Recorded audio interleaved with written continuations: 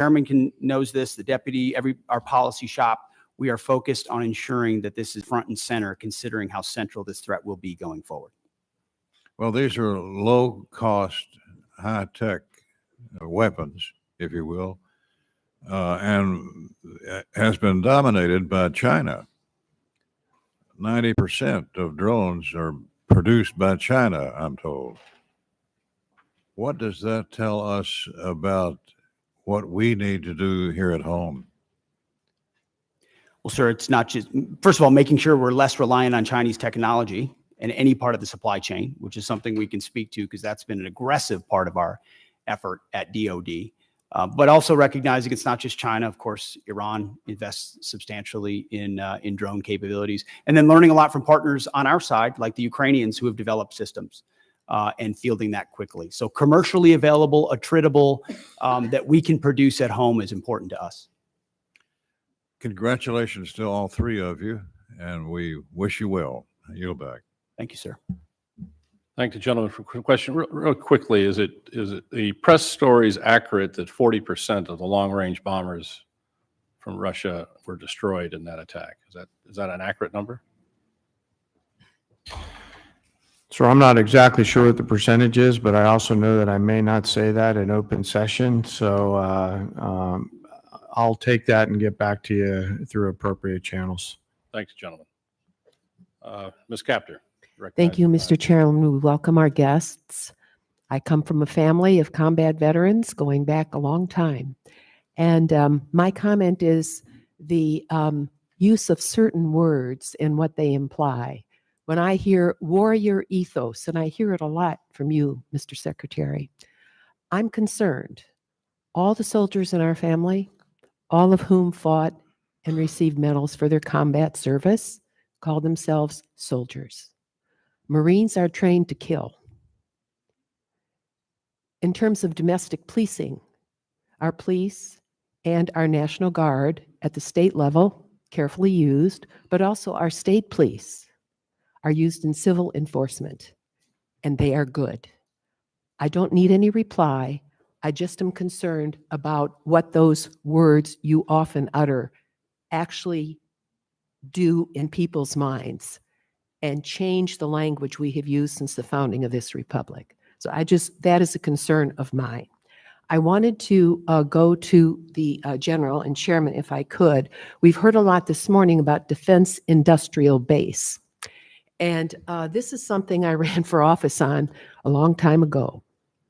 We have not made significant progress as a country in this regard. And the places that made things, whether they were machine tools, whether it was composite materials, were left behind. It's one of the reasons for the division in our society. So I am very interested in knowing what specifically and in which accounts, and I hope you can get this back to us within a week and a half, you are going to focus on in order to inject additional resources in the defense industrial base of this country. What will that look like? We are just successful now in helping steel to revive and some of our composite metals. 40 years ago, I wrote a title to the defense bill dealing with strategic metals. Nobody at Department of Defense cared, okay? So I'm interested in which accounts, if you could kindly get back to me on that. And when you say defense industrial base, budget-wise, in which accounts, what does that mean? All right, I don't expect you to answer it now. Can you tell me when you might get that information back to us? Well, ma'am, you just said a week and a half, so I know the awesome humans behind me are scribbling madly to come back to that. Can I just make a quick comment? You know, I happen to be a lucky guy that served in the private sector for a while, and I ran a machine shop in Texas along with a metal finishing business. So when we talk about defense industrial base, I broaden that out to really the national industrial base. There are certain components that are made in the defense side, but as you articulate, ma'am, many others are made in the small machine shops out around this entire nation. when I talk about mobilizing our nation, I think of that national, not just defense industrial base. What do we have to do to create greater capacity all the way down the chain to include jobs at the local level for those people that build quality parts and deliver on time with shorter lead time and lower cost? And so I have great empathy for what you're talking about, and we'll get back to you just as soon as we can. Yes, and General and Secretary, going back to the drone attack in Ukraine, a country that was invaded by the Russian dictatorship, starting in 2014. They've been at war for a decade, more than a decade. What they've done with drones is astounding. It's going to change warfare. One of my questions is, what are you doing to establish relations with Ukraine and not turn your back on them as an administration and help them win, help liberty win? This has implications way beyond the boundaries of Ukraine. Russia's got 11 time zones.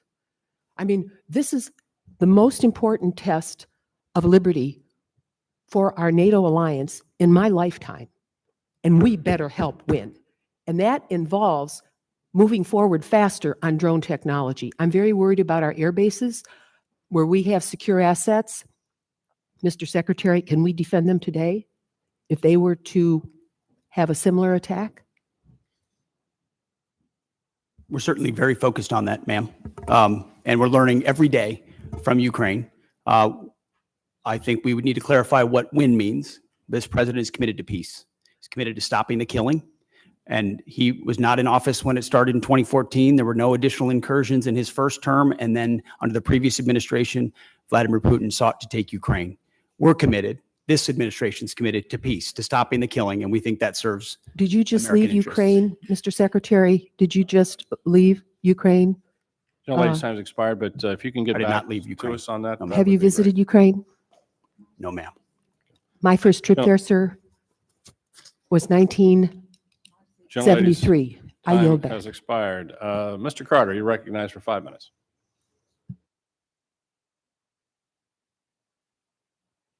For your service to our country. We're very proud of you. I'm fully supportive of the Army's outgoing modernization efforts and the recent Army Transformation Initiative that combine the Army's Future Command with TRADOC to become the Transformational and Training Command. How are you both going to create a partnership between the Assistant Secretary of the Army for Acquisition, Logistics, and Technology, and this new command to ensure the acquisition authorities are modernized and synchronized to achieve the maximum lethality and deterrence? I'll take that. Maybe I'll hand it to you, Mr. Chairman, as well. We are very encouraged and supportive of the Army's transformation initiative. General George has been critical to that, as has the Secretary of the Army, Dan Driscoll. And together, it's been a heck of a partnership and a willingness to get at the core issues facing today's Army and ensuring it is reformed and modernized to meet the threats of the future. One of those aspects is merging those commands. And I can tell you, whether it's the warrior ethos or lethality, that is central to why we make decisions, ensuring that we're not making decisions on behalf of bureaucrats or process, but to ensure we're getting the most lethal aspects of what we do front and forward as quickly as possible. And that involves things like Futures Command and TRADOC. And when you merge those things, you have to make sure you're getting rid of things that are redundant and pushing forward things that matter the most. But I'll defer to the chairman. Well, I've shared that commitment completely. And I share this transformation. What do you see as the fundamental capabilities of this command must develop to ensure that we have the lethality and deterrence necessary to succeed in Indo-PACOM? That's where the Sure. future is. Sure. I'll first echo the Secretary's respect and appreciation for Secretary Driscoll and General George. They are a team. And that's always great to see from a warfighter's perspective when you have such a nested combat pair, if you will, that are driving at the same set of objectives. I think there's clarity, Congressman, in the minds of both the Secretary and the Chief on the need for things like long-range fires in the Pacific. And in order to pay for those, they're making those difficult decisions down the Army Transformation Initiative in order to pay for them. Well, when we started talking about the Futures Command, one of the things that I was hoping we would do is we would not get a project stacked up on somebody's desk and stacked that high. And when he got down to checking on that, oh, that goes to you, and it goes on top of another, on the bottom of another stack that high. And so we get delayed and delayed and delayed and delayed in certain areas of bureaucracy. I think that is dangerous for our country as we look forward in Indo-PACOM. Yes, And that's sir. why I asked the question.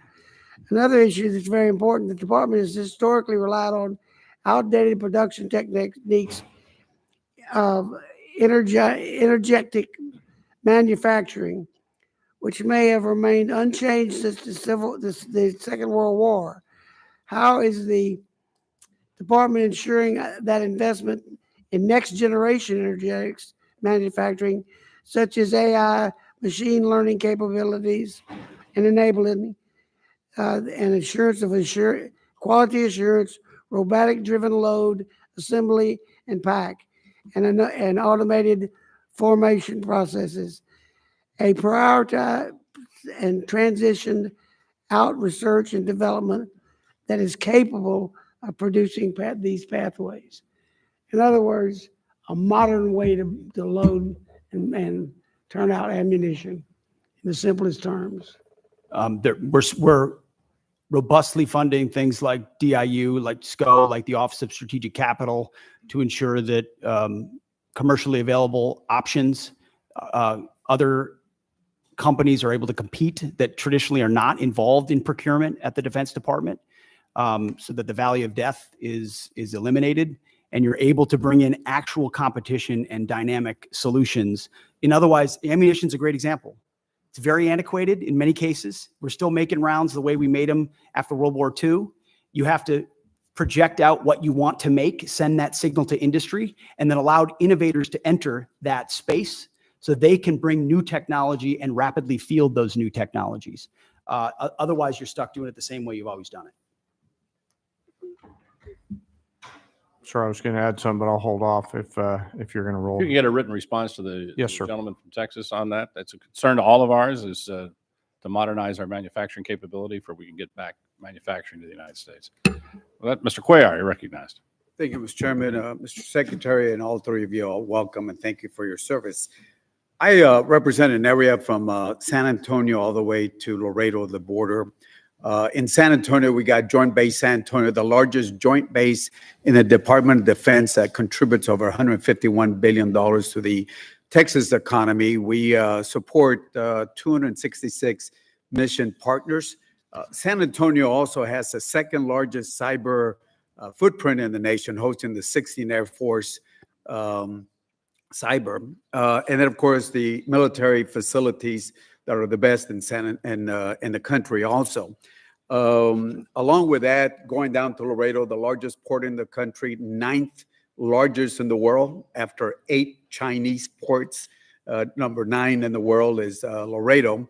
And my question, Mr. Secretary, has to do with one of your plans, and ask you to, welcome you to San Antonio, let the San Antonio folks come in. It has to do with Army, U.S. Army North and U.S. Army South. I'm not going to go with their missions or critical mission, but what concerns us in San Antonio, both the Democrats and Republican members of Congress and senators, we're concerned that, in setting up a Western Hemisphere command, which I think it's a good idea, that you move it away from a place like San Antonio, where, we have the infrastructure, the personnel, the community partnerships to work with you on this. And I say this because I think your testimony has about 11,900 troops that are down there working with the Homeland, which I support.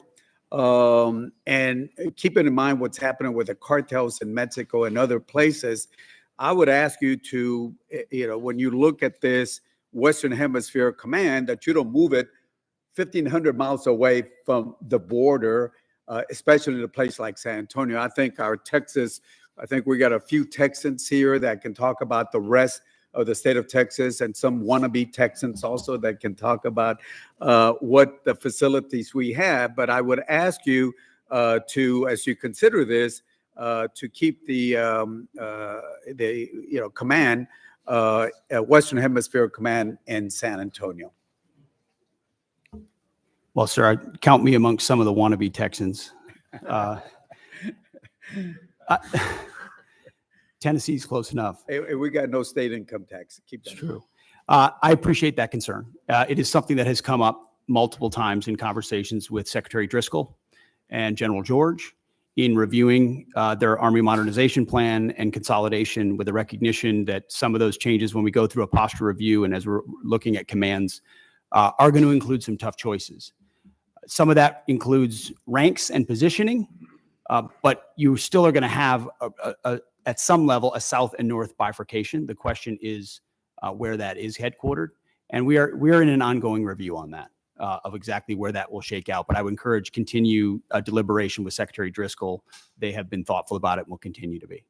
And I understand that there's decisions that have to be made, efficiencies and all that, but just ask you, as you look at that, if we're doing so much investment on the border, Yeah. and we already got the infrastructure down there in San Antonio and all the support from the other military bases across the state of Texas and the partnership, I would ask you and the secretary to please, before you make a decision, go drink the water, feel what we have in San Antonio and the surrounding areas in Texas, to consider that instead of just making a decision by the paper on that.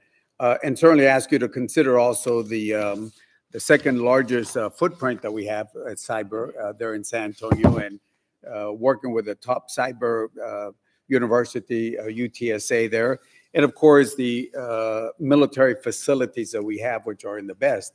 And certainly during the Afghanistan and Iraq war, that area was looked. So I just ask that before any decisions were made, consider making a trip to San Antonio and have your folks understand. And I know some of y'all have been in Texas before, and would ask you to look at that. So with that, Mr. Secretary, and all of y'all, thank you for your service.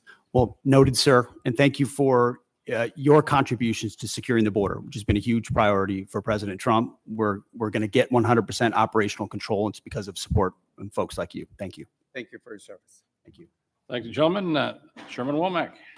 Thank you, Mr. Chairman, and my thanks to the to our witnesses here today. Secretary Hegseth, General Kane, thank you from the bottom of my heart and on behalf of this committee for your service to our nation. Obviously, we face a number of challenges and pacing threats across the globe in all domains, and we have to ensure that the joint force is ready to fight and win our nation's wars.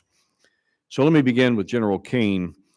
What risks do the recent force structure changes or proposals in the Army and Marine Corps present to the joint force, given your global force integration responsibility? Can you speak to that for a minute? Yes, sir. And I'll be mindful of the environment that we're in and speak broadly. And thank you for the question.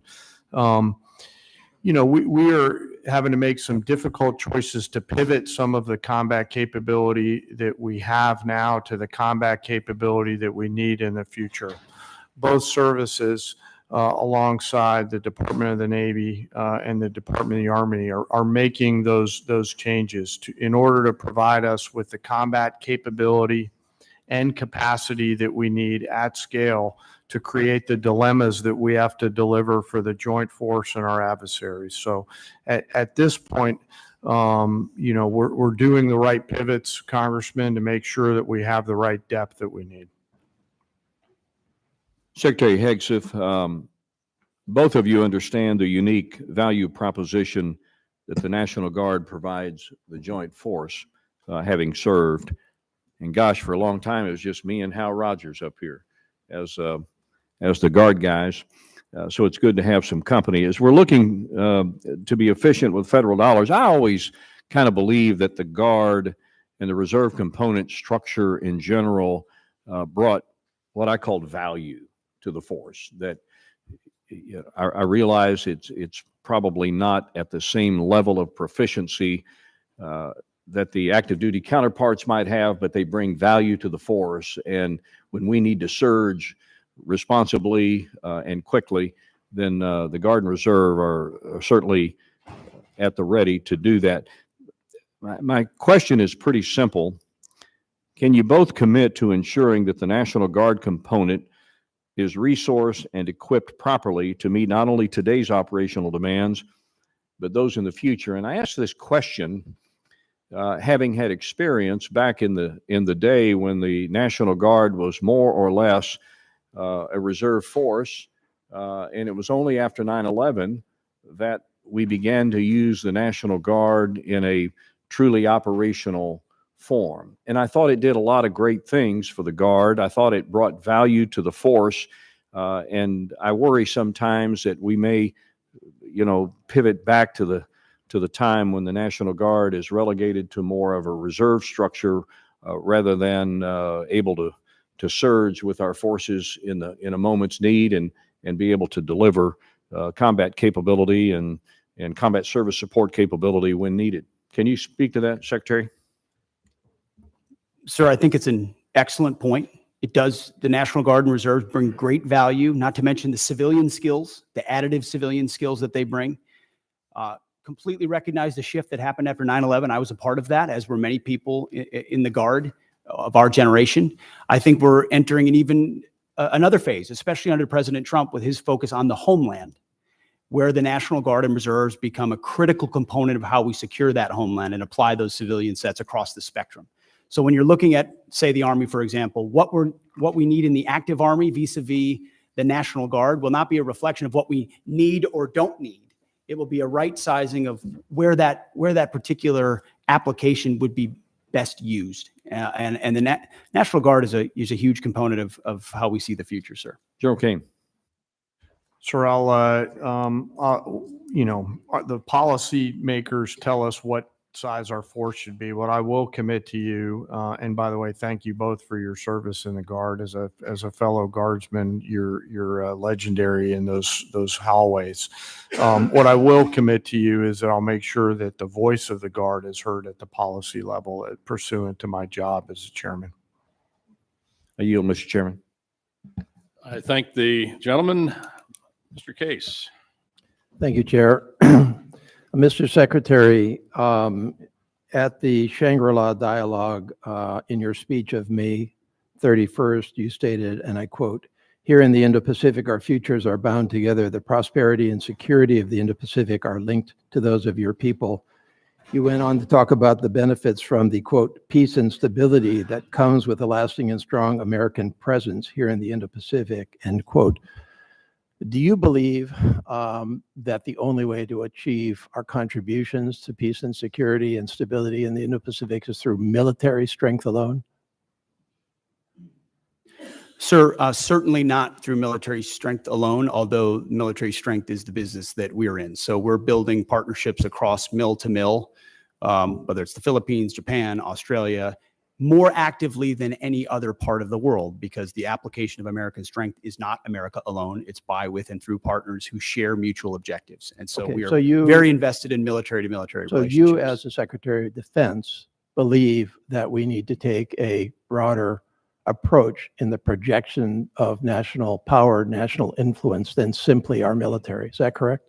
Well, sir, that's not my job. My job is the military application. So yes, but others will determine the broader spectrum of that, but it's always useful to have other applications of power as well. But how others actually do that does impact your job in running our military, right? I mean, your military operations, your military presence, your mill-to-mill relationships that I agree are important, are all going to be impacted by our non-military projection of power, influence, and assistance. throughout the Indo-Pacific. Is that correct? I would just say that from my 2 recent visits to that region, meeting with many of those ministers of defense multiple times, their focus is what capabilities can we share together, interoperability and capabilities that establish deterrence, because the most important message America can still send, and they can still send, is hard power capabilities. What can we project? Where can we project it? As the chairman said, what dilemmas can we create? That's the business that we're in. And so we work with those partners that share common goals, and our militaries are working better together than they ever Right, have. and I that helps appreciate your support focus security. on the military side. That's obviously directly your job, but I'm asking you to think and comment more broadly on our big picture approach to the world. This administration, for example, has proposed to reduce the State Department by $8.3 billion, the Economic Support Fund, the Development Assistance and Democracy Fund, and the Assistance for Eurasia. This administration has illegally sought to destroy the U.S. Agency for International Development, and in its budget request, reduce it significantly down to close to zero. This administration has proposed to reduce the international narcotics control and law enforcement effort by $1.2 billion. This administration has proposed to eliminate the Millennium Challenge Corporation, or not eliminate it, but reduce it by $1 billion, a significant reduction. One of our principal agencies that assists us with meeting the needs of the Indo-Pacific in the infrastructure area, and what I think you would agree are key strategic countries such as Indonesia, such as Kiribati, such as the Philippines, such as the Solomon Islands. This administration has proposed to reduce international organization contributions by 83%. This administration is not following through on commitments that we made to the freely associated states, all of which are strategically critical to this country, to expand veteran services in those 3 countries, Palau, the Federated States of Micronesia, and the Marshall Islands. This administration appears to be slow walking the resurgence and expansion of the Peace Corps throughout the Indo-Pacific.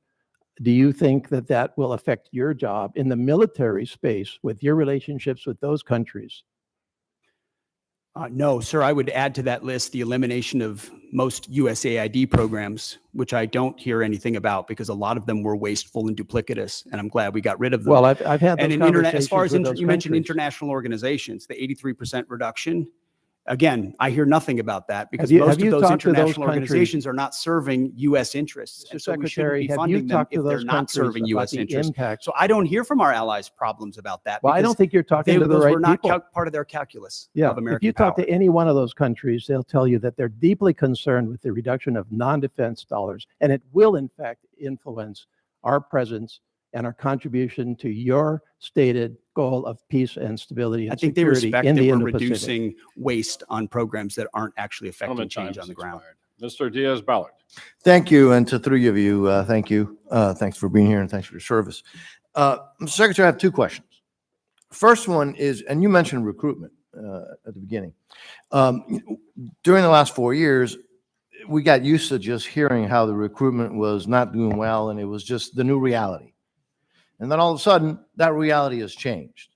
If you can comment on why that reality is, I think a lot of us know, but if you could talk to us a little bit about this new reality, which you don't hear much about in the press, about how that has changed dramatically. Question number 1.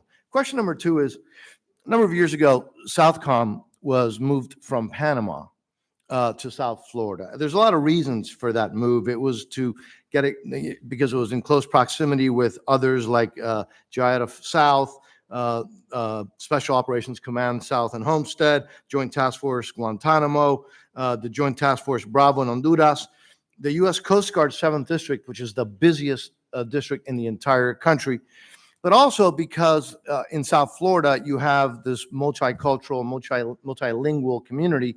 And as you know, Southcom deals with multiple countries, 40 different languages. And so it was not just a cost savings potentially, but it was also made a lot of sense. I believe that continues to be the case. Nothing has changed. If anything, what's changed is that the Western Hemisphere has gotten a lot more dangerous. And obviously, we have Iranian influence, Russian influence, Chinese influence. I'm very grateful, Mr. Secretary, I don't know how much you had to do with that, of the president's change in attitude on no longer appeasing enemies of the United States in the Southern Hemisphere, whether it's Venezuela or Cuba. But again, there goes the importance of having Southcom where it is. And I just would like your thoughts, if you've had an opportunity to look at that, because it was moved from Panama. It just wasn't in South Florida for the heck of it. It was a decision made. It was the right decision. It's proven to be the right decision. So 2 questions, if you can answer them, I'd love to hear it. Well, sir, thank you for the question about recruiting. What changed is a commander-in-chief that America's young people believe in. President Trump was elected in November, inaugurated in January, and at first I called it the Trump bump, but then it became clear that's not enough. This is a tsunami of support amongst young Americans who want to serve, who will fund them properly, who will not use them unnecessarily, and will make sure they are part of deterrence for the country with a focus, first and foremost, on the homeland, then deterring strengths and making sure our allies step up and carry more of the burden. So you've got a historic surge in the Army, the Marine Corps, Navy, Air Force, you name it. Americans are responding because the president says a new spirit, and he's right. And you can feel it in the ranks. You go out to formations, you talk to men and women on the border, they believe in what they're doing in securing that southern border. You talk to them across the world, they're enthused about this new administration and its leadership. So it's President Trump, sir.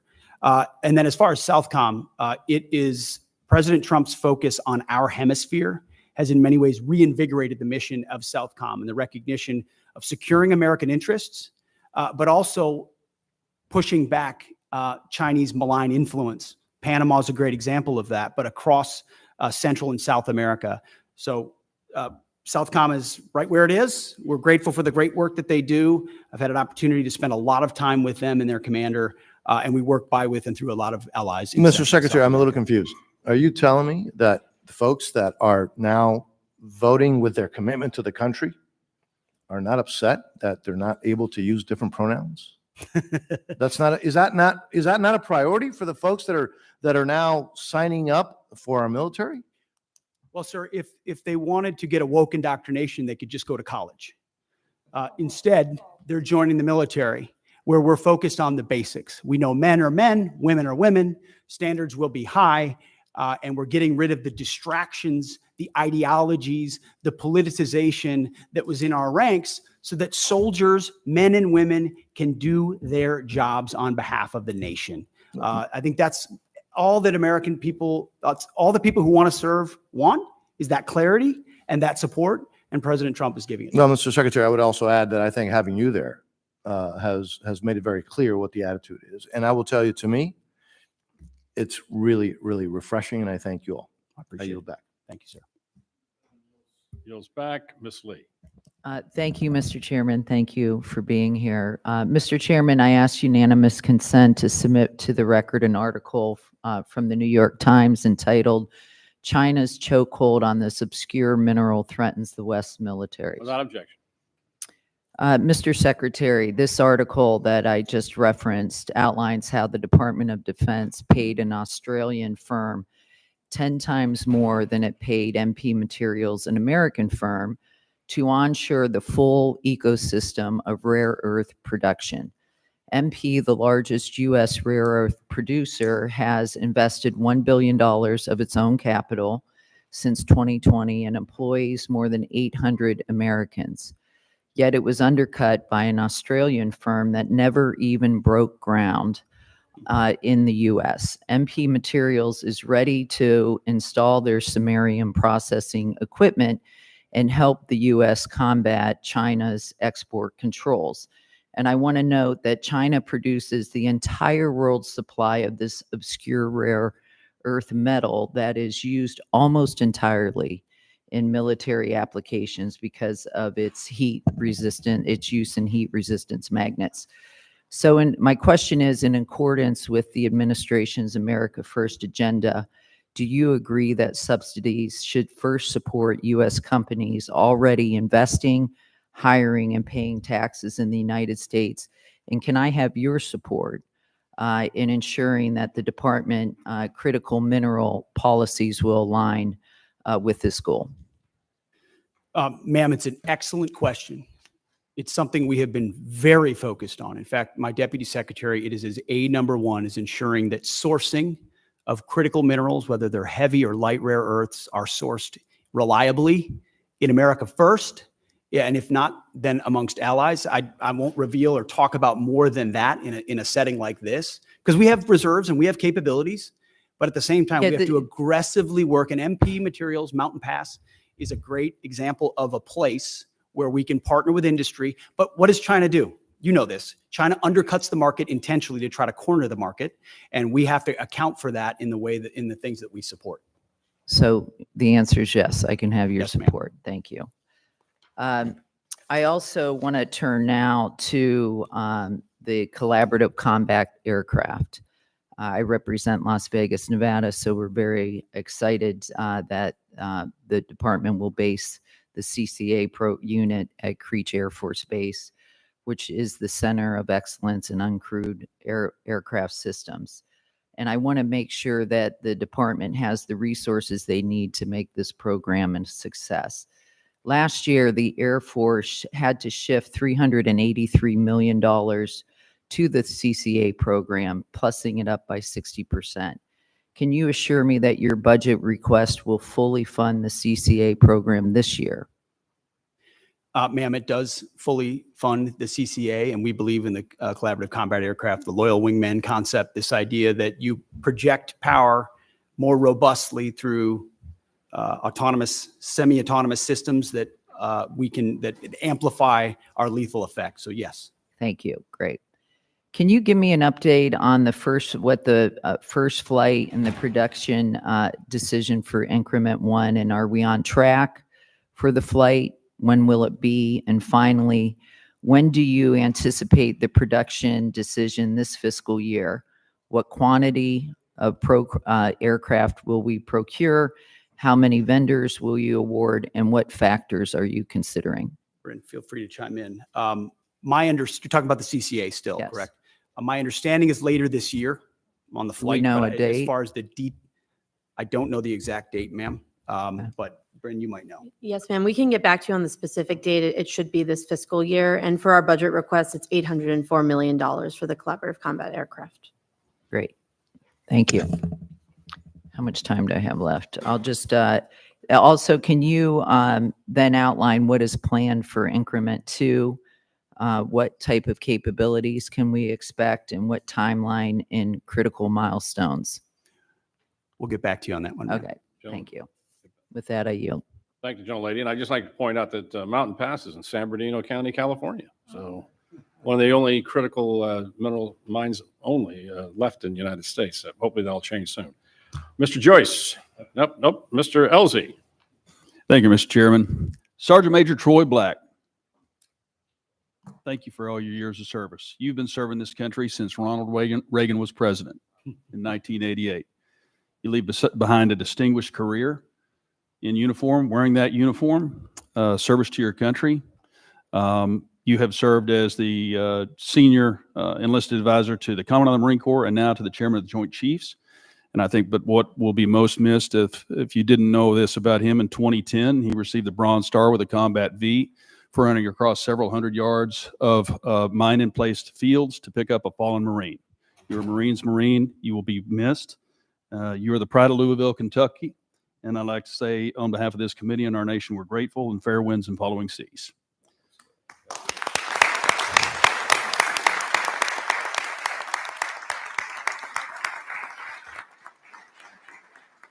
Secretary Hegseth and General Kane and Ms. McDonald, glad you're here. I'm personally grateful for your service to our country and for sharing your valuable time with us today.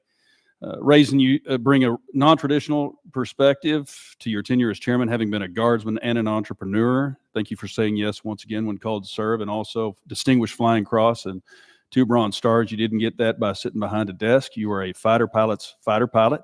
You helped the plan to bring down Scuds in 2003. So thank you for your service. And Mr. Secretary, I want to salute you for your leadership and action-oriented approach at the Pentagon. You've created a sense of urgency that General Kane refers to in his testimony, And back to the issue of what we're not talking about today, and it's recruitment.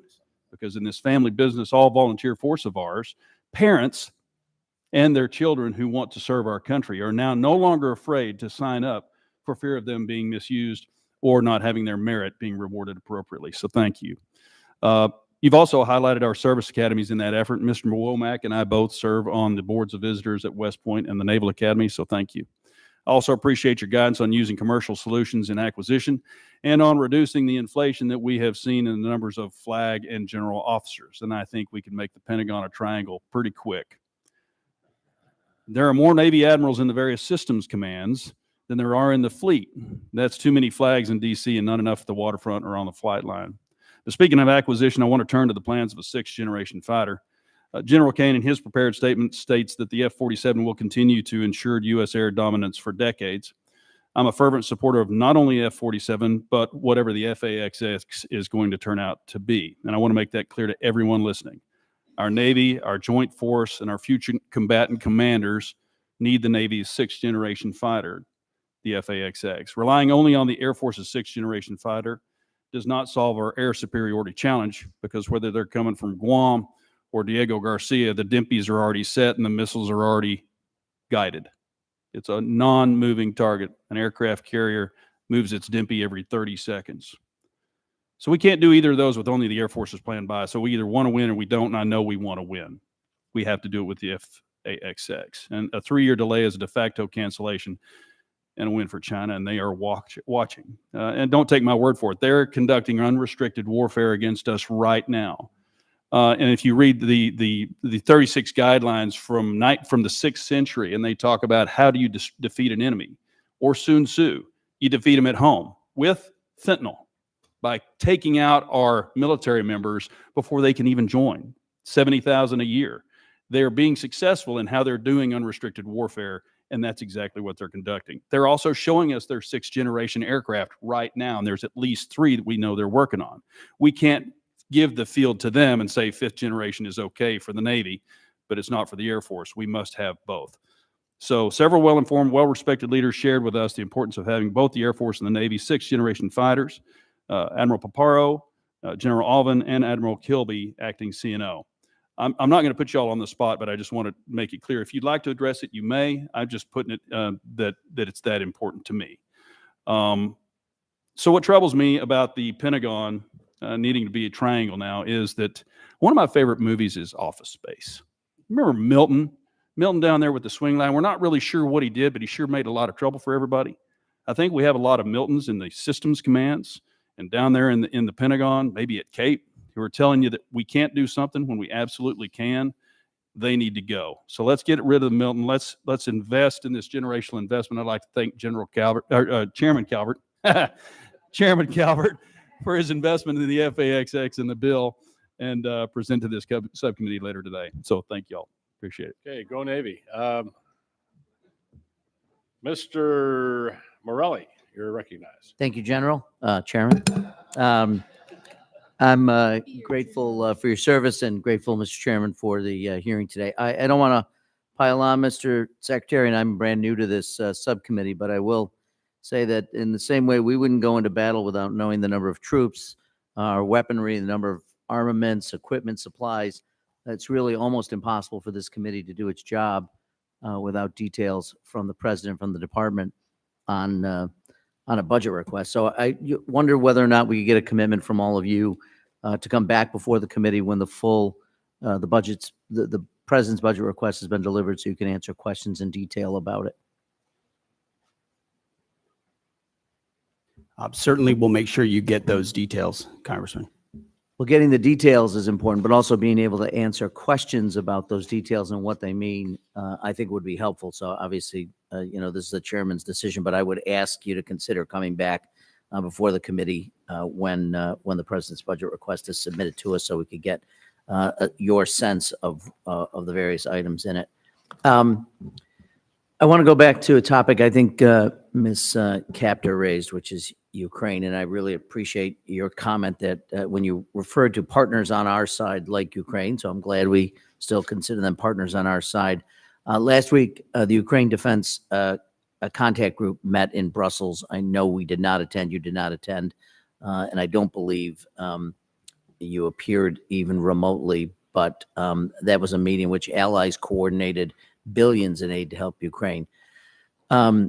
We're talking about funding right now without a budget, without a plan to sustain U.S. support in what I consider the most serious conflict in Europe in a generation. So can you at least give us a sense, Mr. Secretary, of the presidential drawdown aid authorized through January 20th? Do you know how much has actually been delivered? Just the presidential authority that was given through January 20th when the new administration took over.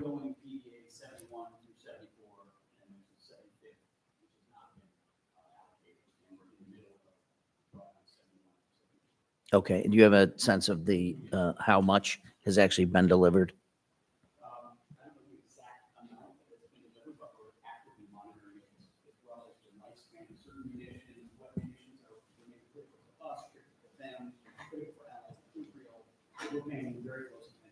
Okay, and you can give us a detailed, thank you. Do you know whether the department or the president is prepared to ask for funding for the Ukraine Security Assistance Initiative, and at what level? It is a reduction in this budget. As you know, this administration takes a very different view of that conflict. We believe a negotiated peaceful settlement is in the best interest of both parties and our nation's interests, especially with all the competing interests around the globe. I don't think the word victory has been well defined or the path to it. And as a result, a path to peace that stops the killing and the carnage is something that President Trump is very invested in. Well, look, I would certainly, I think I would define victory as making sure incursions, illegal incursions by the Russian Federation into Ukraine, which is a sovereign nation, would be a victory, but I'll leave that aside. I want to just touch briefly on, with the limited time I have, the president has announced $175 billion Golden Dome. It's been talked about. I know that what has been talked about, we understand that reconciliation includes a $25 billion down payment.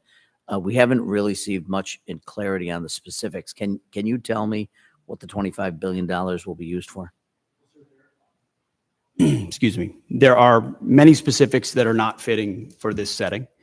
We're happy to get you at the appropriate level, the specifics you request.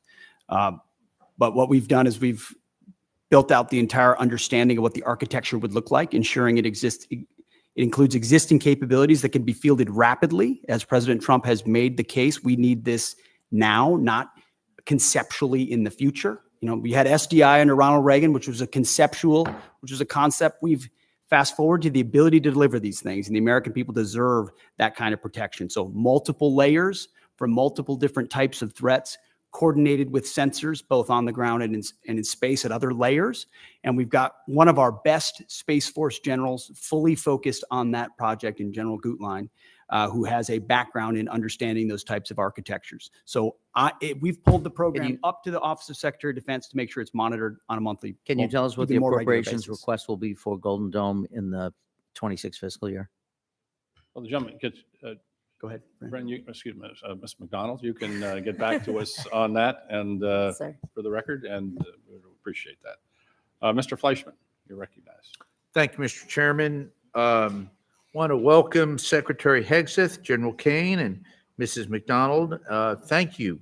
This has been an outstanding hearing. Let me just say this. The world is a dangerous place. The nation is a dangerous place. Heartfelt thank you to each and every one of you officers stepping up and for doing an exemplary job. Thank you so much. As most of you know, I represent the 3rd District of Tennessee. That's the Great Oak Ridge Reservation, birthplace of the Manhattan Project. In addition to serving on this prestigious subcommittee, I'm the chairman of the Energy and Water Subcommittee, which has the NNSA. I'm deeply involved in the recapitalization and modernization of our nation's nuclear deterrent. It will come as no surprise I have concerns about both our progress and posture. Our progress is a concern as we are recapitalizing the entire nuclear deterrent all at once. Meanwhile, Russia has recapitalized its triad minus some bombers, and China is rapidly expanding its numbers and fielding a triad. Of course, there's also North Korea and the looming prospect of a nuclear Iran. As we focus more on the Pacific, our post-Cold War posture is a concern due to the lack of in-theater non-strategic nuclear weapons. This creates a deeply worrying capability gap in the most critical theater. I'll ask my questions and ask for your answers in. First, Secretary Hegseth, given this troubling strategic threat picture, what is your outlook on the current pace and scope of nuclear recapitalization? And then General Kane, what are your ideas to fill this non-strategic nuclear capability gap in the Pacific? Are there any ways Congress can better support the department's efforts to meet these increasingly tight deadlines? And I'll listen to your responses. Thank you. Sir, thank you. If I would just take liberty, both the chairman and I have taken up almost all the oxygen from Bryn McDonald here.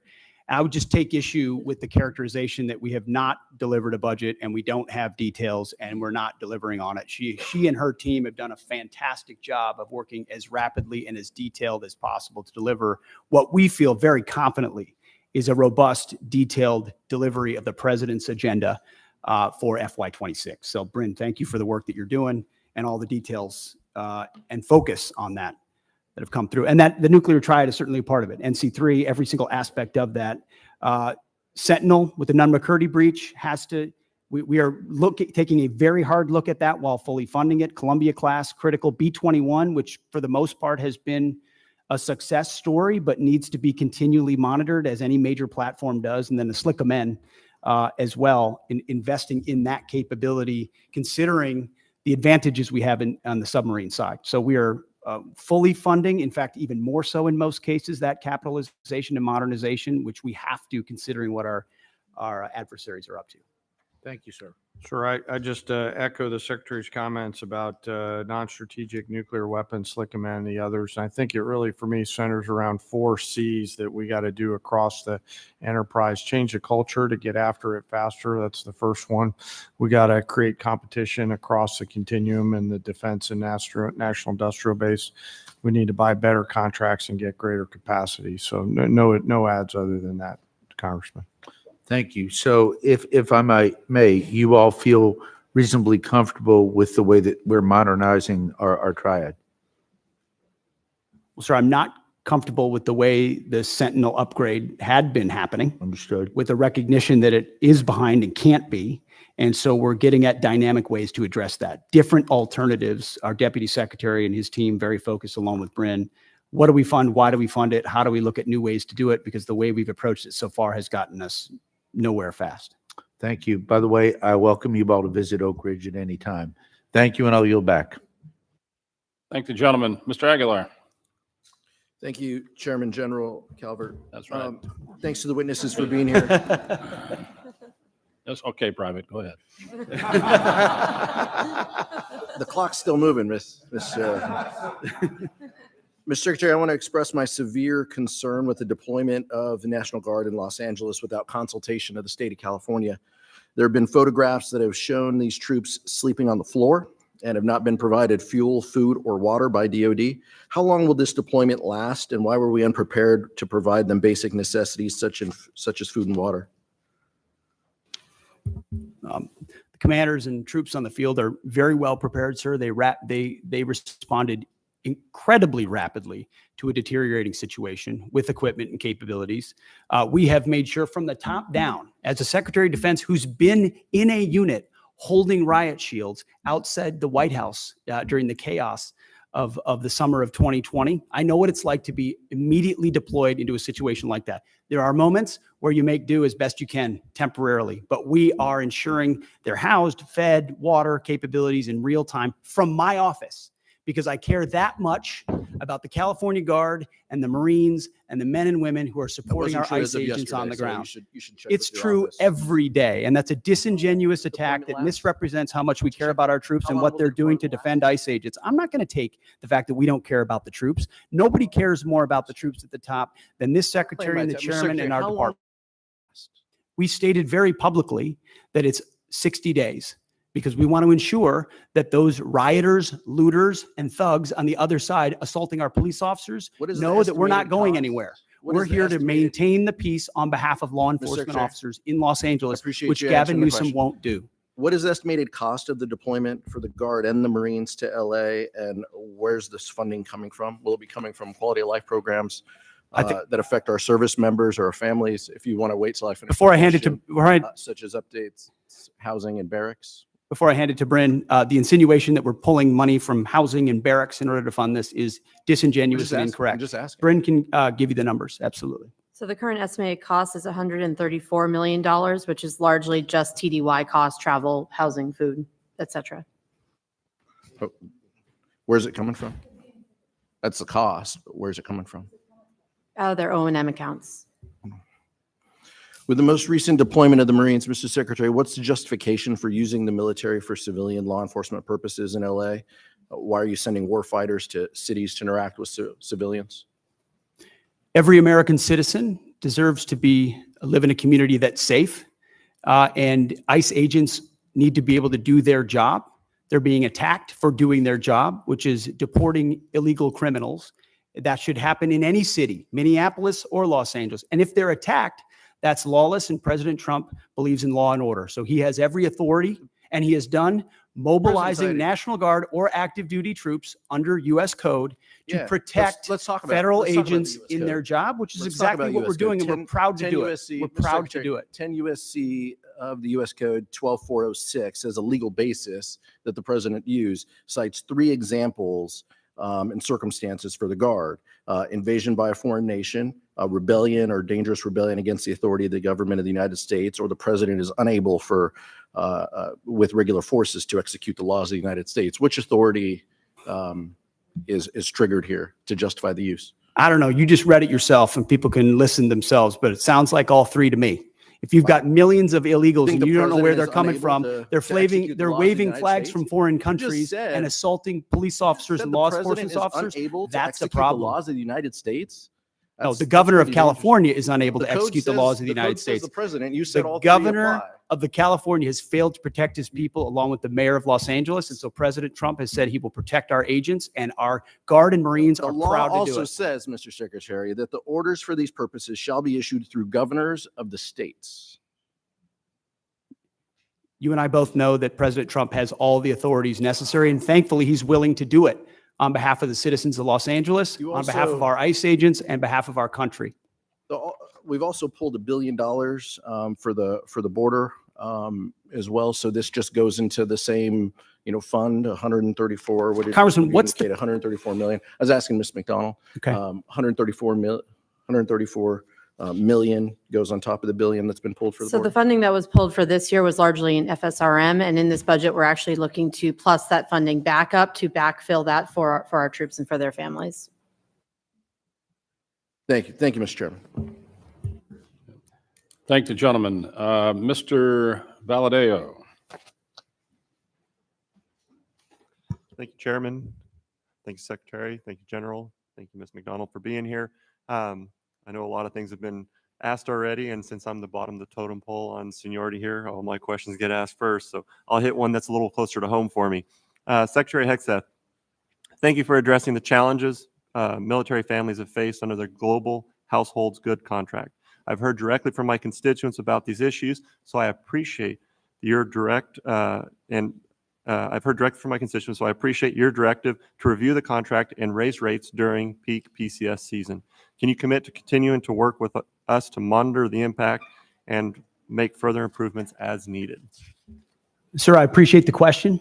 We heard as well the worsening PCS change of station process that military members are facing, that the new attempt to reform it had failed, and we got that word quickly. And when we did that, we didn't try to excuse it away or cover it up. We immediately confronted the process. We fired the person in charge, and we said, we're going to, in this peak season, plus up the amount we reimburse so that families are reimbursed properly.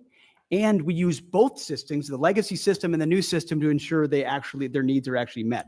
At the end of that process, we will then do a thorough reform of how it actually happens. It hasn't worked for far too long. Everybody knows it. It's about time we take a look at the process. I mean, think about the things we can deliver in real time to people in far-flung places across the country and across the world. And you can't reliably move an E4 from California to New York and ensure that the goods get there within a week.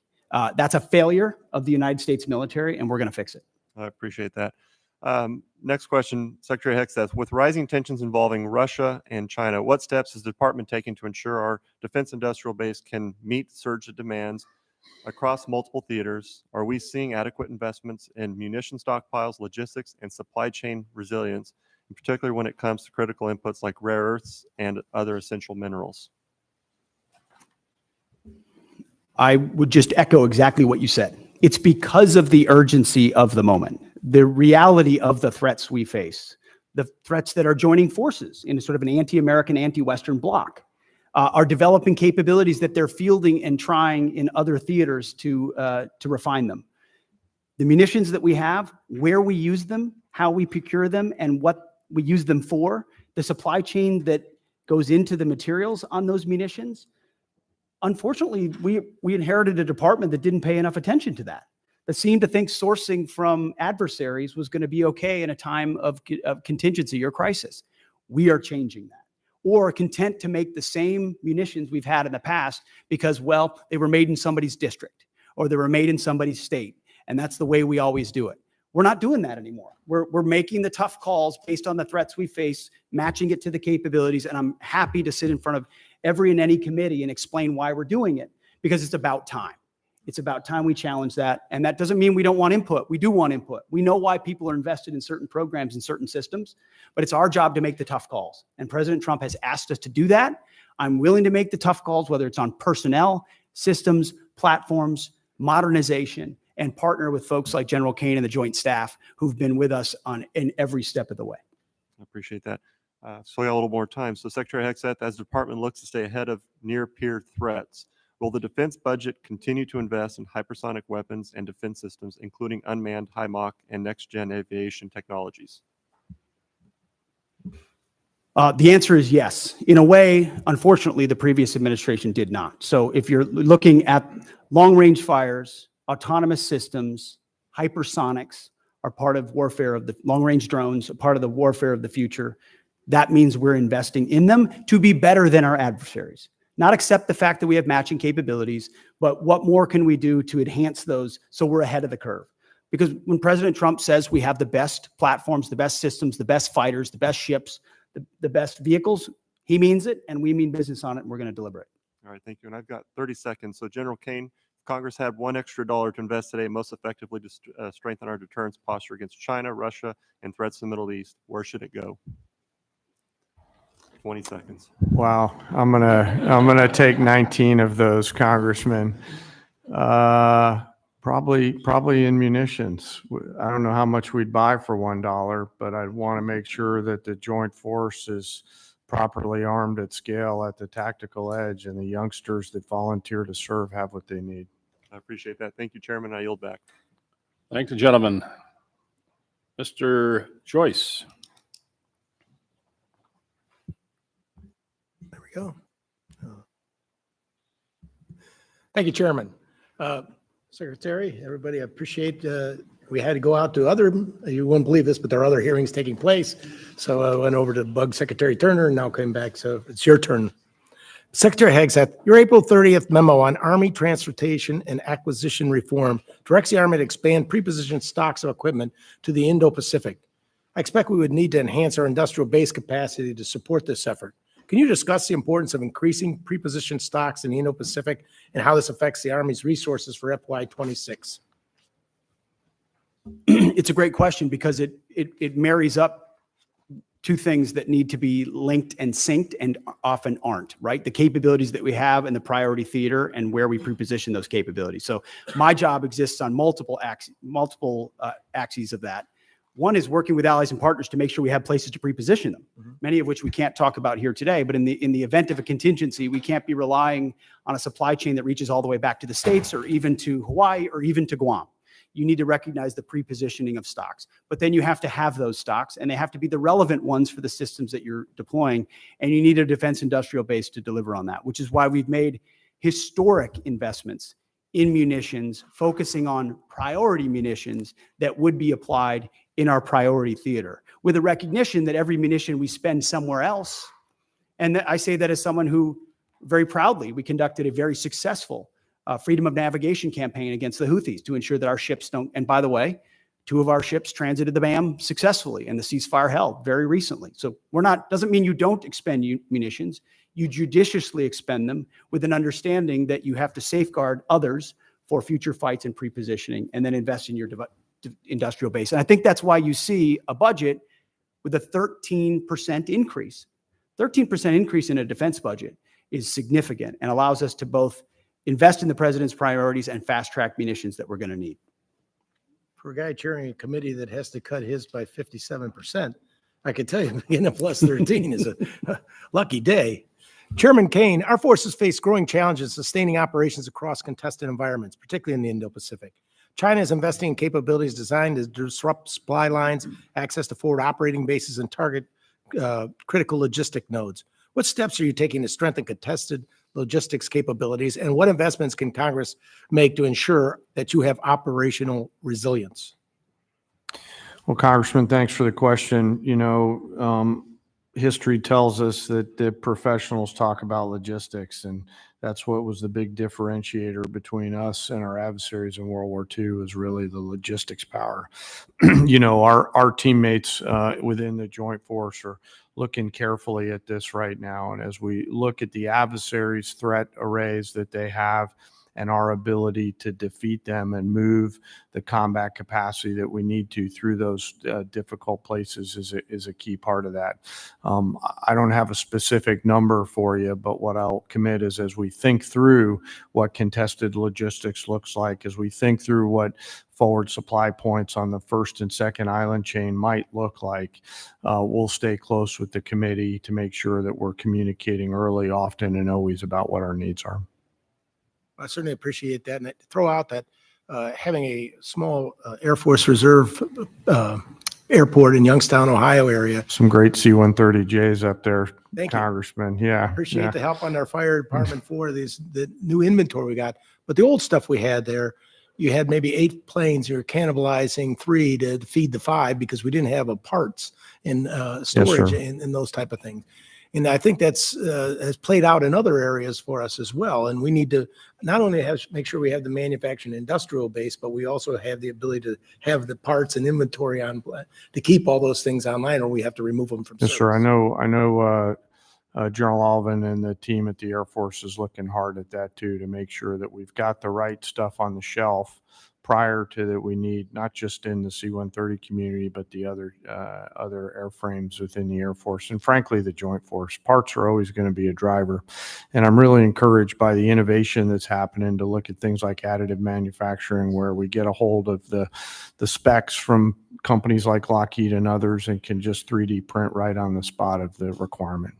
Those have to be in any procurement you do from now on. That you Yes, also sir. have I access think to all so, this sir. It's, the force of the future will fix on the spot. So they'll need to be able to have the parts right there. And as we look at mission command and delegating authorities and responsibilities to our younger commanders and complex command and control problems, part of that is going to be the ability to sustain our force out there at the edge. Thank you very much, General. Yes, sir. I yield Thank back. And thinking of logistics, it made me think at, General Marshall, who went out in the 30s and met with a young lieutenant colonel, said is the best logistics officer I've ever met. And that was General Eisenhower. 3 years later, he was a 4-star general. So logistics are important. Mr. Anderholt, you're recognized. Thank you. Thank you, Mr. Chairman, and thanks everyone for being here today, this morning. And as we wrap up the hearing today, let me say the Golden Dome Initiative represents, in my opinion, a substantial investment in our national security. And I credit this administration in pursuing this bold project, and I share your ambition for it. So thank you for moving forward on that. I want to follow up with from my colleague from New York. The president has said that he has chosen an option that will total $175 billion. Can you confirm that number, and when do you hope to make this system of systems operational?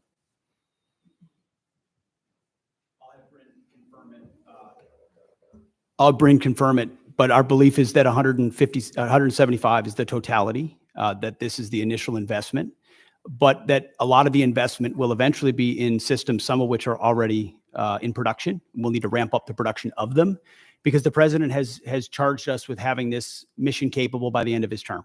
This is not something that's futuristic. This is not something that will happen in some distant future based on some technology we don't yet have or can't field. Our approach to Golden Dome will be making sure we can procure existing layers that can talk to each other with new layers on top, because this is a layered system, as was mentioned, to include drones as well in partnership with the services. So can you confirm that, Bryn? Yes, sir. Nothing to add. That's all accurate. And we're still planning towards what the final number is, but the $24.8 billion we're requesting this year is that down payment on the near-term capabilities that we're looking at as part of the architecture. Okay, thank you. Let me switch over, and I'd like to get your thoughts on AUKUS partnership, not merely as a cornerstone for our Indo-Pacific defense strategy, but also as an opportunity for our defense industrial base. In fact, we've heard from a lot of Australian and UK businesses who are ready, willing, and able to move production to the U.S.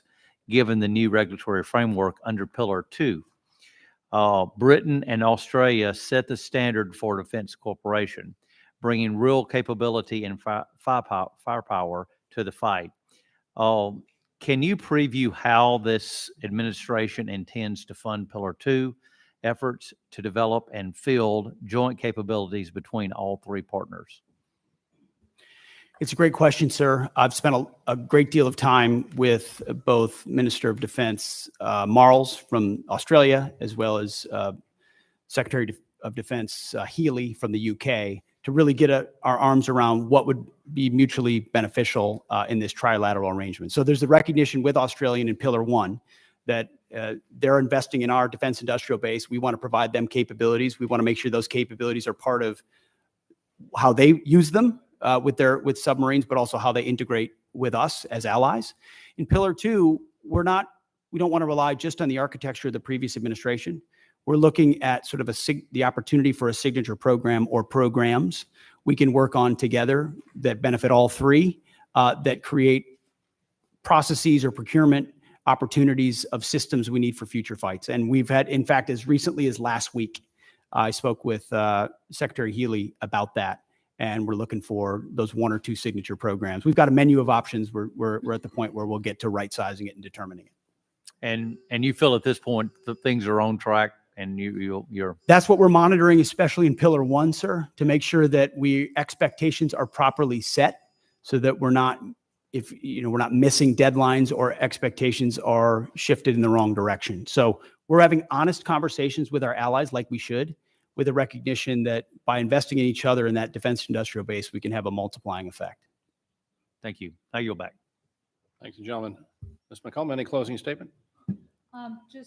Yes. Thank you, Mr. Chair. So to Mr. Aguilar's question, and Ms. McDonald, you were helping to fill in the blanks.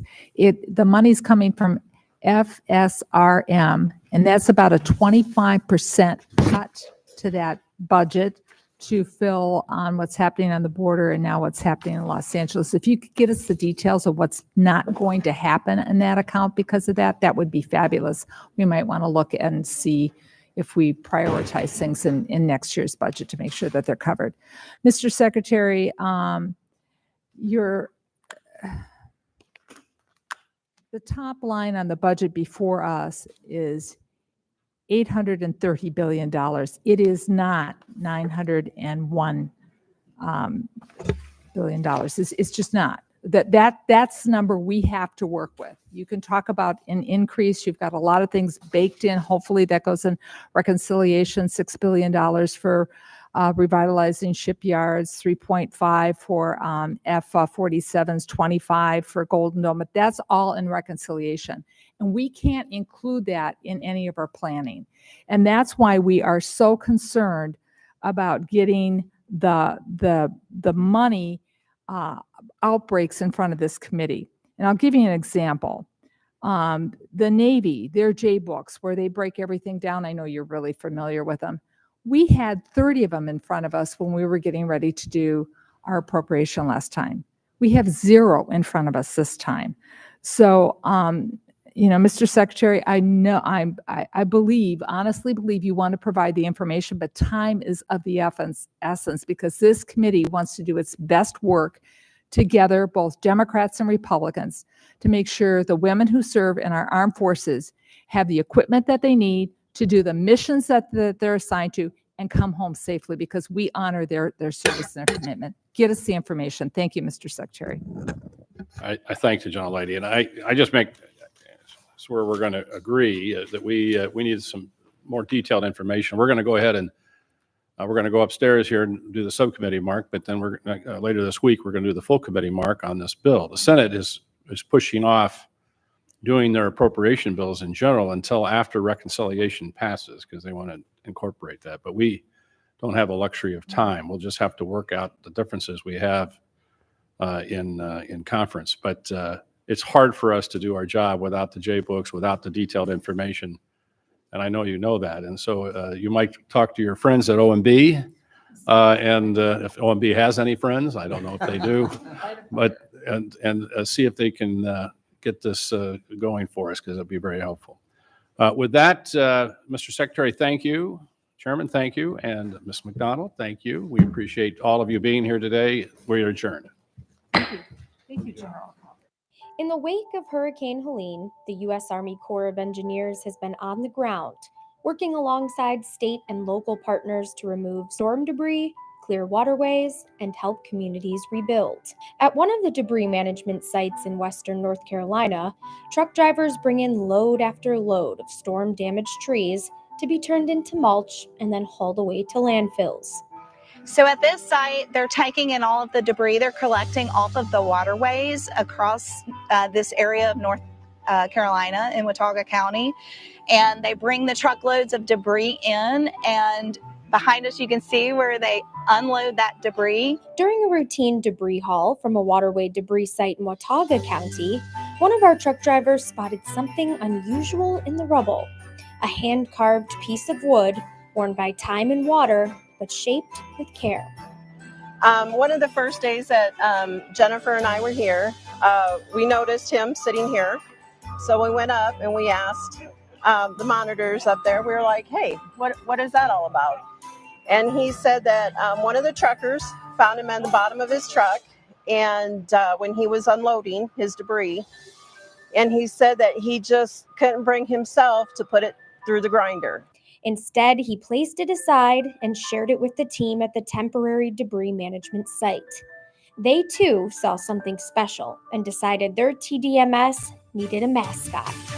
And so we'd asked if there's a name, and they said no. So we were talking, and I said, well, how about Alice, short for Ellison, our site here. Then as we were talking, Jennifer asked, like, what driver brought this one? And we were told his name was Rocky.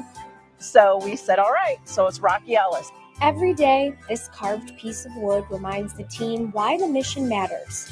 Because behind every load of debris is a story.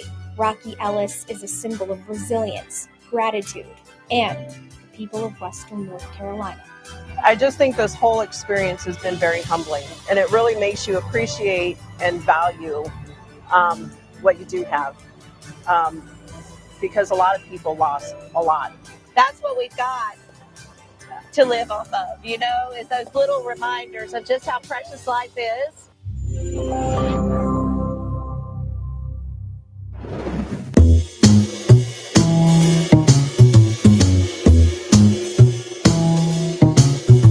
So there's some big news coming out of the U.S. Army. Looks like 7 installations, ones many people know, are getting new names. That's right. It's a pretty significant move. We got this U.S. Army Public Affairs article here, dated June 10th, 2025, that lays out the details. Yeah, and that's what we're going to dive into today. We want to really unpack this source, figure out exactly which installations are changing, Who they're being named after, and maybe most importantly, why. Why these particular soldiers? What makes their stories the ones being highlighted right now? Exactly. It feels like it's way more than just putting up new signs on the gate. Definitely. It's about linking these places which are, kind of foundational to the Army's footprint, with these really incredible individual stories of courage and sacrifice from different eras. Okay, let's get into it then. Let's unpack this article. So the article makes it pretty clear. The main driver here is to formally honor soldiers who showed exceptional heroism. And it spans quite a range of conflicts. Right. It mentions from the Civil War right up to the Battle of Mogadishu. That's a huge historical sweep. It really is. And the source points out the level of heroism we're talking about. The honorees received decorations like the Medal of Honor, The Distinguished Service Cross, and the Silver Star. So these are the highest tiers of recognition for valor. absolutely. The Medal of Honor, that's the nation's highest award for bravery in combat. Mm-hmm. The DSC is just below that for extraordinary heroism, and the Silver Star for gallantry. We're talking about truly exceptional acts. And the article confirms it's 7 installations getting these new names. 7, yeah. So let's maybe go through them one by one based on the source and talk about the stories. First up is Fort Pickett, which used to be Fort Barfoot. Okay. This was named for First Lieutenant Vernon W. Pickett. He earned the Distinguished Service Cross in the World War II. And his story in the article is, well, it's pretty intense. He was pinned down by machine guns, Mm-hmm. crawled forward anyway under fire, and personally took out 2 enemy positions with grenades. Just incredible initiative there. But wait, there's more. The article says he was later captured, Right. but then escaped from a POW train with some fellow prisoners. Wow. Made his way back to his unit only to be killed in action later on. It's like this mix of combat bravery, defiance, and just sheer determination. Absolutely relentless. Yeah. Okay, moving from WWII back to World War I, we have Fort Hood, formerly Fort Cavazos. Named for Colonel Robert B. Hood, another Distinguished Service Cross recipient, this time for actions near Thiaucourt, France. What did the source highlight about him? It mentions him directing artillery fire during heavy shelling and what they call enfilading machine gun fire, basically fire sweeping across their position. A very dangerous spot to be in. Yeah. And get this. The article says his entire gun crew was knocked out by enemy fire. Oh, wow. But he managed to reorganize things and get the gun firing again within minutes, restoring their ability to fight back almost immediately after that kind of loss. That speaks volumes about leadership under fire. Just wow. Okay, changing periods again. Fort Gordon, formerly Fort Eisenhower. This one takes us to 1993, Somalia. Named for Master Sergeant Gary This Gordon, Medal of Honor recipient. And this is the Battle of Mogadishu. A name many people will recognize. For sure. And his story, the article describes him being part of a helicopter sniper team. He and another soldier, Randy Schuhart, volunteered to be inserted on the ground at a crash site. Voluntarily went in, knowing it was surrounded. Yeah, specifically to defend the wounded helicopter crew. The article says he held off the advancing enemy, protecting the pilot, even after he ran out of ammunition himself. That's just profound bravery. Yeah. Putting himself in that position to save others. It really is. Okay, next on the list from the source, Fort Lee, which was Fort Greg Adams. This one goes back to the Spanish-American War. Named for Private Fitz Lee, also Medal of Honor recipient. And his action, according to the article, happened during a coastal assault in Cuba. He voluntarily got out of his landing craft Okay. while under direct enemy fire to rescue wounded comrades who were stuck on the battlefield, basically running into the line of fire when everyone else is trying to get out of it. Just pure focus on saving his fellow soldiers. Amazing. From individual rescue now to unit leadership. Fort Polk, formerly Fort Johnson, this is named for General James H. Polk. Silver Star recipient. What does the article say about his actions? It focuses on his gallantry during World War II in Europe. He was commanding the 3rd Cavalry Group, mechanized. The source details him leading reconnaissance and combat missions under fire. So frontline leadership. Right, and specifically mentions him spearheading advances for the Third Army as part of something called Task Force Polk. The article notes his later career, too, commanding U.S. Army Europe, but the Silver Star was for that WWII combat leadership, leading from the front. Gotcha. Highlights a different kind of courage, leading larger formations and complex operations. Okay, how about Fort Rucker, formerly Fort Novalo? This one takes us back to World War I, but into the air. Named for Captain Edward W. Rucker, Distinguished Service Cross. An aviator. Yep. The article talks about a mission deep behind enemy lines over France. He was a first lieutenant at the time, flying with others, and they encountered a much larger group of enemy aircraft. Outnumbered in the sky. considerably, it sounds like. But they engaged them anyway, fought this daring aerial battle, managed to disrupt the enemy's movements, and actually completed their mission despite the odds. Shows valor wasn't just on the ground. Absolutely. Courage in that relatively new domain of warfare back then. Okay, one more. Fort A.P. Hill, formerly Fort Walker. Now, this one's interesting. The article points out it's being named for 3 different soldiers. 3. Okay, that is different. Yeah, all Medal of Honor recipients from the Civil War. Lieutenant Colonel Edward Hill, First Sergeant Robert A. Penn, and Private Bruce Anderson. From the Civil War. And the source says their actions were separate. That's right. Happened at different places: Cold Harbor, Virginia, Chapin's Farm, Virginia, and Fort Fisher, North Carolina, all fighting for the U.S. Army during the Civil War. So honoring 3 distinct acts of Medal of Honor heroism from that specific conflict, all under one installation name, that's a powerful way to represent the scale of sacrifice in the Civil War. Seems like it. So that covers the 7 installations and the honorees mentioned in the source. And the article does state that the Secretary of the Army is moving to implement these changes immediately. Right. And it also adds that important detail. This is all being done according to a specific law, Section 1749A of the National Defense Authorization Act for fiscal year 2020. So it's part of a formal, congressionally directed process, not just an internal Army decision made on a whim. Exactly. So pulling it all together then, what's the takeaway here? Why these specific stories tied to these specific places? Well, based on this source, it really looks like the Army is deliberately using these major installations as sort of living memorials. Living memorials. I like that. Yeah.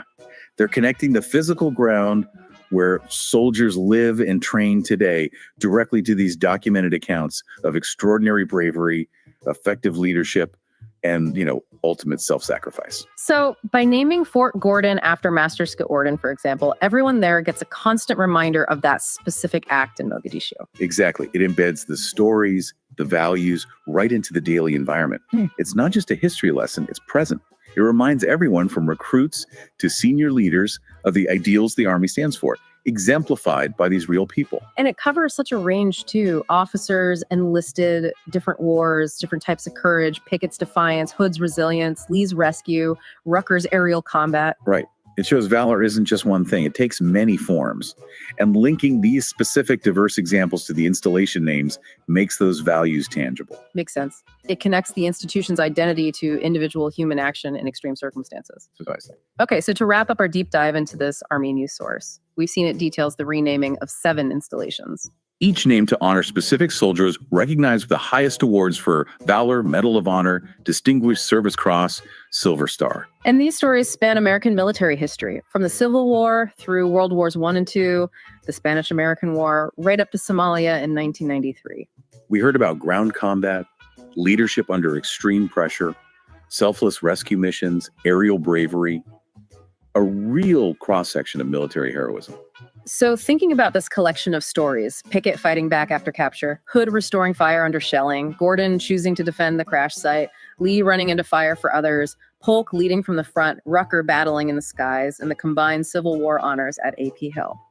What does looking at all these different kinds of courage reveal to you? How varied can military valor really be?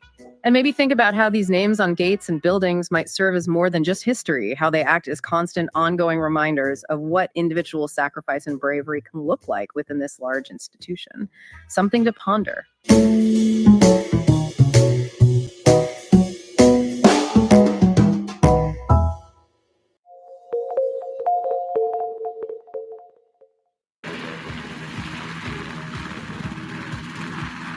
So this week at Camp Grayling, we're up here for our annual training. We have a lot of different moving parts and pieces that we're trying to accomplish to increase the mission readiness of the unit. The biggest thing that we're working on is aerial gunnery and accomplishing qualification for all of our non-rated crew members, which are the crew chiefs in the backseat, making sure that they're proficient at their base tasks for aerial gunnery, and then also increasing that proficiency in lethality to help defend the aircraft should we need to mobilize or deploy. We got some other things going on as far as training as well. Sergeant First Class Vincent has had several of our crew members out doing sling load training. They were moving water buffaloes and other necessary equipment around for some of the other units that we're supporting in the field here. And then today they're moving some artillery shells over to the artillery range to support their live fire missions as well. When we're at home station, we're meeting our minimums and we're meeting our base tasks. Being able to come up to AT and come to Grayling specifically and get that low-level training environment is critical, right? So we've got a lot of young pilots, like I said, that we're working on increasing these skills to be able to do multi-ship operations in unfamiliar areas. So for me, if we're going to go deploy or mobilize somewhere in the near future, opportunities like this come up at Camp Grayling and practicing that and getting those reps of mission planning and executing day in and day out is what's going to make us more proficient and able to mobilize in the future. The most valuable part of AT for our unit is having this 2 weeks where we are all together and able to do more than just a drill weekend worth of flying. There's a lot of mission planning that goes into, especially the large air assault missions that we do. It takes multiple days, many man hours to be able to accomplish those missions, and having all of us together to really get our cohesive flow down is essential. Throughout the year, we see each other a lot flying, but we don't always get to do team building exercises and building that camaraderie. So here at AT, there's a lot of missions going on. We're flying a lot and we're planning a lot, but being able to come together every night and be able to just connect as a unit and build that camaraderie as a team, whether it's the pilots, the crew chiefs, the maintainers, and really building that cohesive dynamic between the teams is really important in aviation. This year's AT is a really great one. So this year we've really focused on accomplishing our aero gunnery, not only qualifying our crew members, but increasing their proficiency with the weapon system on the aircraft. It's super important that we are able to effectively coordinate between the front seat with the pilot in command to the crew chiefs in the back, what the targets that we need to be engaging are. So we've really been able to hone in on that this AT and increase our proficiency and our lethality to be able to defend the aircraft should we be mobilized and need to be employed in a large-scale combat operation. Aviation is a wonderful field. It's a great place to be. We make AT as enjoyable as possible. It's not always fun. It's a lot of long hours. It's a lot of hard work, but it's definitely worth it. There's nothing cooler than being a crew chief in the back and being out flying at 50 feet off the treetops and then hanging your head out the window, clearing the aircraft of obstacles. It's a fantastic feeling.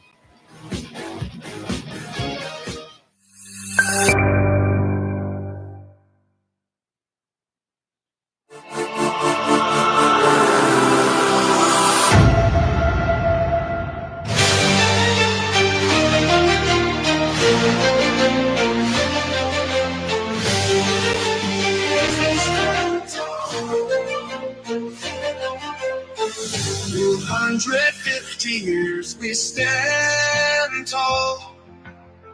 Through battles fought, we've answered the call.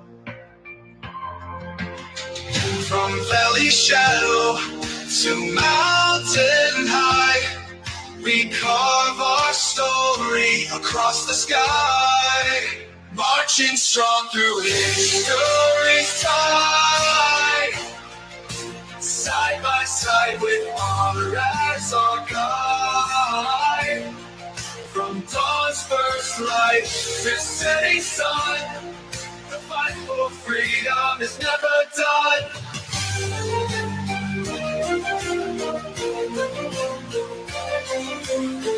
Through storms of war and trials untold, our courage burns with hearts of gold. On every field where banners wave, the army stands, the brave and the brave, marching strong through history's tide. Side by side with honor as our guide. From dawn's first light to setting sun, the fight for freedom is never done. We'll speak loud, the cadence pure. The ranges of strife, our strength endures.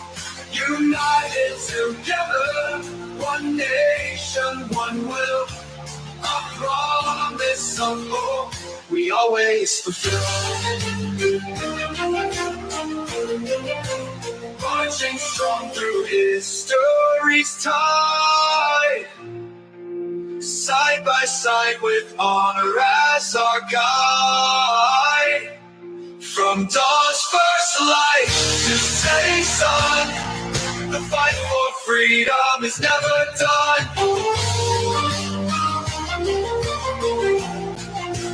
Never done.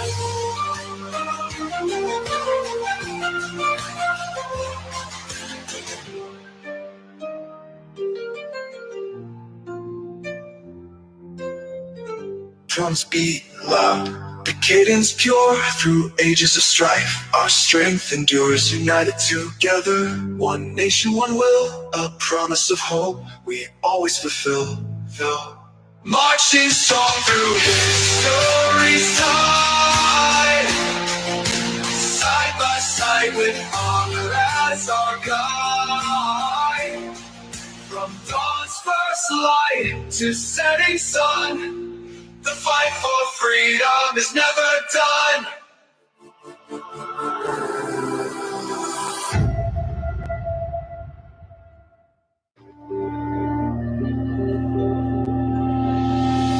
Today we're doing swiftwater operations in joint with local fire departments. Williamson, Duval, Bergen.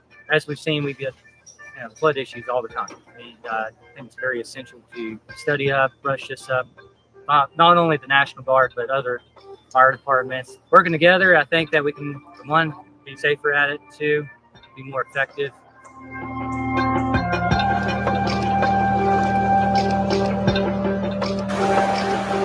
There you go.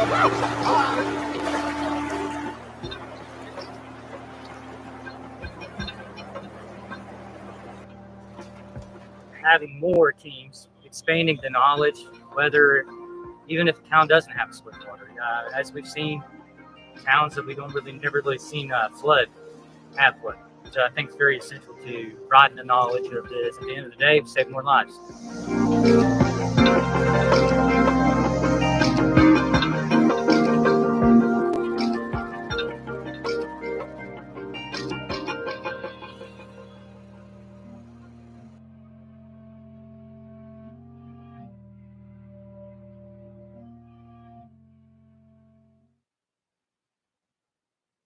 Good afternoon and welcome to the June Coyote Community Connection. Folks, our time here as your command team comes to an end later this month, and it's been an unforgettable and amazing experience. This message not only marks the close of our time in command, it also gives us a chance to say thank you to those who made it meaningful. First and foremost, I'd like to thank Major General Tracy Smith and Command Sergeant Major Eric Bethurum and the entire 63rd Readiness Team for all their support. I also want to thank MCOM-CG, Lieutenant General Jones, and Mr. Appleman from IDR. I want to thank you all and your teams. I want to thank you for your leadership, guidance, and continued support. That's been instrumental in helping us succeed during our time here at Fort Hunter Liggett as we went through challenges and we continue to make things great and an excellent training for our soldiers. It's been an honor to serve under your commands, and we appreciate you very much. I'd also like to take a moment to thank our garrison leadership. I also like to thank all the employees and all the team members and our soldiers here at Fort Hunter Liggett and PRIFTA for all your support. Probably most of all, I want to thank all of our families that support us. I want to thank my wife, Suzanne, and our sons, and for everything that you all do to support us, support your soldier or your civilian that's making it happen here at Fort Hunter Liggett. So I'll turn it over to you, Sergeant Major. Thank you, sir. I would also like to thank my family, my wife, Missy, my children, Trevor, Caleb, Brennan, and Jenna, for all their support during our time here.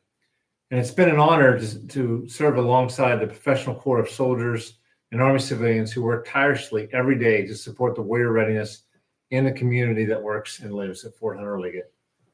It's been so enriching to meet the community. I've met so many outdoor sportsmen. The local communities have been fantastic. They've invited us to their parades, cities like King City, Paso Robles, Soledad, Salinas. It's been wonderful to meet their mayors and their leadership, County Supervisor Lopez. They've all just been so great to work with, and we really appreciate it and really had a good time working with everybody. Yeah, for sure. Sir. Yeah. My sentiments exactly, CSM. I would like to thank my wife, Ashley, and my son, Amari, for, the long nights of conversation. What I will always remember about Fort Hunter Liggett is the strength of his people, the resilience, dedication, and commitment to the mission, and each other. You're always the heartbeat of Fort Hunter Liggett. You're our greatest asset. People are our greatest asset. Like I always said, continuously said, that, Fort Hunter Liggett is a hidden gem, and I always hold a place in our hearts. And our staff is so wonderful here, and I'll put our staff against any garrison staff in the Army. We are really that good. That the staff is really that good, and I really love them. And I'm gonna miss this place, sir. With that said, we would like to invite you to join us as we look back on milestones and memories and moments that made this journey so meaningful.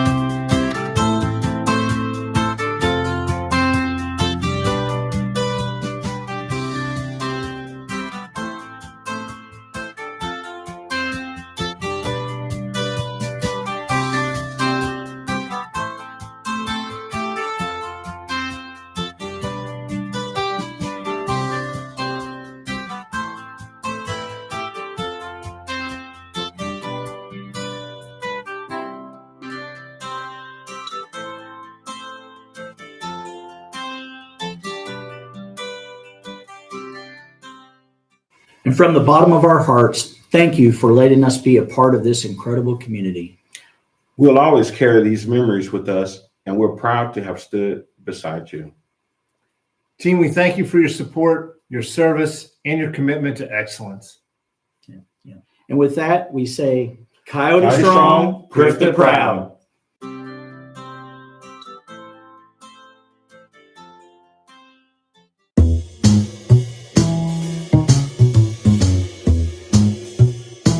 Hey, welcome back to the Deep Dive. Today, we're jumping into some really interesting material you shared. Gives us a look inside some recent, moves and announcements from the Department of Defense. And our mission here, for this deep dive is to really cut through the noise, pull out the key details the article highlights, and get a sense of what's actually happening. And importantly, only based on the information right here in front of us, we're going to unpack looks like 4 main things the source covers. There's this big push for cost savings at DoD, then strengthening the partnership with the VA, something new on supporting military families who homeschool, and finally, a bit on international engagement. Yeah, and it's probably worth saying right away, understanding these kinds of announcements from a huge department like DoD, it's really important. I mean, their decisions affect so much. Vast resources, millions of people, service members, families, veterans, even international partners. And this material, it gives us some very specific examples of what they've been up to lately. Okay, great. Let's jump right into that first big one then, finding efficiency. Tackling waste inside the DoD. The article mentions work they're doing with a team called the Department of Government Efficiency, or DOGE, is that right? That's it, DOG. And the headline number here it's pretty eye-catching. DoD announced finding an additional $5 billion in savings just last week. That's a massive number on its own. And like the source points out, that actually brings the total savings they've found with DOGE's help to over $10 billion now. Wow. What really stands out there, I think, is the scale, obviously, but also the pace. They seem to be finding this money, according to the reporting. So where's it coming from? The material points pretty clearly to one major area: contractors and consultants. Right. Secretary of Defense Pete Hegseth, he's quoted directly, isn't he, making a pretty sharp point about DoD becoming very much over-reliant on them. He even notes they probably have more contractors than civilian employees. That detail, kind of buried in the article, feels significant. It really does. That quote kind of nails a core challenge, right? Balancing your own people versus outside help. Yeah.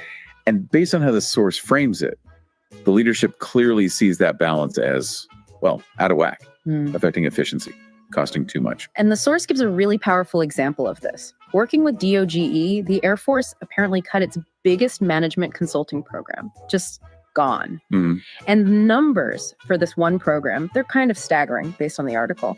A line-by-line audit cut $1 billion from the current contract. $1 billion, just like that. And then they canceled a planned $3.8 billion extension. Whoa. So yeah, add that up, $4.8 billion from one Air Force program. Okay. The source does say these savings, along with others, make up that $5 billion total found recently, but still it shows where they're finding huge chunks of money. Right. And that specific example tells you the kind of spending they're zeroing in on, these big embedded consulting gigs. And the why, as the article says, it links back to the main goal: shift money from wasteful stuff towards healthcare and mission-related programs for our warfighters and their families. Right. It gives it a clear purpose. Exactly. A rationale behind the cuts. The material also mentions Secretary Hegseth signed 3 new memos last week tied to all this. What were those about? What actions did they direct? Okay, so according to the source, these memos lay out concrete steps. One is about reducing the number of management consultants and contractors overall. Makes sense. Okay. Another reforms how executive assistants are used inside the department. Interesting detail. And the third puts restrictions on the Office of the Director of Operational Test and Evaluation. So if you look at it from the source's angle, it's not just finding savings, it's actually changing how the department works to keep those savings going. Structural changes. Okay, that makes sense. So moving from internal efficiency, the article also talks about work between DoD and the VA last week. Secretary Hegseth met with VA Secretary Douglas Collins. What was the main goal there? Yeah, the goal was pretty explicit, according to the report. Make the relationship stronger between the two departments. Improve services for military folks and retirees. Okay. And a really key focus mentions that whole transition process. When service members leave the military. Yeah, that's such a critical time. Always hear about challenges there. Exactly. And the source says the secretary signed a memorandum of understanding, an MOU, between the agencies. Okay, an MOU. What does it actually do, though? What specifics does the article mention? Well, digging into the source details, the MOU is meant to build a better working relationship around sharing things like healthcare resources, buildings, even staff. Right. But the really concrete things mentioned, the things you can sort of picture. Yeah. Getting service members enrolled in healthcare before they actually separate. Oh, that's huge. Early enrollment. Yeah. And also increasing the availability of mental health treatment. Seems like a direct response to known needs. The article includes this quote from Secretary Hegseth. It felt pretty candid. He acknowledges the agencies haven't always worked well together, talks about a historical disconnect, saying that made it hard for some veterans to get the benefits they earned. That felt like a big admission. It did feel significant. And based on how the source frames it, admitting that past problem sort of sets the stage for this new push, the stated goal being full cooperation. Right. So for you, the listener, if you're a service member or a vet, the message the source seems to want to convey is DoD and VA are aiming to work together much more closely so that your transition to civilian life happens properly, carefully, thoughtfully. That's the quote. Okay, good. Let's shift to the third area the source touched on, military families and homeschooling. Right. Another interesting piece from last week's activities. The department, it seems, formally recognized how important homeschooling is for military families. Which makes sense given how much they move. Exactly. And they announced a comprehensive review of the support they currently offer. A comprehensive review. Okay, the source mentioned a specific memo, right? May 27th. That's the one. It directs the Undersecretary for Personnel and Readiness to kick off this big department-wide look. And what's the review actually looking at, according to the memo details in the source? It's going to examine how the military supports these families right now. Look for best practices. Maybe one branch does it better than another, and also explore if DoD can provide things like facilities or access to other resources, specifically for homeschooled kids and military families. Secretary Hegseth is quoted again, saying the purpose is upholding the commitment to improve the education, well-being, and future success of military-connected students. And it emphasizes supporting parents' choices. That quote really links it directly to the kids' success and respecting the parents. Absolutely. And the article connects that back to the department's own interests, too. It says that ensuring strong educational support, whatever form it takes, is seen as maintaining morale and readiness. Ah, okay. So supporting families, supporting homeschooling choices, it's positioned as vital for the military's overall effectiveness, keeping the force stable. Got it. Okay, one last area from the source material. International engagement. Secretary Hegseth traveled to Singapore May 29th for the Shangri-La Dialogue. Right. That's a major, major security conference for the Indo-Pacific region. So him being there, as the article notes, is pretty significant. What was the main message he delivered there, according to the article? He laid out President Trump's approach for U.S. policy in the region, described it as a common sense peace through strength approach. Okay. The source actually calls his address historic. Historic. Okay. And what specifics did he share about U.S. priorities and relationships there? Well, the source says he stressed that the Indo-Pacific is America's top priority theater, priority one, and that the U.S. is sticking by its allies and partners. Mentioned treaty allies, key defense partners, ASEAN nations. But there was a key point about partnerships. He's quoted saying, partnerships mean every nation chipping in for security against threats. Okay. That point about allies and partners needing to do their part on defense, the source said this might involve uncomfortable and tough conversations. Yeah. Because, quoting him again, partners owe it to each other to be honest and to be realistic. Right. So that aspect of the peace through strength idea, at least as the source presents it here, seems to involve very clear expectations, direct talk, even if it's difficult. It's not just about, military hardware, but the actual dynamics within the alliances, the give and take. And the article wraps that section saying he left partners with a commitment to partnership, but stressed that loyalty requires each side to, quote, do its part and seize the benefit. A very transactional element there, it seems. So, okay, let's pull back for a second. We've covered quite a bit, all from this source material you shared. We saw DoD finding billions in savings, really focusing on contractors and consultants. Right, that DOGE effort. Then strengthening that critical transition piece for service members with the VA, taking some concrete steps with that MOU. Improving healthcare access, mental health support. Then kicking off this big review of support for military families who homeschool, recognizing that need. And linking it to morale and readiness. And finally, reaffirming the U.S. strategy and, importantly, partner expectations in the Indo-Pacific at Shangri-La. Yeah, what this collection of info highlights, just drawn from the article itself, is really a snapshot of a department juggling a lot of complex things at once. Tackling internal structures, investing in people, troops, families, vets, and also managing major international relationships, all seemingly happening concurrently. It definitely gives you, the listener, a window into some key priorities and actions right now, based strictly on the material we looked at. Yeah, absolutely.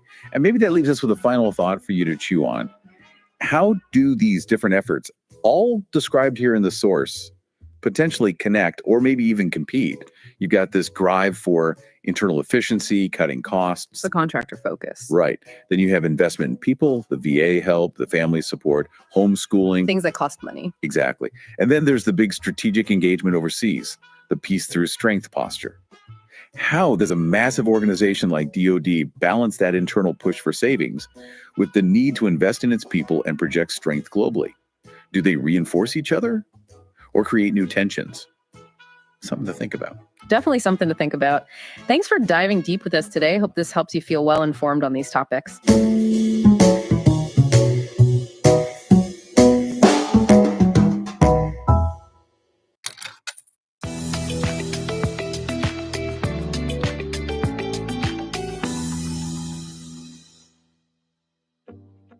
Did you know that you could stay with the TSP even if you leave federal service? You don't have to take any money from your TSP savings until you reach the age when you have to start taking IRS required minimum distributions. Your TSP account is yours to keep as long as you maintain the minimum balance. You can continue to allow your investments to grow in the TSP and take advantage of the TSP's low expenses. You can even move money into your TSP account from other eligible retirement plans. Visit tsp.gov to find out more about the advantages of keeping your investments in the TSP.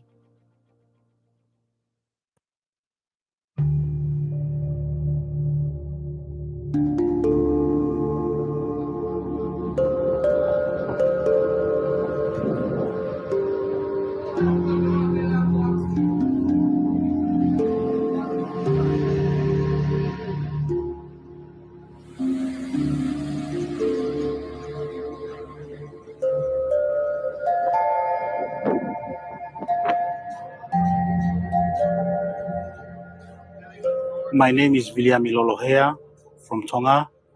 I am currently a diplomat at the Tongan High Commission in London.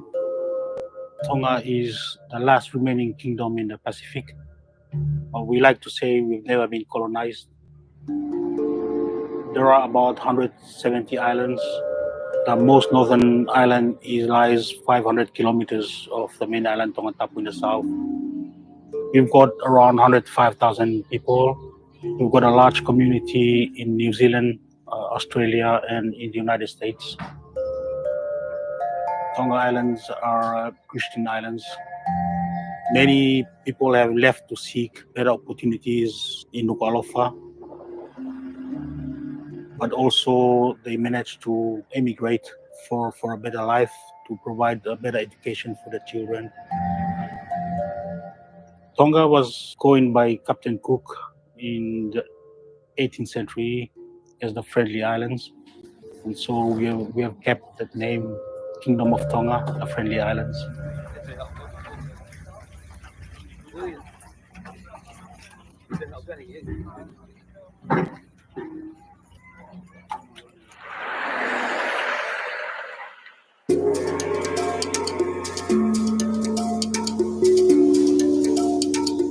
We've got strong traditions and cultures.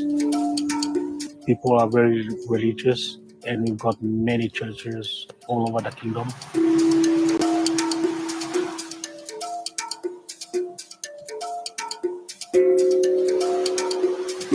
What we've seen here over the kingdom is that a lot of the houses are not maintained, they are dilapidated.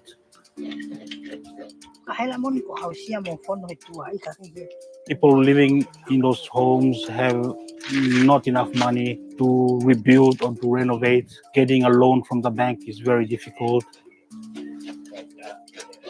And when we look at the process of building new homes, we saw that they face a lot of difficulties.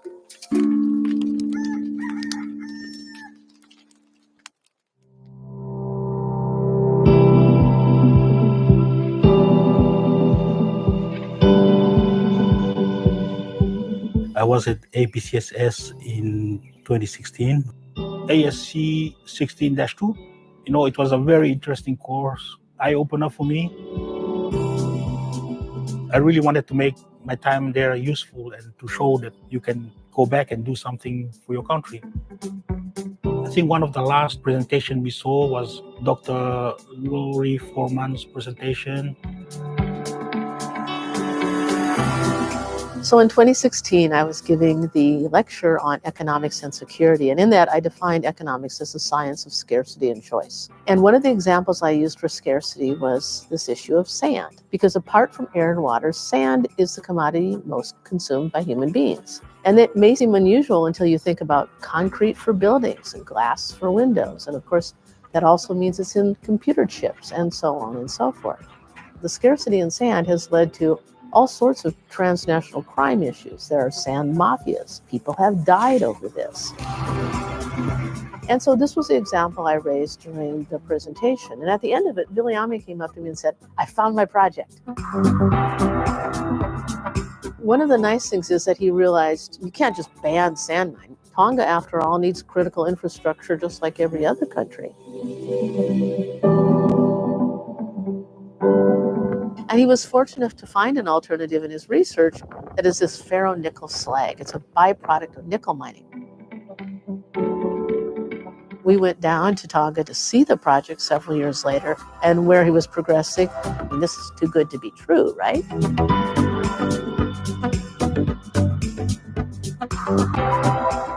So this is how it starts? Yes, this is a ferronickel slag rock I just brought from New Caledonia. It is crushed to different sizes, perfect for construction purposes.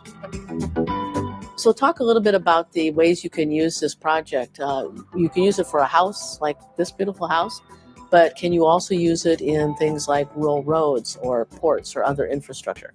They've been making roads in New Caledonia with the ferronickel slag and reclaiming land. Around 20% of the capital, Nouméa, is reclaimed with it. That's about 1,000 hectares. And we can think of wharves, of airports, sea walls, bridges.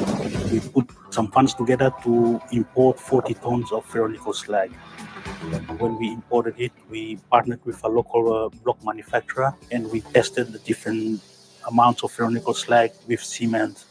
Normal blocks that you get in Tonga have a strength of 6 or 8 MPa. Ours had very strength from 12, 14, 22 MPa, way over expectations. I think we are on a good track to make this product accessible and affordable to the population. So I have to ask you about these photographs here. Who's in the photograph and what the occasion is? Yes, right from the beginning, the king was the first supporter of this project because His Majesty understood that this was something needed for the development of Tonga, for critical infrastructure.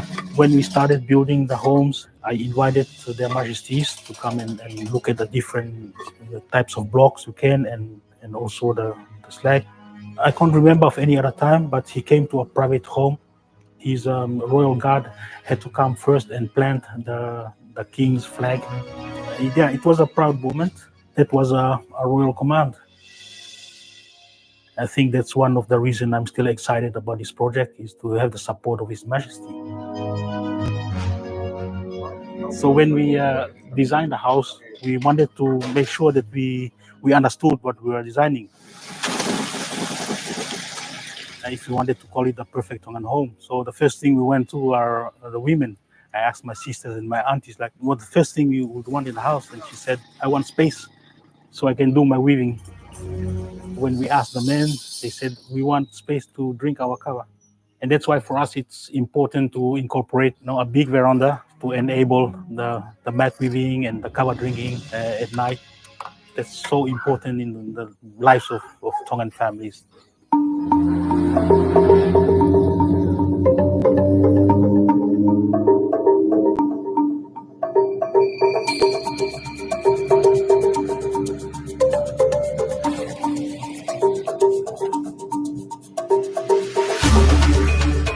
We are on the island of Ewa, east of Tongatapu. We came here to work on a proposed project the king was very pleased with. Our thought is to build a water infrastructure. Specifically a bottling plant so people can access that water low cost or for free. All these critical infrastructure projects are linked to the ferronickel slag or the SLAN project with Nouméa because that's the basis for the construction. It's part of the whole philosophy to find the best solutions at low cost for the country, for the kingdom. And one of those solutions is water security. It's the king's contribution to water security for his people. Yeah, mostly on Ewa Island and all the other outer islands, Wava'u Islands, the Hapai Islands. People live off the land. They've got their own plantations, their own domestic animals. Of course, there are projects developed by the government. Each village has its own water. And if there is no electricity, the pump stops and people don't get their water. This has been going on for many generations. So lately they've installed this infrastructure, but there is always a problem with the pump. And as you've seen, there's been some reparations done, but they are not professional and they don't last. There is a significant freshwater reservoir underneath Ewa. So we got to get to the water source at the base of the cliff. And we can't take the normal route because there's been rain for many weeks and it's all wet and muddy. And so we are going to take the shorter one, and that's climbing down the cliff.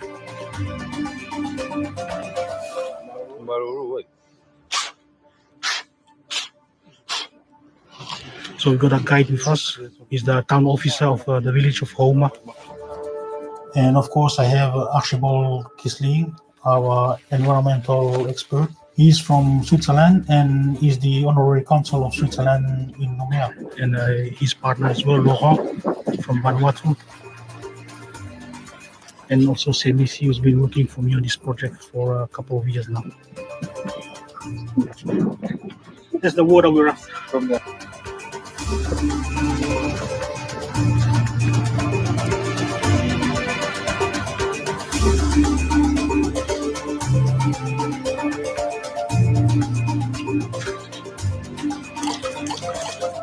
Now, if we develop bottling plants, then we have that water that we can distribute or can ship it to other islands.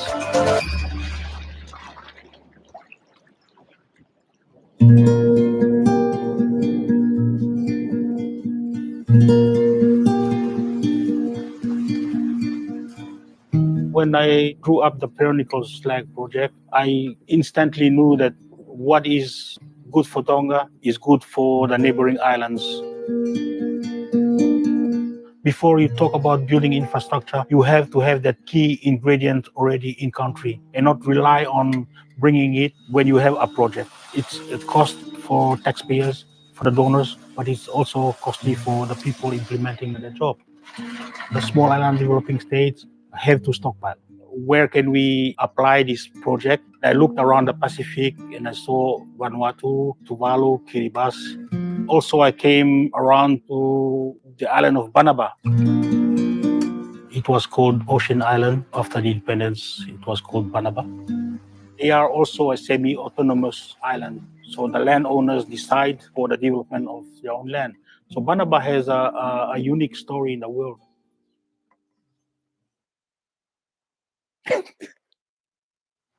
The story of Banaba is unique.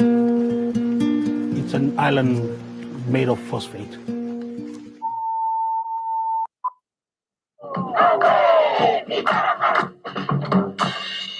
There is a movie titled Go Tell It to the Judge. This is the story of a people called the Banabans. My lord, the plaintiffs were born on Ocean Island, a very small island just south of the equator. But it tells the story of how they were exploited with the mining. 20+ million tons of phosphate was taken from the island. There was no plan to rehabilitate and it became unlivable. And so they had to relocate to Rambi Island. 80 years have passed by, and 80 years that they feel that is 80 years of injustice. 2022, I visited the landowners of Banaba who are living on Rambi to propose to rehabilitate the island using the ferronickel slag from New Caledonia. When they heard that we could plug those areas, holes made by the miners, and with the ferronickel slag, we can make blocks, easily rebuild their homes. They received me like a big chief.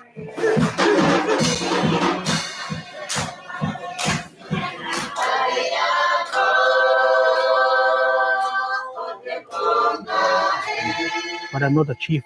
I'm the king's messenger. And so I had to keep it at the level. But they offered me the best food in the island and took me around. And you could see you touch the heart of the people because now they can reconnect with the homeland. This is a healing process.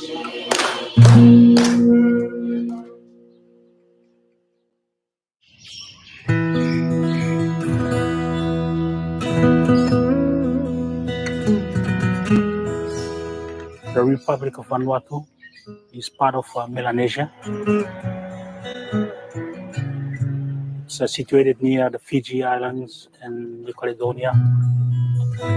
They have been independent since 1980. People are very friendly. You see a lot of tourists come here for holidays. You see a lot of resorts are being built. They've just gone through a devastating earthquake.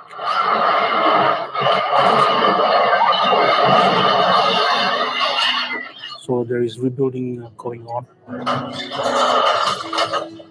So we were looking at firstly to promote the concept of stockpiling, which is a new concept. At the national level, Tonga has been using a lot of sand for construction, so much that it has created erosion in coastal areas, and that brings livelihoods of communities at risk. But also it's degrading the marine ecosystem. Sand has become rare, but also the price of it is out of reach for the general population and especially the most disadvantaged communities. And we want to stockpile for long-term stability and also for economic development. When we look at Vanuatu, it's also the same issues that they have, a lack of quality aggregate for construction. Ferrari is on the northeast coast of Efate. It was used as a mining site in the 50s, 60s, 70s. They used to mine manganese. It was an operation that went 24 hours, and it created an economy, created a small town. Different people from different islands in the Pacific came together. It's convenient if we are to stockpile. Of course, we will need to rebuild the wharf. It's interesting for us for the stockpiling project. We got this as a water source here. We just happen to have a water expert with us, just like that, on a rainy day. We are going to use this and also all the areas here, potentially reopening the mining of manganese. This time we'll have a structure whereby we'll put the rights of the communities up front, and we'll have to find the right people to work with. Surely. Very cool. Make some adjustment to the stockpiling area, but it's there already. Maurice Kaloran is from Vanuatu. Maurice has worked for many years in the government, but he is my contact, he's my coordinator for this project in Vanuatu. He has been very helpful.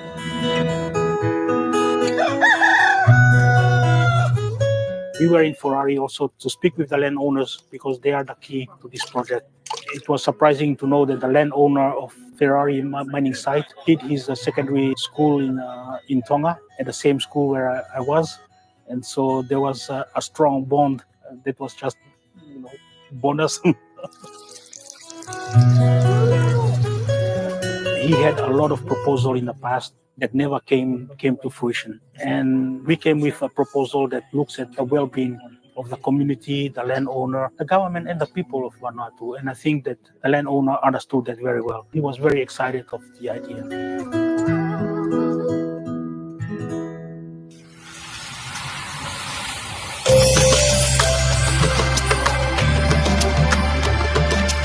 we are waiting for our chartered flight to the island of Eromango, south of Efate.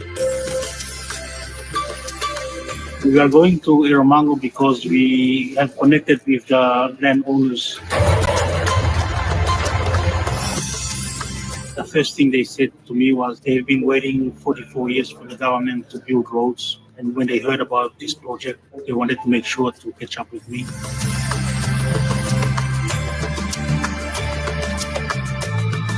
With this land, we can build the roads in Eromango. So we need to develop this concept.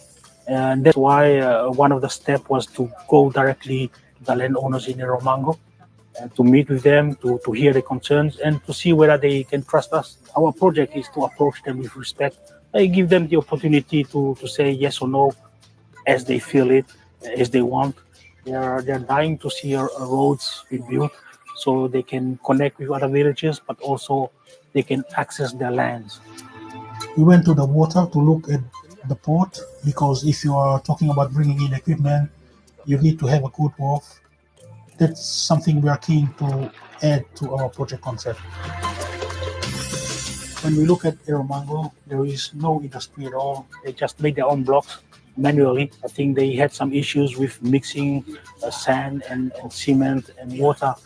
The sand that they used to make blocks for the small school and for the very few houses there was sand taken from their own beach. And you know the strength of the brick? 8 MPa, 6 MPa. So, I can tell you. Okay. And so bringing this concept of accessing the ferronickel slag in Numea, in New Caledonia, will definitely help with building resilient buildings, but also affordable, and at the same time help protect the coastal environment. And we had some traditional welcome according to their customs. That was very important for us as a first step. The chiefs, they all approved our proposal, our project. They are looking forward to it. The chief of the area offered to us a stockpiling area. He gave us any time we want, because this isn't an easy project. It could take up to 5 years or 10 years. So he gave us the whole time we need it. You respect the people, you respect the land.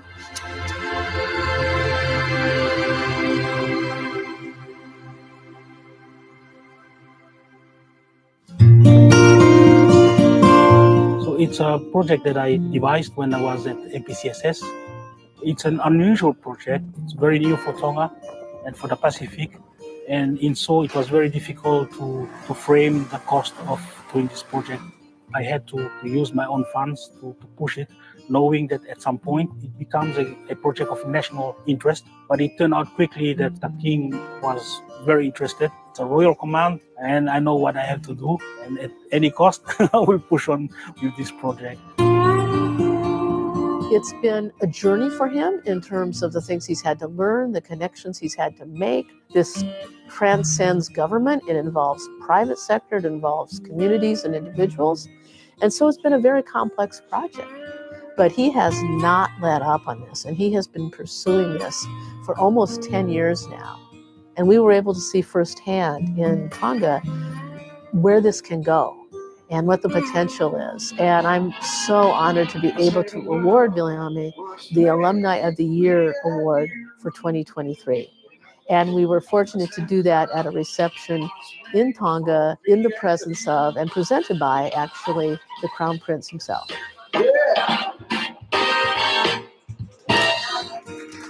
I'm really proud that APCSS had a role to play in inspiring this project, and really, really proud in Viliame for what he's done so far and for what I know he's going to do in the future. We are looking forward to results. It requires a lot of travels to these countries, a lot of negotiations, a lot of presentations. Yes, it's been challenging and it's costing quite a bit, but that's what we do for king and country.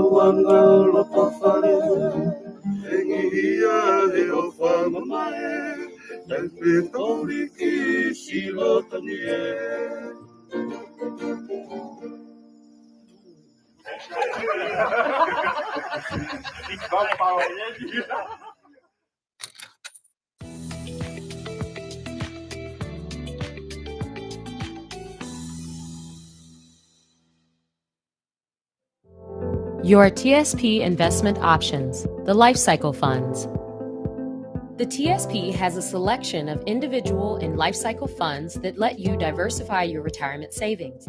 You can choose to invest your TSP dollars in everything from short-term U.S. Treasury securities to index funds comprised of domestic and international stocks.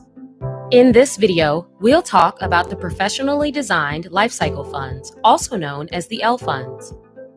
If you don't have the time, experience, or interest to manage your TSP retirement savings, consider one of the L funds. Each L fund features a combination of the 5 individual funds, G, F, C, S, and I, that is appropriate for your time horizon or the future date at which you plan to start withdrawing the money in your TSP account. Here's how it works. The L funds assume that the farther you are away from needing your money, the more you are able to tolerate risk. Therefore, they give you the opportunity to enjoy the potentially higher returns associated with investing in the stock markets. But the funds continually adjust, so as the time nears for you to withdraw your money, it is more conservatively invested. That way, you're not exposing your entire savings to unexpected market changes right when you need the income. As with all investments, there are risks. The L funds carry the same risks that are associated with all of the underlying individual TSP funds. Watch our other fund videos for more information.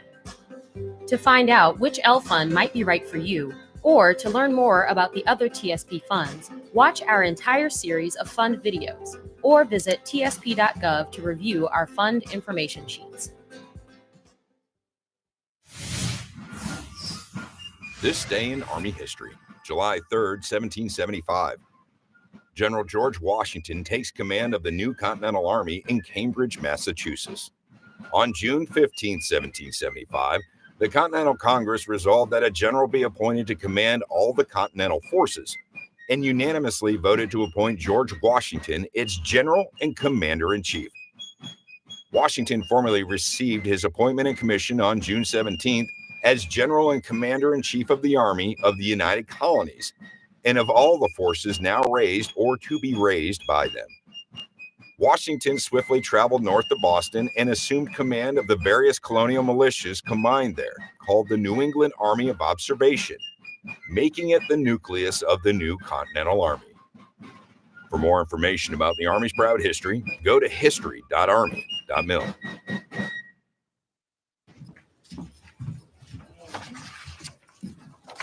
Good, there's air conditioning in here. Very good, it's air conditioned. Beautiful June day. Hi, everybody. Hi. Fox, those folks at Fox. Busy with TV, probably. All right, great. Nice to see you guys. Again, I take it Tommy took good care of you last week. You will have Tommy again a week from today when I'm with that secretary traveling. So be prepared. You've got a week to prepare, but of course, I'll also see you again on Thursday. We do have some announcements here. First of all, over the last few days, Americans have witnessed scenes of lawlessness as radicals in Los Angeles riot to protect criminal illegal aliens. Agitators have attacked law enforcement and shut down freeways. We remain undeterred in our commitment to enforce our laws and secure the border.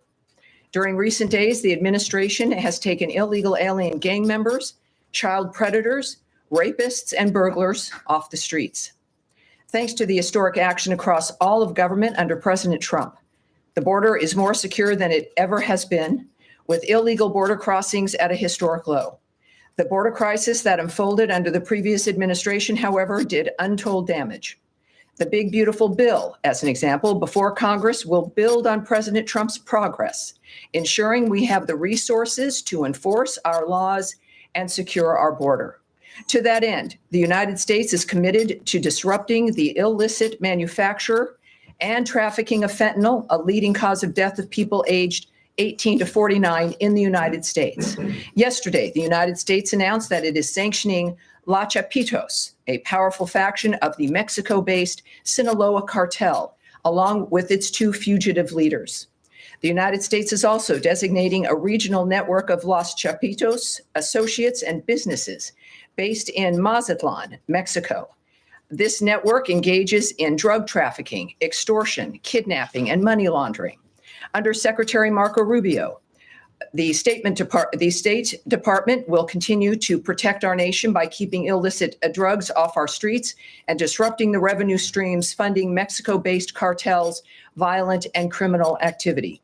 In addition, Deputy Secretary of State Christopher Landau will travel to Mexico, El Salvador, and Guatemala from June 10th to the 13th. As detailed in the trip announcement, quote, in each country, Deputy Secretary Landau will participate in a high-level bilateral engagements to further strengthen diplomatic ties and cooperation.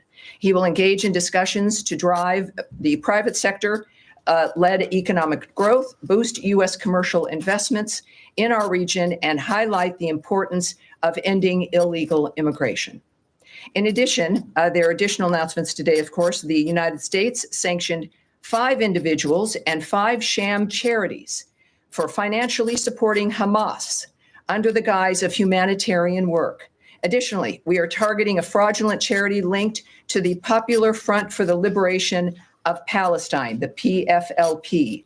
The United States will use all available tools to prevent abuse of the nonprofit sector for the benefit of terrorist groups like Hamas and the PFLP. We are committed to ensuring humanitarian aid can in fact be delivered by reliable and safe organizations. Finally, cultural diplomacy remains an important endeavor of the Trump administration.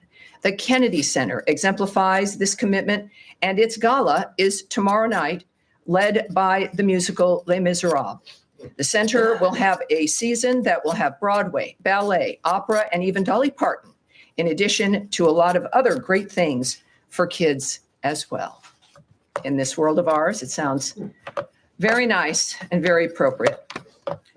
And now to your question. Sounds like Matt Lee is amused. I hope you might be some coughing. I know you weren't laughing, and you might. It would be good to become perhaps a season ticket holder to the Kennedy Center. I'm just saying, but go ahead.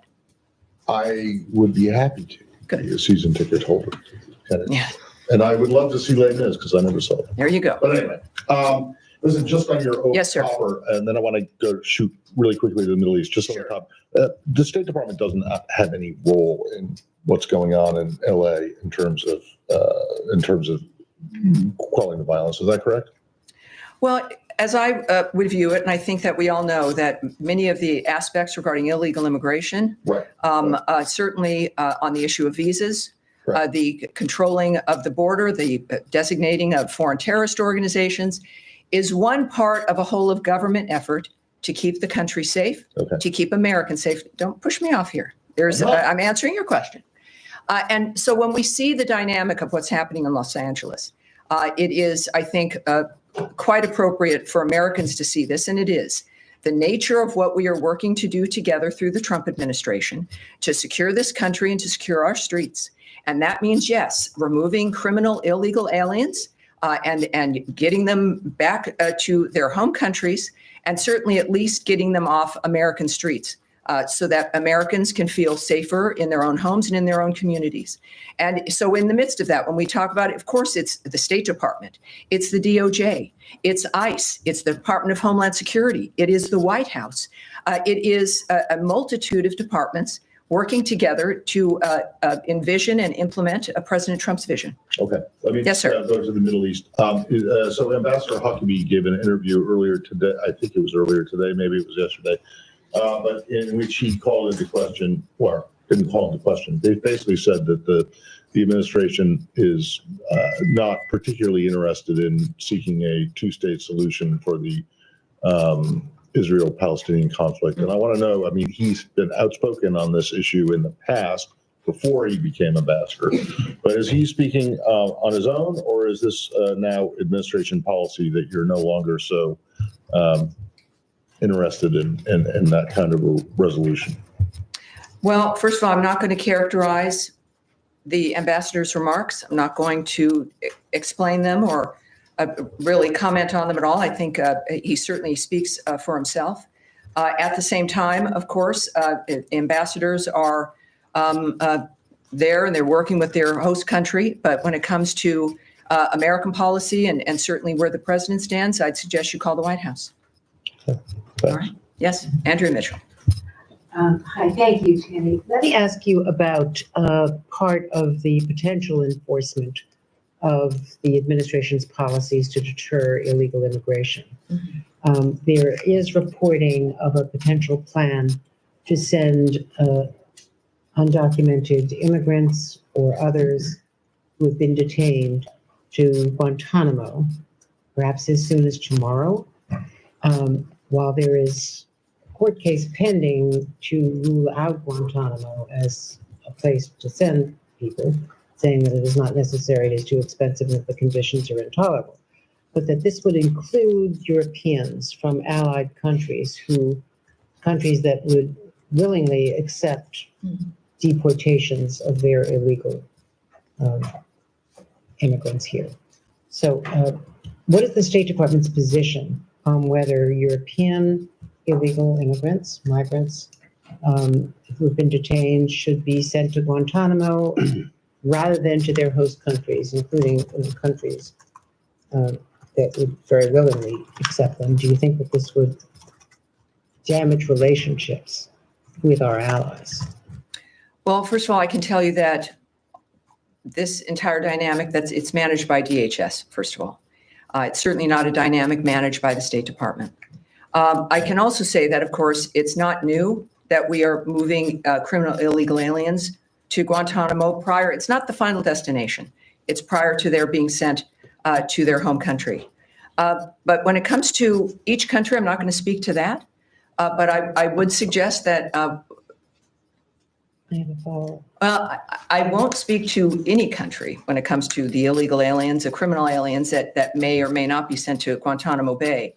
That clearly sits within a diplomatic framework. You're asking me to speak on what the secretary or others might be discussing with their foreign counterparts, and I'm certainly not going to do that. I'm not going to speculate, and nor will I guess or speculate on the nature of any kind of backlash or the impact on the State Department. What I can tell you is that the backlash would be as if we weren't doing our job. State Department and the Secretary has been very specific about our role, which is the vetting of people who are coming here in the first place, removing illegal aliens who are here, criminal illegal aliens, whether they've overstayed their visa, are here illegally entirely. We're very focused on the nature of what the State Department has as its charge. And this is a framework, again, that's, as I just mentioned to Matt, where you've got a whole of government framework. The DHS is in charge of this particular aspect. But if the DHS literally would be in charge, but does the State Department have a view about what the diplomatic impact would be on our allies? Again, Andrea, you know, I'm not here to speak about the diplomatic opinion or the speculation of the nature of the feelings of things. I'm here to talk about the specifics. You're right. You know, the United States has increased enforcement of immigration laws and removal of illegal aliens. They are being removed because they didn't have a legal basis to be in the United States. These are the why, you know, the visa dynamics, the nature of that we have the right, like every country does, to control who comes in and to have an interest in who stays. And that's what this is about. Sending people to Guantanamo might have a salutary deterrent impact. Would that help the whole of government approach, which you are describing? What I can say is that this is a very specific mission to make American streets safer. And this is why President Trump was elected, to do exactly this. Yes, ma'am.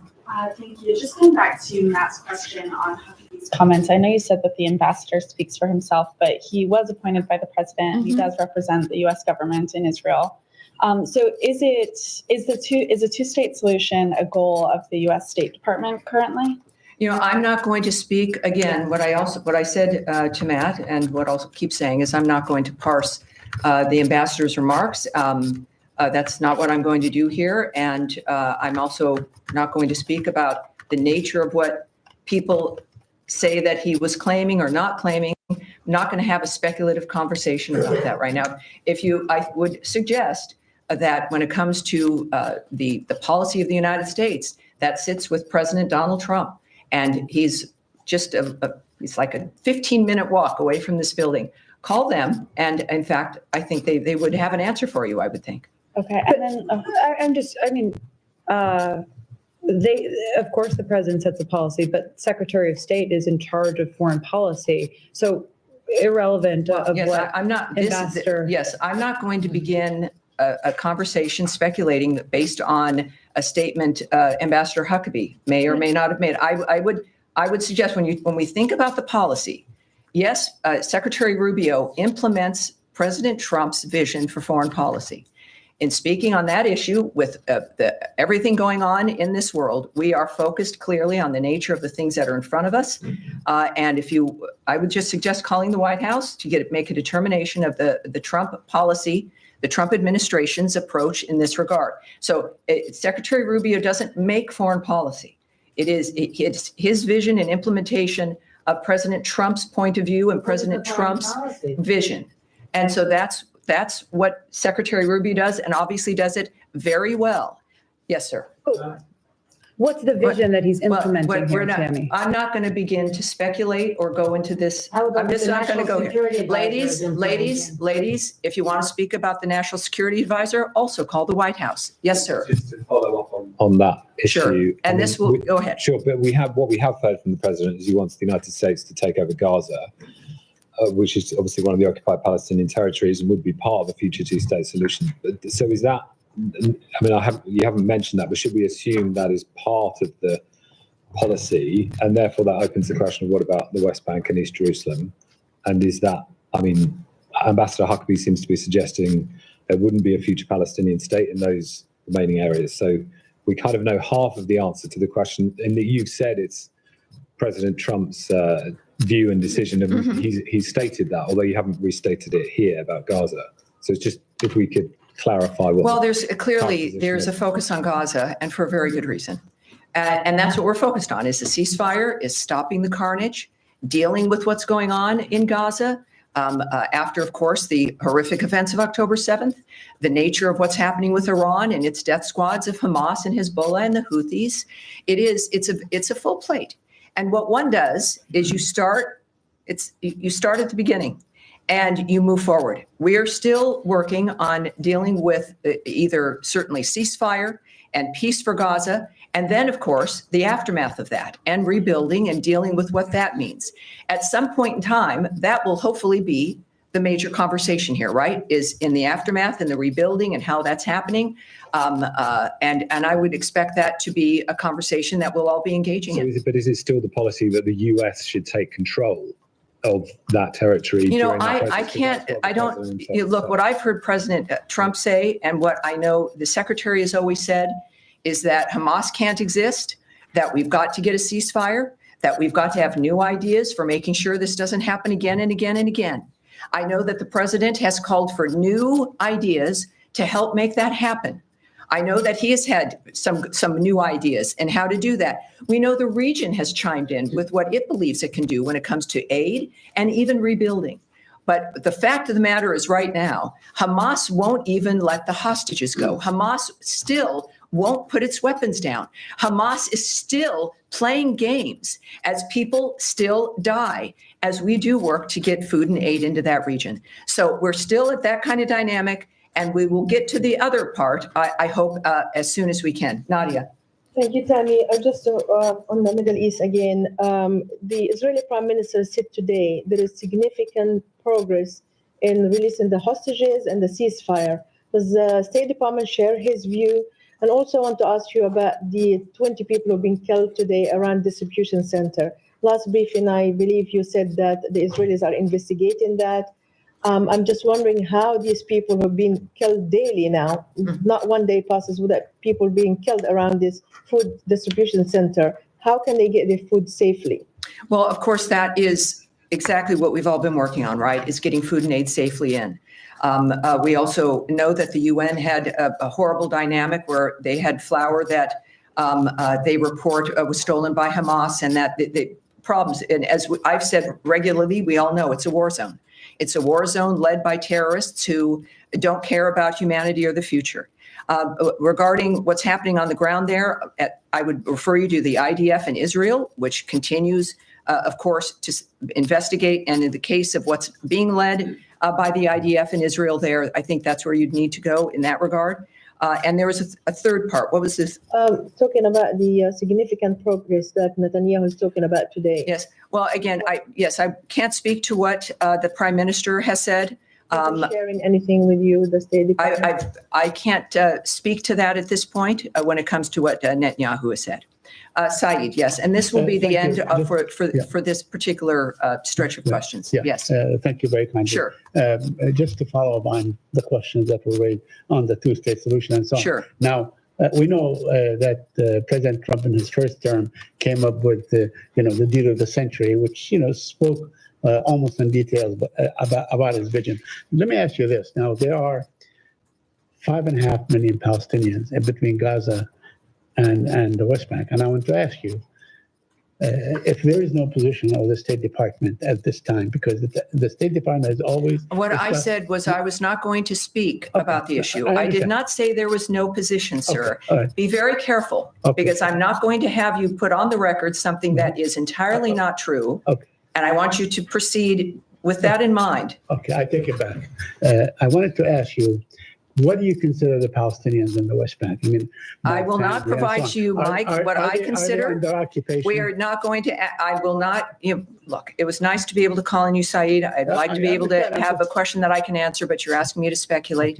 I would say, I will just reiterate as we move on to another issue, is that President Trump is a man who understands and is working, really is committed these 5-6 months to being a peacemaker and to changing things that people have not been able to change for half a century. And he is determined to do it. He cares about everybody. He cares about the people of Gaza. He cares about the Israelis. He cares about Jews. He cares about Christians. This is a man who genuinely is determined to make a difference as an individual. This is a very fluid situation. He wants solutions. He wants to make sure that people can live safely in the world. And we've seen him time and time again make different decisions, have consultations, talk to people nobody thinks he should talk to. He can change his mind. He's clearly transparent, speaking about what he's going through and thinking each day. So when we think about what the future will look like, it's allow us to do the work that we're doing right now, focusing on the ceasefire, getting aid into that region, and let the president, who's determined to deal with all of the issues in that region, come to the fore of what happens next. And we will learn that only from Donald Trump. All right, so is this other than the Middle East? Where else are we going? But no, and this is going, ladies and gentlemen, no, I've said no, Saeed was it. Now, where are you coming from? Iran? All right, we'll do Iran, sure. That's also the Well, we're not, Gaza and otherwise. Let's move forward, please. There was just confusion because the two-state solution has undergirded U.S. policy for the past several decades. But I understand that is a question to address to the White House. It's for the White House. It's for the future. I will not be commenting from this podium today. And this is, again, we've got so much more. Let's just move on, please. Iran? The question on Iran is there's been conflicting messages about whether and where and when a sixth round of talks with Iran may take place. Is there clarity on that from the U.S. perspective? I don't know if you would consider it clarity, but I can say a few things. The president, I think he noted that something would be happening soon this week. I think that what I can just reiterate here is that we would hope and expect that there would be new additional talks, and that in fact they would be soon. But beyond that, I have nothing to preview. But in similar situations, when we believe that it would be soon, it in fact ended up being soon. Right. The Iranians have concretely said Sunday in Oman. So if that is not the U.S. understanding, then I can't comment on that. Again, the president mentioned a different day. I think that there are individuals involved, obviously, who are working on this, and there will be a final determination, and we will hear about it when that determination is made. Okay, in that context, just very quickly. One more follow-up and then we'll go on. Thank you. Well, just because the president also had mentioned that this Thursday, this week would be the sort of 2-month deadline for reaching a deal with Iran or not. When is it determined that those talks are a failure and, you don't progress to future Well, the rounds? president makes that determination and the people involved. As I've mentioned before, if you think that if you think about the deadlines, or even as the secretary has said on another situation, that it would be a matter of weeks. The funny thing about negotiations and discussions is that things happen and that there are conversations and progress is sometimes made, not tremendous progress, but enough to keep going. So it is not, it is a dynamic as it would be with any diplomatic consideration, that negotiations are meant to move things forward. And the good news is that in fact, it would appear that things are moving forward, and that's what we all want. All right, yes, sir. Thank you, Tammy. Moving to Ukraine, if I may. All right, now let's, one more, now we're thinking of Lebanon and the other elements of the Middle East. Did you have something, sir? Yes, you. All right, Iran follow-up, all right. So President Trump also said something about Iran that was quite interesting yesterday during the roundtable. He said that Iran has been helping with the ceasefire negotiations in Gaza. Are you able to shed any light on that? No, I can't. Refer you to the White House in that regard. All right. Lebanon, yes, sir, right there. Thanks so much. Yes. Ukraine has been under massive drone attacks, particularly Kiev last night. Given that Ukrainian president said publicly that they have been asking for permission from the U.S. To purchase air defense systems that they can mitigate Russian attacks. Why wouldn't the U.S. let them purchase air defense, much needed air defense systems? Well, I can't speak to the details of purchase decisions or negotiations about what we're going to allow to be purchased by an ally. That is the Department of Defense, effectively.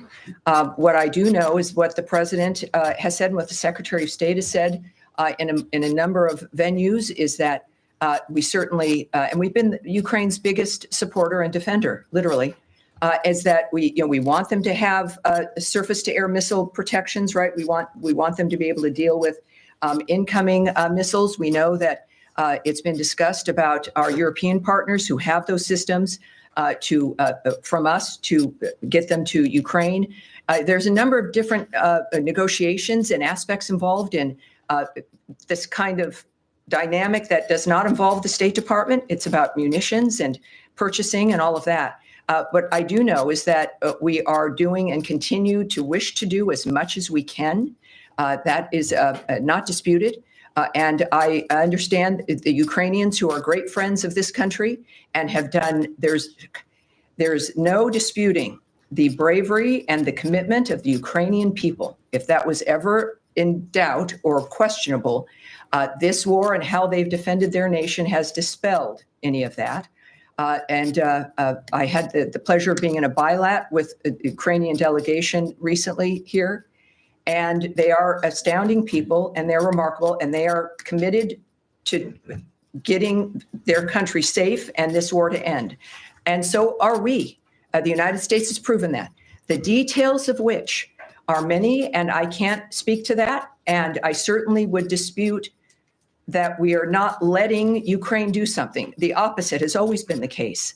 Our goal is to make sure that this war comes to an end, and we've continued to focus on that. On that line, I would appreciate if you help us clarify, reports that the United States has redirected some of the promised defensive weapons from Ukraine. Well, it's supposed to go to Ukraine, but they redirected to the Middle East. Is that accurate? I can't speak to that. That is not something that, whether it is or is not happening, it's a decision that is clearly one based in national security if it's happening, and certainly a diplomatic framework that, if a decision has been made, is not something I'm going to remark on here at the podium. All right. That's going to be it. We're moving along here. I want to get as many people as I can in today. Yes, sir. Last week, Pakistan's all-parliamentary delegation led by Bilawal Bhutto Zardari was here. Did he had any meeting in the State Department, and also has U.S. received any commitment or assurance from Pakistan that they will stop taking, they will take action against terrorists working from this? Well, I can tell you that State Department officials, including Undersecretary for Political Affairs Allison Hooker, met with the Pakistani parliamentary delegation during a visit they had to Washington last week. She reiterated U.S. support for the ongoing ceasefire, as you might imagine, thank God, between India and Pakistan. They also discussed important issues to the bilateral relationship, including counterterrorism cooperation. So that meeting occurred. We also know that Deputy Secretary Landau met with the Indian parliamentary delegation last week, and he also reaffirmed the United States' strong support of India in the fight against terrorism and strategic partnership between those two countries. Did you receive any assurance from Pakistan that they will take action against terrorists? I am not going to discuss the details of those conversations. All right. All right. Yes, ma'am. Do you have any updates on the temporary pause on scheduling new interviews for student visa applications? Is that still in effect? I can tell you, of course, and that's a good question because there's so many other conversations about visa restrictions. I do believe that we are in the process, and I don't know if Tommy, we might have to take this back, I know last week that we were in the process of indicating that it would be very soon and that people should start looking for those spaces to open up regarding appointments. Nothing has changed in our encouragement still of people to apply for those student visas. This was a matter of making sure that the process that we were expecting of consulates and embassies was proper when it came to what we expected them to be able to vet for. And that process, we were told, would be rapid. And I think at this point, what I can reassert here is that people should watch for those spaces to be open, should continue to apply. This is not going to be a lengthy or an ongoing dynamic. It was meant for a specific, almost an administrative adjustment. And I would hope perhaps we go back and get more on this. But I think that that's where it stands. And perhaps on Thursday, I can get even something more specific for you on the record. And another reminder to the people watching at home. When I say we're going to take something back, it means that we're going to get an answer to that question for the reporter and get it right back to them as well. And so that'll also help us for the next briefing also. Afghanistan, yes, ma'am. Afghanistan. Afghanistan. Thank you, Thank you. Let's keep this in order, please. Let's go ahead. Thank you so much. Thank you. As you know, Afghanistan situation is still critical, but different people, different diplomats like Zal Khalil, the former ambassador in Iraq and Afghanistan, he has a positive idea. But unfortunately, yesterday there was a war started, and Taliban claimed that this is from the ISIS. Number one, do you think it's still ISIS is still active in Afghanistan? And my second question is still some Afghan who was SIV and P1 or P2 left behind in Afghanistan, Pakistan, Iran. Do you have any update for them to come to the United States, please? Well, first, I can't speak right now on the internal dynamic of what's happening and any problem between people or claims about ISIS being active and violence that was ensuing. But let's take that back and see what that is. I do know that for the visa restrictions and Afghanistan, that there is,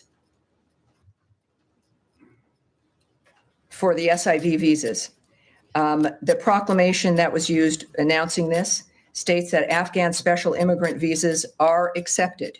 I'll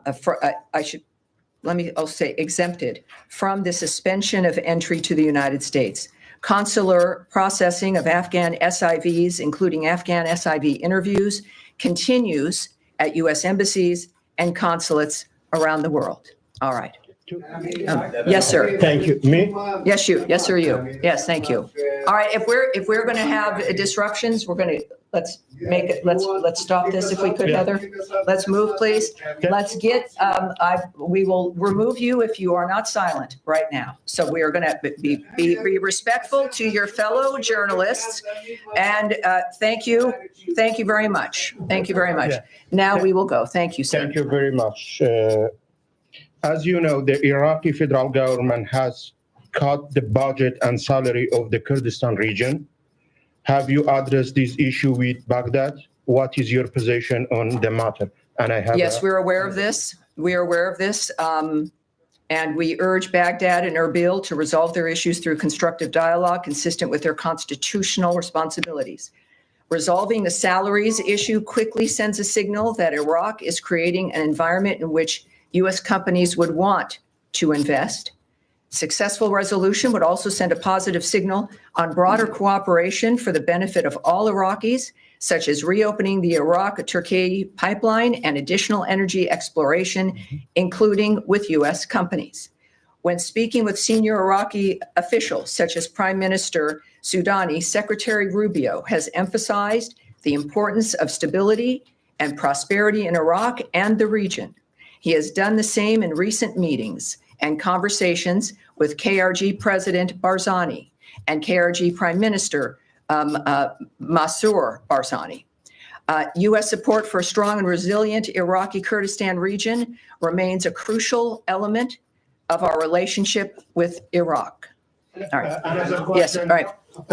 Next, please. Let's get everyone in if we can here. I'm only going to ask one to get everybody in. Sanctions question for you. The ICC sanctions that were announced last Thursday. 2 members of the pre-trial chamber that signed off on the arrest warrants for Prime Minister Netanyahu, Defense Minister Gallant, were sanctioned. But the presiding judge, the 3rd judge in the pre-trial chamber of France, was not sanctioned. What was the reasoning behind sanctioning only 2 of the 3 members and not the presiding judge of that chamber? Yeah, again, that obviously was a internal diplomatic decision made very specifically about specific individuals, which I won't discuss. So it was a diplomatic decision? Well, it's what the decisions that go into the nature of when to do a sanction. Obviously, there's a combination of conversations involving national security, what's in the best interest of the United States, what's in the best interest of our diplomacy, certainly with our ally Israel, and our own national security and the messages that we send when it comes to expecting America to be treated with respect and to be treated with some modicum of decency when it comes to the international scene. I think that makes that clear, but in the sense of the details of that, of course, I can't comment on that here. All right. Yes, sir, at the end here. I have a question about foreign aid. Would you be able to share any update on the status of PEPFAR? I understand Secretary Rubio said last month in a hearing before the Senate that 85% of the program is operational. But now some activists and congressional Democrats are disputing that. I do have something for you here, just for some clarity. Secretary Rubio referenced an estimated 85% of beneficiaries who could be receiving life-saving treatment and prevention of mother-to-child transmission services based on the full operational capacity of all the operational active awards. It's 85%. That is a correct number. That is as of March 24th, 2025. All right. Good. Oh, wait.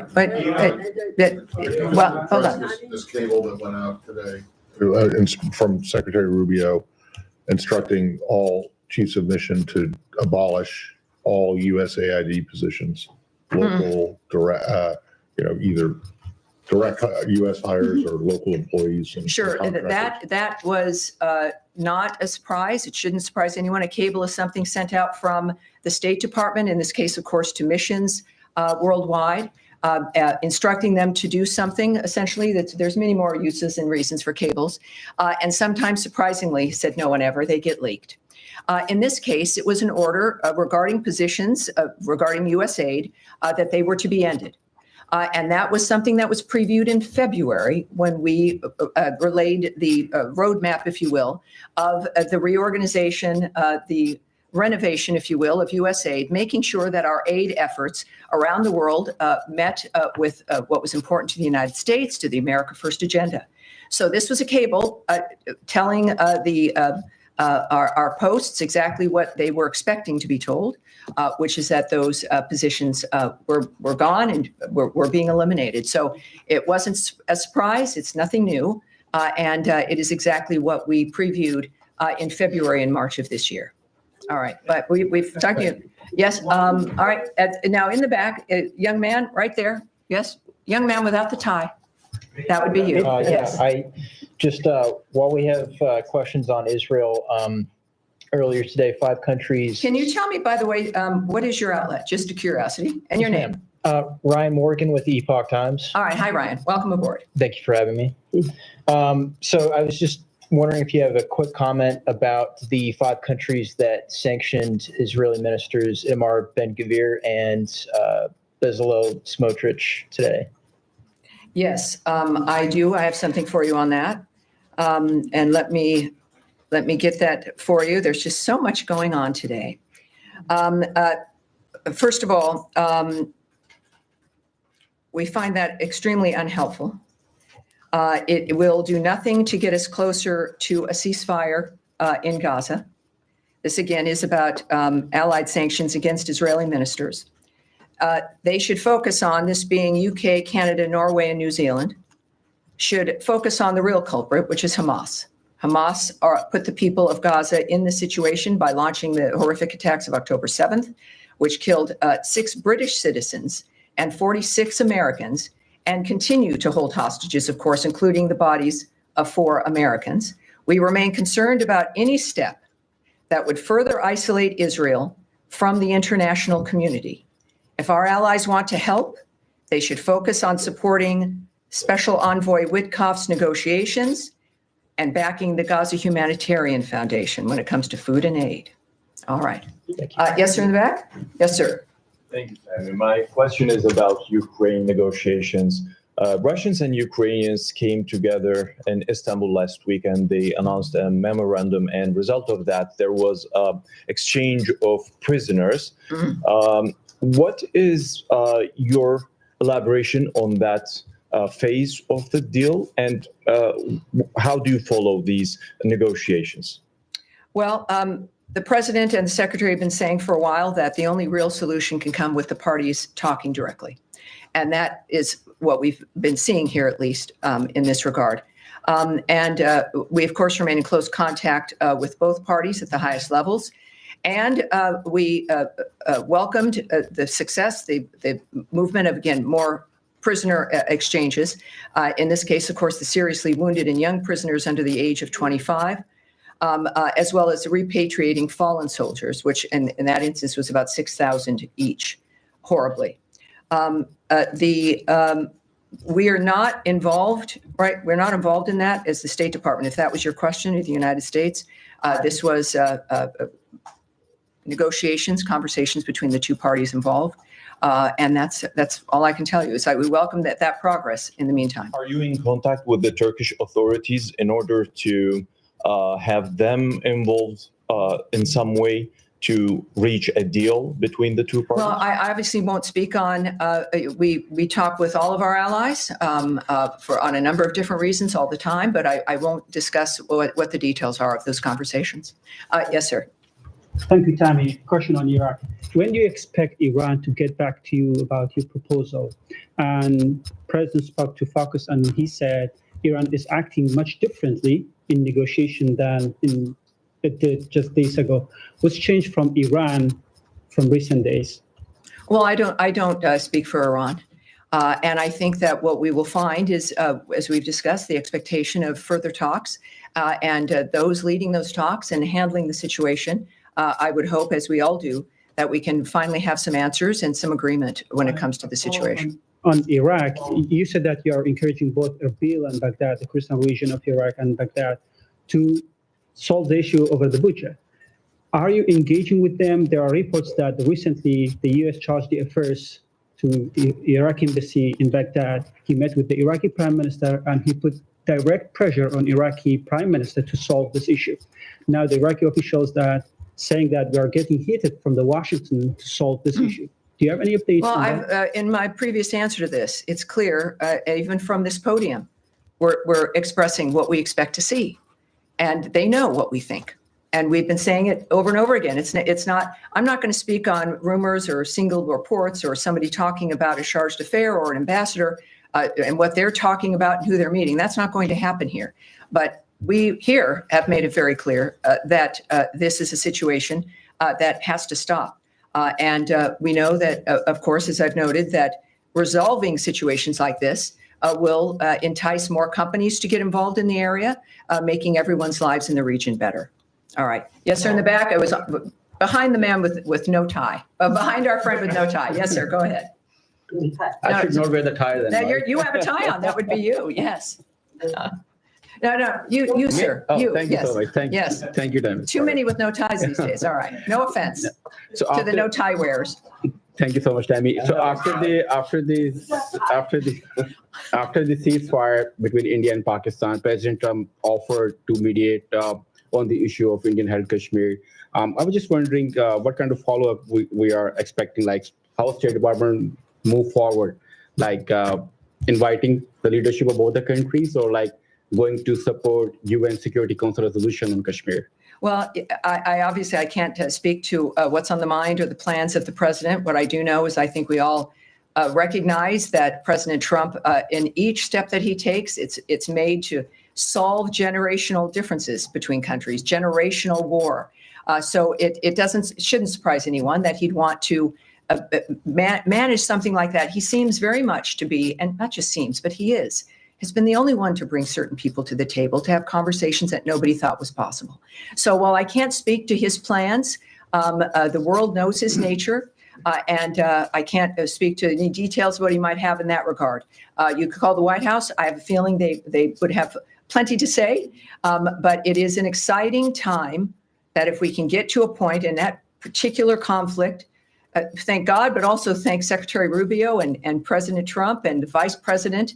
It's a very interesting time, and so it's every day we bring something new, and I hope perhaps something like that can also get resolved before the president. Keeping Americans safe is a top priority of this administration. An American citizen, Gopal Panu, has wrote a letter to Secretary Blinken demanding to put sanctions on Indian agents involved in his assassination attempt. Did you get that letter? What is your opinion? Well, if that's something I can't speak on, but let's take that back and we'll go on from there. All right, now I've already spoken to some of you with your hands up. Yes, sir. And the blue top, no, behind you, no, in the glasses, sir. Thank you. Yes. As you know very well, new South Korean President Lee Jae-myung is pursuing pragmatic foreign policy, which regards the alliance with the United States as the very foundation of his foreign policy. But pragmatic policy also signals an openness to stably manage relations with China. So do you have any comment on the new South Korean government's foreign policy stance? Well, I don't. What I can tell you is that there was a call between the president and President Jae-myung Lee. We can confirm that that phone call, in fact, took place, and we refer you to the White House for those details.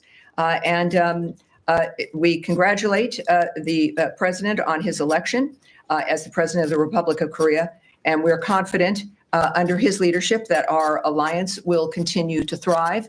Again, for more, perhaps further comment, if you'd like to know what President Trump's view of that, I suggest you call the White House. All right, now in the back is going to be our last question here to you, sir. Thank you. In a nice white crisp shirt and a tie and glasses, and it's our sartorial remarks here today, apparently. Thank you, Tammy, for giving me the opportunity to ask Yes, sir. question. And your outlet again, sir? I work for France 24 and Asharq al-Awsat newspaper. Very good. Welcome aboard. My question is about Lebanon. There were reports yesterday that the U.S. is engaging Israel in some discussions about the fate of UNIFIL. Would you please shed some lights on what do you think regarding the situation of UNIFIL in southern Lebanon, and what do you expect from UNIFIL and from the Lebanese government? And also, I have a question whether you would confirm that Ambassador Tom Barak will visit Lebanon next week. Thank you. All right. Well, for the first part of that, we'll have to take all of that back. I know that quite some time ago, we discussed this here at the podium, but as we also know, time changes things. And I want to make sure, I don't want to repeat to you the nature of what we were saying months ago. So let's go back and we'll get those answers there. Regarding Ambassador Barak, he is, of course, our ambassador to Turkey, and he's leading the way in our effort regarding Syria and giving them a chance to make a difference and to move into the future. I think we can get a good answer from the ambassador about his plans regarding any travel. I'll do my best for you in that regard. But he's a busy guy. We had him here last week. He spoke to many here in general, off the record for like a meet and greet. But he's a man who clearly is making a huge difference. We expect more from him, and we'll get back to you with his travel plans in the end. A quick follow-up. All right, sure. On the fate of Miss Morgan Ortagus, because there are a lot of rumors. Well, in that means, Lebanon boy, and I can in see the myself region. answering this question. Yeah, but Said no one ever. but I know you answered without answering the question before. Well, But, I will not answer without not answering. No, first of all, I will not speak about personnel dynamics. I'm certainly not going to address rumors surrounding those, any personnel dynamics here regarding anyone. And I'm going to leave it at that. All right. Thank you, everyone. Great job. I'll see you on Thursday. Thank you very much. Because I was really worried that he was already gone. Like, that was like the first thing that was like in my head. I was like, this gentleman might already be gone and we won't be able to save him. A flight of 3 aircraft returning from southern Florida for a support mission we were doing down there. We departed Miami and then we were headed back to Hunter, headed towards Vera Beach when we were about to get to the airport, and we got heard over the radios that there was a pilot that was experiencing an emergency. I heard that, so I turned that radio up. I just turned the volume up a little bit so I can listen to what was happening. We hear a gentleman say, "I have to land." About the time we kind of figured out what we were going to do, we heard the gentleman over the radio say, like, he's going down now, something to that effect. And I thought, oh man, that's no good. But then we didn't hear anything else from him for a while. So we heard another voice say, "I lost it." So then at that point, all of us are like, something bad just happened.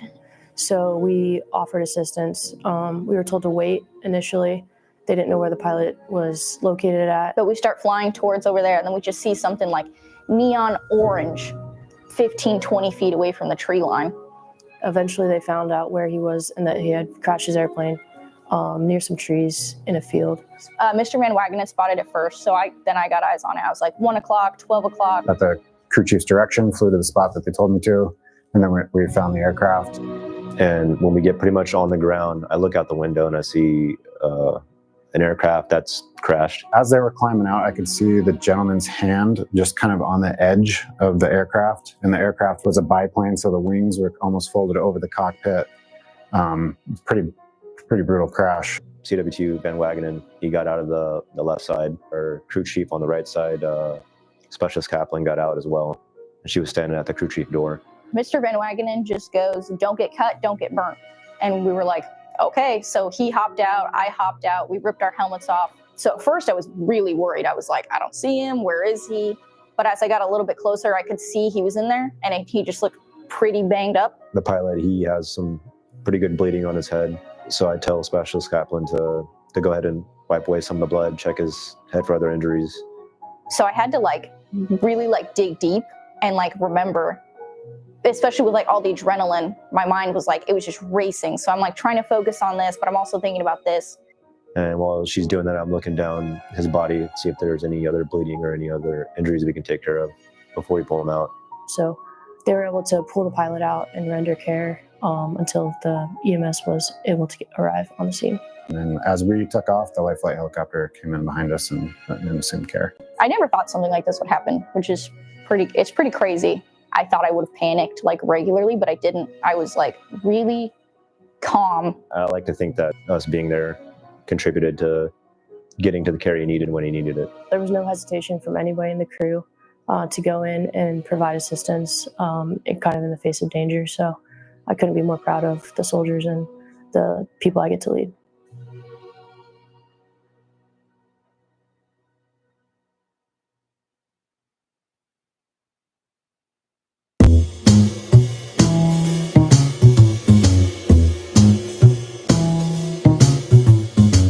Sometimes recognition takes a really long time to arrive, especially for genuine heroes. That's so true. And the story we're looking at today is a perfect example of that. Delayed honor. Exactly. We're diving into the life of Yeki Kobashigawa, an American hero from World War II. Mm-hmm. Our main source here is a great article by Katie Lange. It's called Yeki Kobashigawa, Delayed Honor for Heroism. Right. And our mission for this deep dive is to really, unpack his story from his beginnings, his service, the incredible bravery, just unbelievable stuff. And that decades-long wait for the full recognition he deserved. Yeah, the Medal of Honor story. It's quite something. It is. We'll trace it all, his early life in Hawaii, the really unique circumstances of serving as a Japanese American back then. Well, especially during World War II. Right. Then those specific moments of valor, they're quite detailed in the article. And finally, how that highest honor eventually came about. It's quite a journey. Okay, let's jump in. Yeki Kobashigawa, born September 28th, 1917 in Hilo, Hawaii. But his family moved to Waianae on Oahu when he was pretty young. And life wasn't easy. The article points out a really key moment when he was only, 12 or 13? Yeah, around that age. His father got sick. So young Yeki, he drops out of school, had to help support the family. Started working on a sugar plantation. Hard labor. That detail right there, leaving school so young, it really tells you something about his sense of responsibility, doesn't it? Absolutely. Long before the Army. It shows the character was already there. Duty, family. And the article mentions, despite the hard work, he loved baseball, found time for it. A little bit of joy, right? In what sounds like a pretty tough upbringing. Yeah. So that sense of duty, it leads him to the Army eventually. He was drafted November 1941. Just think about that timing. November 41, he's assigned to the 298th Infantry Regiment, part of the Hawaiian National Guard. And then, just weeks later, December 7th, Pearl Harbor. The article says he was actually home on leave that morning, getting ready for a baseball game, believe it or not. wow, baseball game. Then the alarms go off. He rushes straight to Schofield Barracks. Reports for duty, like any soldier would. But this is where things took a really sharp turn, right? Because of his heritage. Exactly. The article is clear. Shortly after he gets there, they took his rifle away. Imagine that. You're reporting to defend your country, and they disarm you. Purely based on ancestry. It was this immediate wave of fear, suspicion, aimed at Japanese Americans, the Nisei. Yeah, the article explains Nisei means American citizens born here, but of Japanese descent. They were suddenly suspect. Initially, they were even barred from service altogether. And soldiers like Kobashigawa, already serving, they were pulled from their regular units. Segregated, moved into units like the Hawaiian Provisional Infantry Battalion. Right. And that battalion, the article notes, moved stateside by mid-42, became the 100th Infantry Battalion. The famous One Puka Puka. That's the one. Later linked with the 442nd Regimental Combat Team. But it's crucial to remember, these were segregated units. And these soldiers, they felt they had everything to prove, didn't they? Their loyalty to America. Absolutely. They weren't just fighting the Axis powers. They felt they were fighting prejudice back home, too, through their actions. An incredible burden. So the 100th Battalion ships out, North Africa first, August 43. Then straight into the fight in Italy, September 43, attached to the 34th Infantry Division. And that Italian campaign, notoriously brutal fighting. Incredibly tough. The article mentions Kobashigawa himself was wounded several times as they fought their way up the peninsula towards Rome. Wounded multiple times before the actions that earned him the highest honors. Yes. Which brings us to June 2nd, 1944, near a town called Lanuvio, Italy. This is where the article details his most extraordinary actions. His unit, Company B, hit a wall of enemy machine gun fire, just pinned down. Intense resistance. Kobashigawa spots one of the nests, about 50 yards out. 50 yards under fire is a long way. It is. And what does he do? He doesn't wait. He starts crawling forward, alone initially. Crawling towards a machine gun. Throws a grenade. Then, while another soldier lays down covering fire, he charges the position. Submachine gun blazing. Just charges it. That takes unbelievable nerve. He killed one enemy soldier there, captured 2 more. That first position was neutralized. An incredible feat. But that wasn't the end of it for him that day, was it? Not even close. The article says almost right away another machine gun opens up on him, about 50 yards further on. So he'd just taken one out and immediately faced another. And again, he takes initiative. He directs the rest of his squad to move up to the position they just took. Protection there. And then he moves forward again, towards the second nest. Unbelievable. Does he charge this one too? This time, slightly different tactic described. He throws grenades, gets closer, but then provides cover fire for his comrade, who charges in and captures 4 enemy soldiers at that second nest. Teamwork under fire. Okay, 2 machine gun nests down. Surely that's... You'd think. But the article reveals shortly after that, they discovered 4 more enemy machine gun nests still blocking their path. 4 more. After taking out 2 already. The intensity is hard to grasp. It really is. And what does Kobashigawa do? He leads a squad to take out 2 of those remaining nests. So in total, he was instrumental in neutralizing at least 4 enemy machine gun positions in one engagement, leading from the front under constant fire. Sustained action, incredible leadership, initiative, and pure courage over several hours. Really, it's just staggering. And actions like that, repeated by many in the unit, are why the 100th Battalion and 442nd became so highly decorated. Absolutely. Among the most decorated for their size and length of service in U.S. history. But, and this is a key point the article stresses. National Medal of Honor. Exactly. It was largely withheld from Nisei soldiers right after the war, despite countless acts of valor. Only one Nisei soldier, PFC Sadao Minamori, who died in battle, received it initially. Right. For Kobushigawa's incredible actions on June 2nd, he received the Distinguished Service Cross, the DSC. Which is the nation's second highest award for valor. Still a huge honor, but... But given the circumstances and the comparison to other actions awarded the Medal of Honor, you see the discrepancy that people later recognized. So the war ends. He comes home to Hawaii. What then? Like so many of his generation, he just resumed civilian life very quietly. The article mentions he worked as a maintenance mechanic for Hawaiian Cement, got married to Haruko Miyashiro, had a family, 2 sons, Merle and Floyd, and a daughter, Jill. And very tellingly, the article notes, based on his obituary, that he rarely, if ever, spoke about the war. So quiet about it that his own kids didn't know about his DSC. That's right. They didn't find out until the 1980s, decades later. How did they find out? Did he finally tell them? No. Get this, his son Merle found out because Merle's daughter, Yeki's granddaughter, was on a school field trip. A field trip? Where? To Washington, D.C. And she apparently saw her grandfather's name on a display somewhere related to military honors. Wow. Imagine learning about your quiet dad or grandpa being a highly decorated war hero from a museum display. It just speaks volumes about his humility, doesn't it? He wasn't looking for glory. He just did his duty and came home. But eventually there was this push to correct the historical record, right? Regarding the Medal of Honor for Nisei soldiers. Yes. The article calls it righting a wrong.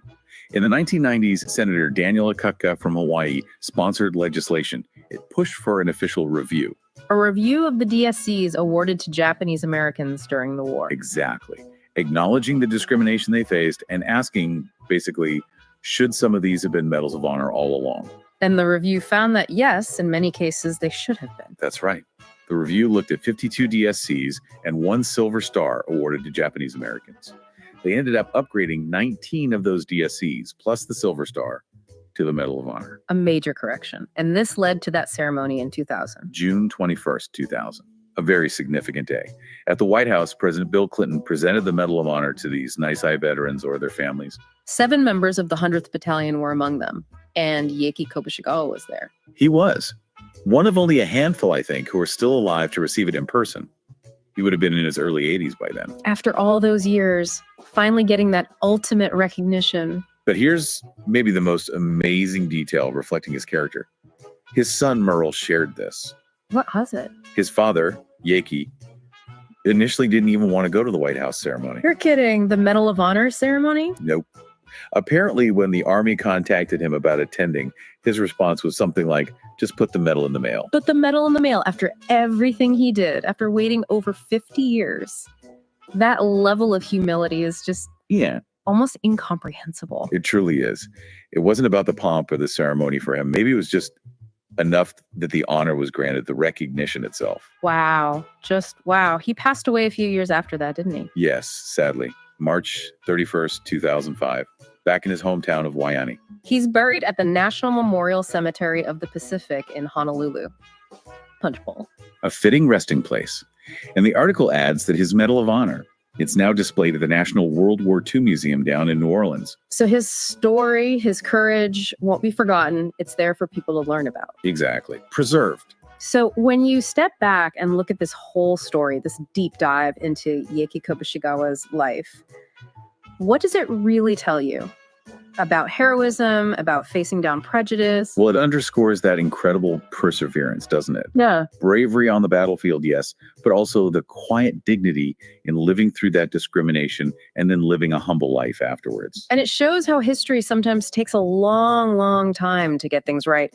But the effort to correct those past wrongs, it matters. His story is just so important. It really is. It reminds us that courage comes in many forms and from all corners of society, and it wasn't seeking the limelight. Which leads to maybe a final thought for you, the listener. Consider that profound humility. A man faces death, endures prejudice, waits half a century for the highest honor, And then suggests they just mail it to him. What does that tell you about the nature of true valor? About what really motivates acts of incredible bravery? Something to really reflect on.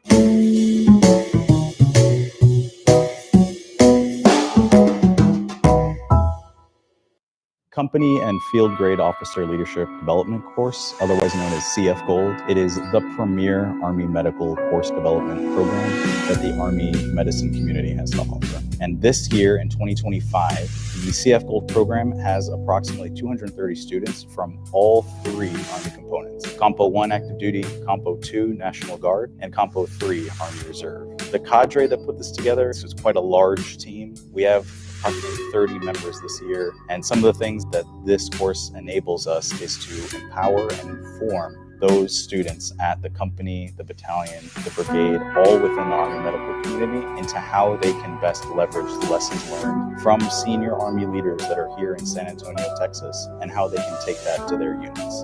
And this year, the course is from June 1st through June 7th.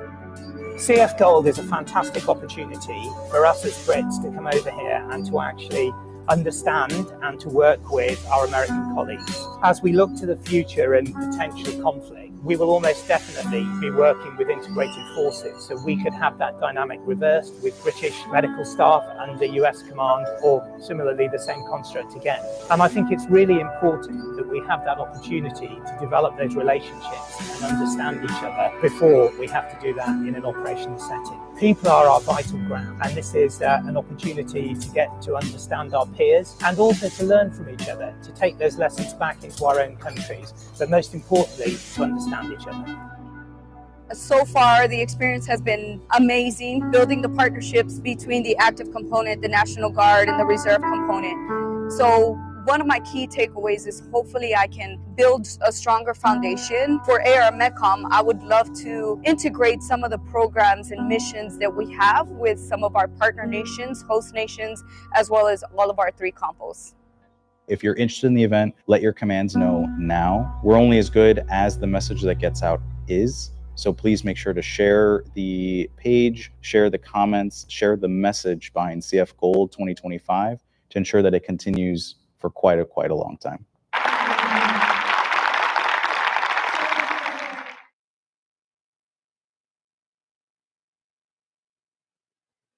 So we always have a lot of training objectives that we try to get into, and exercises like immediate response. But anytime you have really a large scale multinational exercise where you're pulling everybody together, what you're really trying to get after is the interoperability of communication systems and making sure that we're effectively able to deliver lethality on the battlefield if and when that's ever required. We bring in all areas of multi-domain aspects when we're having these type of exercises, which really allows not only the United States as a participant, but the participants from multiple countries. In this particular instance, that's several Western Balkan nations that are here. We also bring into play our state partnership program.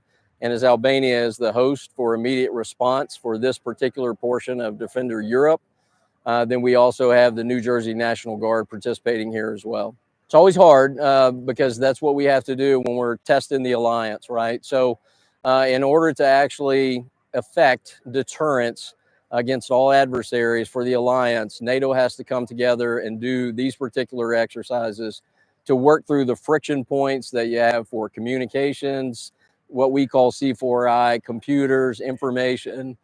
We also have to incorporate other assets that we have, whether it be from the space or the air domain into the land domain. This one in particular, we were very fortunate that we also were able to work in the maritime domain through United States Navy presence.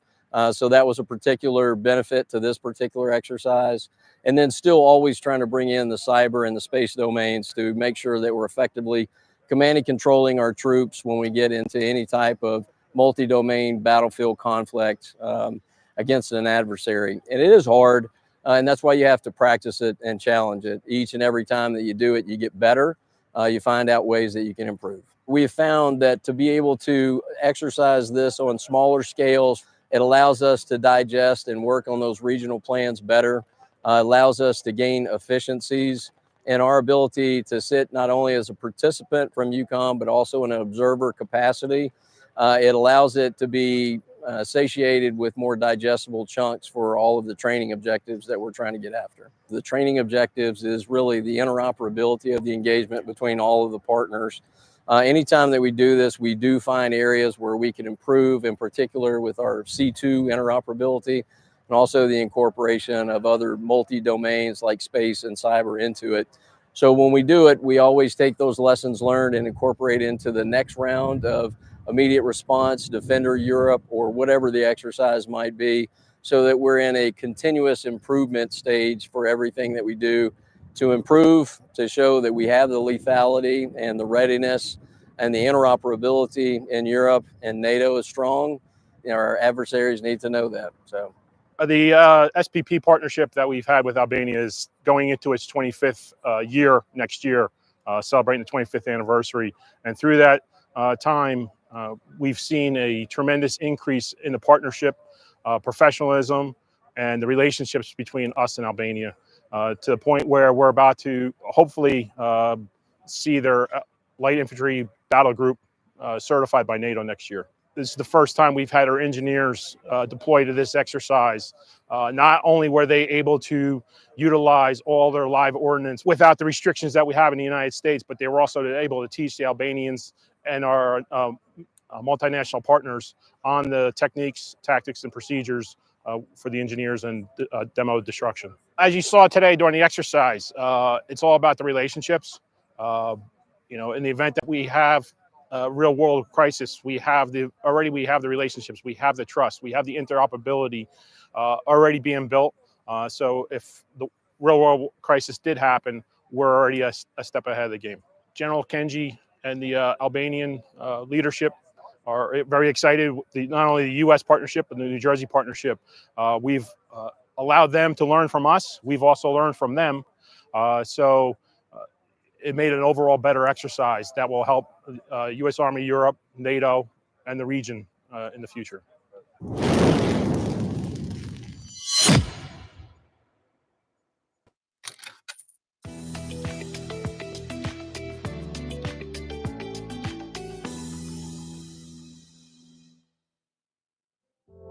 Your TSP investment options, the lifecycle funds. The TSP has a selection of individual and lifecycle funds that let you diversify your retirement savings. You can choose to invest your TSP dollars in everything from short-term U.S. Treasury securities to index funds comprised of domestic and international stocks.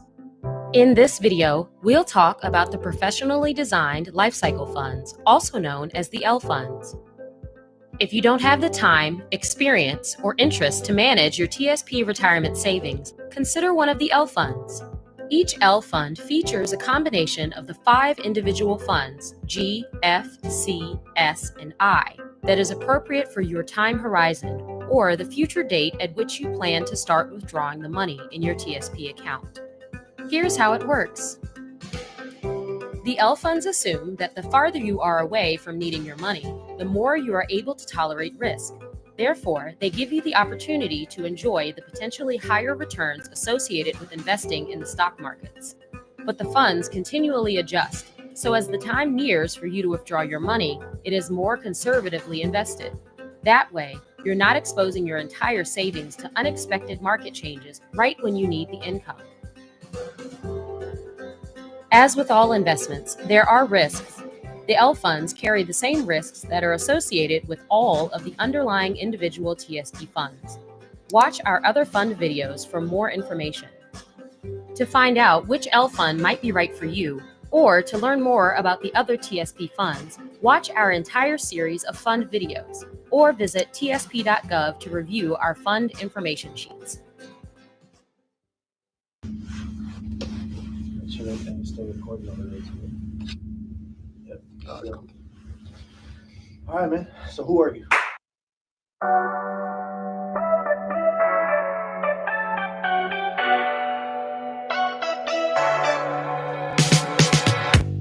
My name is Tom First Class Elkins. I am a 31 Echo Corrections Detention Specialist. Been on multiple deployments, Big 3, Iraq and Syria. Wonderful time. Now I'm a DA selected recruiter. I'm currently working at the Knoxville East Army Recruiting Station, trying to be the greatest of all time, best to ever do it. It means a lot to be a part of an organization that was founded prior to the United States even being established, fighting for freedom all over the world, fighting for America's freedom, just providing something for the people to look up to.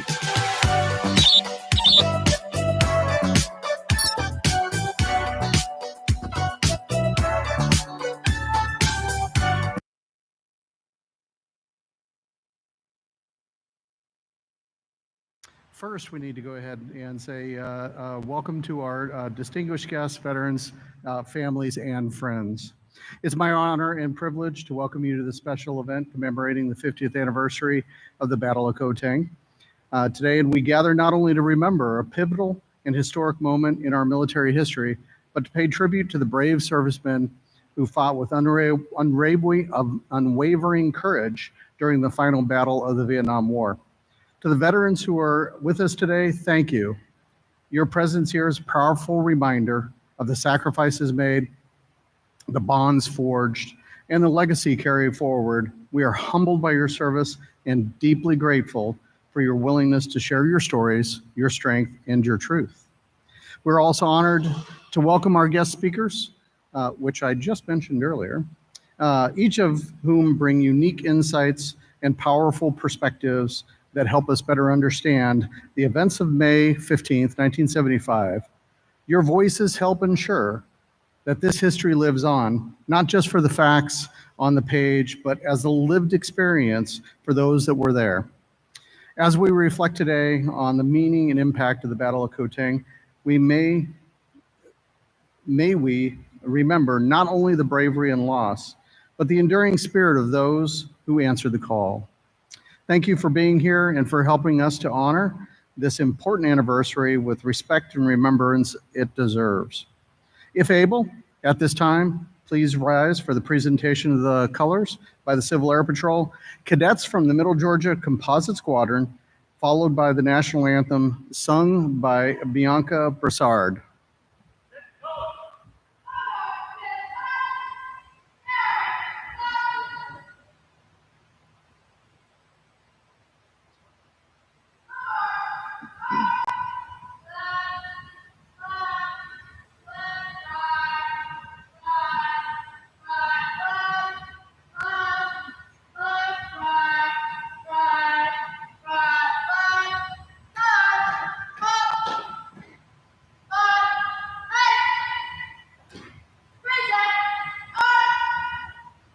Oh, say, can you see by the dawn's early light what so proudly we hailed at the twilight's last gleam, whose broad stripes and bright stars through the perilous fight, o'er the ramparts we watched, were so gallantly streamed, and the rockets regular, the bombs bursting in air, gave proof through the night that our flag was still there. Oh, say does that star-spangled banner yet wave o'er the land of the free and the home of the brave?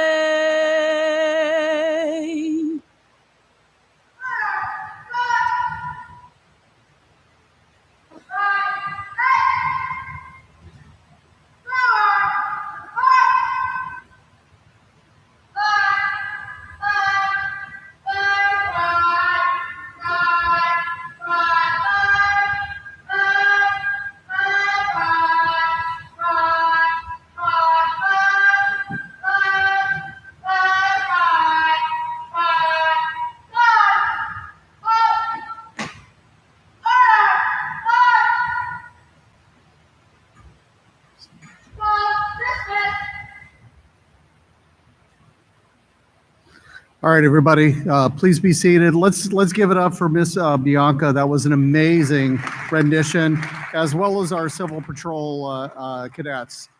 That was fantastic. All right, thank you so much for that. At this time, I'd like to invite Grant Fossum, one of our dedicated museum volunteers and Vietnam veterans, to lead us in a word of prayer.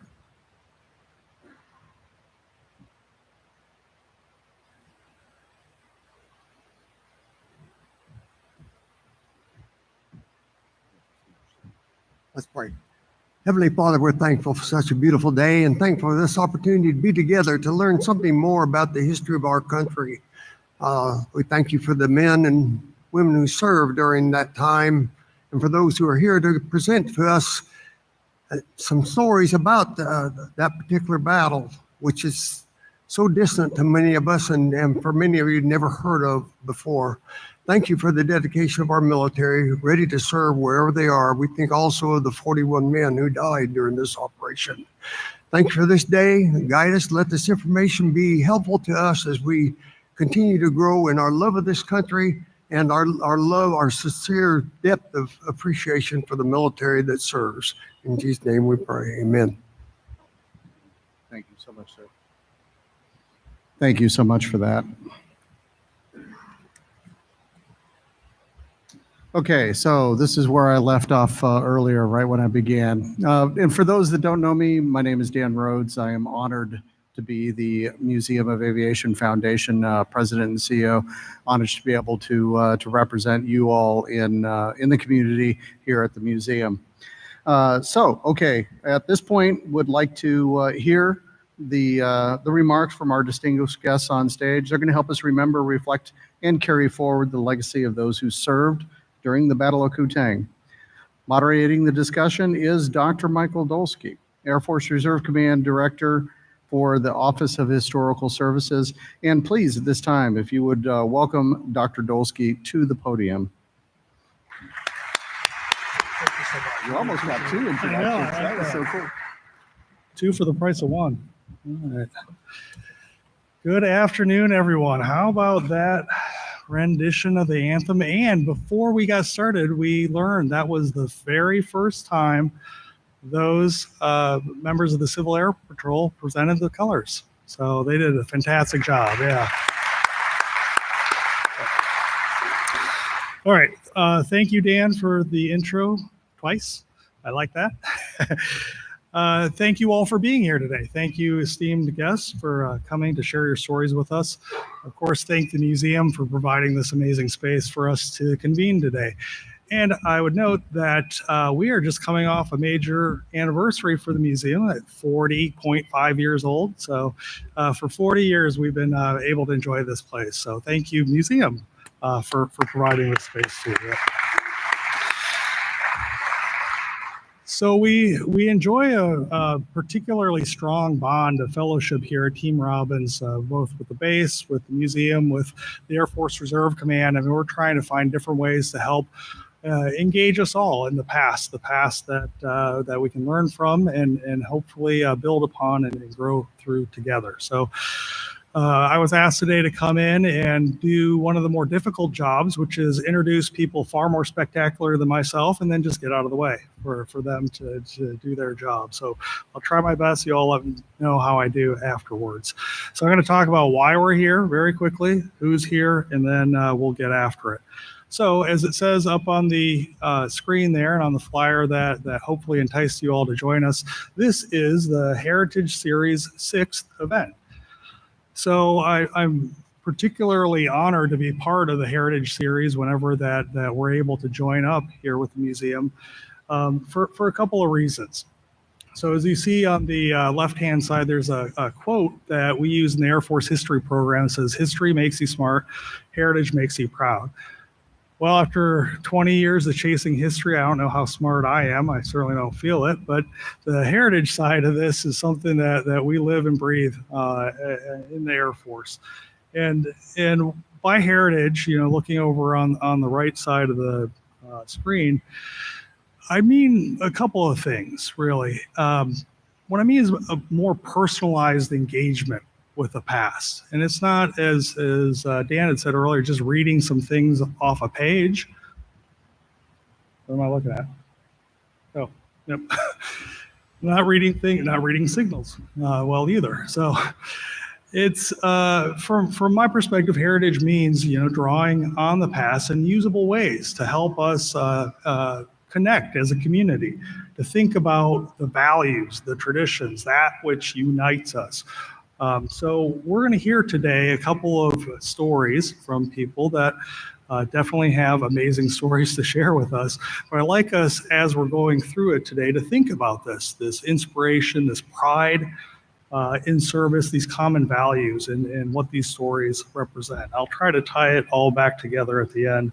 But again, you'll let me know how I'm doing. And I do want to note, as much as we draw on heritage to be proud, we don't want to be prideful. We know what pride precedes if we're too boastful. So want to avoid the fall, but note what we can take away from their legacy of service and, of course, everybody else. Next slide. Change the slide.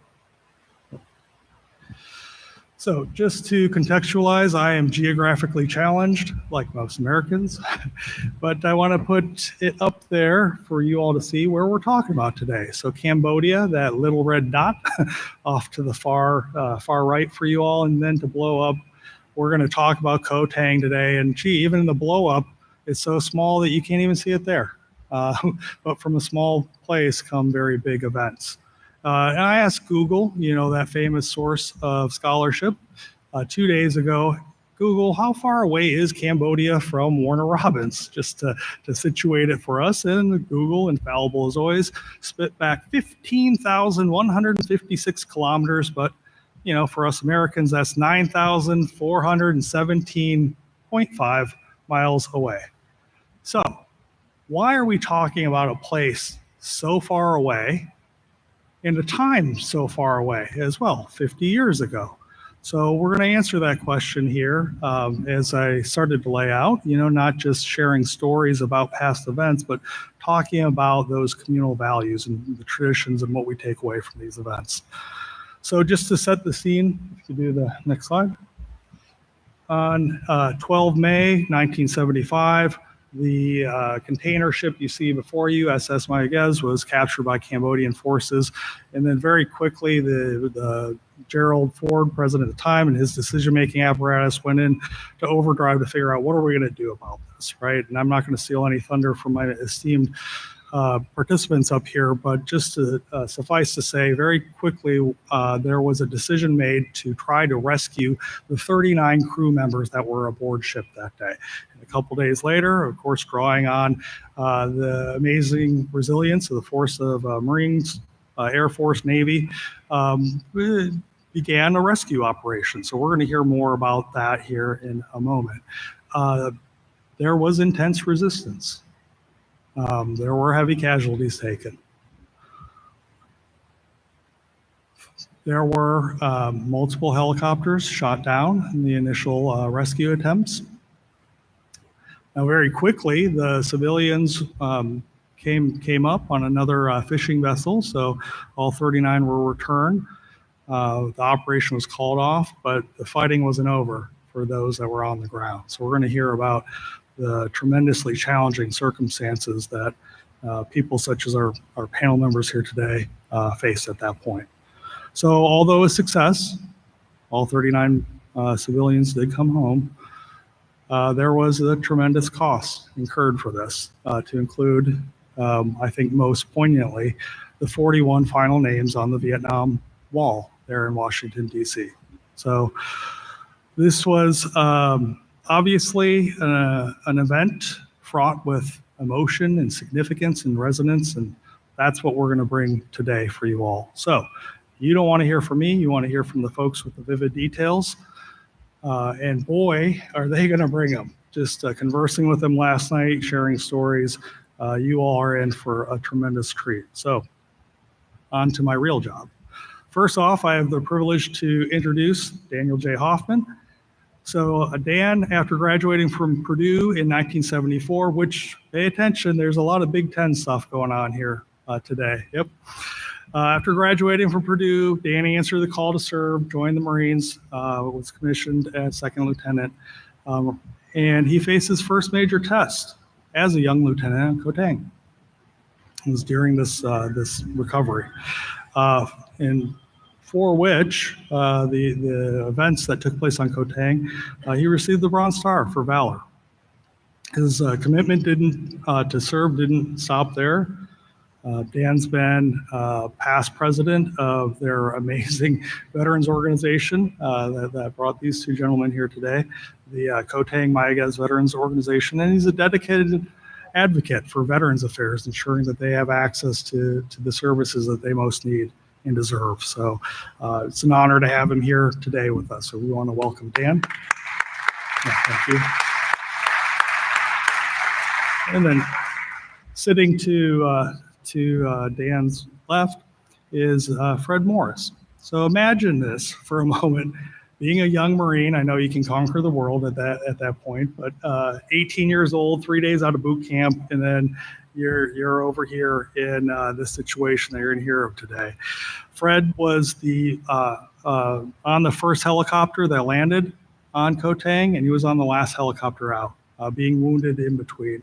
Now, that wasn't according to plan, but you know, earning his Purple Heart along the way, and then taking with him memories of this event that he's going to share with us. After the Marines, he built a life, raised a family with his lovely wife Ellen, who's here today with us. Thank you for joining, and dedicated himself to his community. You'll hear of that dedication here today as well. Now he enjoys the well-deserved retirement. And I heard that he's ready for a pickleball game if anyone wants to challenge him after the session. I'm not taking him up on that. And then continuing let's welcome Fred, please. Yep. And continuing the theme of service in dangerous locales, we have as our third guest, Ambassador Kenneth Quinn. Over his 32-year diplomatic career, as he himself states, quote, he's been shot at, blown up, wounded, and faced death threats in virtually every foreign post. It seems like somebody had it out for you, really. From his 6 years in Vietnam, where he served as a civilian leading an Army outfit, which he earned the Army Air Medal as a civilian. That's a pretty commendable achievement there. To his time on Henry Kissinger's National Security Council, where he's involved during the Mayaguez incident, so you'll hear that today. Ambassador Quinn has consistently been at the forefront of critical events, the things we study as historians. So it was just really engaging to hear some of that already. He's negotiated with world leaders, rescued ground soldiers, and entered prisons in Vietnam and Russia looking for POWs and MIAs. As ambassador to Cambodia, 1996 to 1999, he even shielded his children from a rocket attack at one point. During his tenure there in 1996, he created a monument to the Marines of the U.S. military personnel that died during this operation. Later, Ambassador Quinn led the World Food Prize Foundation, which brought him in touch with, among other notables, China's President Xi Jinping. So if you got any questions on China, he's your guy. Yep. So Ambassador Quinn's a graduate of Loras College, Marquette University, and here we go again, University of Maryland for Big Ten #2. Ambassador Quinn, alongside his wife, Lisan, who is here today as well, thank you for joining us, has raised 3 wonderful children. So welcome today. Yeah.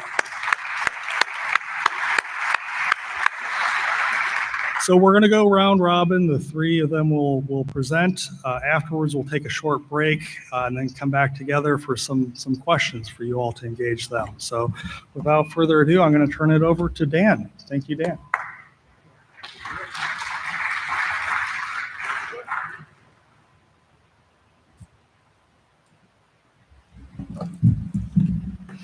Good afternoon.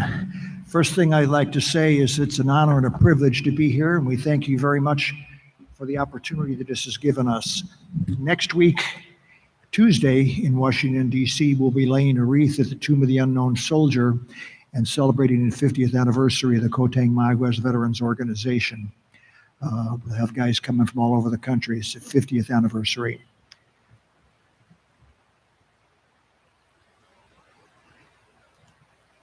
In 1975, in May of 1975, the Vietnam War was supposedly over.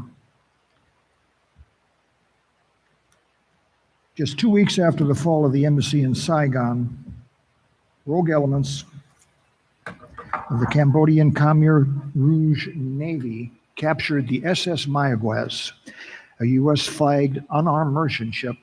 The Mayaguez was in international waters with a crew of 40 when it came under fire. She was captured and taken to a little island 27 miles off the coast of the border between Vietnam and Cambodia called Koh Tang, which nobody had ever heard of before. Fearing the possibility of another Pueblo incident, President Ford ordered immediate action. He was concerned that the members of the Mayaguez crew, if they were taken to the mainland, their rescue would be extremely difficult.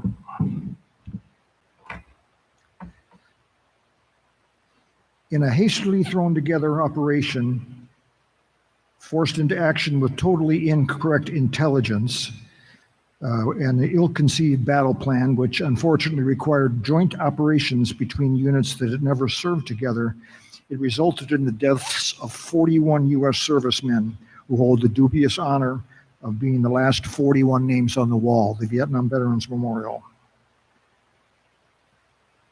The only troops in the area, Southeast Asia, were Marines on Okinawa, Japan. I was a junior second lieutenant with the 2nd Battalion, 9th Marines. When our unit was quickly called into action, we packed up and flown to an Air Force base in Thailand where our helicopter assault on Koh Tang Island would be launched. We were quickly formed up on the tarmac and handed live ammunition, including hand grenades, that we knew suddenly we were being pressed into a very serious situation. Intelligence on the crew had the crew on Koh Tang Island with the Mayaguez being anchored just offshore.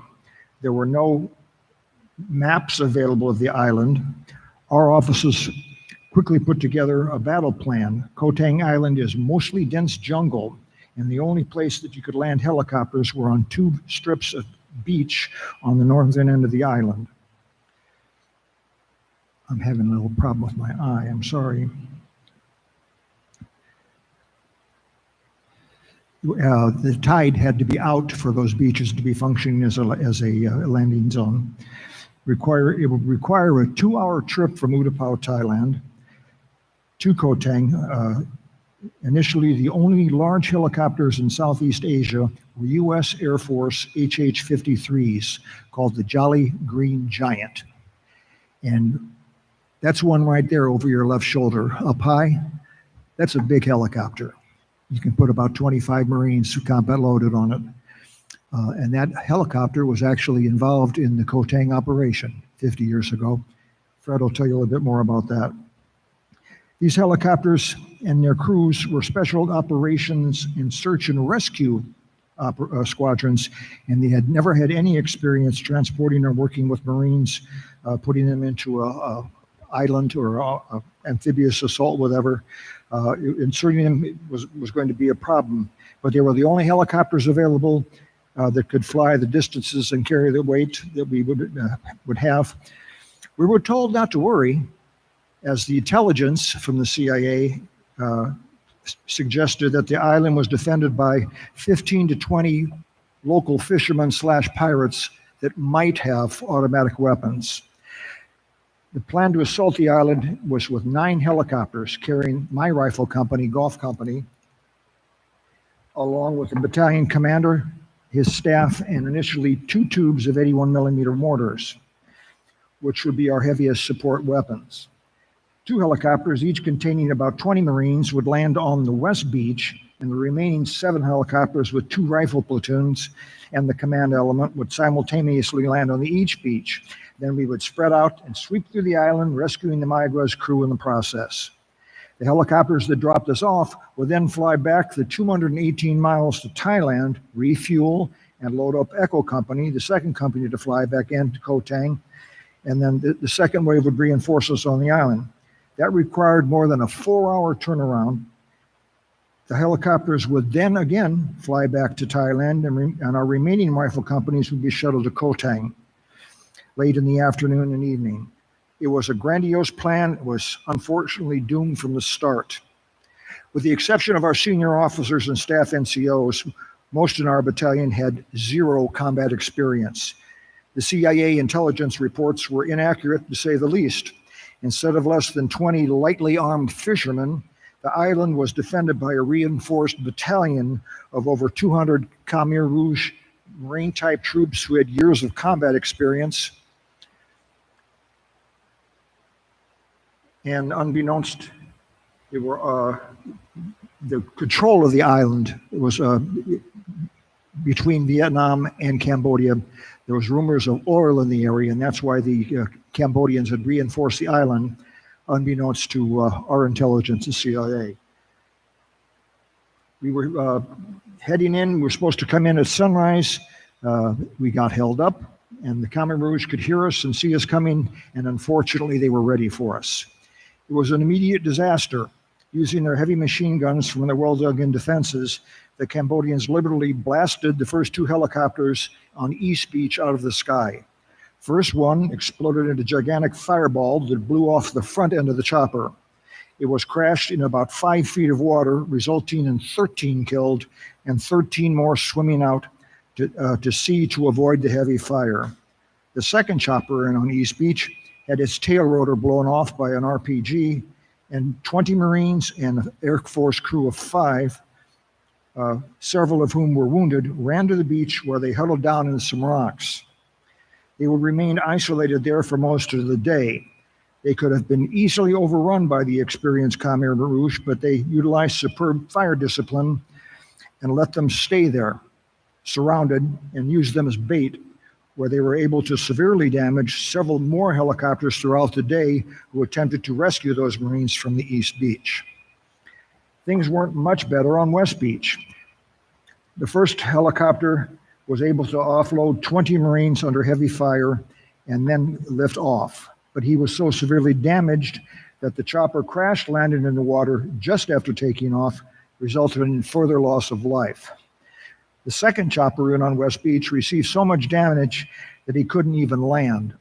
He was able to limp back to Thailand, where he crash landed, and the 20 Marines aboard, including our company commander, were subsequently picked up by another chopper, and they were taken back to Utapao, Thailand. So in the first 5 minutes of action, all 4 helicopters, the first wave, were shot down, and things were only getting worse. That first helicopter on West Beach offloaded 20 Marines. They were only the 20 were part of a major assault force, and one of their members had already been killed and several more wounded. They were in a tight defensive perimeter under very heavy fire. At 7 a.m., the helicopter I was in was the next one in on West Beach. I was one of the first out of the chopper, and immediately the Marine next to me was shot and severely wounded. We were in tall grass with the water of the Gulf of Thailand to our backs and dense jungle to our front. There was a lot of heavy fire coming our way, and at that point, we were good just to set up a defensive perimeter. By the way, the helo that put us in received so much damage that it barely made it back to Thailand and would not fly again that day. The American helicopter assets in Southeast Asia were quickly being put out of action, and this would have serious consequences later that evening. The last 2 helicopters of initial assault tried to get their Marines in as well. The first attempted to land several times, but the ground fire was too intense. In a move that would complicate our situation even more, he was able to offload 29 Marines about 1,500 yards south of our position. That helicopter contained our battalion commander, several staff officers, all the radio operators, the battalion doctor with several corpsmen, and 2 tubes of 81 millimeter mortars. They should have landed with everybody else, but now were separated and stuck in their own defensive perimeter. Their situation became perilous as most of them were armed only with .45 caliber pistols. They had 3 Marines on that group with M16 rifles. It is very hard to fire and maneuver with only 3 rifles, poor air support, and a large enemy force separating you from the rest of your assault force.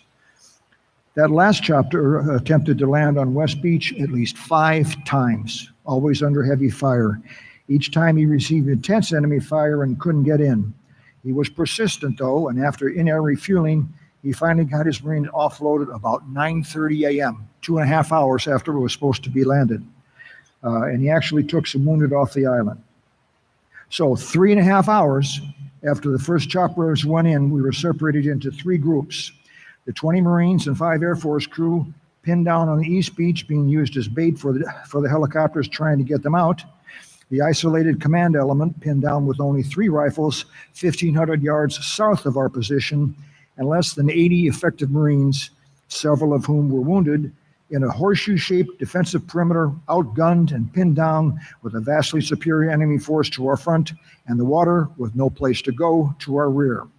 We would not receive any more reinforcements for another 3-4 hours.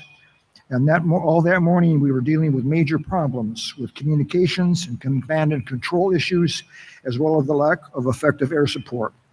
All of these problems would later be studied, and the lessons learned would benefit future joint operations, but they just compounded our problems as we remained pinned down under heavy fire. Our most pressing problem was getting the isolated command element into our position. They had been slowly moving north, and I volunteered to leave an assault squad on the bunkers between our 2 positions and started grabbing 10 guys to take with me. We left the perimeter heading south. I started leading the squad in a single file, hugging the shoreline and the tree line. We came around a point, and in front of us was a large log-covered bunker. I signaled to my men that we would crawl along the sand to get closer, and I would throw a grenade. Then we would charge the bunker. I crawled as close as I could, stood up, threw the grenade right into the bunker, and emptied the magazine of my M16. Everybody immediately charged through and set up around the perimeter, around the bunker. Inside were 3 enemy KIAs and a 90mm recoilless rifle, which is a very large anti-tank gun. This was the last enemy position between us and the command element. In a few minutes, our battalion commander passed through, and shortly after that, we all proceeded back down the beach to our original positions, taking the large recoilless rifle with us and the body of the 1 Marine KIA we had. While this was happening, about 12:30, 3 helicopters came in and offloaded a portion of Echo Company. It was supposed to be 9 helicopters bringing in the entire company as the second wave, but there were only 3 helicopters left to fly. I then learned that the Mayaguez crew had been rescued. They had been released by the Cambodians when we started the attack. They were being held on a large fishing boat that had never even been on Koh Tang Island. So the crew was rescued and the ship was recovered. President Ford declared a victory. Now the problem was to get us Marines off the island. The decision was made that we were going to go, but it had to be all or nothing. Once the withdrawal started, we couldn't stop and leave a smaller number of Marines behind. The enemy could overrun us then. The biggest problem was the number of helicopters available. The aircraft carrier Coral Sea had been streaming towards Koh Tang all day and now was about a half hour away. So the Heliforce helicopters could drop Marines off on the carrier instead of the 4-hour round trip to Thailand and back. Of course, we couldn't afford for any more of those Jolly Green Giants to get shot up and put out of action. The situation had been improving as we now had slow-moving air controllers flying above us and accurately directing air and naval gunfire on the enemy. It was starting to get dark, and Echo Company would be pulled out first. The first 2 halos came in, and immediately the enemy fire increased significantly. Under very heavy fire, the 2 helos were overloaded with Marines, and they took off. We now dug in to wait for those choppers to return. My CO said, "Dan, you get out on this next one." It was now very dark, and the tide had come in, and the beaches we had landed on now were mostly underwater. There was no room for the helicopter to land, so the pilots just hovered on top of the waves as we ran through waist-deep water to climb up the back ramp, all the while under heavy fire. Several more guys got wounded, but the helo was able to pull out. There were 35 Marines of us on that helicopter HH-53 that I got on. 25 is officially the maximum safe load, so we were definitely overloaded. As we pulled out, I looked back and saw several lines of red and green machine gun tracer bullets coming our way, but there was also a significant amount of fire going back at them. The helicopter pulled out and away from the island. I was in the rear of the helo looking out. It was very dark, overcast, with no moon. We settled down for what should have been a 20-minute ride to the Coral Sea, but suddenly the helicopter was shaking and moving violently. I could see the waves of the ocean as we were losing altitude. I thought we were going to crash in the water. I was pulled towards the front of the chopper and the small exit door behind the pilot. I jumped out expecting to hit water, but instead was on the deck of a destroyer escort, a very small Navy vessel, the USS Harold E. Holt. The pilot miraculously had squeezed his very large chopper onto this tiny helipad. I learned later it was officially impossible to do so. While the ship was underway, in near total darkness, the pilot had inched his overloaded helo in on a 45-degree angle and just touched down his nose in the corner of the helipad and his two big wheels in the opposite corners.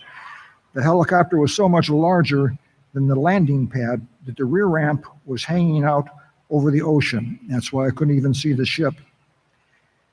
In that graphic you see there on the bottom, you see the helicopter comparable into size, and that is to scale. This heroic pilot only had about 6 inches of clearance for his rotors, and the HH-53 was so heavy, he had to keep 50% power on his wheels. He literally was just touching down with the moving ship while flying forward at a 45-degree angle in the dark. It was an amazing feat of flying, and he dropped us off. He immediately went right back into the heavy fire on the beach and extracted 37 Marines. And he took them to the aircraft carrier Coral Sea. If not for his heroic actions, there would have been many more names on the wall. And we Kotang Marine vets are extremely appreciative of the Air Force and the crews and the heroics they had that day. There were 4 Air Force crosses issued for the Mayaguez operation to give you a hint of the severity of the actions. That last extraction was at 7:30, and then we went to the Coral Sea. There were now only 29 Marines left on the shrinking perimeter.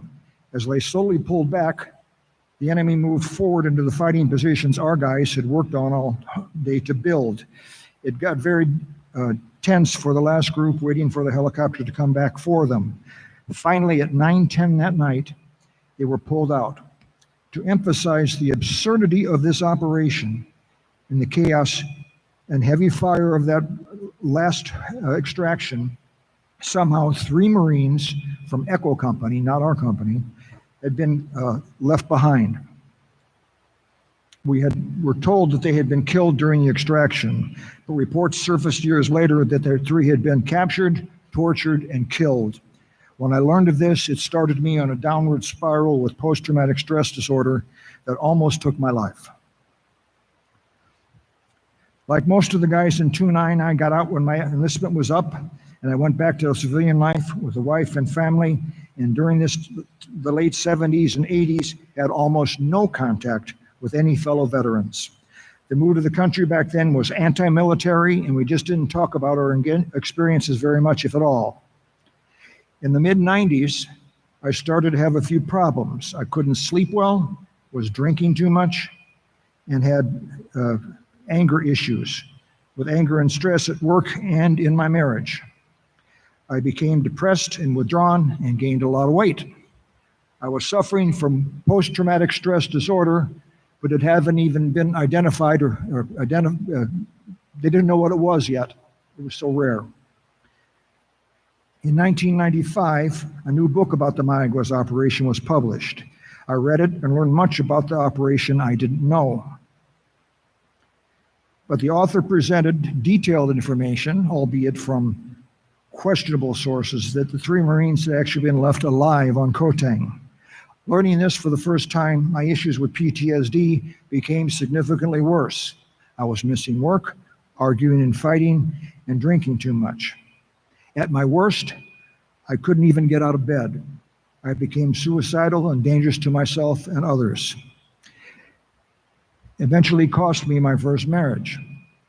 But for years I struggled on. Then my lovely second wife, Betty, was diagnosed with breast cancer, and things couldn't have gotten worse. Many things were weighing heavily on me. Finally, it was with the help of a fellow Marine veteran who convinced me that I should go and get my VA disability benefits so that I could then be in a position to go out and help others. I checked myself into a VA hospital. Over the next 2 years, with the love and support of my second wife, excellent doctors and therapy at the VA, and most importantly, the support of my fellow veterans, I was able to turn my life around to the point now that I am a national advocate for helping veterans get their VA benefits, especially helping others with PTSD. In 2003, through the internet, we started the Kotang Veterans website. Several of us finally got face-to-face at a reunion in Florida with the Jolly Green Giants.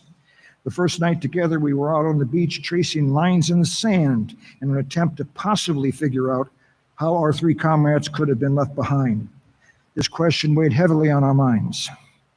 The best thing to come out of that reunion was I was able to finally meet Bob Blau, the helicopter pilot who rescued us off the island. I had a plaque made up and got permission from the Jolly's president to surprise Bob with a presentation at their formal banquet.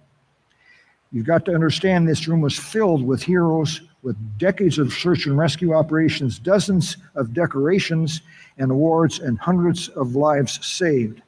I learned that it was very rare for them to be actually thanked by those who they had rescued and saved. I went up to the microphone. I quickly related the events of the Mayaguez operation and how we owed our lives to those heroic pilots and crews.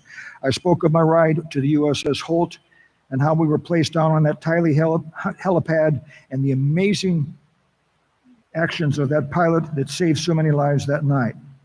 I also related my years of staring at the ceiling, wishing I could somehow thank that pilot. I turned that into my thanking all of them on behalf of all the other guys out there staring at their ceilings, wishing they could personally thank their heroes.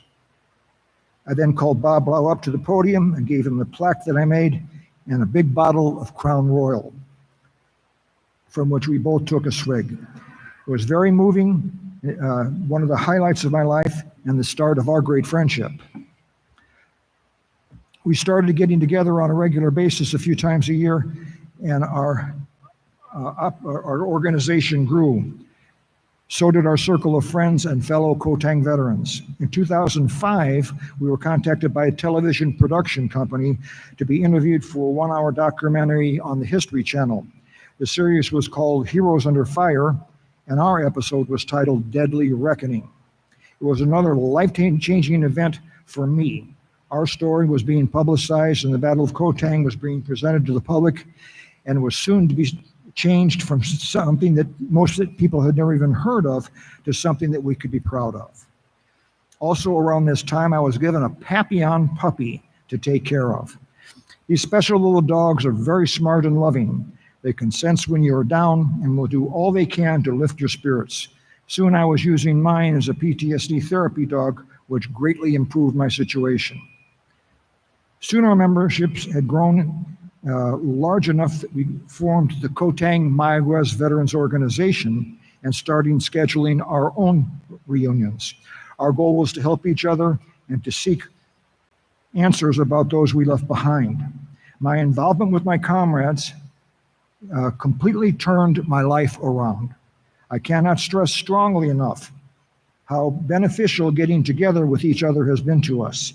Instead of being withdrawn and not speaking of our experiences, guys were coming from all over the country to be with us. The therapeutic benefits of sharing this together was immeasurable. I strongly urge anyone to continue to do all you can for yourself and your fellow veterans.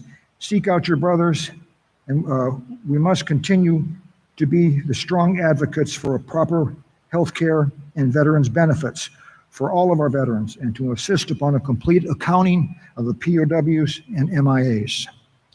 There's one other slide I wanted to show you there. It's the headstone of the 13 Marines, airmen, and corpsmen that were buried, that were in the helicopter together. In 1995, JPAC went back and built cofferdams and recovered the remains. And a couple years ago now, after much work, we were able to get the combined remains, as they had been for 50 years now, all put in one grave at Arlington National Cemetery.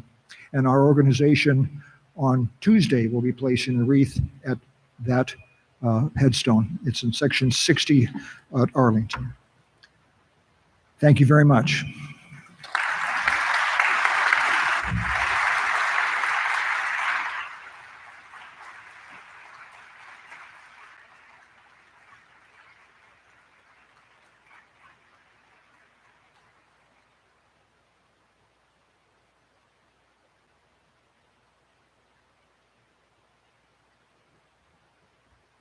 Thank you, everybody, for coming and keeping this mission alive.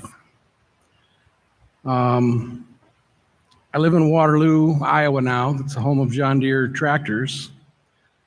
But in the winter, I winter in Yuma, 3 miles south of the largest Marine air station there is around. And we get to see all of these stuff flying around all the time. We've got the Ospreys, the F-35s, Apache gunships, and they have brand new 53s now flying that are just a little bit different, but they're, to me, it's the granddaddy and my favorite of all of them. As a freshly programmed Marine, only a few days out of boot camp, I arrived in Okinawa and was sent to Camp Schwab, which is the farthest away you can get from civilization in Okinawa. And on the same day that I arrived, they went on alert for this mission. And with the evacuation of Cambodia and Vietnam, all have happened in the last month, and our unit was involved in all of them. All the guys are, don't worry about it. We go on alert all the time. This just don't worry about it. So they were just kind of poo-pooing it and said it's just that the U.S. is posturing and don't really worry about it. And but things kept escalating, and next thing they take us down to Kadena, which is 4 or 5 hours away, and then put us on airplanes and fly us over to Thailand. And so I'm going, man, they're spending a lot of money for posturing. You know, I don't know. On the morning of May 15th, and we'd been up for 36 hours now, you know, moving us around and just going. Don't worry, they're just posturing turns into, okay, go over there and collect ammo and grenades, and we're getting ready to go on these 53s and go to work. Military intelligence, as Dan said, says that there's a platoon-sized force, fishermen militia, is what I heard, possibly a few AKs. And they were not holding the island, but they were fishermen that also kind of soldiers. They weren't real soldiers. With hindsight being 2020, Vietnam and Cambodia were arguing over who owned the island, and the Khmer Rouge moved a battalion in to make sure that possession's 9/10 of the law, you know. As fate would happen, I wound up on the first 53 to land on the West Beach. As the bird came in, they waited for it to commit to a hover, and then they just let loose a barrage of fire that was just unbelievable. The helicopter very, very slowly is spinning around so he can get his ramp facing the island. And as he's turning very slowly, the holes are just opening up, the rounds going through the helicopter, and the sunlight is now shining and little bit of an eerie feeling because you're just waiting because you can't hear the report of the guns. All you hear is the snap of the bullets going through the fuselage and hitting the fuselage, and it just loud cracks. So you actually don't hear any of the gunfire that's happening with it.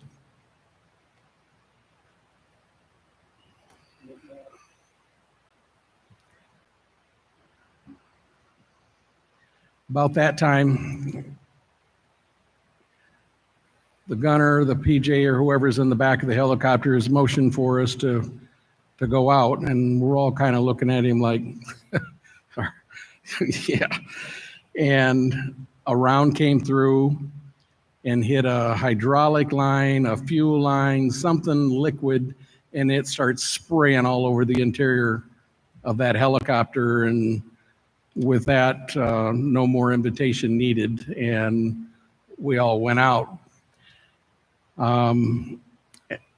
We exited into about 4 foot tall elephant grass, and then, with the helicopter blowing, it's all going crazy. And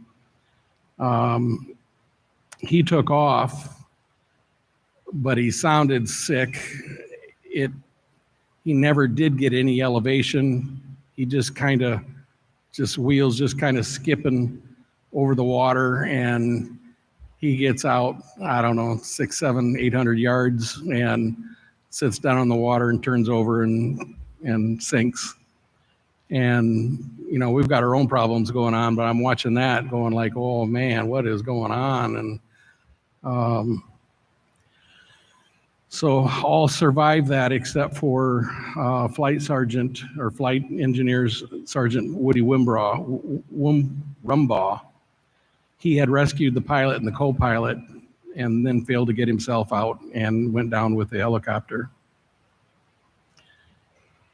I already told you that I had just joined the unit, and I actually had not been issued a weapon until we were hitting the trucks to load up to go to the airport.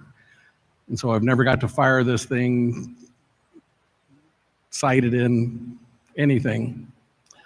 And immediately, we're surrounded, and there's a small hooch that's from here to the camera away from where we're standing, and they're shooting at us. And so I peek up out of the elephant grass and put it on full automatic and pull it, and I get one pop. And that's when I learned that the gun does not have an extractor. So every time I shoot, I have to get down, break the gun open, pull the bolt out, pry the bullet out of the chamber, because it doesn't have an extractor it won't eject the shells on its own.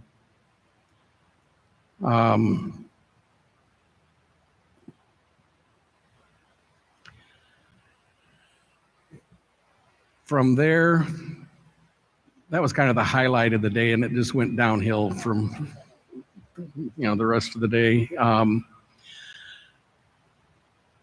I was assigned to, on the left-hand side, facing the beach on the left-hand side, I got assigned to there, and there was a wall that went up, and all of the heavy machine guns were up on top of that cliff or therein farther. And they had very good discipline. They never really used the big machine guns on us.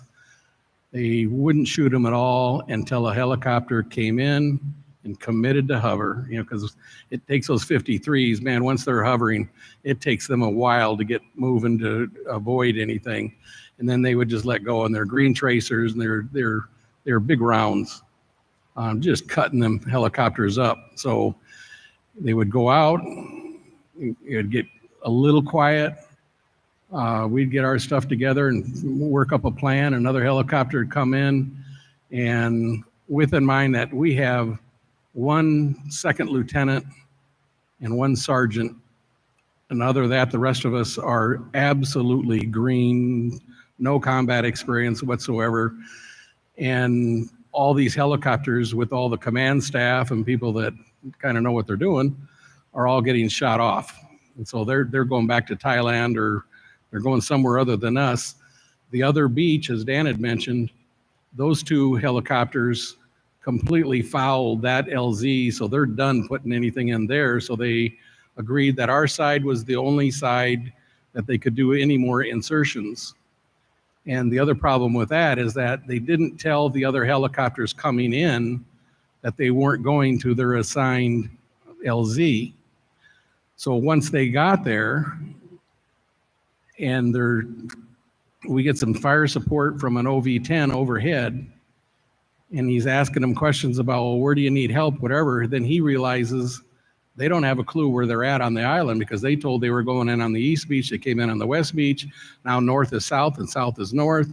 So they're telling them north of this and north of this is not, it's south. And so nobody knew what was going on. And this OV-10 pilot, Bob Undorn, he's drawn maps, and he finally realized, okay, these guys don't know what they're doing. I mean, they might know what they're doing, but they don't know where they're at. And they're given all bogus material. So he starts drawing his own maps.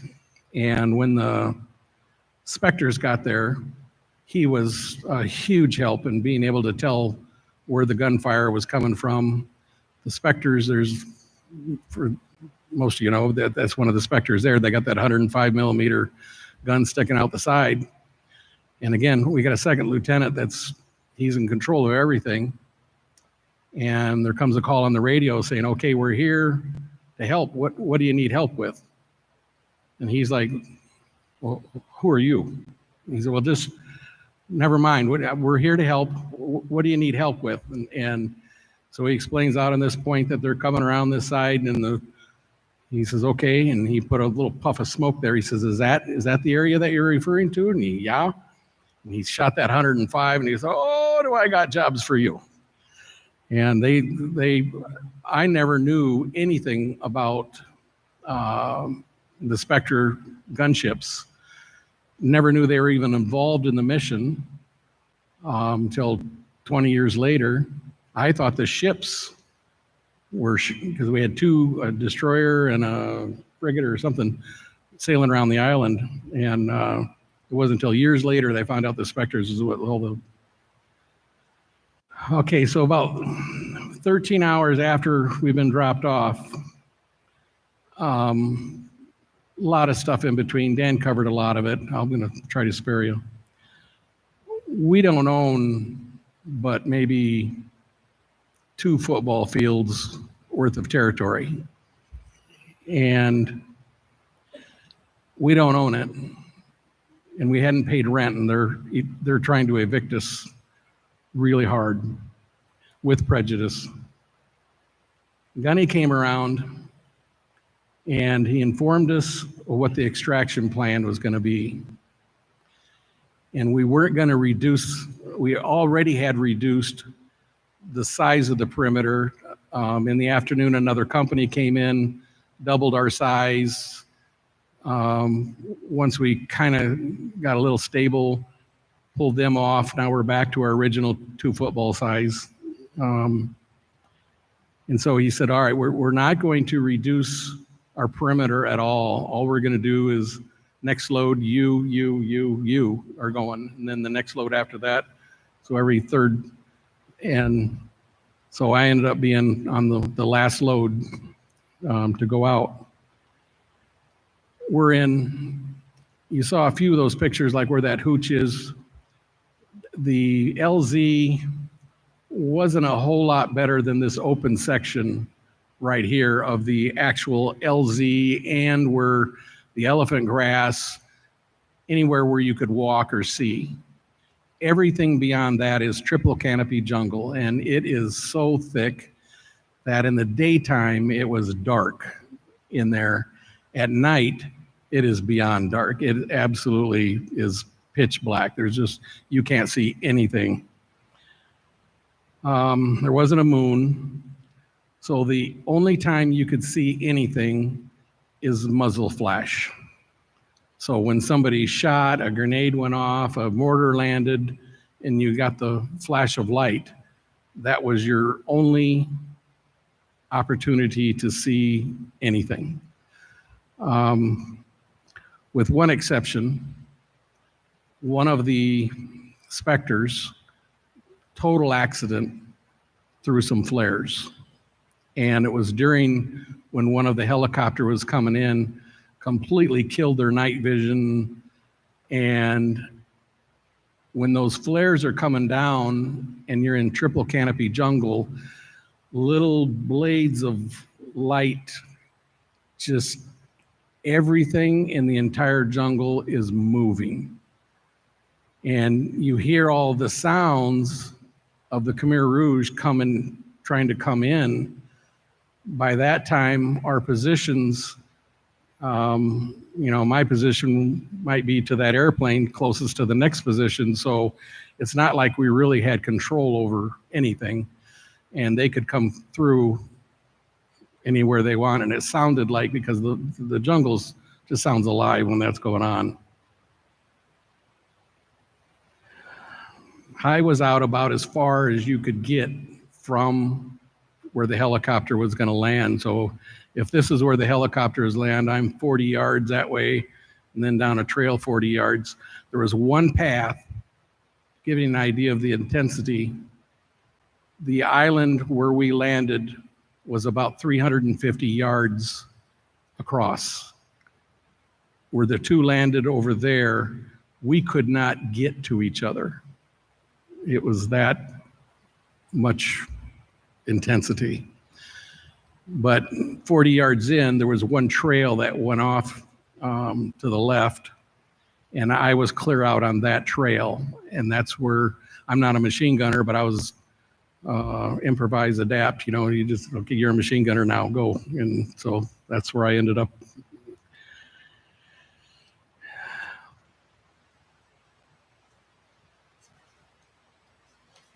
I'm also not a public speaker, so excuse me here. Gunny came around for the last trip, and by this time we had learned the sounds that the choppers were making. And when they go from a hover to where they actually land and take some of the pressure off their blades, there's definitely a sound difference. And they came in and had to go out so many times because they couldn't see, and they were almost crashing into each other as they were trying to land. So finally this, I think Brim was the pilot, and this is the actual bird that took me out. This is the helicopter. And as he came in,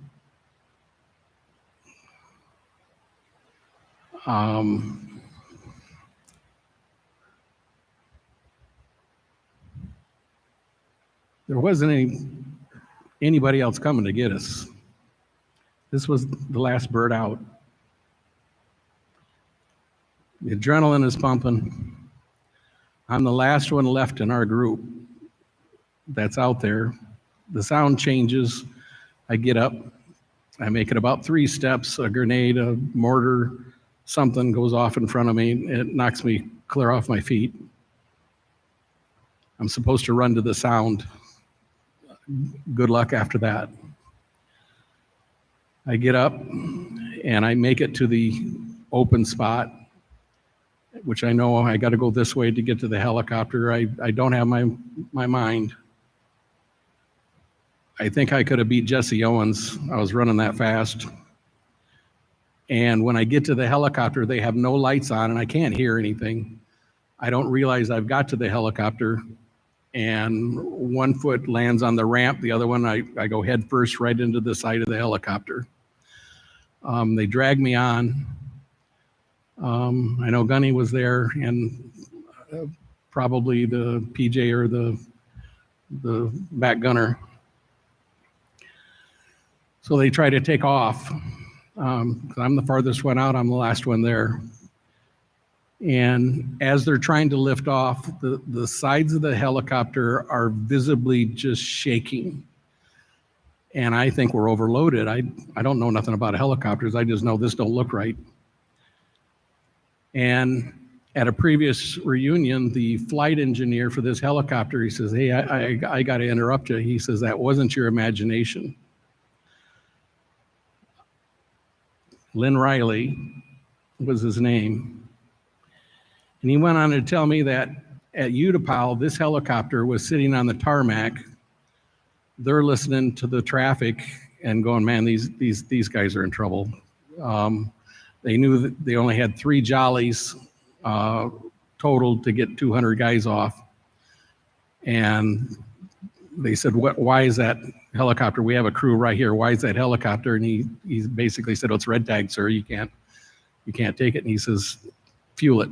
If it hovers, we're going. And they did.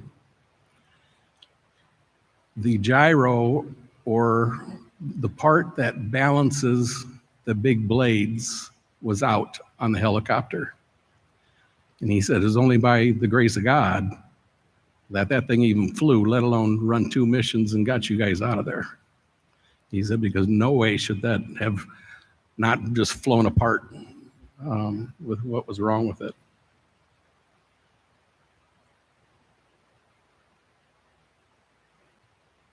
So this helicopter was the first evacuation helicopter to get there. Then there was 2 jollies. Yeah, 2 jollies. So he picks up his load. He has to go to the Coral Sea. That's a 40-minute round trip, plus unload, plus fuel, or whatever else they need to do. So the 2 jollies come in, as he told you, that Bob, the one that unloaded an extra load on the Holt. So that made 4 loads that they got out. So if he has taken this one against regulation, the red tagged helicopter, and made it back as the very last one, we weren't going to last another 10 minutes on that island. I mean, they were overrunning us. So that saved me.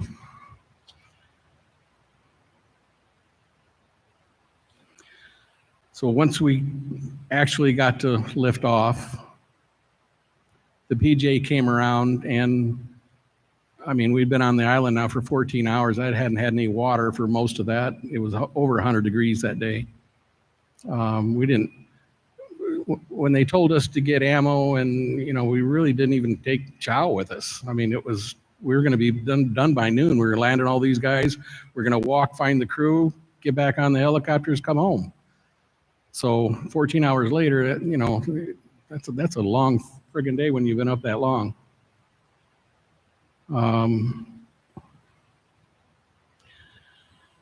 So we'd flown for, I don't know, half hour, seemed like forever. And the walls start shaking again. And I'm like, where I'm sitting with my back to the wall, I'm looking out, not realizing that on this side is the Coral Sea. And he's trying to get enough elevation to get on the deck. And again, it is just shaking like crazy.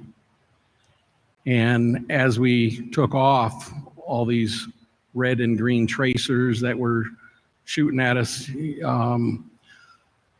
I don't know what's going on. It's lifting, it's shaking, and all of a sudden I start seeing the red, which I think are tracers, but end up being landing lights on the Coral Sea. And once that thing sat down, that was a wonderful sight and an end to the longest day that I have ever spent.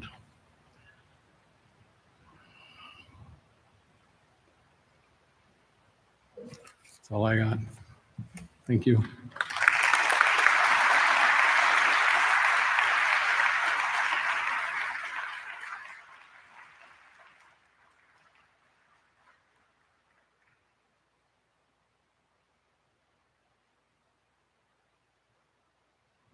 I think I made it work. You can hear me. So my name's Ken Quinn. And could I ask, still hear me? Oh, could I ask a favor of all of you? Would you mind stand in applauding these incredible, distinguished heroes from the Mayagets?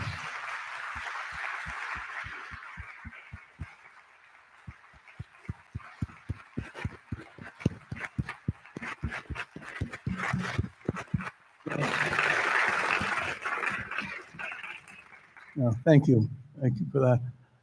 I'm going to ask your indulgence to let me make my presentation sitting, because my wife, Lei Sun, and I were in a pretty severe auto accident, and we were hit by a truck going 100 miles an hour on I-80 in Iowa, as Fred knows. But I have to tell Chase and Kyler over there, who were expecting me to be standing there on the slides, I'll just tell you when to put the slides on, and is that okay? So thank you for indulging me. So let me explain why I'm here.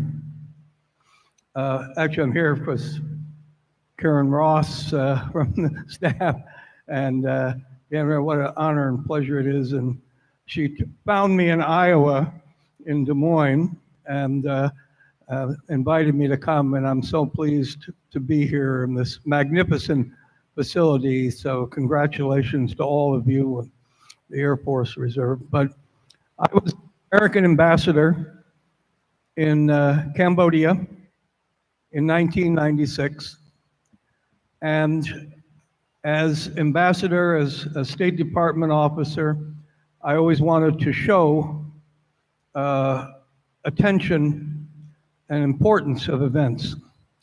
And so in April of 96, 21 years after the Mayaguez rescue, and I think probably safe to say that people had forgotten about the Mayaguez, and it was a big story at the time, but there. And we fly out to the island and get off, and this is the first time I was there. And it's like you'd be a vacation, a beautiful beach, and not the way you guys remember, but beautiful beach, palm trees, and sitting in the water was knife, no? Okay. All right, I always do what I'm told by military. 2 helicopters, Knife 23 and Knife 31. Knife 31 being the one where 13 casualties had occurred, hit by a rocket, still sitting in the water. In effect, the monument to the incredible bravery of the Marines, Navy corpsmen, Air Force pilots who had been in that operation. And there was a young Army captain, was probably in grade school when the Mayaguez operation happened, who was leading the Joint Task Force full accounting team, who are out looking to find any remnant, anything that would allow the fullest possible accounting of the 18 men who had died on that island, but whose bodies could not be recovered. And the captain came up to me and said, Mr. Ambassador, we have Khmer Rouge veterans who fought on the island here with us, and they have told us that at the end of the operation, there were 3 Marines left alive after the withdrawal under terrible circumstances had occurred. And no one, and I was involved in negotiating for about POW MIAs for 10 to 15 years after the war. No one had ever heard of that possibility, and it was so startling to me. And I tried to, standing there on this island, imagine what it would have been like for 3 very young Marines who were there, and what they would have thought and what would go through their minds. And I would imagine that they must have thought, well, They know we're here. They'll come back for us. It's dark. Maybe they can't come back tonight. They'll come tomorrow. And tomorrow would come and go. And they think, well, it'll take a day to organize this. And after several days, they must have come to the conclusion that somehow no one was coming back for them, that they must have thought we were dead, whatever, because they'd know that never, ever, ever would anyone ever be intentionally left behind alive. But here they were, no possibility to escape. And I thought no one would really blame them if they were to finally say, well, we can't resist anymore. And they would accept that they would be surrendering in a circumstance. And yet, as it was described to me, from this Khmer Rouge veteran through Army captain, they never surrendered. They evaded, resisted, would sneak in to try to steal water or food, and that one by one, they were caught, killed, executed.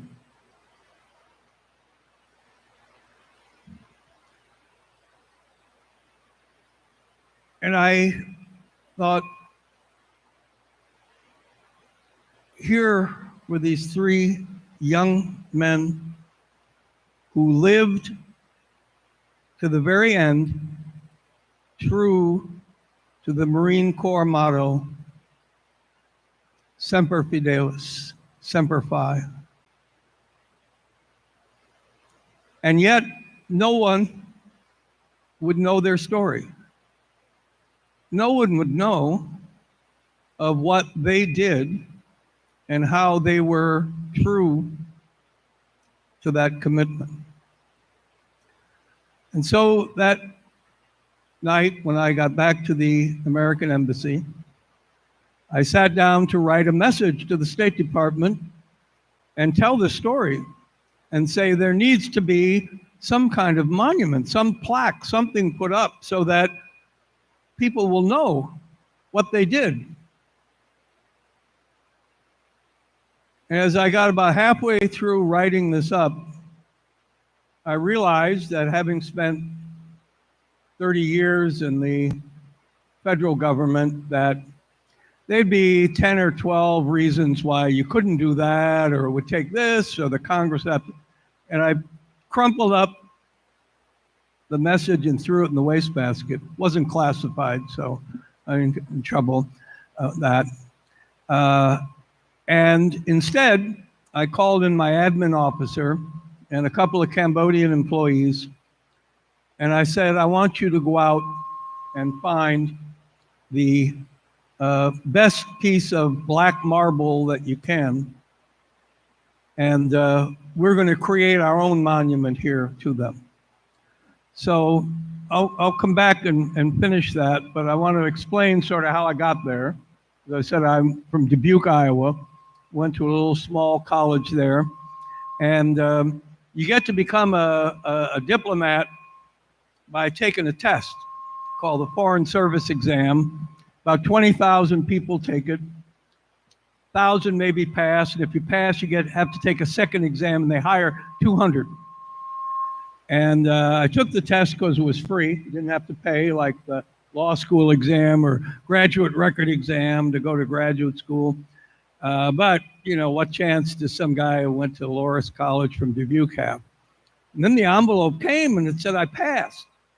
So you know what my first thought was, and they got my scores mixed up with some guy from Harvard or Princeton, something like that. So, but, you know, I wasn't going to tell them. And then I passed the second test, and I thought, I'm going to be going off and be a fancy pants diplomat like you see here on the slide, Uncle Sam Abroad. That was my vision. Now, that's a real book, by the way, written by a man named Jacob Elon Connor from Iowa as well. You see this Iowa theme. And he was the very first U.S. government official ever to serve in Vietnam. So you want to know who got us into Vietnam? It was some guy from Iowa named Jacob Elon Connor who went there. Anyway, this is my vision of what I was going to be doing. I'm going to be going to Paris, London, Vienna, and instead, next slide, please. Chase, Kyler, are you guys still there? Can you? Next slide. Aha. Okay. So thank you. Instead of Paris, London, Vienna, I'm in the Mekong Delta of Vietnam, 1968, trained in Vietnamese for a year.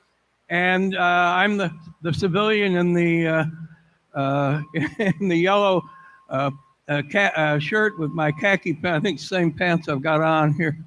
These are a little larger. And this is a member of my team. I replaced an Army major and led a 15-man U.S. Army team. Flew several hundred hours of helicopter combat operations, looking for the Viet Cong and NVA.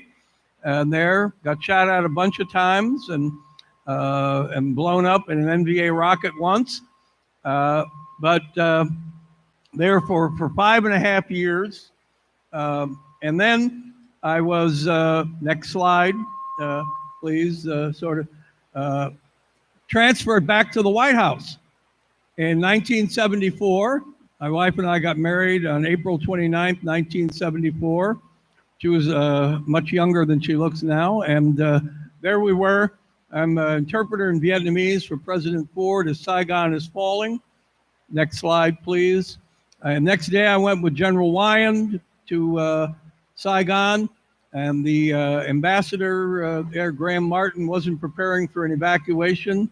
So I helped organize with a couple of other 32-year-olds our own evacuation plan that eventually got about 50,000 people out on flights. Next slide, please. On April 29th of 1975, the last casualties of the war in Vietnam occurred. And there were 2 Marines, one named Darwin Judge from Marshalltown, Iowa. I was just the speaker there last week at the 50th anniversary of his sacrifice. On there, next slide, after this. And then 12 days later, the Mayaguez operation. Henry Kissinger is one of the few people, you see the back of his head and you know who he is. But there I am, there in the West Wing of the White House, which was essentially the command center. Because unlike almost any other military operation like this, we had no embassy, we had no people on the ground, there was no State Department, and there was a phone connection from Kissinger's office to the National Military Command Center and to the forces deployed out on that island and to the aircraft. And I was stunned. And later I wrote a long memo about how this is no way to run a crisis out of the White House. And what if it was the Soviet Union we were dealing with about nuclear weapons on that? But it was startling to me about that. So maybe you could put the slide dark just for a little bit, Chase and Kyler, if you could. After the Mayaguez operation, I was went to the State Department. I was in Hanoi in 1977, the first turnover of remains, 10 sets of remains, repatriated them. I was then involved in an espionage case against Vietnam, which sort of stalled our relations with them, convicted the 2 spies. including one was a government official. And then in 1990, I was back and I was Deputy Assistant Secretary of State negotiating a POW MIA access. And I negotiated into the first ever access to a prison in Vietnam. I negotiated the access into Cambodia so our teams could go and be carrying out those recovery operation and search on Koh Tang Island. I negotiated with the Chinese to get return of remains or evidence about the fate of pilots hit over North Vietnam but crashed in China. And I was in the team that got access the first ever prisons and records in Russia from Soviet Union looking for POW MIAs. And that then led me to being ambassador in Cambodia. And that first startling visit to Koh Tang Island, that led, and if you could put the other slides up now, going back, here we are landing a second time now on Koh Tang. Next slide. And that, and there on the beach and going there with a larger team. Next slide. And that here, my deputy, the young woman who's next to me, later was ambassador to Cambodia, name was Carol Rodley, there with the head of the Joint Task Force team being briefed about what they were finding. The next slide. And they found here some of the weapons in what they believe was the fighting position where Lance Corporal Hargrove, PFC Hall, and Private Marshall were fighting. And I brought those back to my embassy and had special cases put so they could be displayed to remember them. Now, as ambassador, we endeavored to track down, and we tracked down Pol Pot, the leader of the Khmer Rouge, in 1998. I had Delta Force units ready to take him out if we captured him. U.S. Marshals in my embassy ready. He committed suicide. And the next year, the last Khmer Rouge commander surrendered. And we had eradicated not only the worst genocidal, mass murdering terrorist organization of the second half of the 20th century, but the leadership of the force whose troops took so many lives and seized the Mayaguez on that. So back in now 1996, after learning the story of these three Marines, I wrote to the Commandant, Charles Krulak. And the Commandant of the Marine Corps, and I told him what I was going to do, and I had these beautiful pieces of black marble and had them inscribed with all the names of the 18 men who were killed on Koh Tang, with their branch of service, the date they died, the last three names, Hargrove, Hall, Marshall, date unknown. And there's one other name I added of a Marine security guard who was killed earlier. And the question, well, this is about Koh Tang, but I think other Marines would want his name added, even if it wasn't during that operation. So I put his name in. There are 19 names, and had a ceremony. And the Commandant wrote to me and to tell me how grateful he was for what I did. And he sent a general officer, Brigadier General Dennis Jersey Krupp, and a Marine ceremonial musical ensemble, and a Marine color guard and a chaplain to take part in the ceremony. So if you'd show me the next slide. And here they are, all together. And that's Senator John McCain in the middle, who changed his schedule was in Southeast Asia and flew to Phnom Penh. So on November 11th, Veterans Day, we had the unveiling of the monument I created. So last slide, if you will, put up here with those names. It still stands at the embassy today. And I hope that what it conveys is the bond I learned in Vietnam, that Americans, no matter what their background was, no matter what your race, religion, ethnicity, when some American, you heard an American was in danger, you always went. And you would never, ever intentionally leave anyone behind. And that even after this terrible, tumultuous war, we continued to endeavor to bring back whatever part of the accounting we could, and to record that loyalty, those 3 Marines, who otherwise no one would ever know their name, that showed what I thought no one would ever know, what they did to be loyal to the Marine Corps motto, Semper Fi. So thank you for having us here today, and such an honor to share the stage with the two of you, to be here where you honor so much of what the military, our military does. We're so incredibly fortunate to have so many distinguished members. And the last thing about the Foreign Service I'm in was started in November of 1775. Same month the Marine Corps was founded by the Second Continental Congress. They've got us by about 14 or 16 days. But this year, we both, Marine Corps, Foreign Service, celebrate our 250th anniversary. So, amen indeed.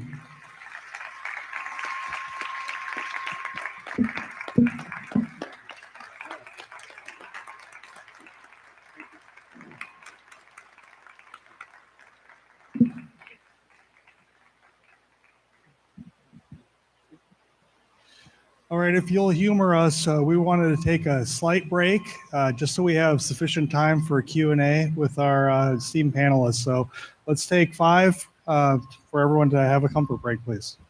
And we'll come right back.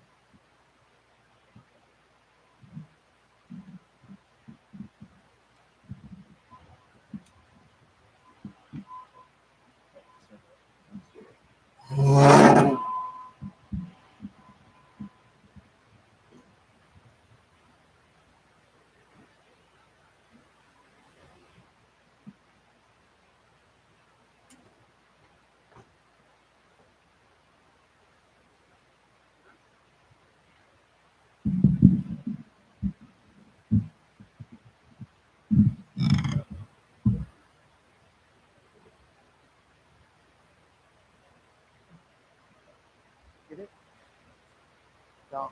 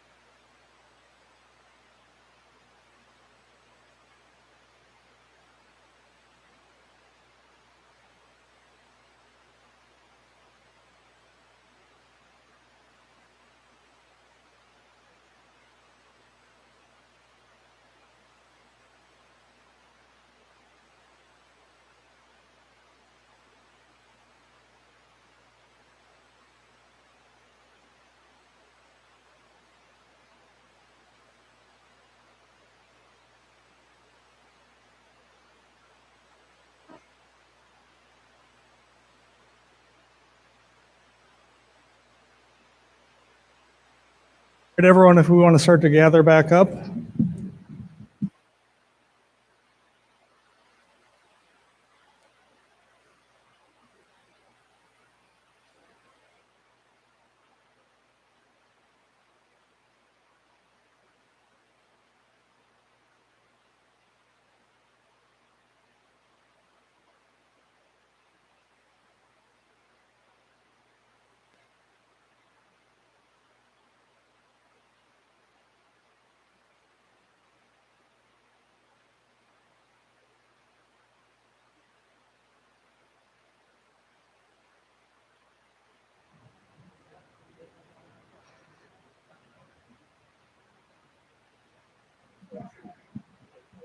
All right, if we could take our seats, we'll move on to the final portion of our program here. So as I said before the break, we wanted to foster an opportunity to have some Q&A with our most esteemed panelists here. But I wanted to bring it back for a second and try to frame the conversation. So as you see up there, there's a book that we already talked about, A Very Short War, written by John Gilmartin. Of course, he went by Joe in life, Joe Gilmartin. This book right here. And I highlight that because you can see Joe there. While he was in service, he was a Jolly Green pilot. In fact, he participated and he supported this operation. After his service, he went on to become a world-renowned, widely respected military historian that taught at the Ohio State University. See, I threatened you all with Big Ten all day. All right, so not that I want to be too churlish here with Ken, but in 1996, when he was taking on his assignment in Cambodia, I happened to be starting my journey at Ohio State as a student of Joe Gilmartin. So Joe actually convinced me as a business major to reconsider and become a historian and take us on this path to here we are today. A lifelong quest to help connect people to the past. So if you could hit the next slide. And I really want to focus on that for a moment to talk about how the world can really create these unknown communities or unknown to us at the time. And as we've talked about here already, the mission, the story continues. This community continues to expand. And you can see on the slide deck, if you hold there, the top two pictures are of recovery efforts in 2023 at Koh Tang. As the government is continuing to go after the recovery process, trying to bring every single one of these members home. There are still 5 individuals left unresolved. So each and every year, we send forces out there to try to bring these men home. If you could go back to that slide. So in the lower left portion of that, that's the logo for the Defense POW MIA Accounting Agency. That's the government force tasked to do that. But to help accelerate this effort to answer more of the questions that are out there, the government's working with partners to, like I said, go after this a little bit more robustly. So the picture there in the bottom center is of another one of our partners, professionals that's been out to Koh Tang several times recently to try to resolve the status of these 5 individuals. And you can see there at the lower right, there we are in Siem Reap discussing with one of Ken's predecessors ways to convince the Cambodians to allow us to go after this very aggressively.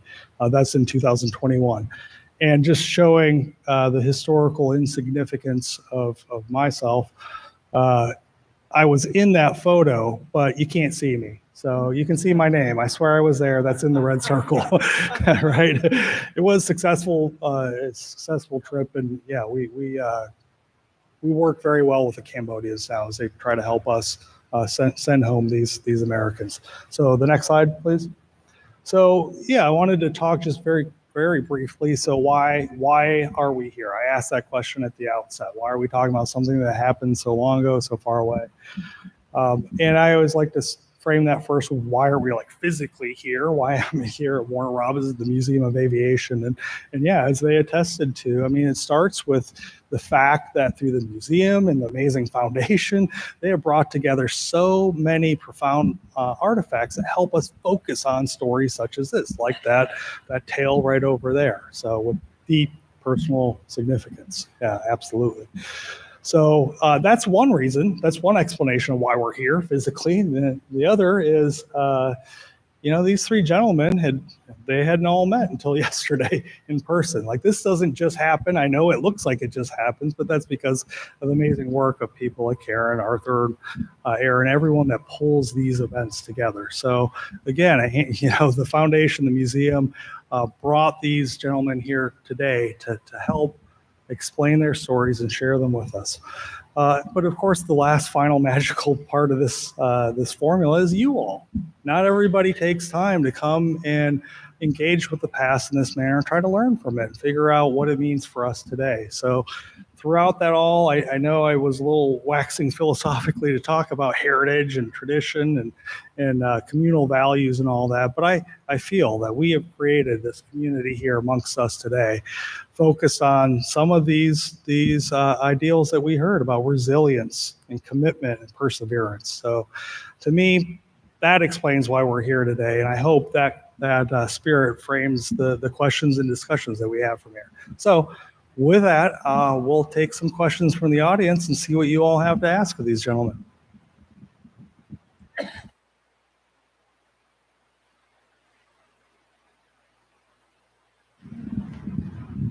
Hello, gentlemen. My name is Kathy Jones. I'm the president of Rolling Thunder Georgia 3 here. We're a POW MIA awareness organization. Will Cambodia allow y'all to finally bring the remains home that are still missing there eventually? Yeah, they've been back at least 6 or 7 times, and they're totally open, so they'll let us do anything we want. Is there a location of exactly where the remains are, or no hypotheticals? Yeah, we've given them all the information that we know, and from there, like the one helicopter at sea, they've dug and dived, and they can't find the wreckage. They've done sonar. They've done. They believe because of the special metal that helicopters that it was pirated. Probably. Yep. Yep. So when I was working POWMIA in the 1990s, the Cambodians had the reputation among all the Americans of being the single best in cooperating and providing assistance to us in searching, bringing home remains, facilitating in every way. I left the government in '99, but in 1999, it was that case. And if I could just add one other thing about what it means to be an American, all this effort being made even now, and so appropriate. My wife, who's from Vietnam, her brother was in the South Vietnamese Army officer who was killed on the battlefield in the last couple of weeks before the end of the war. His body's never been recovered, and no one goes or allowed anyone to go and search for it, and that you are left, if you're associated with South Vietnam, who are our allies, who I went into war with, and that no one allows them to be accounted for, even today, 50 years later, the end of the war. So that we do this because of that commitment to not leave anyone behind. Any other questions?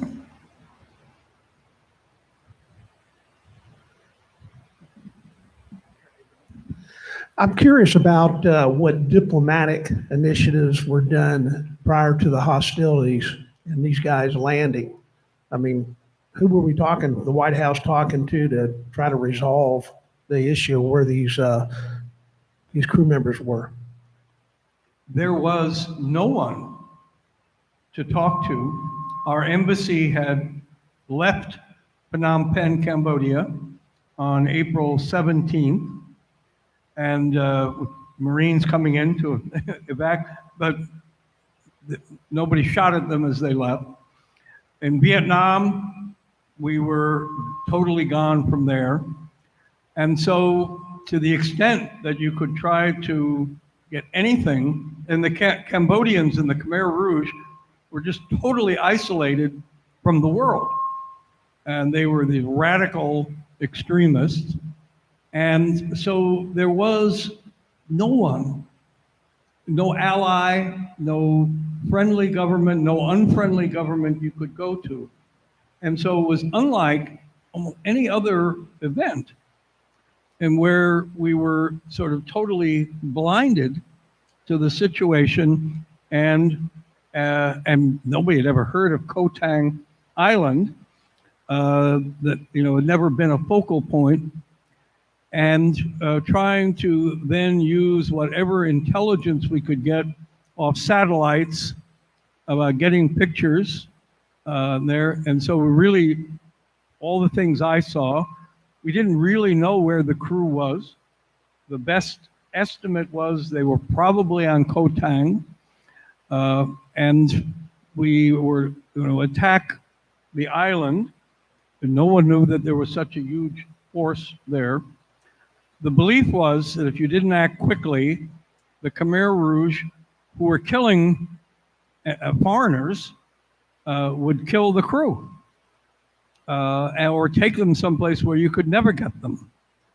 And so without much clear, certain, almost no clear, certain information, and this feeling the need to act quickly to rescue the ship. And so it was, this give and take was absent. That's why the State Department wasn't really involved in the rescue coordination.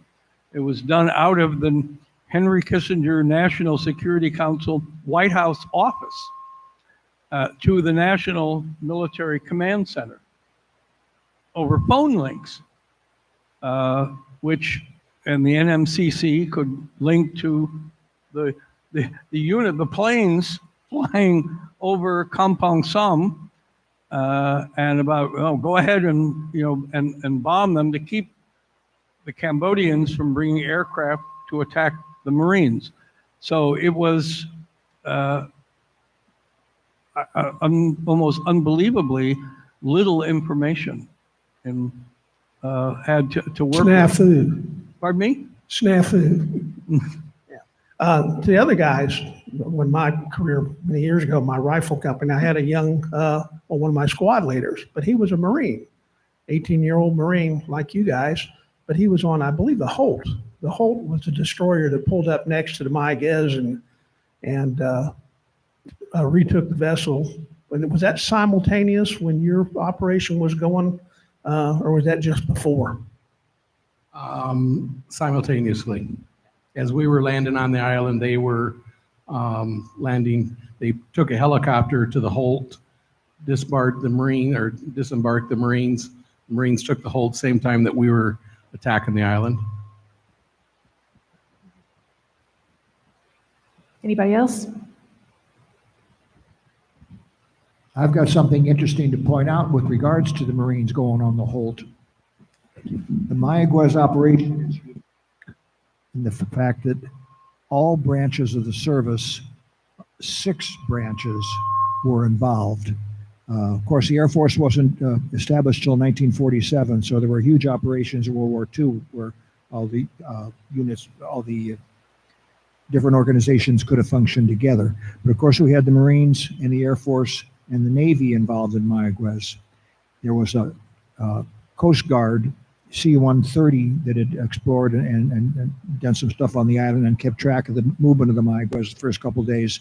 But there was also a Coast Guard officer on the Holt, Lieutenant J.G. At that time, the Coast Guard and Navy were doing a transfer situation where Coast Guard men would get experience on a Navy vessel. So there was a Coast Guard Army linguist that spoke Khmer. It was on one of the helicopters that went on the island. The helicopter landed under heavy fire. All the Marines got out, and the Army guys stayed aboard. He said, "I'm not getting off." They flew him back to Thailand, and he was discharged. The Merchant Marine, this is what it was. This keeps dying out. When the Holt pulled alongside of the Mayaguez, they had Marines from Delta 1-4 who actually went on the board of the ship. First time since 1836, a Navy captain said, "Marines over the side."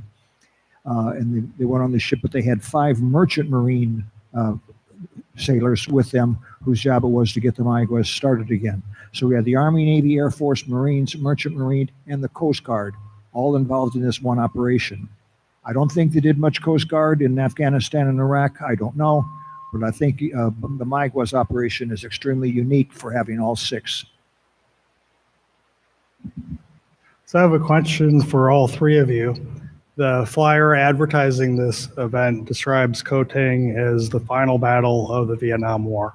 As you all 3 were talking about Rolf Wetterham's book as well, which calls it the last battle. Do you find that characterization apt? Is that accurate? Is this the last battle of the Vietnam War? Or is it the start to something new? The Marine Corps has a 7-volume series, The Vietnam War. And the last book, the final chapter, has 3 chapters on the Mayaguez operation. And it definitely in Marine Corps lore and history is. When they had the Marine Corps Memorial, the Iwo Jima Memorial in Washington, D.C., they did not put the Mayaguez operation as a separate entity. They did with the Panama and Grenada, even though there were much smaller operations. But they identified even then that the Mayaguez was part of the Vietnam War. We do not wear the Vietnam Campaign Medal, but we did receive the Armed Forces Expeditionary Medal. We consider ourselves veterans of the Vietnam War, but not Vietnam veterans. We are, however, eligible to join the Vietnam Veterans of America and the VFW, etc. I have one other thing I want to point out, and that's that helicopter right there. 50 years ago, that helicopter was flown by Lieutenant Richard Brims, who got an Air Force Cross, second highest decoration in that operation, and was the helicopter that took Fred off the island at the end when he was talking about falling off that ramp. But I'd like to have you say a couple more words about just being here, seeing that chopper, and how fabulous it is that it's a museum piece after all the years of service it had, flying in Iraq and Afghanistan. Of course, it's been upgraded to Pavlo, whatever, all the other secret stuff they got on there. But the original body is from the Mayaguez operation. One of the things that comes to mind looking at that gunner sitting out the door is that on the way into the island, we were supposed to land in total darkness, is what we were told. And as we're flying, it's total dark.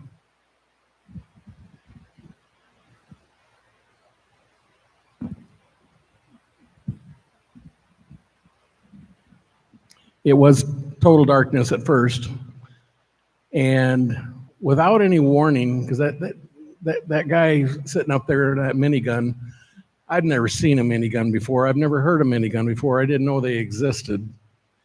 And he decides to test fire that without telling us about it. And so we're all just sitting down, and I mean, we're petrified. Anybody tells you different, they're lying. And all of a sudden, he just rips that thing open. And if you've never heard one of them, it is the most ungodly sound that and in total darkness, it just absolutely lights up the whole air. I mean, it's bright and it's loud. And he turns around with the biggest shit-eating grin and just kind of like, "Oh, my bad, I'm sorry." You know? But that crew, to fly in twice, to fly a broken helicopter, man, my heart goes out to those guys, because they really were above and beyond that day, thanks to the Air Force. The pilot got the Air Force Cross, but everybody else on that air crew got a Distinguished Flying Cross that day as well. We love our Air Force, and if we salute the heroes, we wouldn't be alive without you. Brims? Richard Brims. B-R-I-M-S. His co-pilot was Denny Danielson. He's going to be at the reunion here next week. So I get tonight, and that's the first time I've met him, so I get to say thank you. Do one last question then. What should people? Oh, yeah. Please, yes.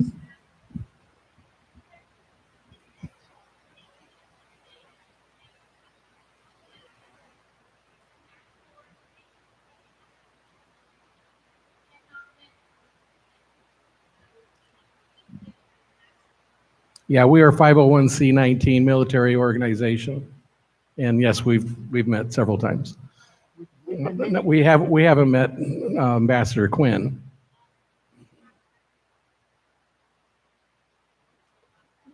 No, we've been meeting since about 2003, and almost every other year have a reunion somewhere, and then a lot of the off years we'll go camping together or something. So very close bonds, and not just with the fellow Marines, but the Navy people, the Air Force people, all of them. It's been great help.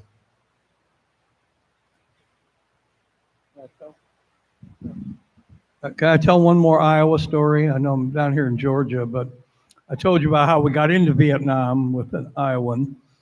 And one of the biggest, most successful operations of the war was Operation Cedar Falls, which is up right next to Waterloo.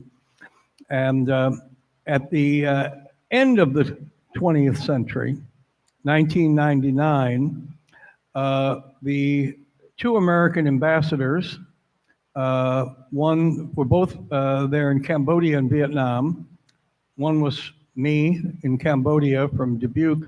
The other was an Air Force pilot, POW, shot down, named Pete Peterson, and who was freed and released same time as John McCain in 1973 after the Paris Agreement. So I don't know if we should be, taking credit or blame or whatever, but Iowa had kind of an oversized role.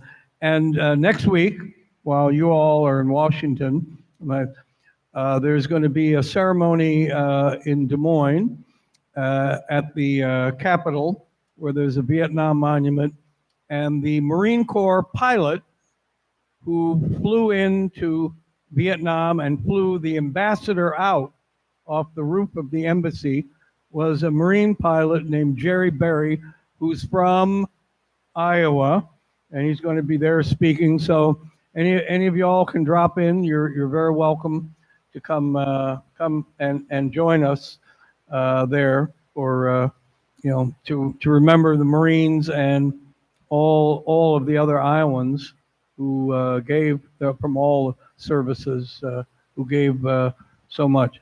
Say the Foreign Service, we're a very small organization, but we have 30 officers and staff who were killed in Vietnam during the war. And when you were in Vietnam, so you know about USAID, right? And the name ripped off the wall in Washington and that. But inside that building, there was a plaque with 99 names of USAID officers and staff who gave their lives in service of our country abroad. And in Vietnam, most of the civilians we were given to USAID, and I carried the body of USAID officer off the field and put his body on the plane we brought home, and others who were my dear friends and who were blown up and wounded and still suffer the after effects of that, as I suffer from Agent Orange and cancer and other disabilities that come from that. So whatever your thoughts are about government and that, just remember those individuals who likewise gave their lives just as military members of service gave theirs.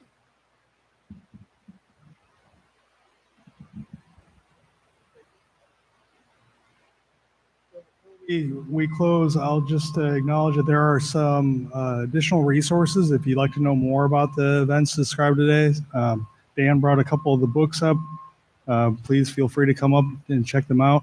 And I was telling Fred beforehand, their organization maintains a very robust website. So there is a ton of resourcing out there to learn more, a lot of photographs, a lot of cool things to engage with to learn more about this event. Coaching.com. Fred, did you have something you were going to add on that? Oh, okay. I have a YouTube history of the fall of Saigon. We have trouble falling asleep at night like I do. You put it on, you'll be asleep in 5 or 10 minutes. But it's my talk about the Ambassador's Lecture Series, the fall of Saigon, or the last day, I think fall of Saigon. And help you doze off, and so you might find it a little interesting. Kohtang, KOHTANG.com. Anything you want to know, there's tons of stuff up there. All right, well, join me in thanking these men for coming up here again today. Thank you.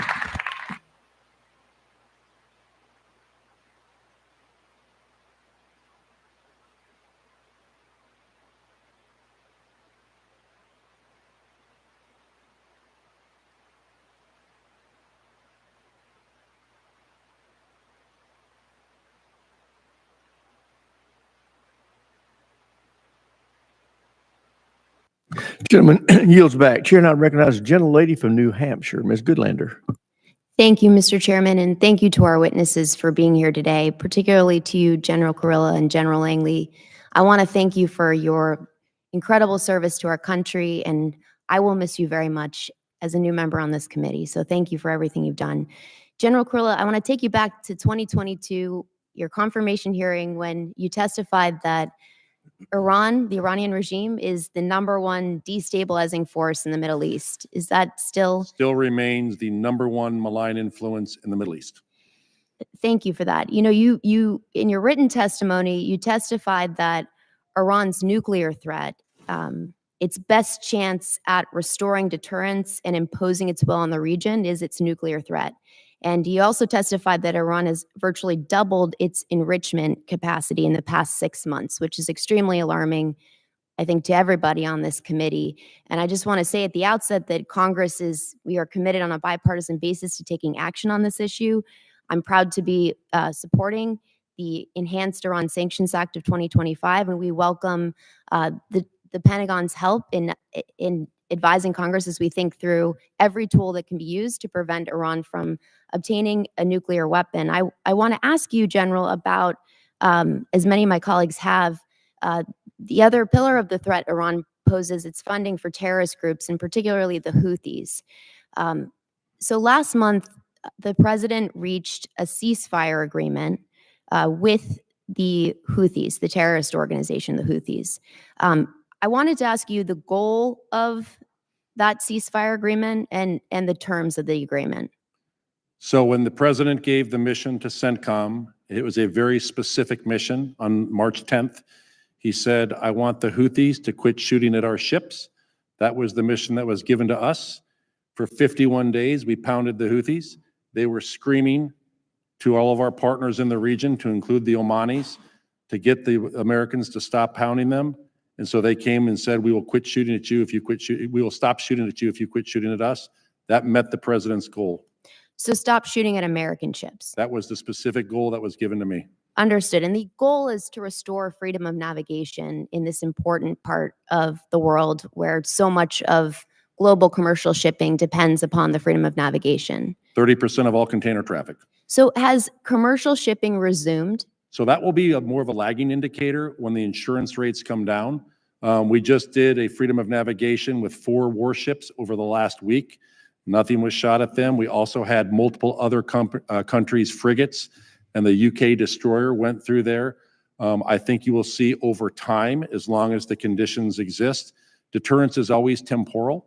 As long as those conditions exist and the insurance rates come back down, it's a 2-week faster transit to go through the Red Sea and the Suez than to go around the Cape of Good Hope. But right now, a shipping industry is looking at it, as long as the insurance rates stay high, they will choose to go a different route. And so that's going to be a lagging indicator. So how long do you expect it will take for commercial shipping to resume? I think you'll see us start to escort some other U.S. flagged ships, and I think others will start to go through there as well over time, as long as the conditions exist. Thank you, General. Well, as you know well, the cost of this lagging indicator is very real for the American people. And Mr. Chairman, I'd like to enter into the record an article dated June 5th. Red Sea passage remains a no-go for shipping despite U.S. action. Without objection, so ordered. Thank you. General, I want to ask you about, well, first of all, so our goal was to protect American ships. Our goal was not to protect our ally Israel, and we are seeing an escalation in the conflict between the Houthis and our ally Israel. You've testified to some of the things we can do to help mitigate that threat to our ally. But I just want to say for the record that this, you have said well that this is a threat that's metastasizing. It's a regional scourge, and the United States cannot give up on this. We are still protecting Israel, though we have THAAD battery there that is shooting down Houthi missiles, and we shoot down Houthi UAVs that are going towards Israel. Thank you. General, I was very interested, and I'll be submitting more questions for the record in what you said about what CENTCOM could do to help deliver humanitarian assistance to Gaza. Can you tell us what resources CENTCOM has to bear towards what I think we can all agree is a really important mission? So I think that the biggest resources that CENTCOM can assist with is the ground lock is where you move large quantities of that.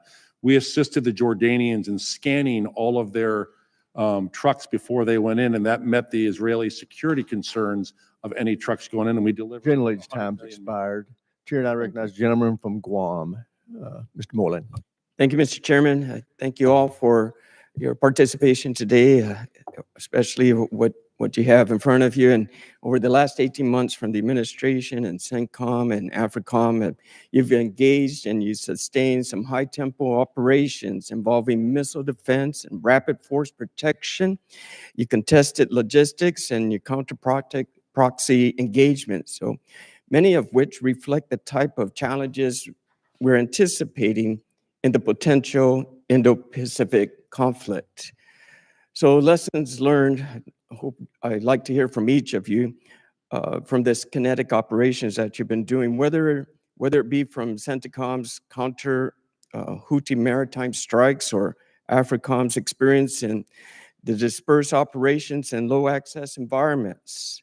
What lessons are being actively incorporated into strategic planning for high-end fight in the Indo-Pacific? Ms. Thompson, if we can start first with you, please. Thank you, Congressman. I think it's an incredibly important question. I'll leave the operational details to General Langley and General Kurilla, but I would say one of the most important things that we're watching is certainly strategic waterways and the ability to flow forces into the Indo-Pacific. Obviously, freedom of navigation for U.S. military vessels through the BAM and the Red Sea is critical to that effort. So I would just highlight that as one of the big takeaways and one of the strategic choke points that's very important to make sure we have control over.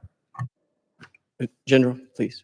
Yeah, so I think between both the Iranian attacks on Israel as well as our the Houthi attacks on our naval forces, we have learned a lot that are applicable, and we pass these back to big Navy, big Air Force, the Army as well. Software is a weapon. Our ability to do combined joint all-domain command and control, the things that we are doing with software is amazing.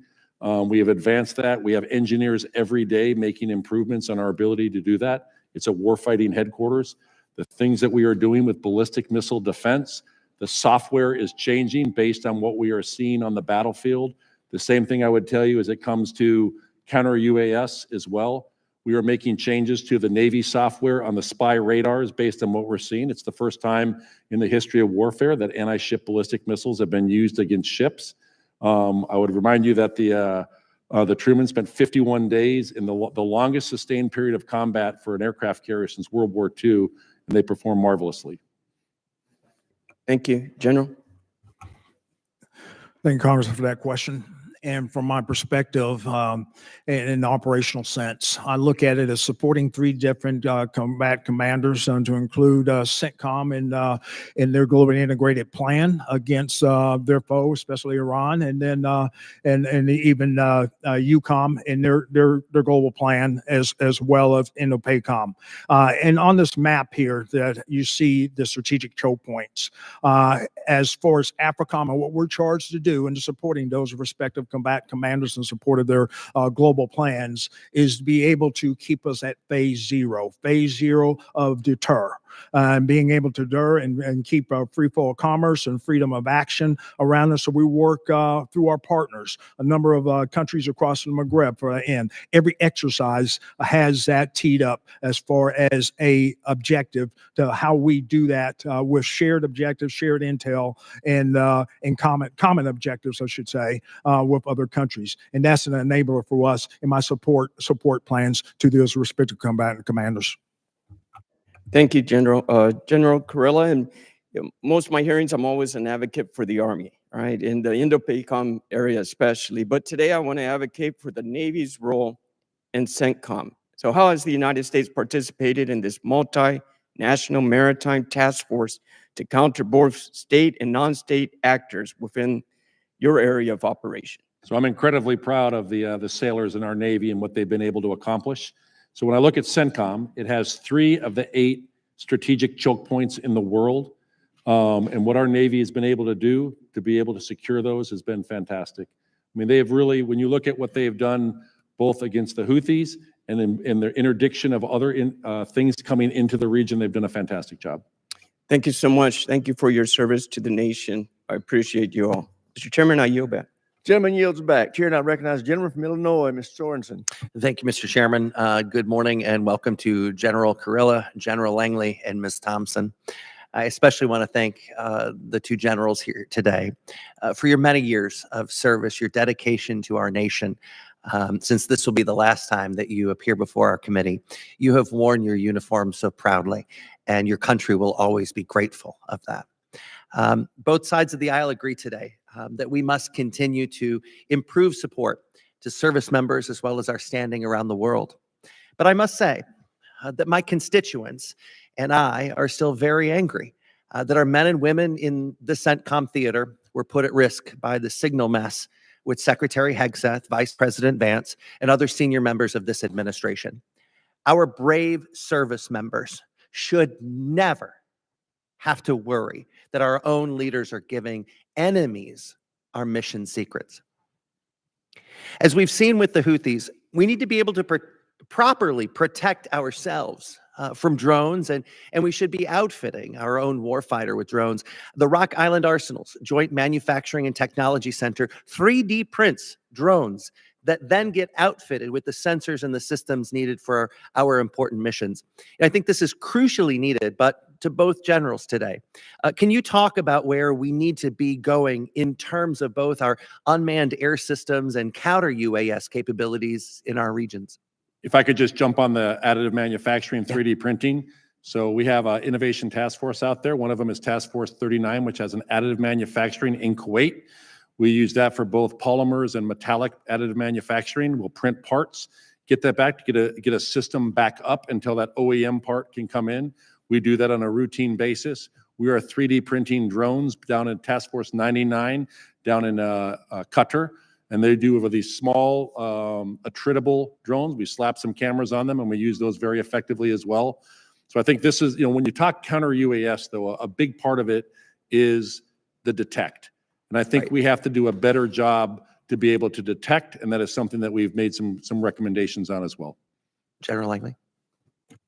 Now, I'll just go ahead and state that my buddy here, Kurilla, in CENTCOM region has been a lead as far as evolving technology to counter drones, because what happens in CENTCOM will eventually happen in AFRICOM. So we've been following his lead in the technology and experimentation, and we've been leveraging that within the AFRICOM region. Thank you, sir. The new regime in Syria certainly changes the landscape of the Middle East. I'm hopeful that this will really diminish Iran's influence in the region and lessen Russia's foothold in the Middle East. To General Kurilla, with our approach to Syria changing, where do you see things headed today, and what opportunities and challenges do you see going forward? So the opportunities are significant. I think I see a lot of upside. I say little downside for engaging right now. Ambassador Tom Bark, he's the U.S. ambassador to Turkey, but also the special envoy to Syria. I talk to him often. He is at the table. I think we waited a little too long to come to the table with the fall of Assad back in December. We're now there, and we're able to engage and be able to shape the way forward. I think that's a very, very positive thing. One of the things that I worry about with the current administration is how we're handling the relationships that we have with our allies around the world, our ability to forge new partnerships and friendships. Building and maintaining these partnerships is so crucial to our own safety and our interests. And as General Kurilla mentioned in your written statement, we can't take our partners for granted. Can you speak to the importance of our allies in the region and what we in Congress need to do to support them? Well, I think a big part of it is being there for them. I've been to the region 45 times. You have to be there. You have to sit down. You have a meal together, and that's how you build a friendship and a relationship. I talk to the Chads almost every single day. I'm talking to a different Chad, multiple chiefs of defense. I'm sorry. Yeah. Every single day, I'm talking to several of them. When they're sending you pictures of their grandkids, you're part of the family. And to be able to do that, though, what they're asking of us is, hey, one, are you going to be there for us? And the answer is yes. But it's the foreign military sales is their single biggest frustration that they have on the time to deliver. They have the means to purchase. It's the time to deliver that equipment that they're asking for. And that's where I think we can, I'm 40% of all foreign military sales in the world in the CENTCOM region. And I think we can do a better job. Thank you, gentlemen, both for your service, and we appreciate your dedication to our country. Mr. Chairman, I yield back. Gentleman yields back. Chair, I recognize the gentleman from Texas, Mr. Luttrell. Thank you, Mr. Chairman. Gentlemen, thank you for coming today, and I'd like to thank everyone in uniform today, as well as our veterans that are in the room. General Kurilla, you talked about ISIS-K in Afghanistan in your opening statement. I'd like a little deep dive, if you don't mind. Sure. All right, so ISIS-Khorasan, perhaps one of the most active in trying to do external plots globally to include against the homeland. Right now, what we saw is the Taliban, in going after ISIS-K, they hate each other, pushed a lot of them into the tribal areas on the Afghan-Pakistan border. Through a phenomenal partnership with Pakistan, they have gone after ISIS-Khorasan, killing dozens of them. Through a relationship we have with them, providing intelligence, they have captured at least 5 ISIS-Khorasan high-value individuals. They extradited back Jafar, who was one of the key individuals behind the Abbey Gate bombing.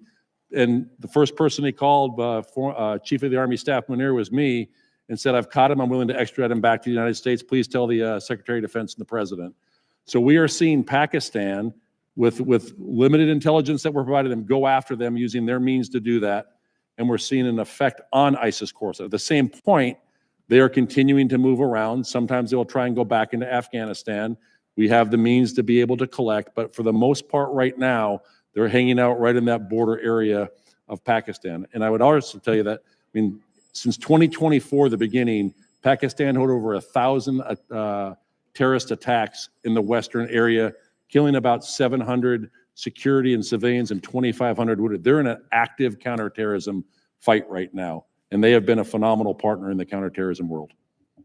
Does it seem like they're scaling down or scaling up? So I think from ISIS-Khorasan, they got hit very, very hard over the last several months. And so I would tell you right now, they're at a low point right now. What we're getting out of interrogation and exploitation has been significant. But remember, these are the same individuals that did the Crocus Music City Hall attack in Moscow. They did the attack in Kerman, Iran, and they've attempted other attacks. And there is actually ties in a classified setting that I can talk in terms of the homeland. Whatever we have to do not to go back to that place would be amazing. That's why we need to, if I could. Yes, Congress, please. We have to have a relationship with Pakistan and with India. I do not believe it is a binary switch that we can't have one with Pakistan if we have a relationship with India. We should look at the merits of the relationship for the positives that it has. General Langley, in regards to AFRICOM, it seems as if Russia more or less has Africa landlocked. Well, I'm looking at the map here. Can you give me a kind of a high-level briefing when it comes to Tunisia, Algeria, and Libya, the northern part of Africa? If you roll the clock back maybe a decade, that seems to be the best place you could hide in plain sight, especially in the northern point of Tunisia, with the vastness of the desert. Are we seeing anything happening, developing in the northern part of Africa? Because it seems as if we are centrally kind of focused on where all the rare earth minerals are being mined. Congressman, that's a great question. And I've always been, through my tenure of command, the last 3 years, engaging with all these countries to the degree as we look at this is NATO's southern flank. And I see those strategic choke points on there. We need freedom of navigation or freedom of action for our ships in support of those war plans for NATO and for EUCOM.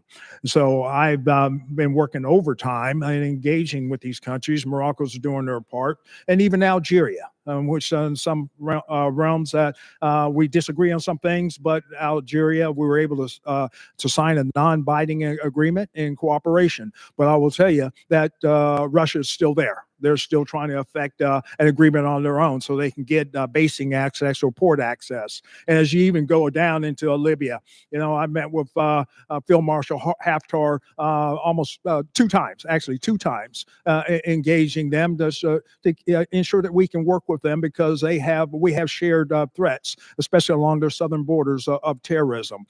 Just engaging with both sides, trying to get collective agreement in Libya between the GNU and the LNA. That is essential that we keep U.S.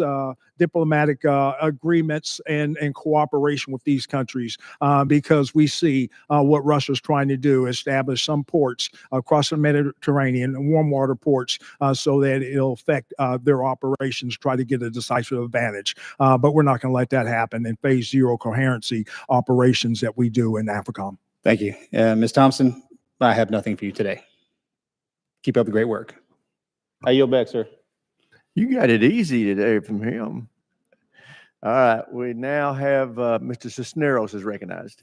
Thank you, Mr. Chairman, and General Kurilla and General Langley. Thank you both for your years of service and dedication to our country as you both get ready to retire here in a while. But General Langley, when I was in the Navy, my ship, the USS Ogden, stopped in Eritrea, which was at that time a new independent nation. We went there to show the flag, but to show a support for this new country and really to the region as well. But that's not the impression I'm getting from the current administration. They're pulling away foreign aid. Ships aren't visiting the continent like they used to. We're leaving a void for Russia and for the PRC to fill. And you've been quoted as saying that the PRC is replicating what we have done in Africa, targeting the International Military Education and Training Program, that they also said they're going to increase security and training in a number of countries. In April, it was reported that Cairo and the PRC were planning to participate in a joint exercise between their air forces.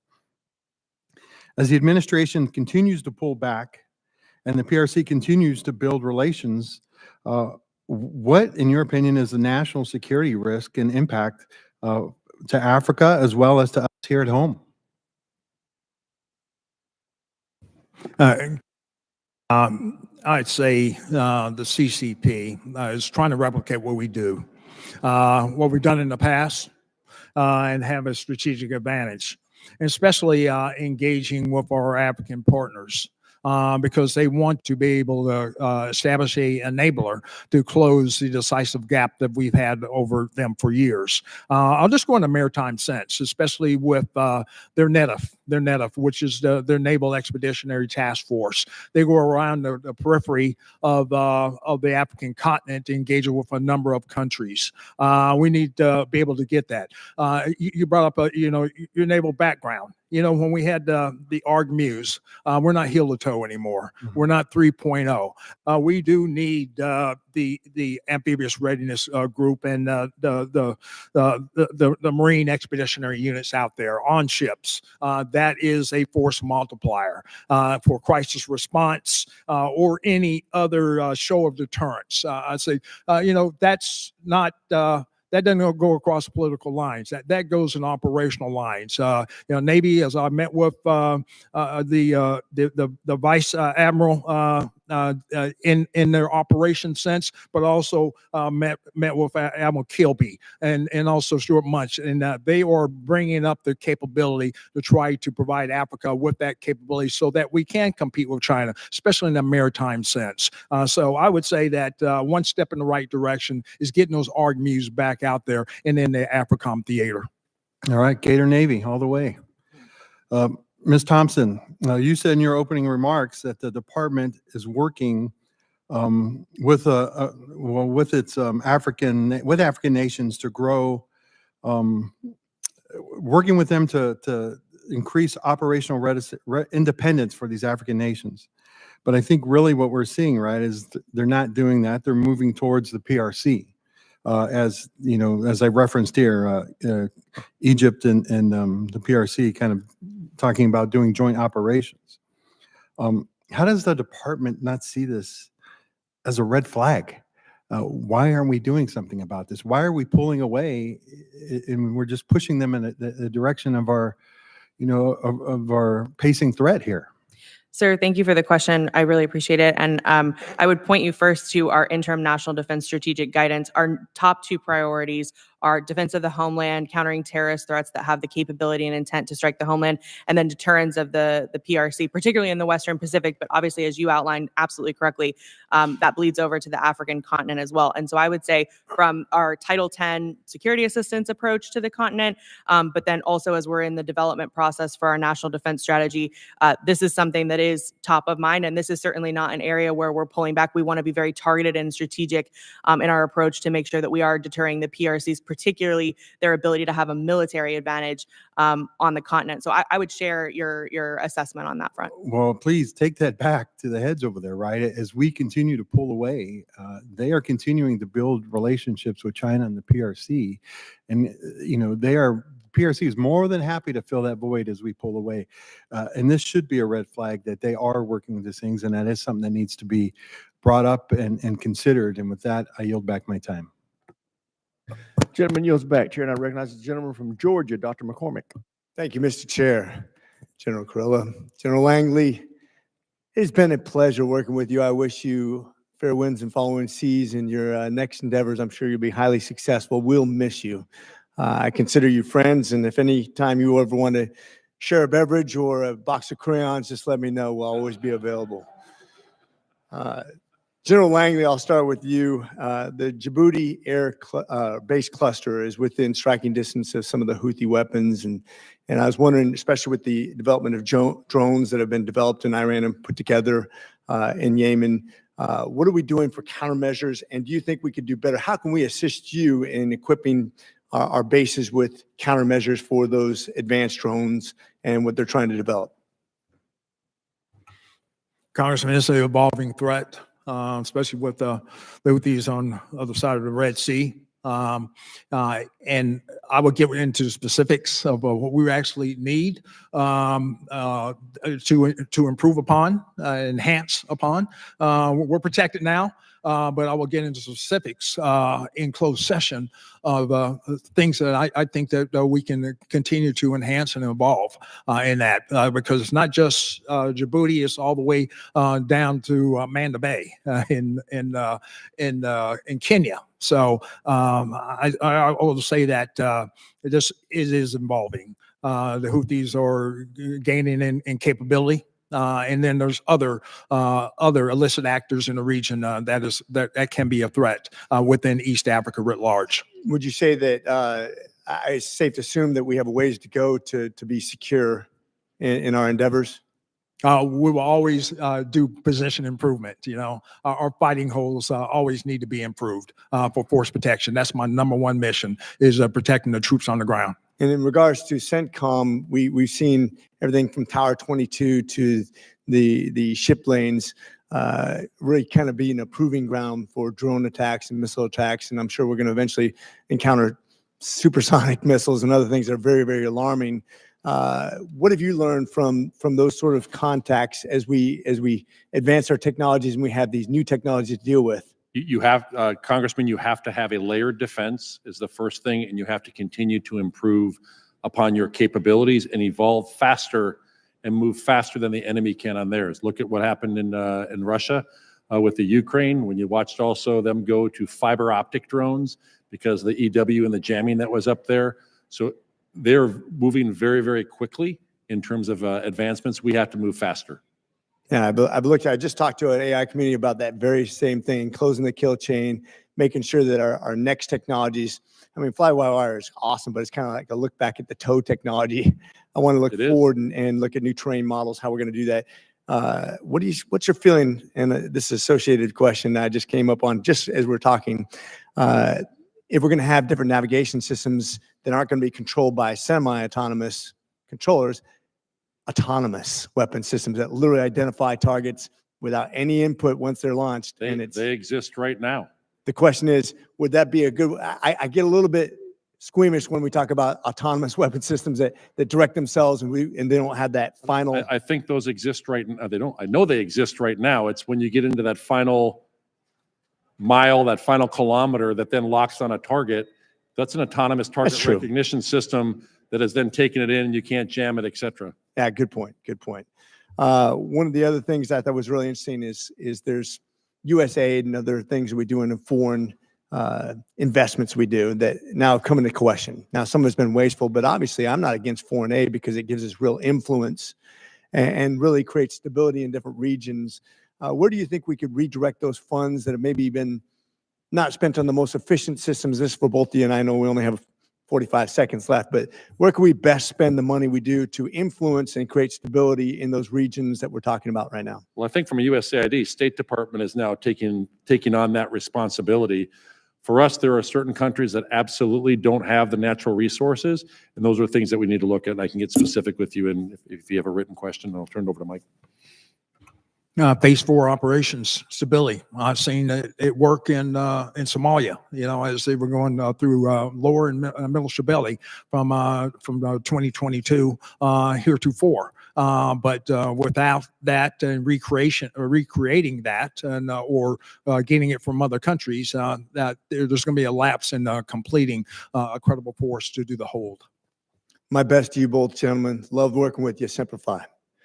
Gentleman's time has expired. Chair now recognizes the gentlelady from California, Ms. Jacobs. Thank you, Mr. Chairman, and I will echo all of my colleagues' thanks to both of you for your many decades of service. I've very much enjoyed working with all of you, and General Kurilla, as predicted, I outlasted you. General Langley, I first want to discuss our strategy in Somalia. Under your leadership, the United States has rapidly increased the pace of airstrikes against both al-Shabaab and ISIS Somalia. In the past 5 months alone, the U.S. has conducted 37 strikes compared to just 4 during the entire first year of the Biden administration. That's actually nearly as many as President Trump authorized in his first year, which totaled 39. So could you first tell me what is the objective of these airstrikes? Congresswoman, this is one of the number one objectives of Secretary Hegseth came in when he became the Secretary of Defense. He said AFRICOM needs to do counterterrorism operations to protect the homeland. Up there in the Golis Mountains, you have ISIS Somalia. They have the propensity to affect the homeland, whether it be global financing. We had to stop that. You know, we did have an operation back in 2023, but ISIS Somalia has grown. As a matter of fact, the Emir is there now. They've only increased their capability and capacity. That's why we had to turn up the heat on putting pressure through lethal means to be able to attract that. I understand the threat. I guess what I'm concerned about is that we've been using this same logic for decades. It doesn't seem like it's attached to any ability for us to eventually leave. And we saw that, for instance, in 2019, when there was expanded airstrikes that it didn't actually translate to fewer al-Shabaab attacks in Somalia. So are these airstrikes part of a coherent, articulated strategy aimed at enabling long-term stability and ultimately drawing down the U.S. military footprint? Yes, that's our operational intent right now, to be able to cease or deter their ability for ex-ops to protect the homeland. Okay, that's different than there being an actual strategy. Ms. Thompson, you said Somalia is an incredible success. I think I would disagree with your assessment of that. Is there a whole of government, coherent, articulated strategy aimed at enabling long-term stability and ultimately drawing down the U.S. military footprint in Somalia? Thank you for the question, Congresswoman. I would highlight my commentary was meant to associate with the INDSG guidance. Our number one objective is obviously to deter and deny and degrade credible ex-ops threats to the homeland.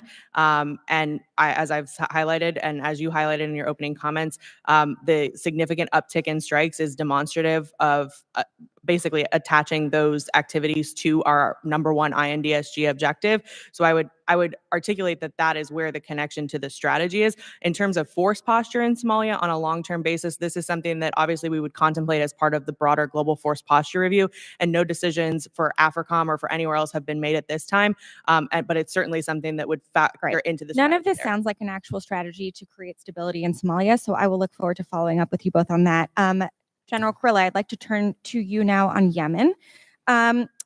Civil society and media organizations have reported numerous civilian casualties caused by recent U.S. operations in Yemen, many as a result of the use of heavy explosive weapons in populated areas. For example, the U.S. strikes on Ras Isa port in Hodeidah on April 17th reportedly killed at least 84 civilians. So one, did CENTCOM foresee the level of civilian harm reported, and what steps did CENTCOM take to mitigate the risks of civilian harm during the conduct of recent strikes in Yemen? So any civilian death is a tragedy. What we have is a civilian harm mitigation team that investigates every single one of these to determine if they're credible. There are still several that are under investigation. You mentioned Ras Isa. There were several things that we did to mitigate that prior, to include heavy ISR soaking of that prior to that. We did messaging to the individuals there. We did messaging to the ships. We ensured the weaponry and the mitigation of those systems. Now, the problem is you have a fuel port that is being hit. We did not target the trucks that were in the port at that same time. But again, that's under investigation to determine the actual numbers. And again, I would argue that this is the Houthi casualty numbers as well. And can you commit today on behalf of CENTCOM to publish your findings on civilian casualties in Yemen? We push all of that up and to the OSD, and they end up pushing those out. Okay, so you will publish them. Absolutely. Excellent. Thank you so much. And Mr. Chairman, I yield back. Gentleman yields back. Chair now recognizes a gentleman from Colorado, Mr. Crank. Thank you, Mr. Chairman. Ms. Thompson, thank you for being here. Generals Kurilla and Langley, thank you for being here and for your service. I want to start by asking you the same question I've asked every combatant commander that has come before HASS this year. In your opinion, has the space-based threat from China and Russia in your theater improved or worsened in the last 5 years? From a CENTCOM perspective, Russia has actually gone down because they're no longer really in the region where they were basing some of their space-based threats. China has probably increased, but I would tell you Iran has significantly increased. So overall increased, you would say? Yeah. General Langley? On the continent, APA has increased, especially down in Namibia, dual use, state-sponsored type space enabling capabilities by the CCP. Yeah, and obviously we're in an open setting here, but can you provide maybe a brief description of how this threat affects your operations, General Kurilla? I would be happy to do that in a closed session. Okay, that sounds good. General, same? Okay. Yes, in a closed session. Okay, thank you. On another topic, I'm concerned about the nuclear threat from Iran and reports that they rejected the latest proposal for a new nuclear deal from the U.S. And it seems like Iran is hell-bent on having nuclear weapons, which would be a direct threat to the existence of Israel. General Kurilla, in your written testimony, you say, quote, a nuclear-armed Iran would change the Middle East overnight and forever, potentially setting off a regional arms race with catastrophic consequences, unquote. Can you expand on this? What would a Middle East with a nuclear Iran look like? I think you would see other countries in the region doing everything they could to obtain a nuclear weapon, either development or through purchase, to be able to gain one, to be able to retain deterrence back with Iran. And how can CENTCOM deter Iran from proceeding with their nuclear development program? How can they strengthen the president's hand at the negotiating I table? provide a range of options to the president, but I am in all favor of having a negotiated settlement that prevents Iran from getting a nuclear weapon because of the consequences of conflict. Okay. And then, General Kurilla, what lessons can the U.S. learn from Iron Dome that could be applied to the development of Golden Dome? Do you believe deterrence by denial to be an effective strategy? It can be, but I would tell you some of the biggest lessons learned is how Israel's defense industrial base works. You cannot even sell a system to the Israeli military, the IDF, that is not open architecture, that will not work with the rest of their systems, so you don't end up with a proprietary system that's standalone. We need systems that can integrate and all talk to each other. And so Golden Dome should That would be take my note rec- of that. That would be my recommendation. Okay, thank you, General. Ms. Thompson, how does our partnership with Jordan advance peace and stability in the Middle East? Thank you for the question, sir. I think Jordan, in particular, and our partnership with the Jordanian Armed Forces, not only goes to promote greater burden sharing throughout the region to include countering shared threats that we have, particularly on the terrorism front, but then also weapons and narcotics smuggling and interdiction. They're a really great partner on that. And then UAS and ballistic missile interdiction as well. And I'm sure General Kurilla can provide some more operational specifics, but those are the main pillars of the security relationship that we have with the Jordanians. General? They're one of our strongest partners. They're the country I have visited the most when I go to the Middle East. Okay. Is there any more that the department could do to support Jordanian Armed Forces? I think there are things that we can do to strong point Jordan in the counter UAS.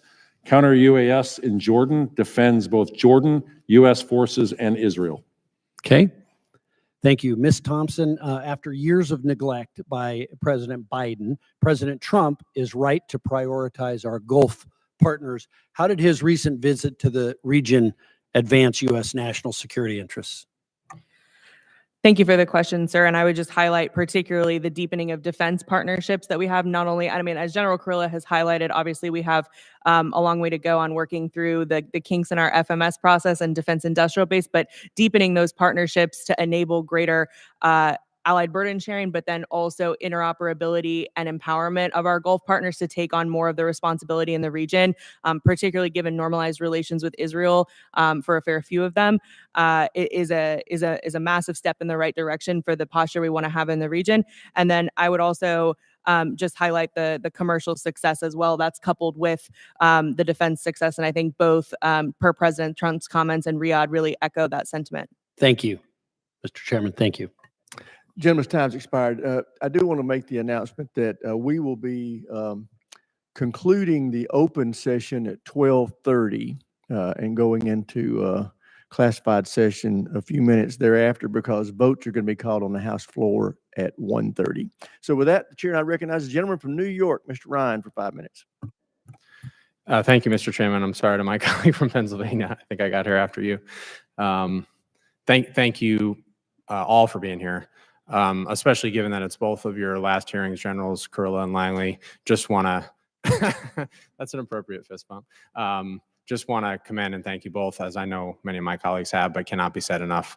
Appreciate it. And General Kurilla in particular, I want to commend you. I don't think I know you're a humble, quiet professional, but I think in particular, what you did in defense of Israel, in defense of the region, in defense of the U.S., most importantly, in your leadership on two unprecedented direct attacks, as you said in your opening testimony, that have never occurred in the history of either Iran or Israel. Your leadership in preparing and executing that defense was exceptional, and I think we all have a lot to learn on a bunch of levels from that, but I just wanted to say that publicly here today.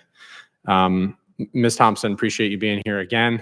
I know the last time you were here, I was a little frustrated that we weren't getting really many answers from you. Hopefully we can get some more answers. My line of questioning is similar to what I asked you last time. I know it's been hit on by colleagues, but I want to come back on it again. I want to bring in what General Kurilla said in his opening very powerfully in speaking about both the risks and the tectonic shift, but also the opportunity vis-a-vis Iran on its heels or arguably knees and our ability and opportunity to press in that moment. And I'm trying to just wrestle with the dissonance between that and some of the both appointees of this administration and some of the rhetoric of this administration, not so much you today in your testimony specifically, but I've pointed this out before. The DASD for the Middle East, Mr. Domino, has said deeply concerning things, including that the Middle East does, quote, not really matter for US interests, that, quote, vital or existential threats in the Middle East are, quote, best characterized as minimal to non-existent. He's also specifically characterized Iran's missile attacks on Israel as, quote, fairly moderate. I think General Kurilla, I'm not going to put you on the spot, might disagree with that. He's vocally opposed attacking Iran's nuclear program and described US strikes against the Houthis as, quote, futile. Can you just explain to us, I mean, I agree with what I've heard from General Kurilla and other experienced military leaders. We need to press the advantage we have vis-a-vis Iran and their proxies. How are we supposed to do that when senior appointees in the Pentagon are saying things like that? Thank you for the question, Congressman. First and foremost, I will just note that I was not involved in the hiring of any officials in the administration or the political. But you appointments. are here to speak on its behalf. So what I Right? would say from the ISA perspective within the Undersecretary of Defense for Policy, I will make very clear we support the president's objective to not only first and foremost defend the state of Israel, but second, of course, deny Iran the ability to obtain a nuclear weapon. That is something we are 100% committed to. And I will also note that we support the president's objective and stand ready to provide military options should his strategy of pursuing peace with Iran through a negotiated solution and denying Iran a nuclear weapon through a negotiated solution. We stand ready as a department and within OSD policy to provide the But Secretary I'm and sorry, the but President how those are you options. ready if you're not in agreement? I mean, I can only speak. should Mr. Domino be in the position then if he's not aligned with the president's intent? That's not something that I can specifically speak to, but I can speak to for the international security, role that I play in the Department of Defense. This is what we are committed to, working under Undersecretary Colby. We are very much in line with Secretary Hegseth and President Trump's guidance on this, and none of that has changed. Might this dissonance explain, for example, why in the recent back and forth about the negotiations, which we all agree we want to happen, there's lack of clarity on level of enrichment that might be allowed within the administration, signaling division and weakness to our adversaries? So that's not something I can speak to. That's something that would be a question for Ambassador Witkoff's team at the State Department, because they are the lead for negotiations. And Ms. Thompson, I'll interrupt you again. I respect you. I know you have a hard job, and I know you're performing the duties of, if I'm saying that right, yes, performing the duties of. Correct. But can the administration send us someone that can speak to these? Are pretty important questions. Can we get somebody that can speak to these? I would very much like to come and do a broad Iran briefing for you all, if that would be something that's helpful. But I would respectfully ask that the State Department be present for that as well, because Ambassador Witkoff's team, as the lead for negotiations, really would have the most color to Gentleman's add to time's that in expired. addition to- Chair, and I recognize Mr. the gentlelady from South Carolina, Ms. Mace. Thank you, Mr. Chairman. Iran's reckless behavior continues to threaten U.S. forces, our allies, and regional stability. Its support for Hamas, Hezbollah, and the Houthis and other dangerous proxy groups continue to sow chaos throughout the Middle East, as I know you all are very familiar. Its support for proxy militias and terrorists threatens our interests and those of our allies, while it advances in ballistic missile technology and pursuit of nuclear weapons threaten to plunge the region into greater turmoil. CENTCOM's presence in the region deters aggression against our personnel and Middle Eastern allies. We must impose real costs on the Ayatollahs and the Iranian Revolutionary Guard to ensure that deterrence is fully restored and Iran ceases its destructive activities. We must also send a clear message. Any advance toward Iran acquiring nuclear weapons is unacceptable to the United States. I commend President Trump's efforts to ensure Iran's nuclear program is fully dismantled. Nothing short of full dismantlement of their nuclear capabilities will ensure peace and stability in the region. So the Iranian regime has mastered the art of wielding proxy groups against its adversaries in the region repeatedly. From Hamas barbarism to Hezbollah's arsenals in Lebanon and the Houthi strikes in the Red Sea, Iran leverages its surrogates to strike our allies and harm our interests. So my first question today for General Kurilla, can you briefly discuss the threat landscape you see from Iran, including the use of proxies? So Iran basically has three pillars that they use. The first one is long-range weapons and anti-access aerial denial. So think long-range missiles, UAVs. The second is their proxy networks. The number one proxy they had was Lebanese Hezbollah, which acted as a bit of a sword of Damocles over the top of Israel. Israel's, the doctrinal term, disintegration of Lebanese Hezbollah should be studied by every military. I was recently there and saw that destruction, and they did a very successful work. It was brilliant. What they have done to Hamas. The Houthis were one that not a lot of people thought about before, because at one point it was the lowest priority for intelligence. I think it is something that we have to pay a lot of attention to. I think what you're seeing with the Iranian-aligned militia groups inside of Iraq, they used to be inside of Syria with the fall of Assad. That basically severed the Shia crescent. Qasem Soleimani, who we killed back in 2020, he wanted to have this Shia crescent that ran from Iran to Iraq, Syria to Lebanon. The fall of Assad severed that. That is probably the single biggest event that has happened in the Middle East. And what's changed since October 7th? I think what's changed since October 7th is Israel feels they're an existential threat for their very existence, with a lot of these Iranian proxies that are attacking them. And we had the first state-on-state attacks, blows between the two countries. Iran is a weaker strategic position. They've lost a lot of their proxies. Their air defense network is not what it used to be. However, they still have a lot of operational capability in terms of their long-range weapons.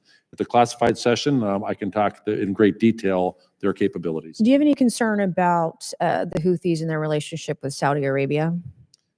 The relationship with Saudi Arabia, no, I don't have. I mean, Saudi Arabia has been a strong supporter of what we were doing in Operation. Yes, they have. But my understanding is we designate the Houthis, for example, as not the top tier terrorist organization. They're on the lower rung of designation. Is that correct? They were, ma'am. They were firstly a specially designated terrorist group, and then we made them a foreign terrorist organization under President Trump. So they are at the top levels. They're at the top level now, which is something I advocated for when Biden was president, and it didn't happen, which means there are consequences to that in the Middle East, which is good for the United States and our allies overseas.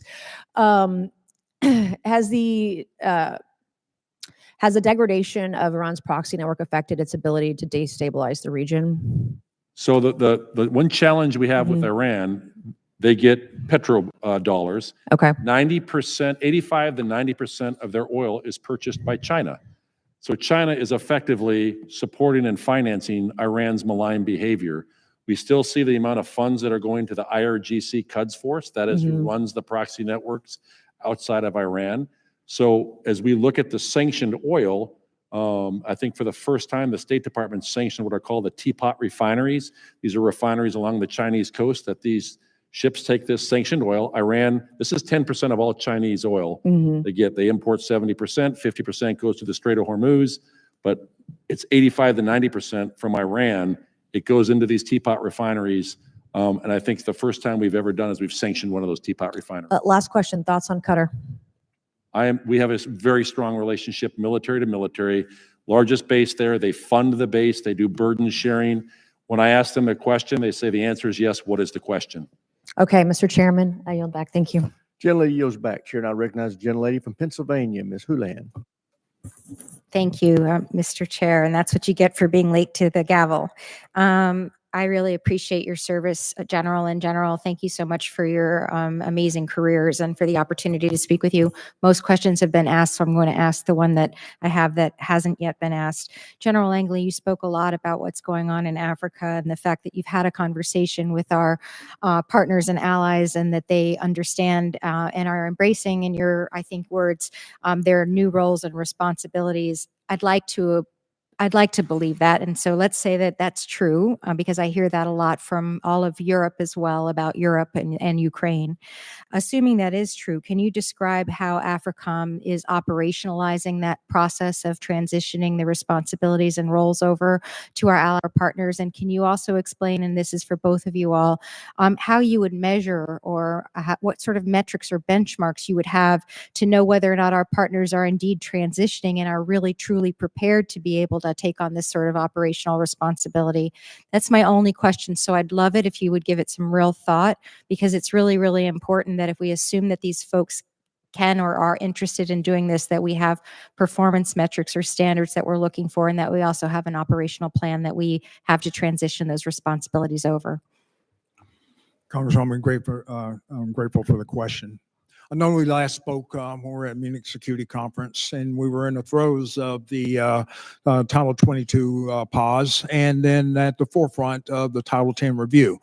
So at AFRICOM, what we had to do is reassess where we were and try to do some predictive analytics on what the effects would be.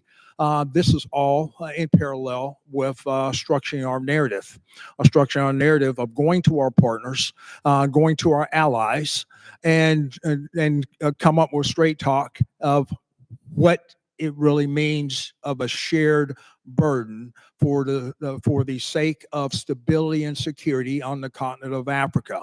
So I did. Further, I did meet with the NATO rep for the Southern Neighborhood, as they call it SNAP, and shared that with him. I said, our government, we are all in for stability and security across Africa, but we need a shared commitment from you, because this is your Southern neighborhood. What happens as far as mass migration or a migration of terrorists that can threaten your neighborhood, your borders, is our same concern with our southwest border. So that soaked in well. With our African partners, a shared commitment. They said, well, it's going to take a little time, and also we're going to diversify our partner. So we get that, as long as we have those shared objectives, as long as we have those shared values to reach that end state. So in Nairobi last week, I collectively got with the chiefs of defense and said, hey, their biggest message to me, hey, we're not looking to be saved. We can hit stability. But what does that look like? And when you're talking about, a narratives don't get it done. What is the plan? What is the operational plan that we all have collectively on our responsibility to hand that over, and on our ability to measure whether it's actually been handed over with any sort of security or safety or assurance that it will be consistent to the standards that we have always put to the region? And Congresswoman, I'll just tell you, the plan is theirs. Every country is different. We don't push ourselves to invade on their sovereignty. Every country is coming up with their own plan. That was their takeaway. But they also know that that the militaries, all these military leads, know that they're giving their best military advice for the enduring solution from their layered threats. One of them be that's a shared threat of ours is terrorism. So therein lies their ability and their responsibility to come up with their own plans. I'm seeing it different from coast to West Africa all the way to Somalia. They all have a different approach. I have to respect that. And how we Sure. then we decide. Then we go through our Title 10 review, and we double down based on empirical data what has worked in the past and what didn't work. But how What do did you work is weave gonna those strategies together, or do you just walk away and say everybody's got their own plan, and it looks like a bunch of Democrats, we're all going to have a different plan? You don't want that. You want people to figure out how to work together, and us walking away from this is irresponsible unless we feel as though we're walking away with a plan that's unified and not just individual sovereignty. Am I making sense? Gentleman's time expired. Chair now recognizes the you. I gentleman appreciate from it. Virginia, Mr. Whitman. Thank you, Mr. Chairman. I'd like to thank our witnesses for joining us. Ms. Thompson, General Kurilla, General Langley, thank you so much for your service. Thanks for all you've done for our nation. I want to try to maybe draw a line amongst a number of different issues that you all are dealing with. I really think that the combatant commands being there on the front lines probably have the best assessment and understanding of the threat and the timeliness of the threat, and then how that needs to be expressed and the assets that we need in order to counter that threat. I mean, we see our exquisite assets, the ones you have in theater, General Kurilla, General Langley. You see where we pull the Carl Vinson from the East China Sea. We extended the deployment of the Harry Truman. General Langley, you know that when we had needs there in Africa, whether it's places like Sudan, Morocco, even some of the other events there in the Red Sea. We see the demand signal go up, and then when we'd like to have a crisis response team in an ARG-MU, we don't have it, or we have to move other assets around. General Carrillo, you spoke at length about the building threat from one-way attack drones. And all you have to do is to look at the aerial photographs of the runways there in Russia and ask the Russians about the impact of one-way attack drones and give the Ukrainians credit. But the thing that concerns me is that's a scenario that can play in the opposite direction today and tomorrow. And I just don't believe we have the counter UAS capability that we need. I want your perspective, because I think the COCOMs are closest to the threat. And if you were tomorrow to say, these are the things that I need that I can operationalize quickly. Well, I love our exquisite platforms and we need them, but they're not coming quickly and they're not coming inexpensively. But there are lots of opportunities with expendables and attritables. Give me your perspective.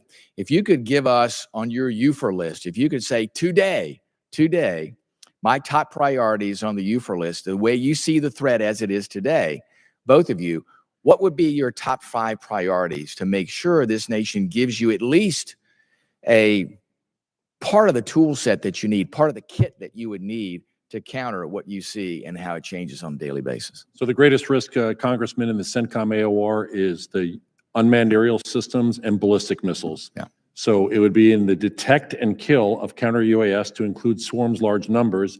You need magazine depth.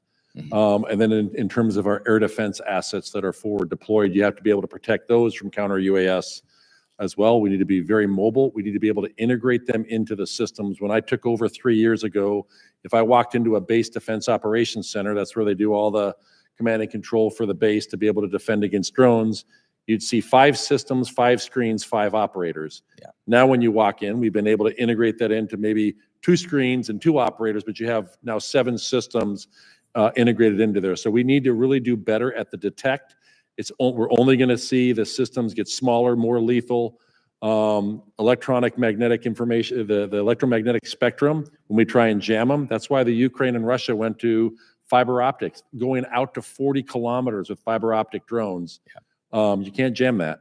So those are the things I would ask right now is the counter UAS detect. I think we need to put aerial AESA radars for low radar cross section to be able to pick up elevated, and then ballistic missile defense. Very good. General Cheap Langley? ballistic missile defense. Yeah. Yes, thank you. I think my top 3 is about the same as Eric Carrillo's counter UAS, integrated air missile defense. And, but I was going to add, sense to make sense, ISR. I'm at a deficit for ISR across the continent, emanating threats. Match capabilities to the threats. That's what Secretary Hegseth told me to do. And that's what I'm requesting. But just go further down the list. Maritime capability. Like I said, I've said it already, but I'm just going to go ahead and bang the drum. We missed the ARG-MU. Yeah. We missed the Amphibious Readiness Group. The Marine Expeditionary Units, they're ready, but they're sitting on the shore. But we need to fix the ship problem. As far as that 3 ship ARG is what's needed. We can't do heel to toe anymore. Sometimes we're not even 1.0. We need to get back there. I talked to the Vice CNO the other day, and he gets it. As well as I talked to the Commandant of the Marine Corps. We missed that in the AFRICOM AOR, from crisis response, and we need that sea-based forward. You're right, Congressman. We really did need that when Hamedi was going at it with Burhan in Sudan. We really needed that offshore to utilize that. So, and then also for a force deterrent, it's a show of power to contend with the net up that the Chinese is going around the periphery of the continent. Very good. Thank you, Mr. Chairman. You back. Gentleman's time expired. This will conclude the open portion of our hearing. We will reconvene in 10 minutes at 12:40 in room 2212 for the classified portion.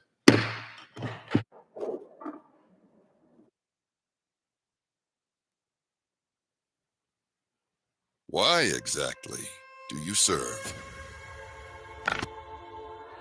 I serve to keep the warriors in the fight. I serve so the right call gets through no matter what. I serve to keep the skies safe. I serve to defend the United States and those who stand with us. But it's more than just the mission. I serve because my dad, my mom, and brother did. And now it's my turn. I serve to honor those who paved the way for freedom in America.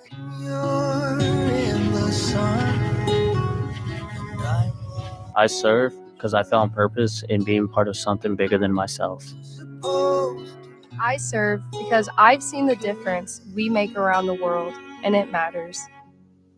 No matter your why, you are a part of something timeless, something greater. Be all you can be.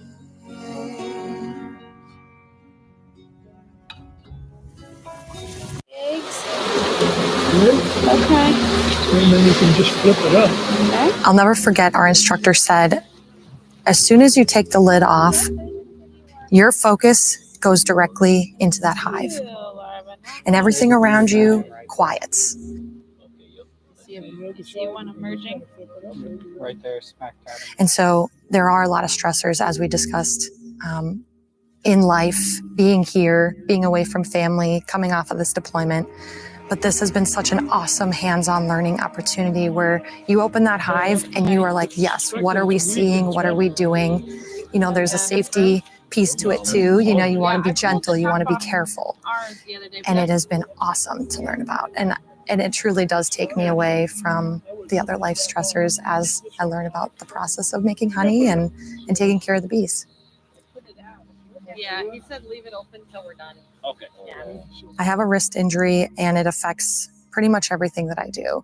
And on my civilian career, I'm a large animal veterinarian and I use my hands a lot. I work with cattle, sheep, goat, pig, and my career depends on my hands and the use of my arms. And when I was having difficulty doing patient administration, typing, I knew that this was going to impact my civilian career and my life overall. So, and at this point, we're going to do a surgical procedure next month on trying to see if there are things that we can repair.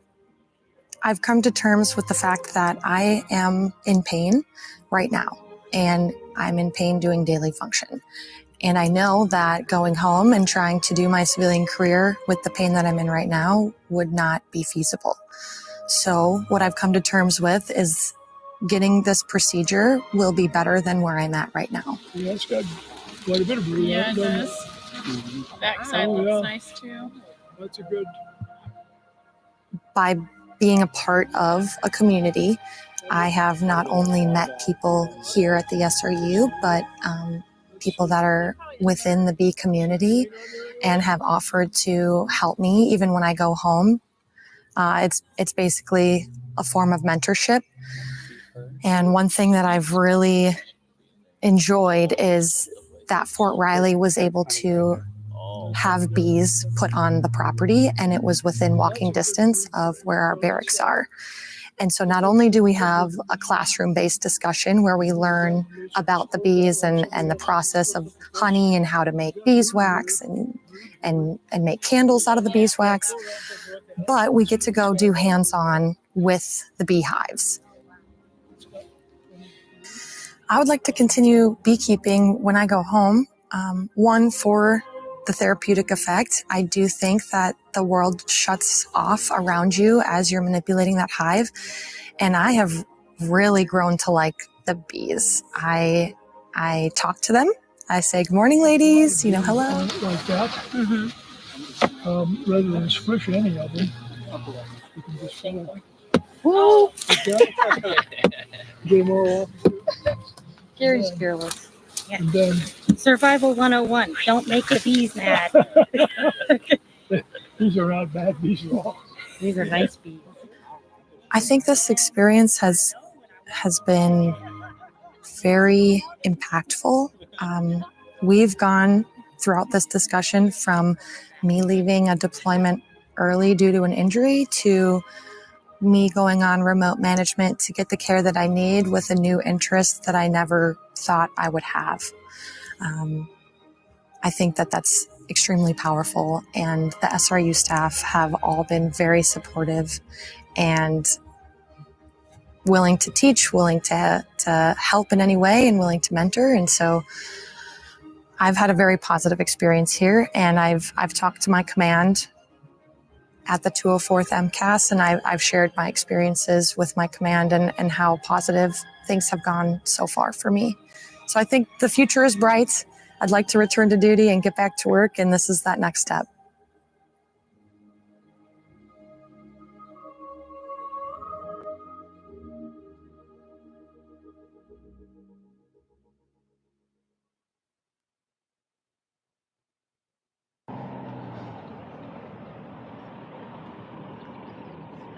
We're currently at Krivolac training area, and we've got an exercise, Immediate Response 25, ongoing.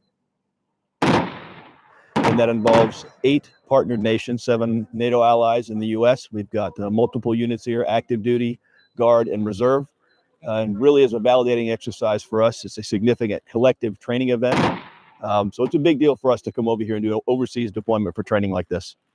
Where we really win is to watch the relationships that happen at the soldier level. They're here making friends. They're building lifelong partnerships, relationships that come out of this. They're learning from each other at the individual and collective level. It's mutually beneficial. And to be honest, I can't replicate some of the experiences that we have here with anywhere in the United States. It's just a phenomenal thing to watch our soldiers be a part of. It drives readiness, it drives lethality, it drives strength and stability. All of those things are critical to the future of our. It's no secret we live in a pretty contentious world right now.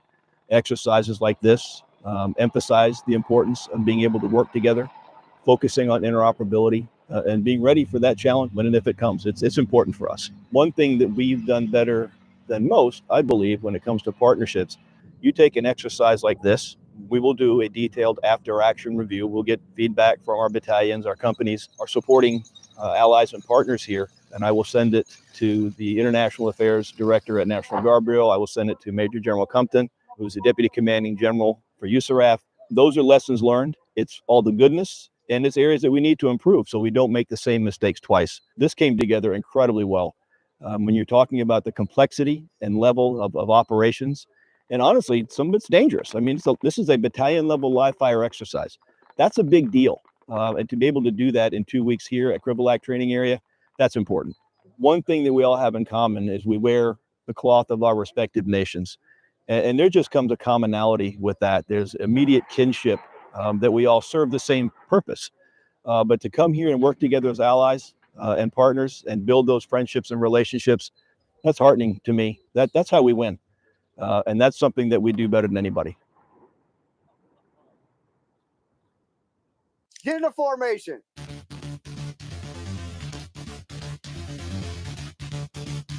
We've had a hell of an AT so far.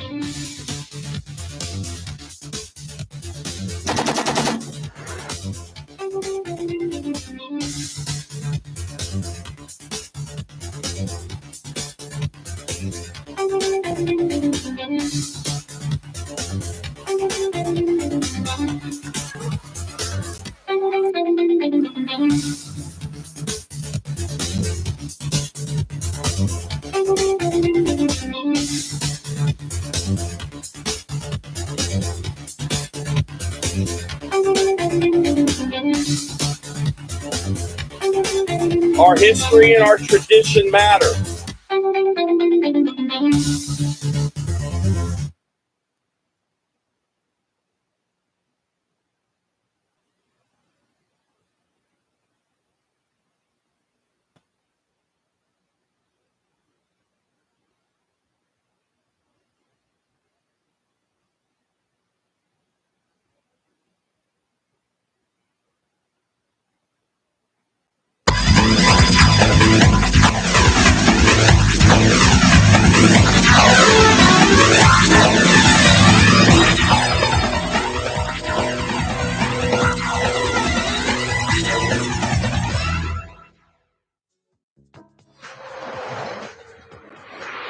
Speed is the leading cause of traffic accidents.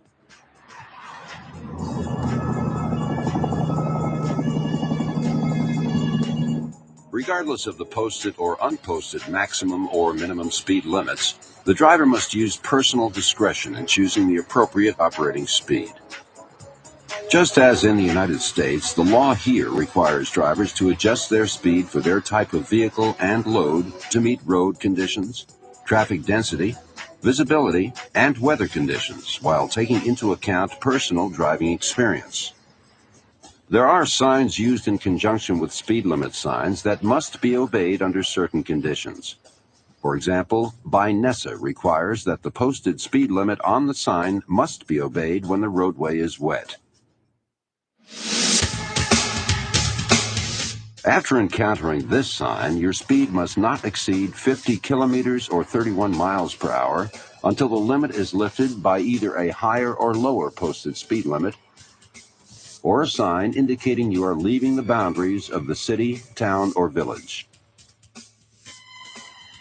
All cities also have 30 kilometers per hour or 18 mile per hour zones in residential and business districts. While driving on autobahns through cities, Autobahn traffic rules, which we will describe shortly, apply. On secondary roads and federal highways outside city limits, German traffic regulations establish a maximum speed limit, unless otherwise posted, of 100 kilometers per hour or 62 miles per hour. This limit is for all vehicles under 3.5 tons, to include motorcycles, as well as buses with seats for all passengers. For other buses, vehicles from 3.5 to 7.5 tons, or passenger cars with trailers, the limit is 80 kilometers per hour or 50 miles per hour. While driving on autobahns through cities, Autobahn traffic rules apply. Posted on autobahns only, this sign provides a recommended maximum speed, weather and road conditions permitting. Recommended speeds are intended to create a smooth flow of traffic.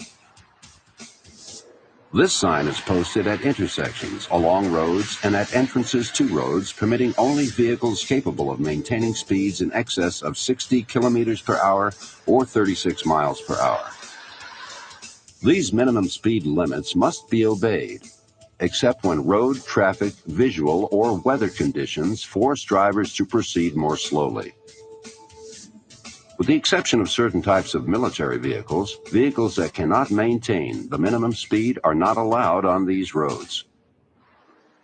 This sign shows the end of a minimum speed zone.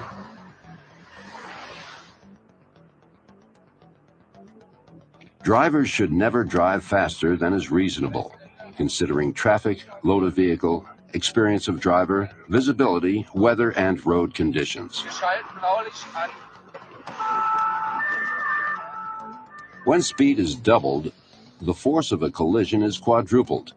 For example, the force of impact at 40 miles per hour is 4 times greater than when a vehicle is going 20 miles per hour. There are 4 basic points to remember about driving at high speeds. First, it requires a greater distance to stop in an emergency. Next, it makes it more difficult to round a curve or to change direction to avoid collisions. Third, it provides both drivers less time to react. And finally, it increases the severity of collisions. As a rule of thumb, always maintain a 3-second following distance between vehicles. To determine the proper separation, pick an object along the road. When the vehicle in front of you passes the object, start counting 3 seconds.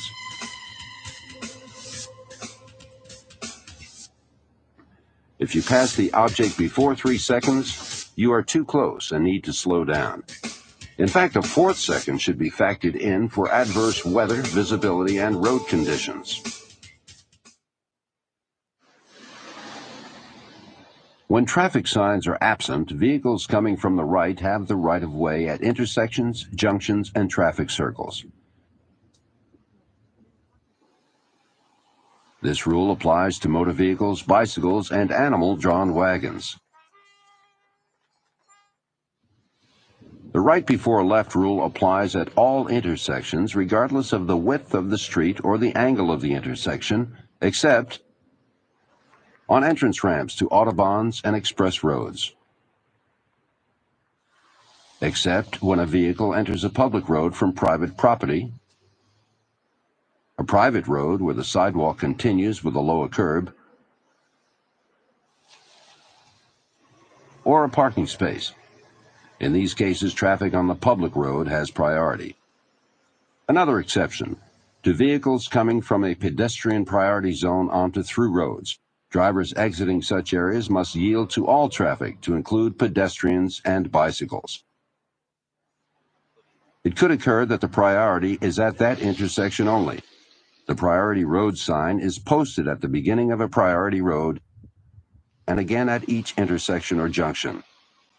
Outside city limits, this sign also means no parking on the roadway. These signs inform drivers that they have the right-of-way at the intersection or junction. Outside city limits, these signs are normally posted 150 to 250 meters before an intersection or junction and at the intersection again. Inside city limits, you will see them at intersections and junctions. In some cases, priority roads go left or right instead of straight ahead. Here, a driver must yield to traffic coming from the left. Drivers remaining on or leaving a priority road always have priority. Drivers who leave the priority road have the right-of-way over drivers who have yield signs. Drivers who stay on the priority road must use their left turn indicator after seeing this sign.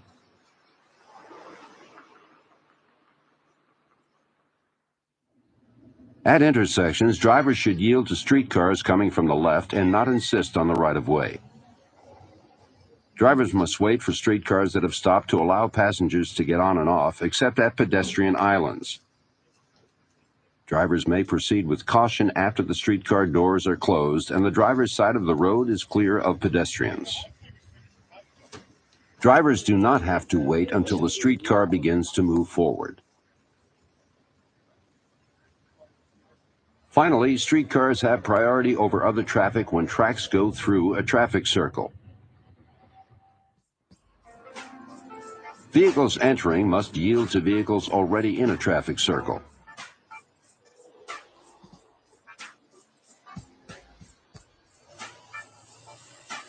The use of turn signals is prohibited entering the traffic circle, but is required when exiting.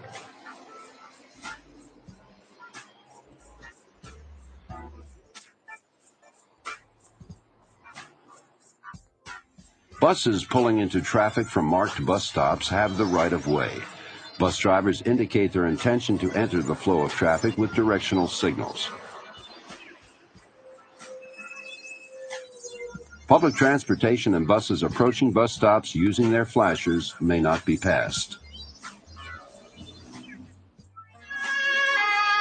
Emergency vehicles identified by flashing blue lights or multi-tone warning signals have the right-of-way, and drivers must pull over to the right or left and stop if necessary. Sometimes pulling over to the far left or right and reducing your speed will suffice. A driver must never insist on the right-of-way. Safety takes priority in all traffic situations. Special care must be given to bicycles or other slow-moving vehicles that may be traveling curbside and going straight when you plan on turning to the right. Clear the rear and side before turning. These vehicles have the right-of-way. Ensure vehicles behind you are not attempting to pass. Autobahns are identified by this sign. Vehicles not able to exceed 60 kilometers per hour or 37 miles per hour are not allowed on the Autobahn. Autobahns may be entered and exited only at officially designated points. Entering drivers must yield the right-of-way to vehicles on the Autobahn. Because of high-speed traffic, entering an Autobahn is extremely dangerous. Drivers must be sure the road is clear. Except where posted or restricted by vehicle type or dictated by traffic or road conditions, no speed limit exists on the Autobahn. The unposted recommended speed for vehicles under 3.5 tons authorized loaded weight is 130 kilometers per hour or 80 miles per hour. This speed can be exceeded if conditions allow. However, it is important to note that if an individual is involved in an accident over the speed of 130 kilometers per hour, even if the driver is not at fault depending on the circumstances, the driver may be charged or held partially liable for the accident. U.S. Forces personnel must remember that their American-made vehicles may be designed for safe operation at lower speeds, not to exceed 90 to 108 kilometers per hour, which is 55 to 65 miles per hour. When driving an American-made vehicle on the Autobahn, you should not exceed the speed commensurate with the speed rating of your tires. The right lane of Autobahns is for cruising, the left lane only for passing. Except in special situations, for example, traffic jams or accidents, it is legal to remain in the left lane if waiting for the vehicle ahead to complete its passing maneuver. Vehicles in the right lane should normally not travel faster than vehicles in the left. Once again, except for traffic jams and accidents, you cannot pass on the right on the Autobahn. Vehicles using exit lanes on the Autobahn may drive faster than vehicles in the lane to their left after reaching the broken white lines that designate the exit lanes have begun. These are significantly wider traffic lane markings shortly before restricted areas.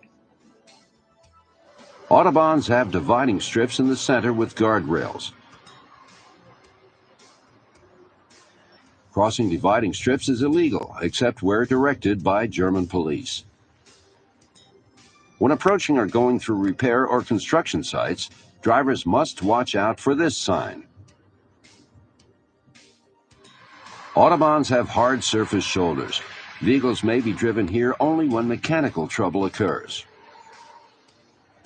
If a vehicle breaks down, the driver is required to move the vehicle onto the shoulder as far as possible from traffic lanes and take immediate action to warn approaching drivers by turning on flashing lights and setting out a warning triangle. It is highly recommended for your safety that all passengers get out on the right side and wait behind the barrier, not on the shoulder. These are definite don'ts for drivers on the Autobahn. Don't back up or make U-turns. If you miss an exit, drive to the next exit. Again, do not attempt to back up or make a U-turn. Don't stop or park. Don't run out of gas. Drivers may be fined for stopping if their vehicles have run out of gas. Don't drive in the left lane to prevent vehicles from passing. Don't tailgate and flash headlights in an effort to force other drivers to the right. Don't walk or ride a bicycle. Don't get out of POVs when in a traffic jam. Do not tow vehicles on the Autobahn beyond the next exit. Buses and trucks above authorized loaded weight, 3.5 tons, must maintain a minimum distance of 50 meters from the vehicle in front if they travel faster than 50 kilometers per hour on the Autobahn. A word of caution. When exiting the Autobahn or interstate, unlike the states, you will be leaving a high-speed straightaway, often onto curvy, unpredictable exit roads. It is essential that you decelerate and adjust speeds accordingly.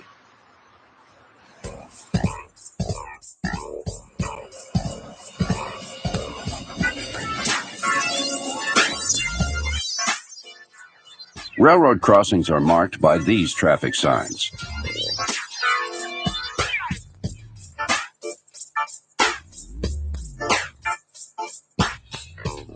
This sign and a red light indicate that a train is coming and vehicles must stop. Vehicles may proceed when the red light goes out. Crossing railway tracks is forbidden when crossing gates are closed or in motion,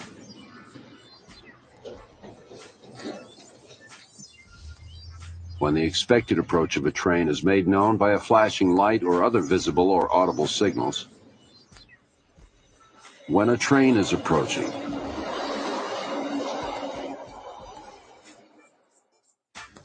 Every railroad crossing must be approached with caution, particularly at unguarded crossings.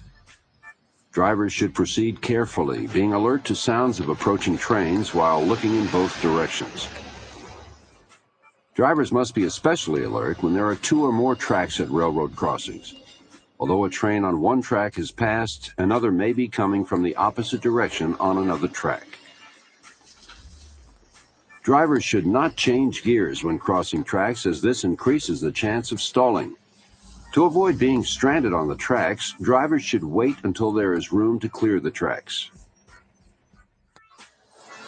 Trucks above 7.5 tons authorized loaded weight and vehicles with trailers are required by law to stop immediately after passing the single stripe signpost when a railroad crossing is closed or a train is approaching. This requirement enables faster-moving vehicles to pass slower vehicles before reaching the crossing. When a vehicle is stopped at a crossing at night, the driver must use parking lights. The lights should not cause irritation. When a 30-second or longer stop is anticipated, or the crossing is posted, the ignition should be shut off.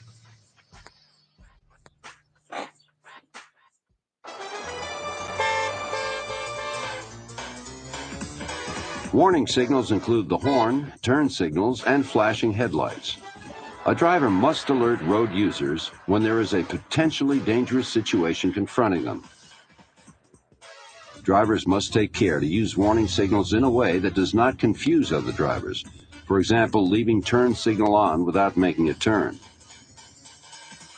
Drivers also must be careful not to startle domestic animals by blowing car horns. Outside cities, a short blast on the horn or flashing headlights indicate the intention to pass. Inside city limits, flashing headlights or horns may not be used to signal the intention to pass, but can be used to warn of danger.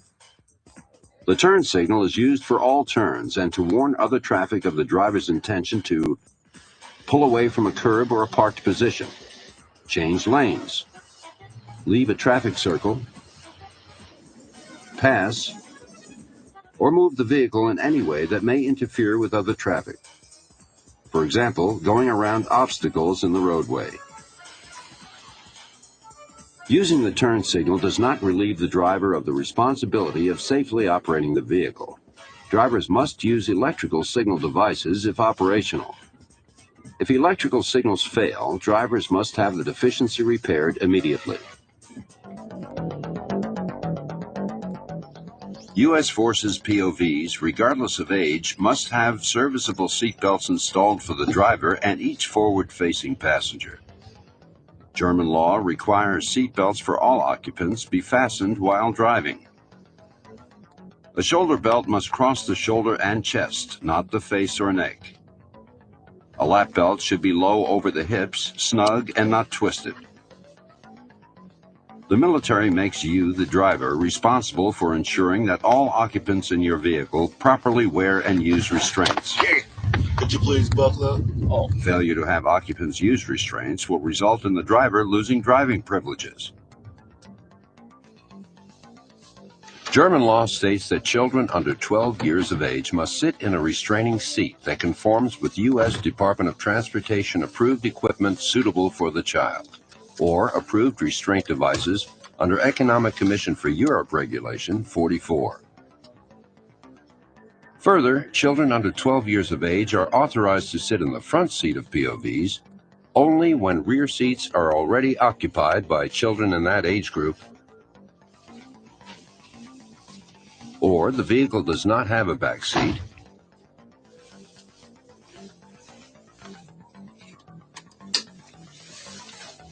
or the vehicle has no passenger airbag, or the passenger airbag can be switched off.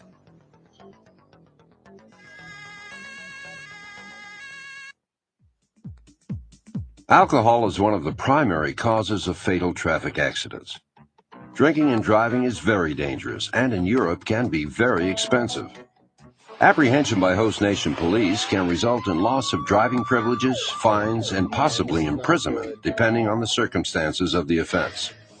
License and registration, please.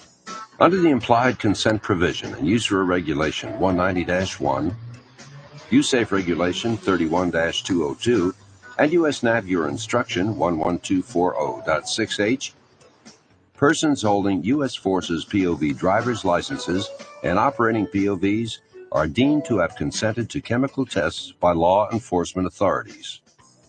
These tests could be for alcohol or other drug content of their blood, breath, or urine if stopped, apprehended, or cited for any offense allegedly committed while driving or in physical control of a motor vehicle while under the influence of intoxicants. Refusal to submit to or complete testing for chemicals will cause an automatic revocation of your U.S. Forces POV driver's license. There are 3 levels of test results for which administrative action can be taken for operating a vehicle while under the influence of alcohol. 0.5 to 0.79 milligrams of alcohol per 1 milliliter of whole blood will result in a 90-day suspension of driving privileges. 0.80 to 0.99 milligrams of alcohol per 1 milliliter of whole blood will result in a 180-day suspension of driving privileges. 1 milligram or more of alcohol per 1 milliliter of whole blood or refusing to submit or complete a breath, blood, or urine test will result in an automatic indefinite revocation of driving privileges. Violators may petition for reinstatement after 12 months have expired and they have completed an Army substance abuse program or other service equivalent. POVs operated by U.S. Forces military and civilian members must carry approved first aid kits and portable reflectorized warning triangles. Triangles and kits should be carried in the passenger section, not in the trunk of the POV. Failure to carry warning triangles and first aid kits is against German law and grounds for withdrawal of USERA registration privileges. It's okay, it's perfect. Drivers are required to warn approaching traffic if your POV fails on any roadway by using your 4-way flashers and placing the warning triangle 100 meters or 200 meters on the Autobahn behind the disabled POV. Within city limits, triangles must be placed 50 meters behind disabled autos. Emergency telephones are located at intervals along the Autobahn. Arrows on roadside reflector posts indicate the direction of the nearest one. These telephones are connected by direct line to the office of the Highway Superintendent, Straßenmeister, where a switchboard operator is always on duty. Although most of the operators speak only German, lifting the receiver indicates the exact location of the caller. Yes, I need assistance on Autobahn 6.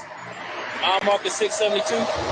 If the caller cannot be understood, the operator will dispatch the German police to come to the caller's aid.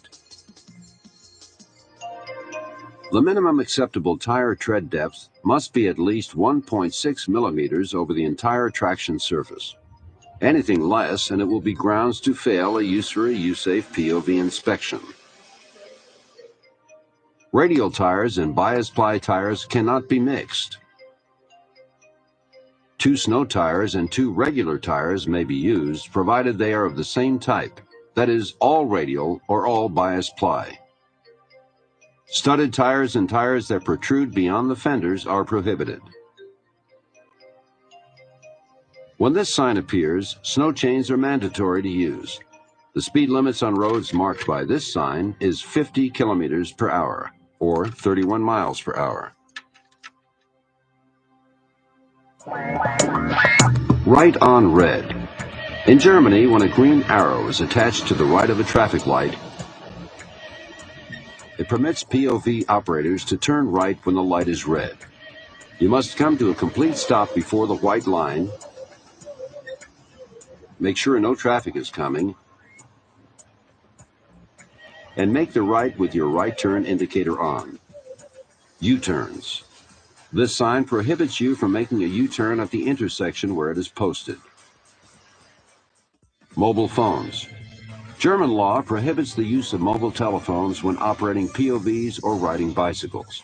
Only hand-free telephones that allow the driver to keep his or her hands on the steering wheel and eyes on the road may be used. This prohibition does not apply if the POV is stationary and the motor is turned off. This sign, normally posted near a construction area, indicates slower speed and the minimum distance to keep between vehicles. Fatigue. Fatigue is a major factor in many traffic accidents. How many times have you found yourself not concentrating behind the wheel? Driving in Europe requires full use of all your faculties. Get plenty of rest before starting out on a long trip. Plan frequent breaks at authorized stopping areas to stretch and refresh.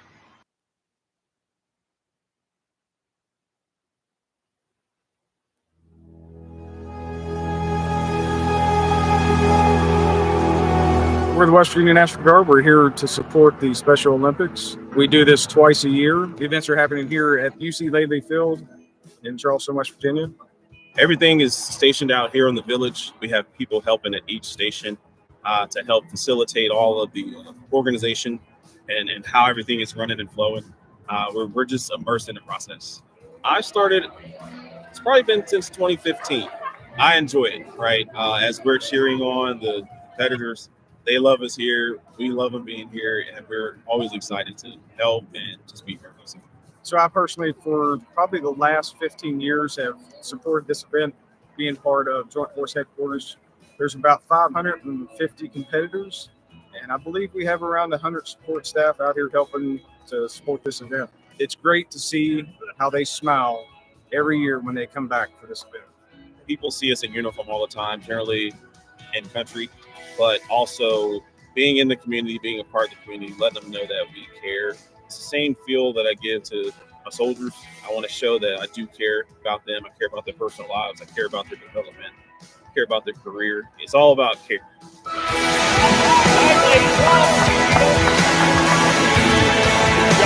There you go.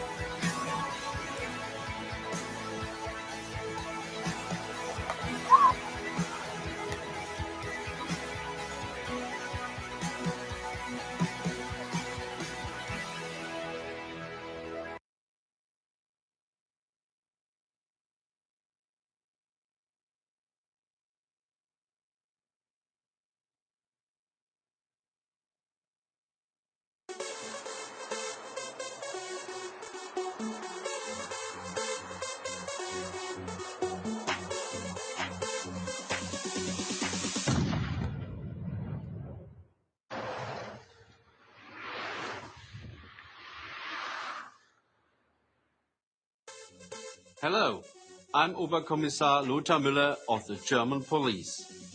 I would like to talk to you about some of the differences you will encounter between driving in Europe and driving in the United States. Speed limits are notably higher in most European countries than in America. Therefore, it is important to adjust your speed not just for the speed limit shown, but for the road conditions, the visibility, traffic density, your vehicle load, and most importantly, your personal driving experience. In this module, we will show you how to convert miles per hour to kilometers per hour, which is what you will find on European speed limit road signs. Did you know that in Europe there are minimum as well as maximum speed limits? Of course, we will cover that and also the hazards of driving at excessive speeds. Speed is the leading cause of traffic accidents.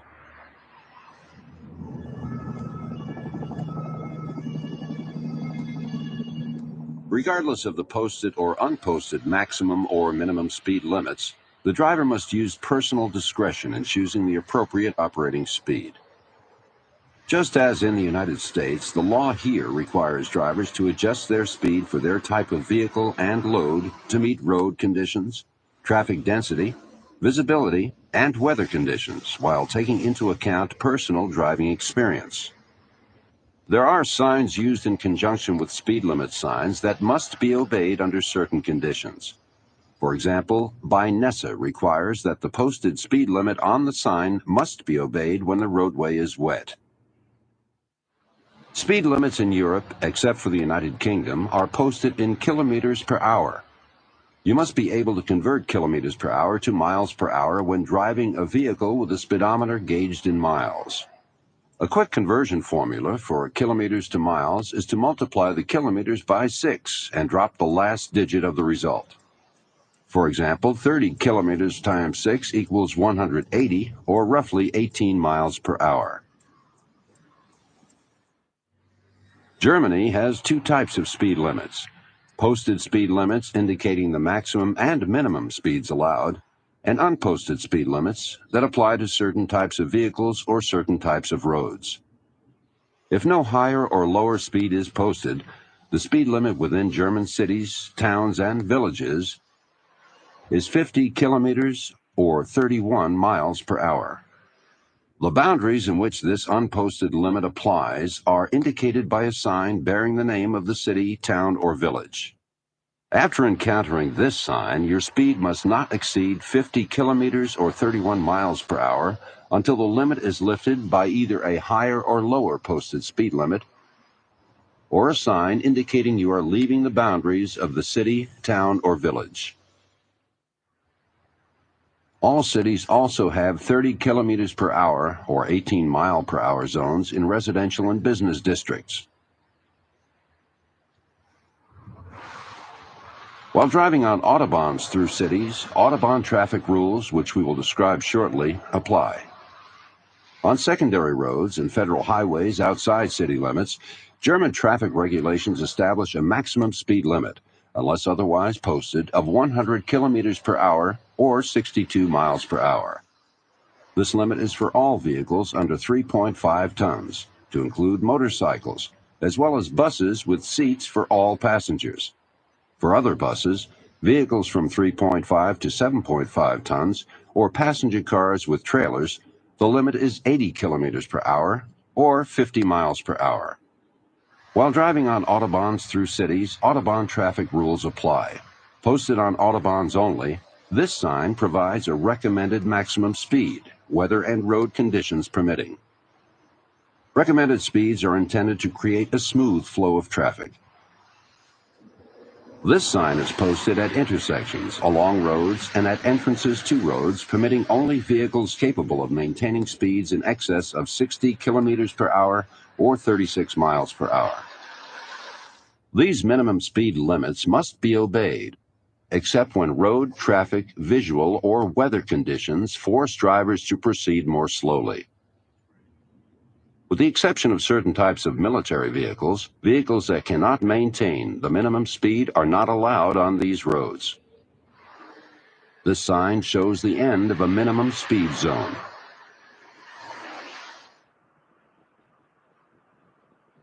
Drivers should never drive faster than is reasonable, considering traffic, load of vehicle, experience of driver, visibility, weather, and road conditions. When speed is doubled, the force of a collision is quadrupled. For example, the force of impact at 40 miles per hour is 4 times greater than when a vehicle is going 20 miles per hour. There are 4 basic points to remember about driving at high speeds. First, it requires a greater distance to stop in an emergency. Next, it makes it more difficult to round a curve or to change direction to avoid collisions. Third, it provides both drivers less time to react. And finally, it increases the severity of collisions. As a rule of thumb, always maintain a 3-second following distance between vehicles. To determine the proper separation, pick an object along the road. When the vehicle in front of you passes the object, Start counting 3 seconds.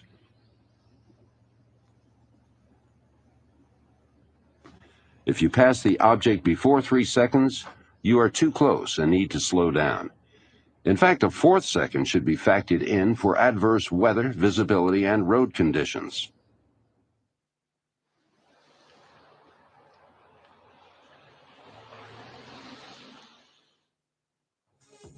In this module, you will learn about the right before left rule, as well as its exceptions. You will also see examples of different rights-of-way signs that will hopefully clear up any questions you may have, including the unique rights-of-way connected with traffic circles. And finally, all those signs may guide you through European traffic. You must learn to always practice safety first. When traffic signs are absent, vehicles coming from the right have the right of way at intersections, junctions, and traffic circles. This rule applies to motor vehicles, bicycles, and animal-drawn wagons. The right before left rule applies at all intersections regardless of the width of the street or the angle of the intersection, except on entrance ramps to autobahns and express roads. Except when a vehicle enters a public road from private property, a private road where the sidewalk continues with a lower curb, or a parking space. In these cases, traffic on the public road has priority. Another exception, to vehicles coming from a pedestrian priority zone onto through roads. Drivers exiting such areas must yield to all traffic, to include pedestrians and bicycles. It could occur that the priority is at that intersection only. The priority road sign is posted at the beginning of a priority road and again at each intersection or junction. Outside city limits, this sign also means no parking on the roadway.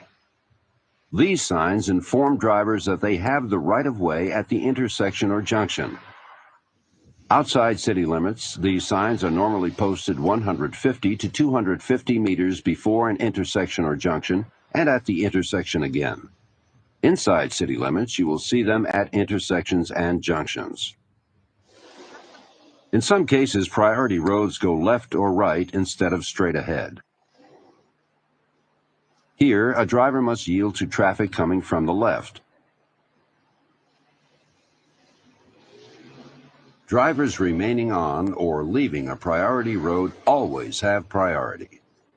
Drivers who leave the priority road have the right of way over drivers who have yield signs. Drivers who stay on the priority road must use their left turn indicator after seeing this sign.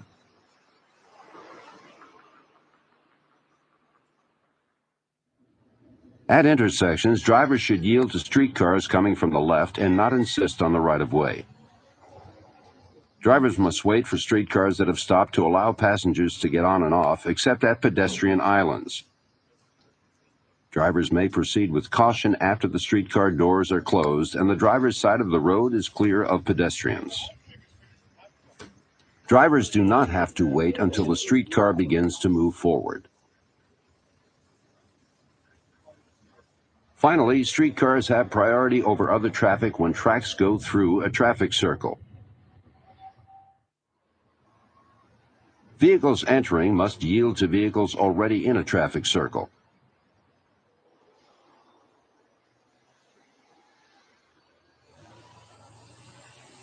The use of turn signals is prohibited entering the traffic circle,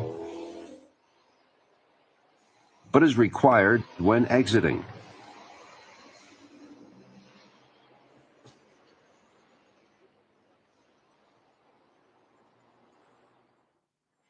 Buses pulling into traffic from marked bus stops have the right of way. Bus drivers indicate their intention to enter the flow of traffic with directional signals. Public transportation and buses approaching bus stops using their flashers may not be passed.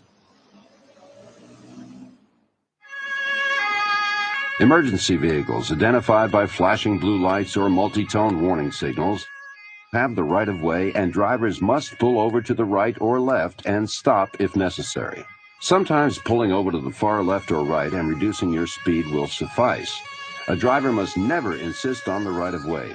Safety takes priority in all traffic situations.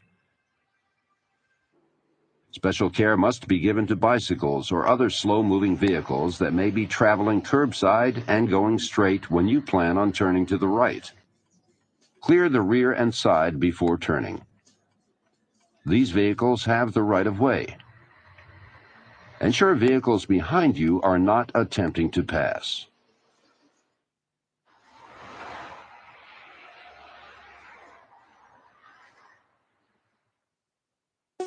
After watching Model 3, you will know how to properly change traffic lanes to include allowable exceptions.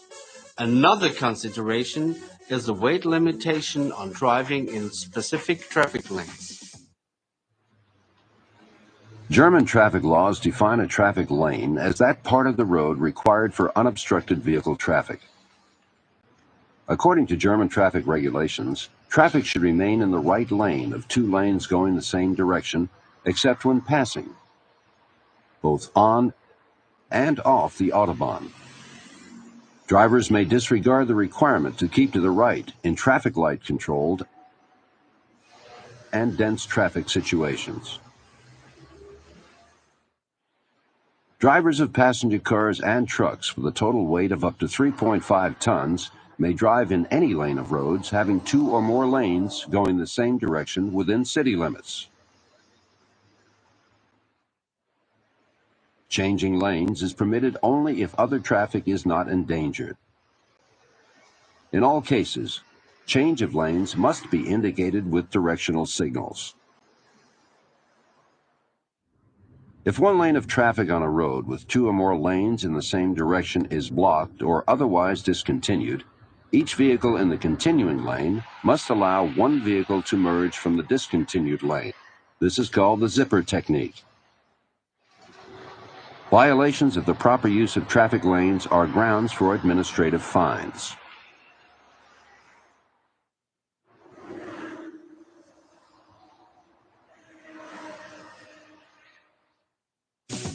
In Module 4, we introduce you to the unique driving conditions on the German Autobahns, which closely resembles American interstate highways. Except for higher or lower speed limits in different countries throughout Europe, you will encounter very similar driving conditions on state highways. We will show you what vehicles may use the interstate or Autobahn, the speed limits, important signs, rules and regulations, and most importantly, safe driving habits. Autobahns are identified by this sign. Vehicles not able to exceed 60 kilometers per hour or 37 miles per hour are not allowed on the Autobahn. Autobahns may be entered and exited only at officially designated points. Entering drivers must yield the right-of-way to vehicles on the Autobahn. Because of high-speed traffic, entering an Autobahn is extremely dangerous. Drivers must be sure the road is clear. Except where posted or restricted by vehicle type or dictated by traffic or road conditions, no speed limit exists on the Autobahn. The unposted recommended speed for vehicles under 3.5 tons authorized loaded weight is 130 kilometers per hour or 80 miles per hour. This speed can be exceeded if conditions allow. However, it is important to note that if an individual is involved in an accident over the speed of 130 kilometers per hour, even if the driver is not at fault depending on the circumstances, the driver may be charged or held partially liable for the accident. U.S. Forces personnel must remember that their American-made vehicles may be designed for safe operation at lower speeds, not to exceed 90 to 108 kilometers per hour, which is 55 to 65 miles per hour. When driving an American-made vehicle on the Autobahn, you should not exceed the speed commensurate with the speed rating of your tires.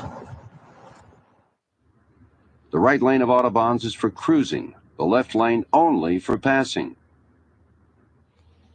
Except in special situations, for example, traffic jams or accidents, it is legal to remain in the left lane if waiting for the vehicle ahead to complete its passing maneuver. Vehicles in the right lane should normally not travel faster than vehicles in the left.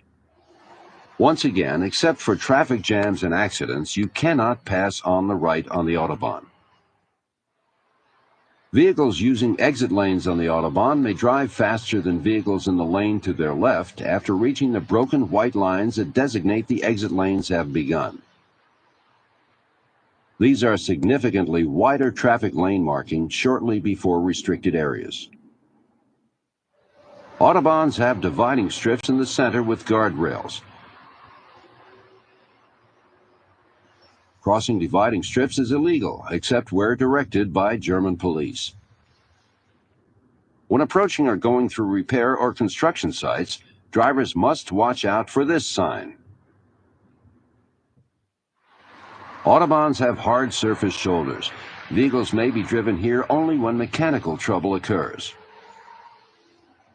If a vehicle breaks down, the driver is required to move the vehicle onto the shoulder as far as possible from traffic lanes and take immediate action to warn approaching drivers by turning on flashing lights and setting out a warning triangle.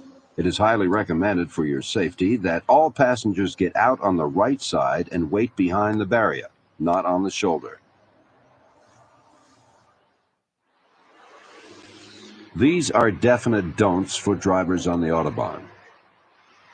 Don't back up or make U-turns. If you miss an exit, drive to the next exit.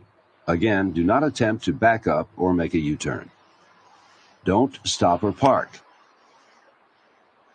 Don't run out of gas. Drivers may be fined for stopping if their vehicles have run out of gas. Don't drive in the left lane to prevent vehicles from passing.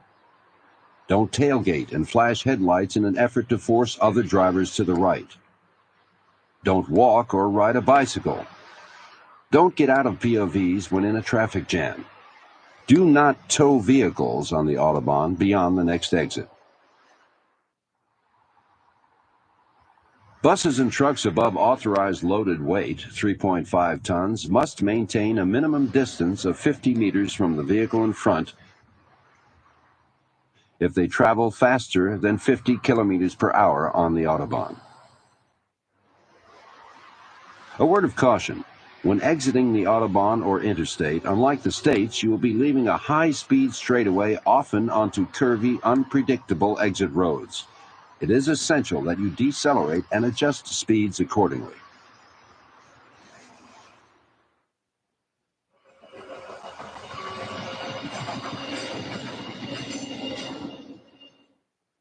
You will encounter more railroad crossings on normal secondary and country roads in Europe than in most of the states. Again, we will show you important signs, guarded and unguarded railroad crossings, when and how to cross them, and special considerations. Of course, throughout this module, as in the past, we will emphasize safety. Railroad crossings are marked by these traffic signs.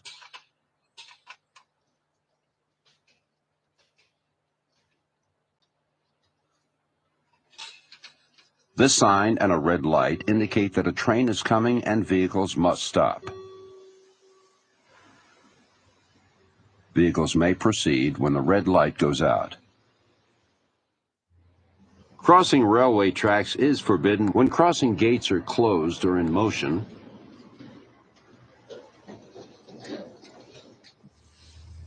when the expected approach of a train is made known by a flashing light or other visible or audible signals, when a train is approaching.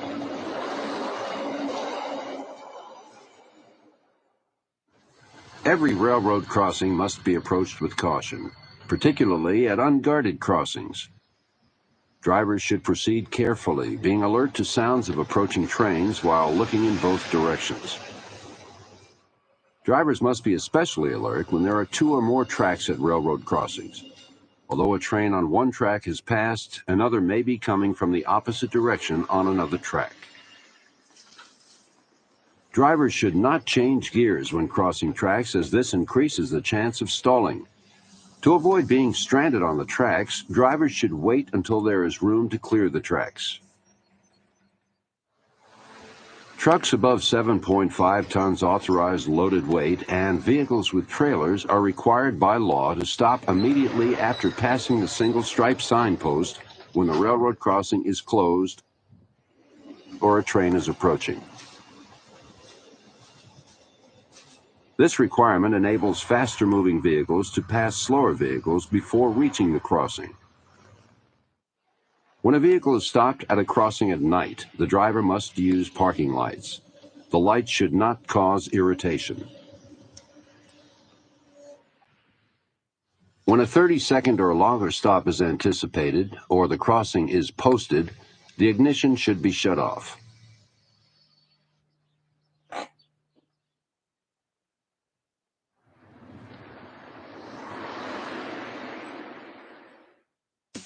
One thing is certain for all automobile drivers. Every day in the world is becoming a much more difficult place in which to park. This module teaches correct parking procedures. Again, very similar throughout Europe. You will also learn prohibitions and exceptions concerning parking, as well as how to determine and comply with mandatory time limits. Vehicles may be stopped only on the right-hand side of the roadway in the direction of the flow of traffic. Stopping or parking on either side of one-way streets is usually permitted. A driver who reaches a parking space first has priority, even if he or she passes the space in order to reverse into it. Under German law, a vehicle is considered parked when the driver leaves the vehicle or it is stopped for longer than 3 minutes. A vehicle is considered to be parked illegally when parked where official signs forbid parking, where the road is narrow, in a way that blocks the view of the road, on any sharp bend in the road, within 5 meters of a pedestrian crosswalk or a marked or unmarked junction, within 15 meters of public transportation stopping signs, for example, bus or streetcar stops, within 5 meters of railway crossing in city limits, or within 50 meters of railway crossings outside city limits. Beside a traffic island, it is illegal to park in front of driveways to roadside property. In congested areas of older cities, driveways can usually be identified by doors large enough to admit a vehicle.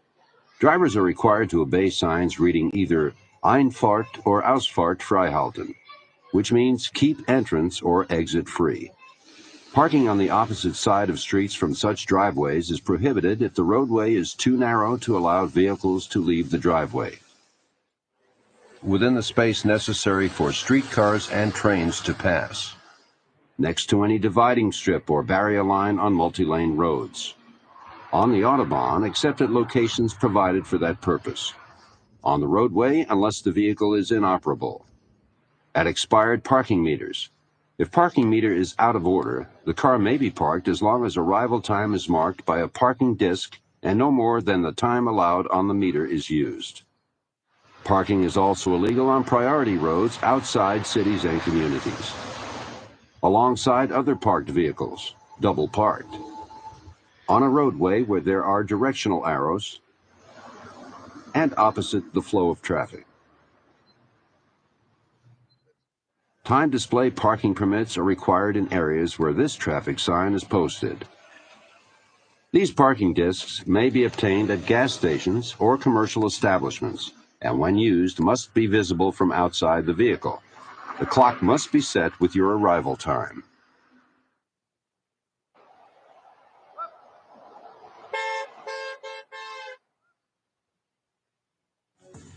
Here we show you how to warn other drivers of potential road hazards.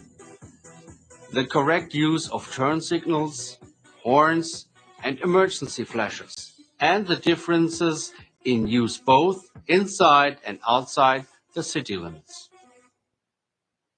Warning signals include the horn, turn signals, and flashing headlights. A driver must alert road users when there is a potentially dangerous situation confronting them. Drivers must take care to use warning signals in a way that does not confuse other drivers. For example, leaving turn signal on without making a turn. Drivers also must be careful not to startle domestic animals by blowing car horns. Outside cities, a short blast on the horn or flashing headlights indicate the intention to pass. Inside city limits, flashing headlights or horns may not be used to signal the intention to pass, but can be used to warn of danger. The turn signal is used for all turns and to warn other traffic of the driver's intention to pull away from a curb or a parked position, change lanes, leave a traffic circle, pass, or move the vehicle in any way that may interfere with other traffic. For example, going around obstacles in the roadway. Using the turn signal does not relieve the driver of the responsibility of safely operating the vehicle. Drivers must use electrical signal devices if operational. If electrical signals fail, drivers must have the deficiency repaired immediately.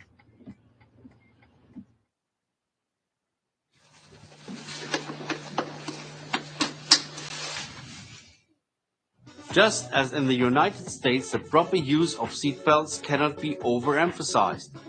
There are minimal but important differences in the use of these devices that you must learn. Yes, we will ask questions.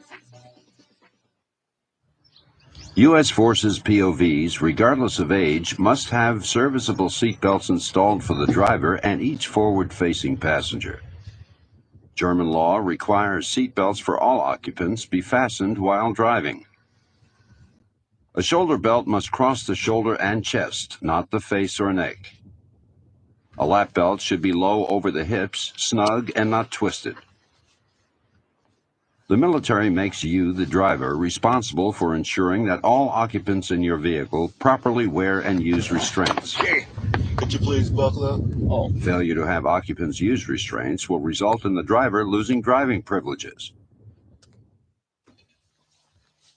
German law states that children under 12 years of age must sit in a restraining seat that conforms with U.S. Department of Transportation approved equipment suitable for the child, or approved restraint devices under Economic Commission for Europe Regulation 44.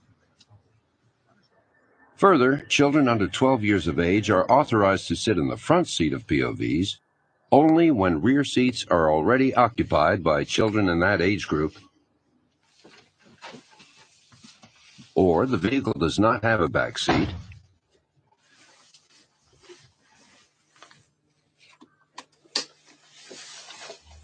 or the vehicle has no passenger airbag, or the passenger airbag can be switched off.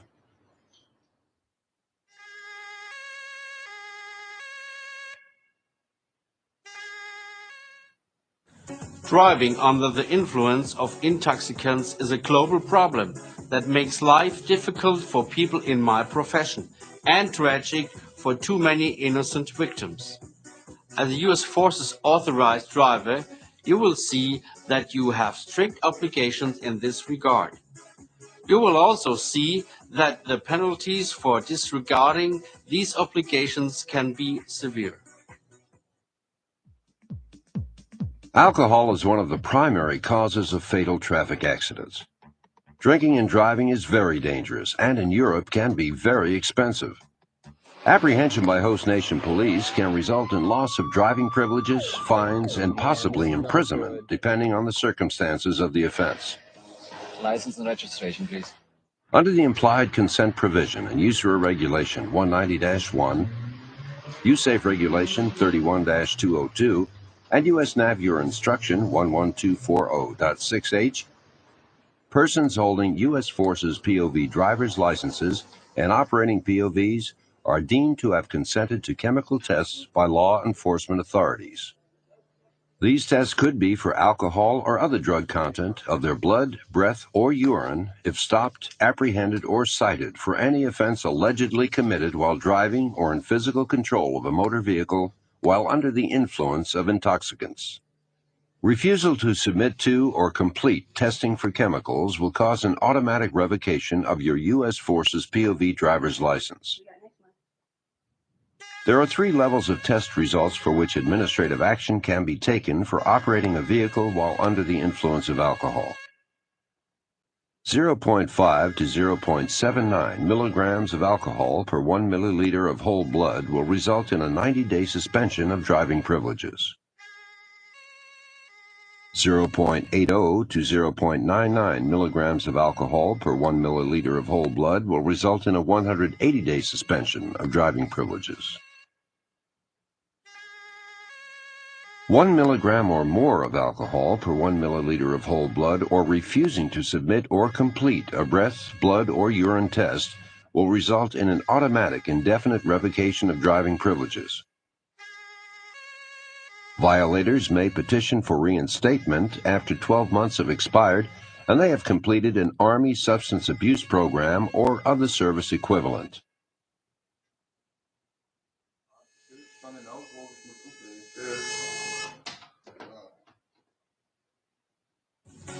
You will now learn what emergency equipment is required in every vehicle on the roadways of Europe, how to use the equipment properly, including displays and correct distances of required displays from vehicles. Also, we will teach you the use of emergency Autobahn or interstate phones when you may require assistance. Once again, safety in all of this is a prime consideration. POVs operated by U.S. Forces military and civilian members must carry approved first aid kits and portable reflectorized warning triangles. Triangles and kits should be carried in the passenger section, not in the trunk of the POV. Failure to carry warning triangles and first aid kits is against German law and grounds for withdrawal of usurer registration privileges. It's okay, it's perfect. Okay. Drivers are required to warn approaching traffic if your POV fails on any roadway by using your 4-way flashers and placing the warning triangle 100 meters or 200 meters on the Autobahn behind the disabled POV. Within city limits, triangles must be placed 50 meters behind disabled autos. Emergency telephones are located at intervals along the Autobahn. Arrows on roadside reflector posts indicate the direction of the nearest one. These telephones are connected by direct line to the office of the Highway Superintendent, Straßenmeister, where a switchboard operator is always on duty. Although most of the operators speak only German, lifting the receiver indicates the exact location of the caller. Yes, I need assistance on Autobahn 6. I'm marking 672. If the caller cannot be understood, the operator will dispatch the German police to come to the caller's aid.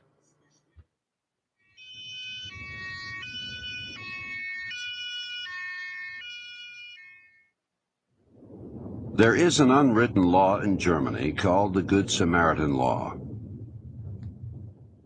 The German Criminal Code states that whoever, in case of an accident, common danger, or distress, does not render aid, although such aid is necessary and can be expected of him or her under the circumstances, especially if it is possible to do so without substantial danger to himself or herself, and without violating other important duties, will be punished by a fine or imprisonment not to exceed 1 year.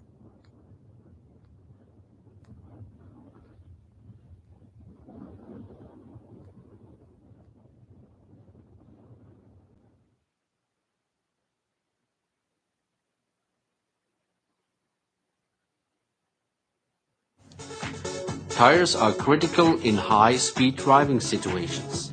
Tire ratings are important along with tread depth. You will learn how you may and may not mix your tires, and when snow chains are mandatory. The minimum acceptable tire tread depth must be at least 1.6 millimeters over the entire traction surface. Anything less, and it will be grounds to fail a USARA USAFE POV inspection. Radial tires and bias ply tires cannot be mixed. 2 snow tires and 2 regular tires may be used, provided they are of the same type, that is, all radial or all bias ply. Studded tires and tires that protrude beyond the fenders are prohibited. When this sign appears, snow chains are mandatory to use. The speed limits on roads marked by this sign is 50 kilometers per hour, or 31 miles per hour.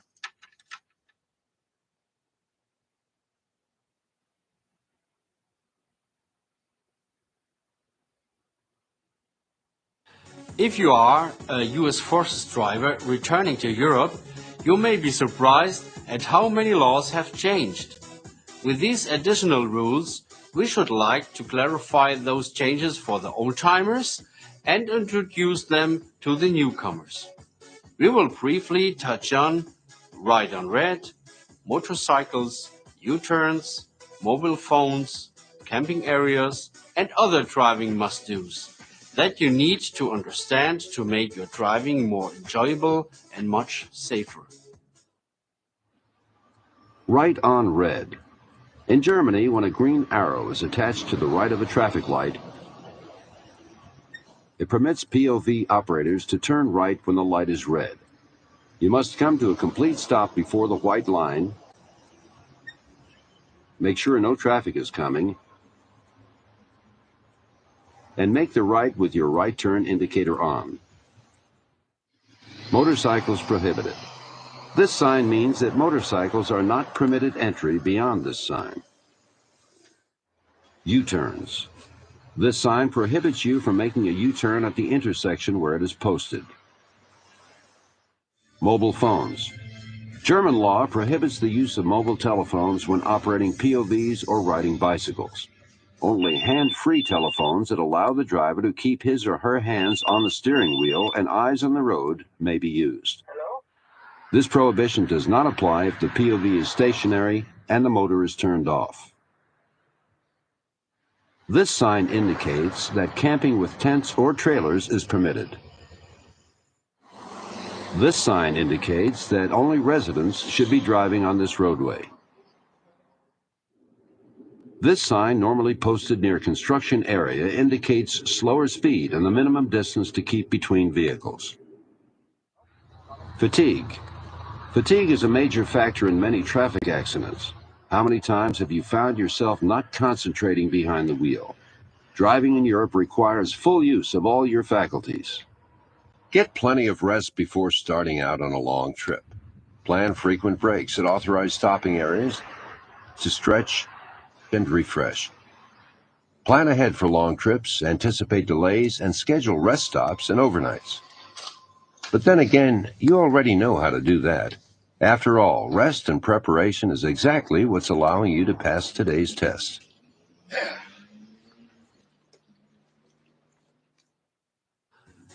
Well, that's it. Thank you for your attention. And as the man in the video said, I know you'll pass your test.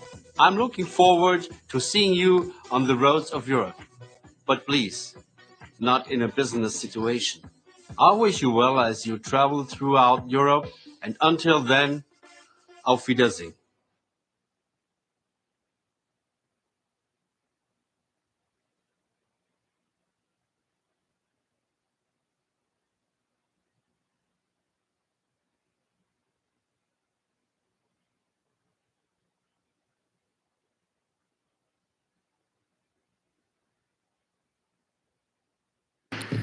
The committee will come to order. Without objection, the chair reserves the right to declare the committee in recess at any point. Before we begin, I would like to remind those in the audience that this hearing is open to the public, but actions that disrupt or distract from the proceedings will not be tolerated. The chair reserves the right to remove disruptive persons from the hearing. U.S. Capitol Police are on hand to assist with that task, and I thank them for their service and attendance. Today, we continue our posture hearings with CENTCOM and AFRICOM. As this will be both General Kurilla's and General Langley's final appearance before this committee, I want to thank you for your service to our nation. Both of you have been exemplary in your roles, and I want you to know you're appreciated. American deterrence in the Middle East and Africa eroded under the last administration. The disastrous withdrawal from Afghanistan emboldened our adversaries. The Biden administration's appeasement of Iran only made matters worse. After Hamas's barbaric onslaught, Iran opened a second front, activating the Houthis to strike Israel and disrupt global trade. Since 2023, the Houthis have launched hundreds of attacks on U.S. warships and commercial vessels. Yet instead of holding the Houthis accountable, the Biden administration pulled them off the terror list. Immediately upon taking office, President Trump set out to restore peace through strength. He reinstated the maximum pressure campaign on Iran and strengthened America's hand in nuclear talks. I strongly support his demand for Iran to permanently give up its capacity to enrich uranium. Iran's nuclear program must be dismantled for good, but so must its proxy network. Israel has taken decisive action against Hamas, Lebanese, Hezbollah, and other rogue actors that had been operating in Assad's Syria. Thanks to Israel, that what once seemed impossible is becoming a reality. Iran's proxies are being destroyed. The Trump administration is building on this momentum. Nowhere is this clearer than in its response to the Houthis. Under President Trump, the United States has hit back decisively, but that threat is not gone. Recent reports indicate Iran is buying materials from China for hundreds of ballistic missiles. It is clear that Iran is determined to rearm and resupply its proxies. So we must be equally determined to stop them. This administration is right to prioritize Homeland Security, but that mission begins well beyond our borders. We must stop terrorists abroad before they reach us. That means denying terrorists a safe haven. And for this, U.S. forces must be forward deployed. That's why I support the department's condition-based approach to rebalancing U.S. forces in Syria. We cannot allow Syria to become a sanctuary again for terrorists, Iran or Russia. The same applies for Africa. Al-Shabaab, ISIS, and Al-Qaeda are all gaining ground on that continent. Recent U.S. strikes in Somalia and across Africa have disrupted their operations, but that pressure must continue. Yet AFRICOM is consistently under-resourced. Even modest increases in ISR and security cooperation funding would go a long way and empower our African partners to take on more of the burden in the fight against terrorism. We also must confront China's growing footprint on Africa. The reality is that the threat China poses to the United States extends well beyond the Indo-Pacific. In Africa, Beijing is securing critical minerals and building military infrastructure from Djibouti to West Africa. If China secures a permanent naval base on Africa's Atlantic coast, it will threaten vital sea lanes and have serious consequences for our ability to defend our homeland. Russia is also deepening its presence across Africa. It is trading arms and mercenaries for access to Africa's gold, oil, and other resources. The resulting revenue is helping fund Putin's malign activities worldwide. I look forward to hearing from our witnesses on how we can continue to defend forward in CENTCOM and AFRICOM and ensure the region's threats never reach the U.S. homeland. And with that, I yield to my friend, the ranking member, for any opening statement he may have. Thank you, Mr. Chairman. I appreciate that, and I want to join you in our thank yous to our two military witnesses today. They have served incredibly well for a long time, and sorry, we'll not be seeing before you this committee. I don't know if you share, if you will miss us as much as we miss you. But we do appreciate your service. It's good to have you back one more time. And the degree of expertise that you bring to these two very difficult regions is enormously helpful to our committee, but also to our country. And I will agree with the chairman. I think the region is unbelievably unstable, both in CENTCOM and in Africa. Chairman has a slightly more optimistic take on how things have gone the last 6 months than I do. I think the instability is still raging and it's still something we need to deal with. Certainly the war in Gaza goes on. The suffering there is enormous. We need to get to a ceasefire as soon as possible. There continues to be conflicts in the West Bank. We see in Africa and West Africa in particular is a deeply concerning situation where terrorist offshoots are beginning to take over more and more territory and threaten more and more countries. Sudan, civil war continues to be a major destabilizing factor. A war no one really pays much attention to continues to go on between the DRC and Rwanda with catastrophic consequences.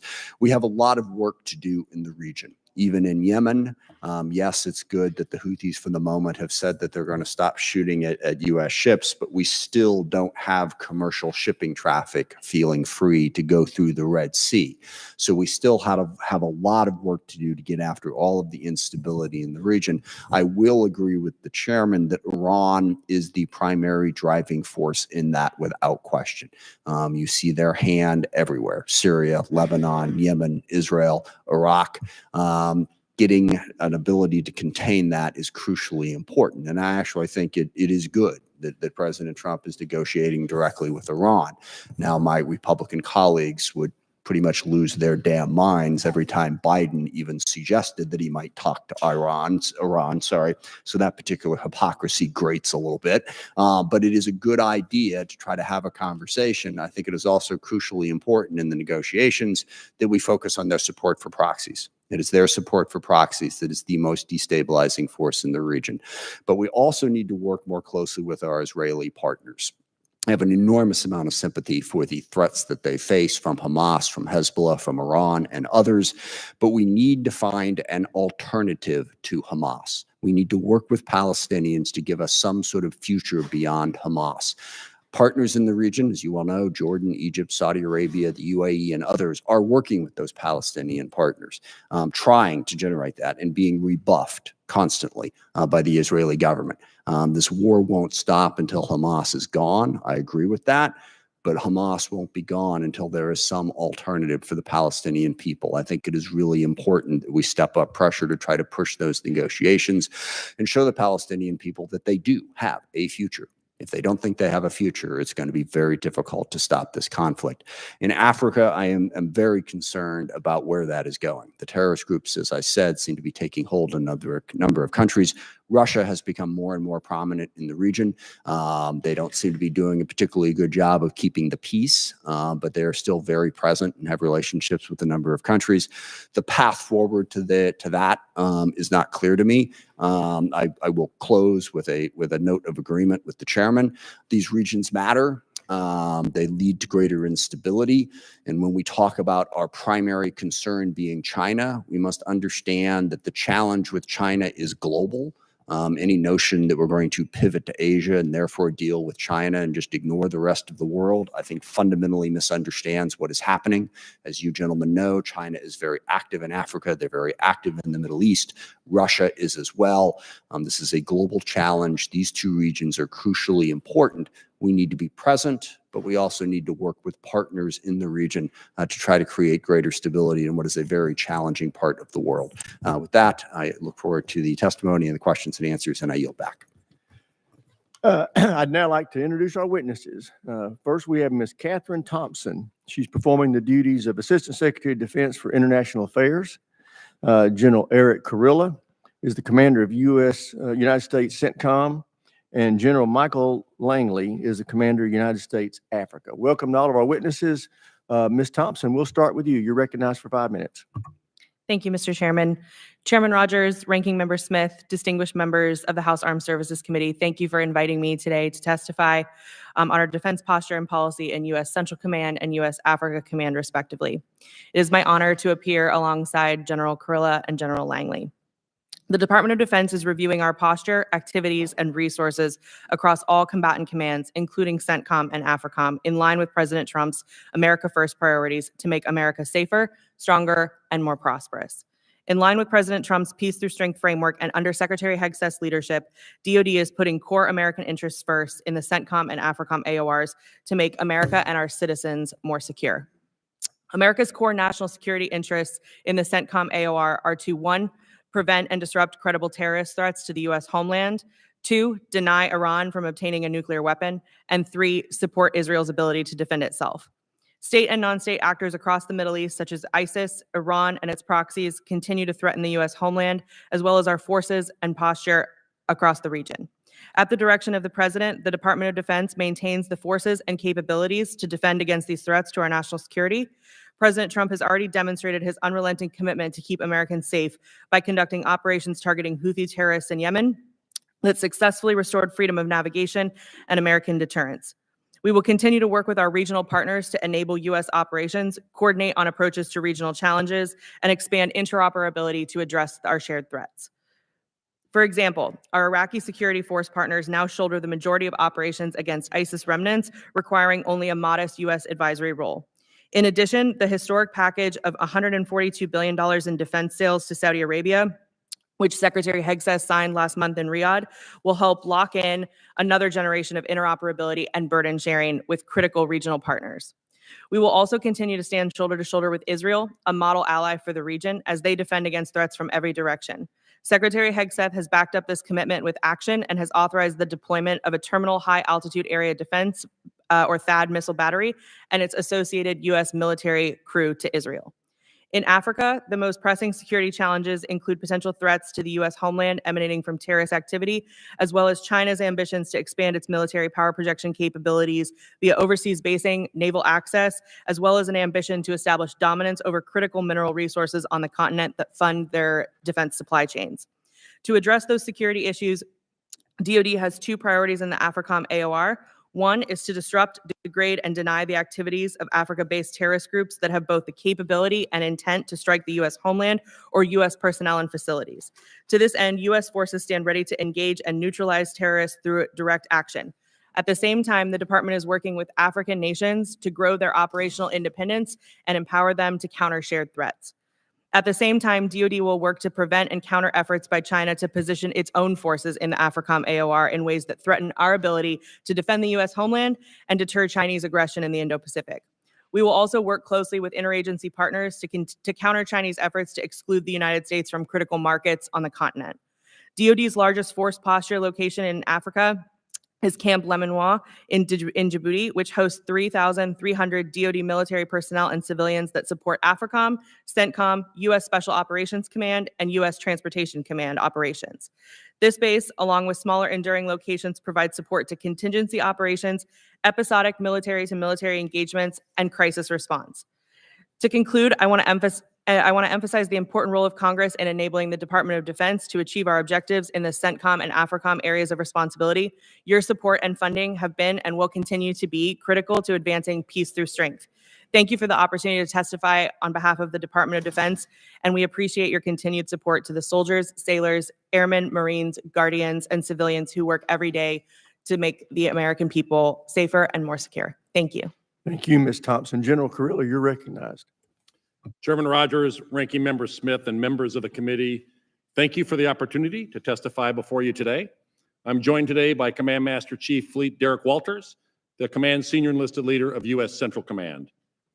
Our partners have described the events of the last 20 months as a tectonic shift, an earthquake, one that began on 7 October 2023 and continued to produce aftershocks across the region. We have been at the brink of regional war several times. Conflict was triggered in Gaza, Lebanon, Syria, Iraq, the Red Sea, and Yemen. The region held its breath as Iran and Israel traded blows in the first overt state-on-state attacks between these two countries in their history. At the same time, Tehran continued to increase their stockpiles of uranium enriched to 60%, for which there is no civilian purpose, threatening catastrophic ramifications across the region and beyond. Global violent extremists exploited the turmoil wherever possible to sustain their networks and regenerate capability. This included in post-Assad Syria and the porous border between Afghanistan and Pakistan. We saw this threat actualized multiple times throughout 2024 in high-profile attacks overseas and attempted here at home. However, from this disorder emerges opportunity. Iran is in a weaker strategic position now than at any point in the past 40 years, though it maintains significant operational capability. Qasem Soleimani's vision of a Shia crescent from Iran through Iraq and Syria to Lebanon was shattered as the Syrian regime collapsed and Assad fled to Russia. Lebanese Hezbollah was decimated by Israel, including the death of many of their leaders who were implicated in the 1983 Beirut bombing that killed 241 American service members. This dealt a massive blow to Iran's terror network that has targeted and killed U.S. personnel across the region for decades. The Houthis, Iran's new premier proxy, threatened the free flow of commerce through a vital waterway and were met with a sustained, deliberate, and focused campaign to reestablish American freedom of navigation. Terrorists are under pressure as CENTCOM's relentless campaign against ISIS removed hundreds of fighters and leaders from the battlefields in Iraq and Syria, to include just 6 hours ago. Our network of partners dealt significant blows to the ISIS Khorasan networks, exploiting the tribal areas between Afghanistan and Pakistan, to include our Pakistani partners bringing the terrorists behind the Abbey Gate bombing to justice. Finally, the reality of aligning with Russia and China was laid bare as our partners across the region, as they watched Russia supporting Assad's atrocities against the Syrian people and the Chinese Communist Party cynically exploit Iran-backed violence in the Red Sea. The United States now stands in a strategic window of opportunity to secure its national interests in the central region, to protect the homeland, secure our economic prosperity, establish freedom of navigation, and prevent a nuclear-armed Iran. CENTCOM's deep military-to-military partnerships have proven a catalyst to these wide-ranging opportunities that now lay before us. Our relationships provide the foundation of the Middle East Air Defense Initiative that defeated hundreds of Iranian munitions and continues to set conditions for the rest of the region's defense. These relationships unleash our shared creative potential in what has become a sandbox of experimentation, enabling us to innovate together, develop rapid solutions to the entire joint force. Our partners are also on the front line. In Iraq and Syria, they remain crucial to the enduring defeat of ISIS, battling the group across their respective countries, as well as enabling the repatriation of ISIS detainees and displaced persons. The warfighters of U.S. Central Command, representing less than 2% of the entire joint force, have been at the forefront of these seismic events over the last year and often on the front lines of conflict. It was those warfighters who sprinted out of their bunkers to fuel, arm, and fly their F-15s through a barrage of missiles and UAVs. It was those warfighters who led the vanguard against maritime terror in the Red Sea, protecting the connective tissue of the global economy. And it was those warfighters who continue to pursue and eliminate the remnants of ISIS wherever they are to stop future attacks as far away from this homeland as possible. It is on their behalf, the soldiers, sailors, airmen, Marines, Coast Guardsmen, and Guardians who serve this nation on the front lines of freedom that I speak before you today. It is the honor of my professional life to serve as their commander. As I close over 37 years of uniformed service to this nation, I'd offer one final thought. I've spent most of my adult life living, fighting, leading, and building partnerships in the central region. We have traditionally viewed the region as a risk to our national interests, but as I depart, I would offer that there has rarely been a time with greater opportunity to protect those national interests than we have right now, but only if we have the courage to step through that window. Thank you, and I do look forward to your questions. Thank you, General Kurilla. General Langley, you're recognized. Chairman Rogers, Ranking Member Smith, distinguished committee members, it's an honor to appear here today representing the outstanding service members, civilians, and families of the United States Africa Command. As I get closer to the end of my tenure of command, I remain in awe of the character and the capabilities of the men and women willing to serve our nation. Our team of soldiers, sailors, Marines, airmen, guardians, and civilians perform valiantly, and I'm honored and proud to serve with them. America remains in good hands. I'm proud to testify with my friend General Eric Kurilla, the commander of United States Central Command, and my colleague, Ms. Catherine Thompson from OSD Policy. I'd like to extend my gratitude for their steadfast cooperation. Now, ordinarily, I would be joined by my command senior enlisted leader, Sergeant Major Michael Woods. However, as all of our outstanding NCOs do, Sergeant Major Woods has chosen to put himself in the best position to influence operations. Today, he's in Morocco for the African Senior Enlisted Leaders Conference. Now, Morocco is a shining example of a great return on our investment. And their efforts in developing the enlisted corps across the continent is a crucial step in African military professionalism. I recently traveled to Morocco. I attended the African Lion 2025. This exercise is the largest exercise with participation of over 52 nations, 10 NATO allies, and 2 non-NATO allies, and over 10,000 soldiers participating. I also just returned from Kenya, where we jointly hosted the African Chiefs of Defense Conference in Nairobi. This gathering showcased the Kenyan Defense Force's commitment to fostering military dialogue and demonstrated their leadership. The insights drawn from that forum will help inform AFRICOM's approach to hearing how our African partners are solving challenges in their own neighborhoods and understanding where they can shoulder more of the load. Now, everything we do at the United States AFRICOM, especially these types of partnerships, has overarching goal in mind: achieving peace through strength. Now, this requires 3 things: a clear understanding of national security threats, a robust and dependable network of like-minded allies and partners, and appropriate resourcing to match military requirements. Now, as I've said in previous testimony, Africa remains a nexus theater from which the United States cannot afford to shift its gaze. It is home to terrorists who take advantage of conditions in Africa to grow and export their ideology. ISIS controls their global network from Somalia. It is where the Chinese Communist Party actively works to change the international rules-based order and establish regional hegemony. And it's where the Russian Federation seizes opportunities created by chaos and instability. Ladies and gentlemen, we must deter these nations and other malign actors from their goals on the continent. Many of our security and economic interests overlap with those of our African and European partners. Successful outcomes enabled by burden sharing are beneficial for all. As a posture-limited theater, we establish strength and work towards peace by enhancing security capabilities of our African partners through our robust system of alliances. Exercises, training events, security cooperation, and foreign military sales programs are the backbone of our military activities on the continent. Through these activities, our forces lead by example with a warrior ethos and stand by our partners and enhance trust in the United States military. United States AFRICOM seeks to match capabilities with current and emerging threats to ensure that security of our forces while advancing American interests. Intelligence, surveillance, and reconnaissance aircraft, crisis response forces, counter unmanned aerial systems technology, and integrated air missile defense platforms are critical resources to accomplish our mission.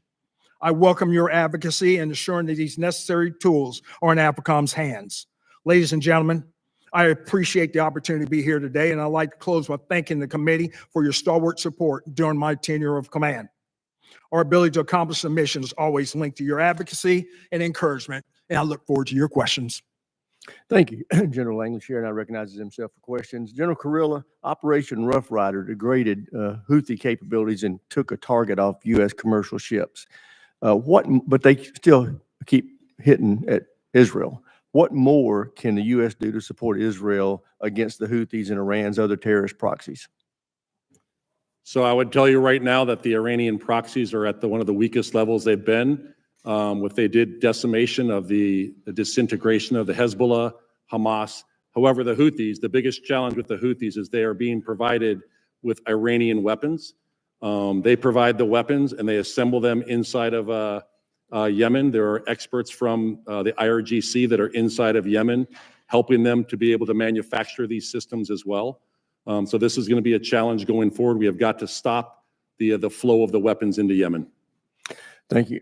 President Trump's made it clear that if Iran doesn't permanently give up its nuclear enrichment, military force by the U.S. may be necessary. If the president directed, is CENTCOM prepared to respond with overwhelming force to prevent a nuclear-armed Iran? I have provided the Secretary of Defense and the President a wide range of options. I take that as a yes. Yes. General Langley, your command was created in 2007 to address the shortcomings of the division of Africa between CENTCOM, INDOPACOM, and EUCOM. Since then, Africa's strategic importance has only grown, with transnational terrorism on the rise, as well as China and Russia working to undermine our interest on the continent. Can you tell me, in your best military judgment, should AFRICOM remain its own combatant command separate and apart from EUCOM? Chairman, those statistics that you just stated is more of a reason why AFRICOM needs to remain as a overall command to be able to address these challenges. Africa is a nexus theater for the great power competition, and then also with a number of violent extremist organizations that are encroaching upon the continent. It is a threat. It is a threat to our homeland, and it's a threat for our overall national security and protection of our national interests. Yeah, I take that as a yes. Yes, Chairman. Yes, and I fully agree with you. I made it very clear publicly that I will vigorously oppose any effort to consolidate AFRICOM into EUCOM. As you heard in my opening statement, we need to be putting more resources in AFRICOM to combat what China and Russia and Iran are doing, rather than looking at taking away attention and resources. General Corelli, yesterday the ranking member and I introduced the SPEED Act. It's our effort by this committee to try to speed up acquisition of critical warfighting capabilities to strengthen our defense industrial base. What impact, if any, do you think this could have on our ability to help our partners in CENTCOM? Thanks, Chairman. I have not read the full act, but I do know that it's trying to speed acquisition, change acquisition to get into the hands of the warfighter. Anything we can do to fix what I think is a very bureaucratic and slow process will help the warfighter. Is there something else that you would suggest that we do to try I think we need to start from scratch with a blank piece of paper on the FMS process. We've had dozens of task forces to look at FMS, and I have not seen much change. It is one of the #1 complaints that we get from our foreign partners, and we are 40% of the entire FMS projects in the region. And if you had that blank sheet of paper and you were writing it out, tell me what you would do with it. Well, I think there's 4 levers that control FMS. There's DOD. I think we have to fix some of our own processes internal on these requests. Such as? Well, I think sometimes we take months and up to a year when someone says, I'd like to sell you Patriots, and we go back and forth for a year. That should be days or weeks. It then goes to the State Department. Candidly, that is not where a lot of our holdup is. I think this body of Congress, there can be holds up for whatever reason that we hold. We don't want to sell a weapon system to a country. And candidly, the biggest problem we have right now is with industry, that they are not putting the investments in capital into their production lines. The biggest thing I think Congress can help with is multi-year funding that would be able, if you're a business and you say, I'm only going to get funded 1 year, they're not going to want to put the capital into those production lines. I thank you for what you've done with some of the 2-year funding, but I think it needs to be multi-year funding so that we can get these production lines up. And I think we got to look at our partners that are offering to also produce inside the region. Sorry for the long response. Well, I think that last point especially would be very helpful. And I think I speak for this committee when I say we're open to that idea. I hope that when you testify before the appropriators, you tell them the same thing. With that, I yield to the ranking member for any questions he may have. Thank you, Mr. Chairman. With regard to Iran and their nuclear program, without getting into the more classified discussion about what Israel might do on their own, if Israel were to act on their own and attack Iran, what implications would that have for our force protection in your region? And what should we be doing to try to, put ourselves in a position to protect against that? I think it would increase risk to force of our forces in the region, but every day we're making assessments of our posture and our risk to force, and we make adjustments based on those. We're fielding new systems and new equipment and making adjustments every single day. We have a rule in CENTCOM, you improve your foxhole every single day, whether that's through rehearsals or any other actions that you're taking to better protect our forces. What are the systems that you think are working best if we were to, throw money at you and say, here's what you need right now that could best put you in a better position to protect your forces, what systems would you ask for? So counter UAS is the number one thing. We have a revolution in warfare. The character of warfare is changing with the drone revolution and unmanned systems. We see that in Ukraine. We saw that with the Houthis, and we see that even in Iraq and Syria. The number one challenge out there is detect. It's the ability to detect the counter UAS systems and to defeat the swarms. And I think anything we can do in the air defense world, we went back to the FMS, we ought to ask ourselves the question, why does a FAL cost 3 times as much as an Arrow that is jointly developed between the U.S. and Israel and the Missile Defense Agency? Why is an SM-3 Block 2B 6 times more expensive than an Arrow missile with roughly the same capabilities? In Syria, and I realize this is a huge diplomatic piece of this, but you are a diplomat as well as a warrior. Where can you give us an update on where you see the Syrian government? Obviously, it's crucial that government stabilize and block Iran and Russia from getting back in. What can we most do to help that, and where do you see it at right now?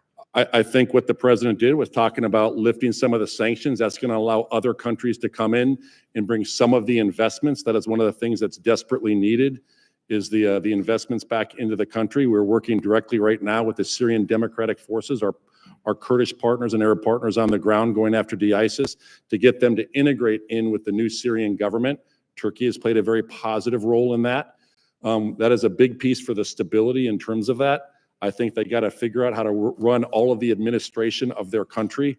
They have a few people that are running the country right now. I'm very concerned with the stability, but I think the fact that we are at the table now, having those discussions, the upside is great. The downside is very low to being at the table. How important is our troop presence in Syria to helping facilitate that process and continue to keep ISIS at bay?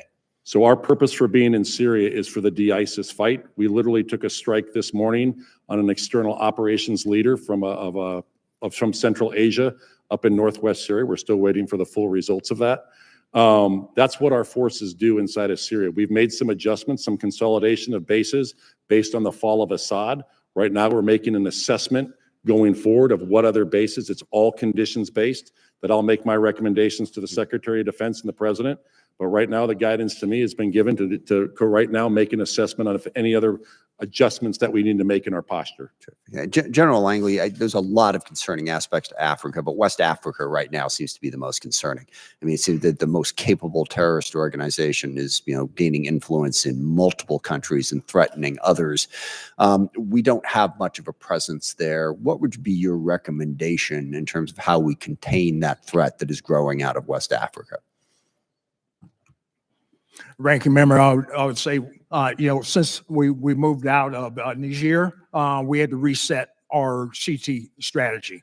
And that's further engagement, especially with the coastal West Africa countries who are building capabilities and capacity to deter. And a number of countries is working, but JNM, which is and AQIM, and also ISIS Sahel are really starting to get their footing and affect themselves across the Sahel, AES countries of Niger, Mali, and Burkina Faso. I think that just collaboration with our partners in increasing institutional capacity for enduring solution against those aforementioned VEOs.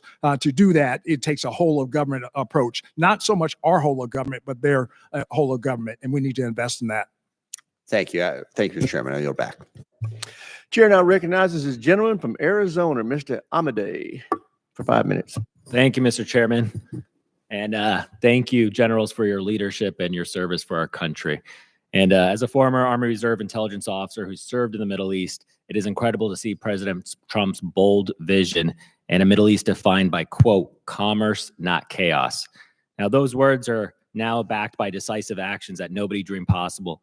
Now, President Trump changed Syria's path overnight from endless bloodshed towards hope. There's a lot of optimism right there. And I know Ambassador Tom Barrack and Presidential Envoy Barrack's doing an incredible job in Syria, hitting the ground running. I don't know. He has a lot of flights back and forth from Ankara to Damascus. But General Kurilla, I know there's so many questions about Syria's transition. And after coming off of a 50-year Assad rule and ISIS mostly defeated, and I know you helped with you just talked about it briefly, with the agreement between integrating the Syrian Kurdish forces with the government forces of Syria. How's that integration actually going? I would tell you it's actually going well right now. There's some sticking points, but what's happening is you have the Syrian Kurds are talking directly to al-Shara and the Syrian government right now. Turkey has played a positive role in that as well, but I think that we're on a good path right now. And do you envision that integration could also include other minority militia like the Druze or the Christians or Alawites in Syria? It could. Right now, though, I mean, we're focused on our partner that we have right now up in the Northeast, and that's the Kurds. Very good. And our Counter ISIS Train and Equip Fund, which helped the Syrian Kurds destroy ISIS, could be wrapping up. Now, can or should the Train and Equip shift to include Syria's forces? I think that would have to be a wait and see. I think the fact that we're at the table right now having this discussion, and that will allow us to make an assessment of that, if that would be a wise choice. And how concerned are you about the foreign fighters possibly being integrated within the Syrian armed forces? That is the reason we have to take a wait and see on this. And are they integrating them right now? So right now, I mean, if you remember, these are some of the people that brought Shara into power.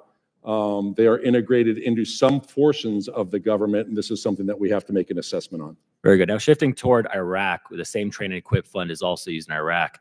But why are we subsidizing Iraq currently when it's withholding public salaries and military equipment from our Kurdish allies up north? They have challenges every now and then. We end up working through them. They end up getting the salaries. They end up getting the equipment.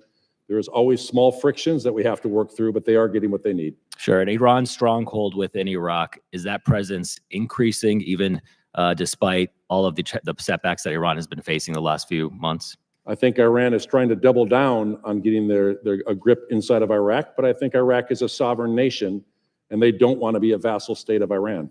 Of course, but although there's a lot of Iranian militias currently still operating Iraq, and they're holding a hostage, Elizabeth Surkov, that we want released as well. But how do you envision us pulling Iraq from Iran's stronghold? It is a challenge because it's their next door neighbor.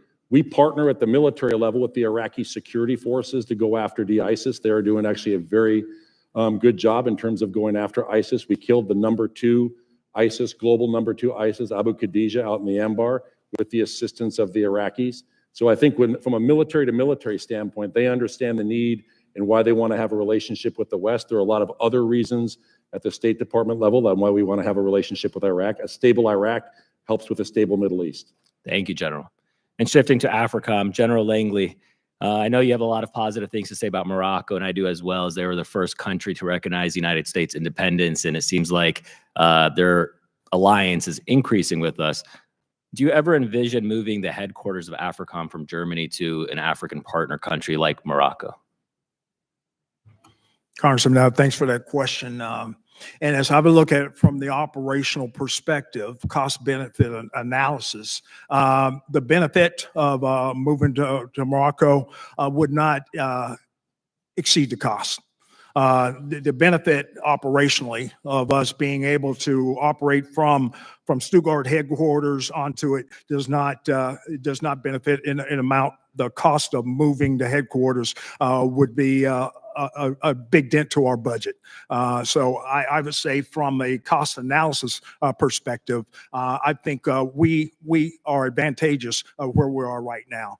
When we look at the overall costs, we would not be benefiting from moving our headquarters onto the African continent at large. But let me just say, Morocco is a great partner, and what they do in exporting security is tremendous, especially in the sub-Saharan countries. Very good. Chairman, I yield back. Chair, now recognize gentleman from Missouri, Mr. Bell. Matthew 20:16, so the last shall be first and the first shall be last. Representative Wilson and Courtney, if you need any tips on how to maximize your time, Rep. Amade and myself are experts in this particular committee. I want to thank you to the chair, to our ranking member, to our witnesses, as well as the service members I see behind you for your service as well. My district in the greater St. Louis region is home to the production of some of the most advanced fighter aircraft in the world, including many that CENTCOM has used in recent operations, such as intercepting incoming Iranian drones and missiles that targeted Israel and our regional allies. While I'm proud to represent a region that contributes so significantly to our national defense, I must also acknowledge that many of my constituents are still struggling to recover from the most devastating natural disaster to impact our state since the late 1950s. But as a region, we will recover, and we are committed to build and support our domestic industrial base that is crucial to our national security. But what is not crucial to our national security is turning our backs on our allies, like we've seen from the administration, and cutting essential foreign assistance programs that go hand in hand with our efforts to promote strong U.S. global leadership.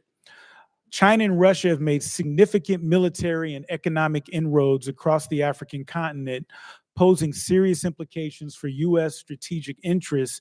At the same time, the Trump administration, under the guise of pursuing efficiency, has slashed funding for global development and humanitarian programs. These cuts have, in practice, created greater inefficiencies and undermined U.S. influence abroad. General Langley, how does U.S. economic aid, how does U.S.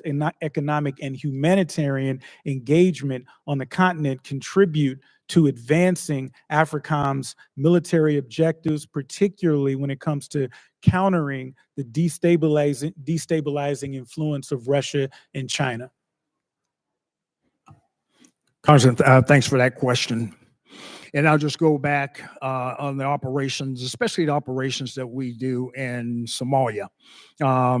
So when we support the Somali National Army, as they've gone through numerous phases to the liberation phase of significant regions across Somalia, they get into phase 4. And some of the capabilities that outside of the kinetics and military operations, they were able to stabilize the region. So we're at a point now looking forward to what worked as far as aid in the past, but this is where the Secretary has charged me with engaging other countries of a shared burden. A shared burden of looking at contributing countries, not only troop contributing, but also in phase 4 operation, which is stabilization. So those discussions are taking place at a higher level, at the policy level, and engagement with other countries, so that we can laser focus on countering terrorism and a shared burden with other countries to be able to take up that void. Over. And since Hamas's October 7th terrorist attack against Israel, one notable development has been the strengthening of military and security partnerships between Israel and its Arab neighbors, especially evident during the 2 Iranian missile and drone attacks last year. This growing security cooperation has shown potential in laying the groundwork for peace. And to the ranking member's point, we endeavor to see a future for Palestine beyond Hamas. So General Kurilla, from a security perspective, how can enhanced cooperation between Israeli and Palestinian security forces or broader regional security coordination help establish a foundation for long-term peace and stability? Great question, Congressman. There has to be, Hamas cannot be in charge. There has to be an alternative to Hamas. I think that is some form of a Palestinian governance. I think the regional partners can work with Israel to figure out what that is and with the Palestinian people. For almost 20 months, the Iranian-backed Houthis have wreaked havoc across the region, causing significant instability. The administration recently announced an agreement to cease all operations against the Houthis in exchange for a halt in their attacks on U.S. ships. I will submit my question, but I want to talk about how this agreement excludes our regional allies and the implications of that. The gentleman's time's expired. Chair now recognizes the gentleman from Indiana, Mr. Mismer. Thank you, Chairman Rogers, and thank you to the witnesses for being here today.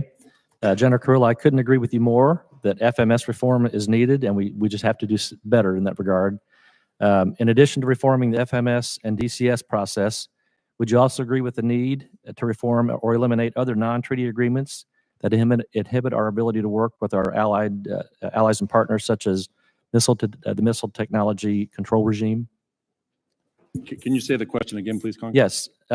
how could, other than FMS and the DCS process, would you agree that we need to reform or eliminate other non-treaty agreements that inhibit our ability to work with our allies and partners, such as missile technology control regime? I think we should find those partners in the region that we know can safeguard the technologies, and we should work with them. We have several in the region that have offered up to say they would like to help produce. That is where we need help, is the production line right now, and I think that's something we should strongly look at.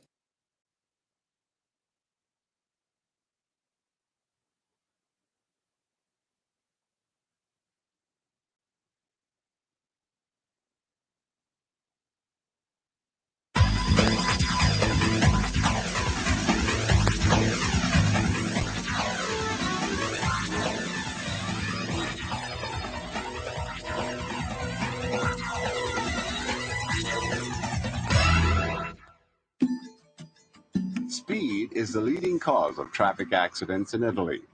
Regardless of posted or unposted maximum or minimum speed limits, the driver must use personal discretion in choosing the appropriate operating speed. Just as in the United States, the law here requires drivers to adjust their speed for their type of vehicle and load to meet road conditions, traffic density, visibility, and weather conditions, while taking into account personal driving experience.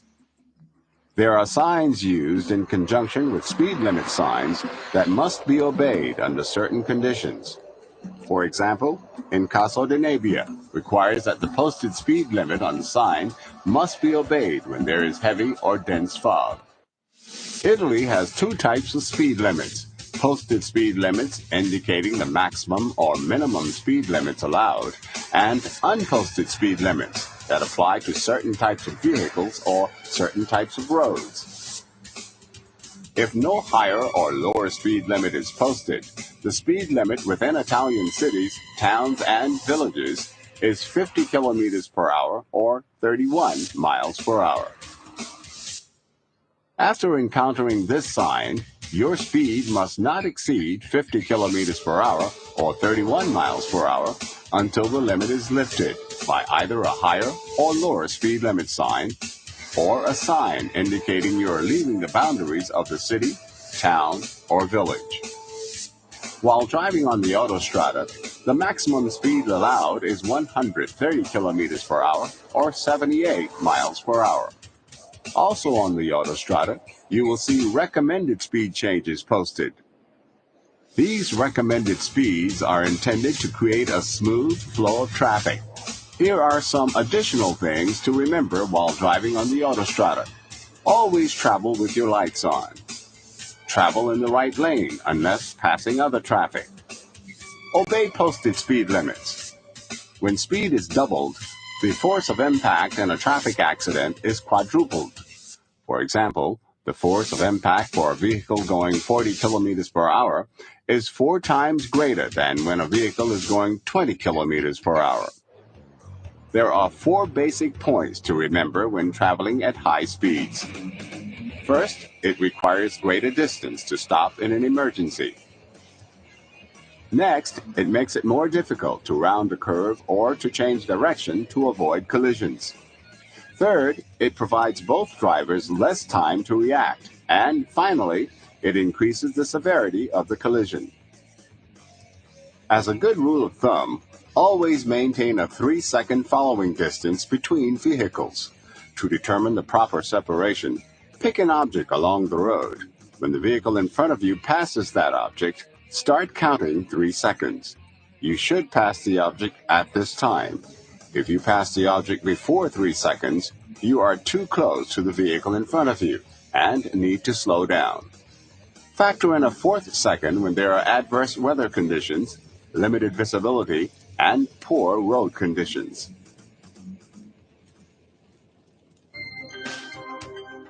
When traffic signs are absent, vehicles coming from the right have the right-of-way at intersections, junctions, and traffic circles.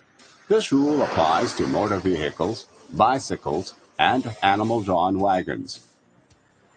The right before left rule applies at all intersections regardless of the width of the street or angle of the intersection, except On entrances to autostradas, when a vehicle enters a public roadway from private property, private roads where the sidewalk continues with a lower curb, or parking space. In these cases, traffic on the public road has priority. Another exception is for vehicles coming from a pedestrian priority zone onto through roads. Drivers exiting such areas must yield to all traffic to include pedestrians and bicycles. The yield right-of-way sign indicates that a priority road, which is a road which drivers have the right-of-way, is ahead. It could occur that the priority is at that intersection only. The priority road sign is posted at intervals throughout a priority road. Outside city limits, the sign also indicates no parking on the roadway. Inside city limits, you may see them at some intersections and junctions. In some cases, priority roads go left or right instead of straight ahead. Drivers remaining on or leaving priority roads always have the right-of-way over drivers with yield signs. Drivers remaining on or leaving the priority roads must use their turn indicators after seeing the signs to warn other traffic of their intention. Traffic circles in Italy can be extremely challenging, and drivers must pay particular attention to the circle upon entering and also while exiting. As a general rule of thumb, vehicles entering traffic circles must yield the right-of-way to traffic that is already present in the circle, unless otherwise posted. The use of turn signals is prohibited when entering a traffic circle, but required when exiting. Buses and emergency vehicles have the right-of-way over other traffic present in the roadway. Bus drivers indicate their intention to enter the flow of traffic with directional signals. Public transportation, such as buses, when approaching marked bus stops using their flashes, may not be passed. Emergency vehicles identified by flashing blue lights or multi-tone warning signals have the right-of-way, and drivers must pull over to the left or right and stop if necessary. Sometimes pulling over to the far left or right and slowing down will suffice. A driver must never insist on the right-of-way. Safety takes priority in all traffic situations. Special care must be given to bicycles or other slow-moving vehicles that may be traveling curbside and going straight when you plan on turning right. Always clear the rear and sides when initiating a turn to ensure that other vehicles are not attempting to pass you. Autostradas are identified by this sign. Vehicles not allowed on the autostrada are shown on this sign. Autostradas may be entered and exited only at officially designated points. Entering drivers must yield the right-of-way to vehicles on the autostrada. Because of high-speed traffic, entering an autostrada is extremely dangerous. Drivers must be sure the road is clear. The maximum speed on all autostradas is 130 kilometers per hour unless otherwise posted. U.S. Forces personnel must remember that their American-made vehicles may be designed for safe operation at lower speeds, not to exceed 90 to 108 kilometers per hour, which is 55 to 65 miles per hour. When driving an American-made vehicle on the autostrada, you should not exceed the speed commensurate with the speed rating of your tires. The right lane of autostradas is for cruising, the left lane only for passing, except in special situations, for example, jams or accidents. It is legal to remain in the left lane if waiting for the vehicle ahead to complete its passing maneuver. Vehicles in the right lane should normally not travel faster than vehicles in the left. Once again, except for traffic jams or accidents, you cannot pass on the right on the autostrada. Vehicles using exit lanes on the autostrada may drive faster than vehicles in the lane to their left after reaching the broken white lines that designate the exit lanes have begun. These are significantly wider traffic lane markings shortly before restricted area. When approaching or going through repair or construction sites, drivers must watch out for this sign. Autostradas have hard surface shoulders. Vehicles may be driven here only when mechanical trouble occurs. If a vehicle breaks down, the driver is required to move the vehicle onto the shoulder as far as possible from traffic lanes and take immediate action to warn approaching drivers by turning on flashing lights and setting out a warning triangle. It is highly recommended for your safety that all passengers get out on the right side and wait behind the barrier, not on the shoulder. These are definite don'ts for driving on the autostrada. Don't back up or make U-turns. If you miss an exit called uscita in Italian, drive to the next exit. Again, do not attempt to back up or make a U-turn. Don't stop or park. Don't run out of gas. Autostradas have petroleum stations approximately every 50 to 100 kilometers. Don't drive in the left lane to prevent vehicles from passing. Don't tailgate and flash headlights in an effort to force other drivers to the right. Don't walk or ride a bicycle. Don't get out of your vehicle when in a traffic jam. Don't tow vehicles on the autostrada.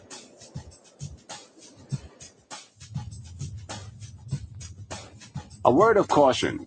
When exiting the autostrada, you will often be leaving a high-speed straightaway onto curvy, unpredictable exit roads. It is essential that you decelerate and adjust speeds accordingly.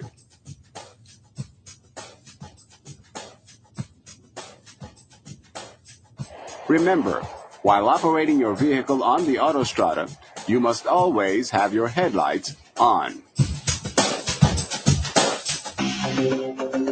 Railroad crossings are marked by these traffic signs.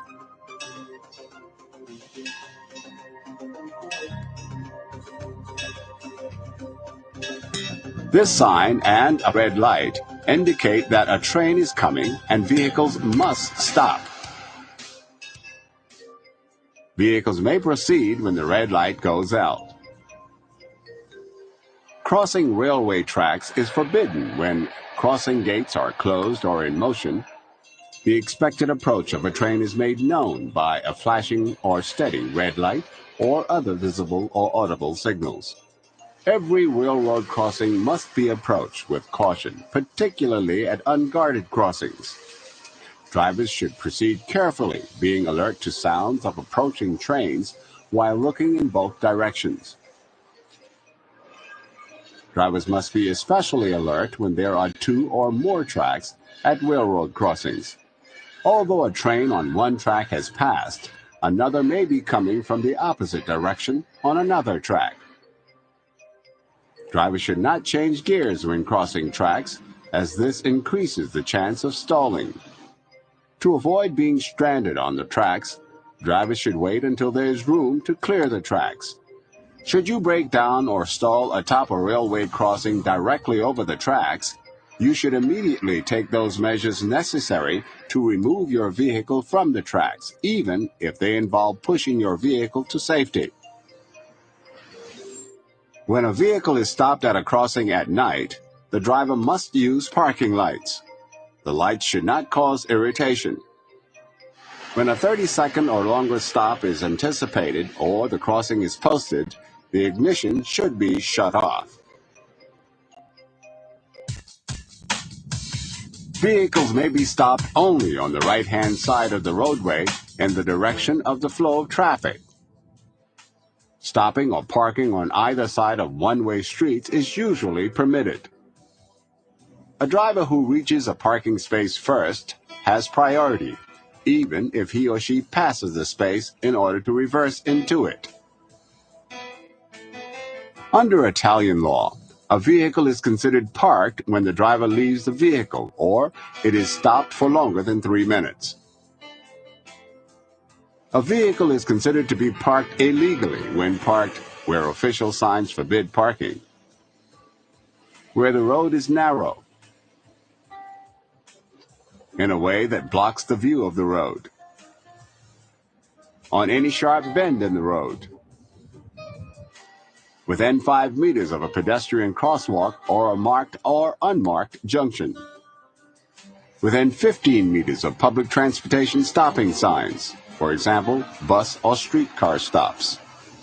Within 5 meters of railway crossings in city limits, or within 50 meters of railway crossings outside city limits. Beside a traffic island. It is illegal to park in front of driveways to roadside property. In congested areas of older cities, driveways can usually be identified by doors large enough to admit a vehicle. Next to any dividing strip or barrier line on multi-lane roads. On the autostrada, except at locations provided for that purpose. On the roadway, unless the vehicle is inoperable. On priority roads outside cities and communities. Alongside other parked vehicles, called a double parked. On a roadway where there are directional arrows. And opposite the flow of traffic. Time display parking permits are required in areas where this traffic sign is posted. These parking discs may be obtained at gas stations or commercial establishments and, when used, must be visible from outside the vehicle. The clock must be set with your arrival time. Warning signals include the horn, turn signals, and flashing headlights. A driver must alert road users when there is a potentially dangerous situation confronting them. Drivers must take care to use warning signals in a way that does not confuse other drivers. For example, leaving turn signals on without making a turn. Drivers must turn on vehicle headlights 1/2 hour before sunset and keep them on until 1/2 hour after sunrise. Additionally, headlights must be turned on in tunnels, fog, during snowfall, rain, and in other cases of limited visibility. You may drive with your parking lights on outside of residential areas. High beams must be used outside of residential areas where visibility is poor and the roadways are not illuminated with streetlights. Drivers must revert to low beams, however, when encountering vehicles approaching in the opposite direction of travel or if traveling behind another vehicle. Motorcycle or scooter operators must use headlights at all times. Drivers must also be careful not to startle domestic animals by blowing car horns. Outside city limits, a short blast on the horn or flashing headlights indicate the intention to pass. The turn signal is used for all turns and to warn other traffic of the driver's intention to pull away from curb or park position, change lanes, leave a traffic circle, pass, or move the vehicle in any way that may interfere with other traffic, for example, going around obstacles in the roadway. Using the turn signal does not relieve the driver of the responsibility of safely operating the vehicle. Drivers must use electrical signal devices if operational. If electrical signals fail, drivers must have the deficiency repaired immediately. U.S. Forces POVs, regardless of age, must have serviceable seatbelts installed for the driver and each forward-facing passenger. Italian law requires seatbelts for all occupants be fastened while driving. This requirement applies to all occupants. A shoulder belt must cross the shoulder and chest, not the face or neck. A lap belt should be low over the hips, snug, and not twisted. The military makes you, the driver, responsible for ensuring that all occupants in your vehicle properly wear and use restraints. Could you please buckle up? Failure to have occupants use restraints will result in the driver losing driving privileges. Italian law states that children under 4 years of age or 45 pounds in weight must sit in a restraining seat that conforms with the Economic Commission of Europe Regulation 44 and must be equipment suitable for the child or other approved restraint devices. Children under 12 years of age are authorized to sit in the front seat of vehicles only when rear seats are already occupied by children in that age group, or the vehicle does not have a rear seat,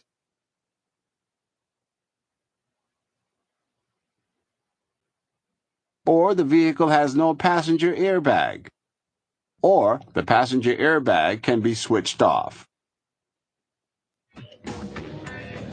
Alcohol is one of the primary causes of fatal traffic accidents. Drinking and driving is very dangerous and, in Europe, can be very expensive. Apprehension by host nation police can result in loss of driving privileges, fines, and possibly imprisonment, depending on the circumstances.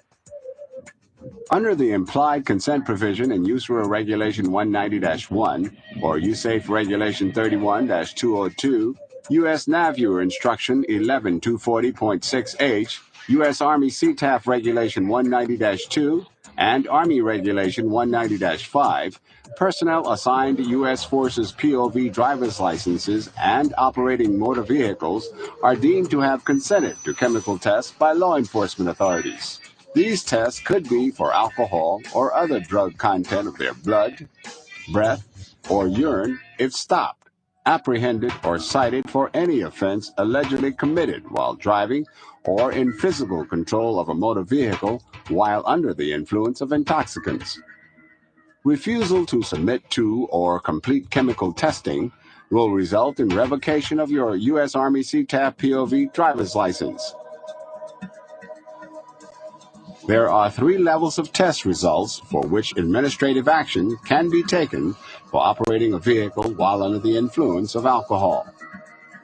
0.5 milligrams to 0.79 milligrams of alcohol per 1 milliliter of whole blood will result in a 90-day suspension of driving privileges. 0.80 milligrams to 0.99 milligrams of alcohol per 1 milliliter of whole blood will result in a 180-day suspension of driving privileges.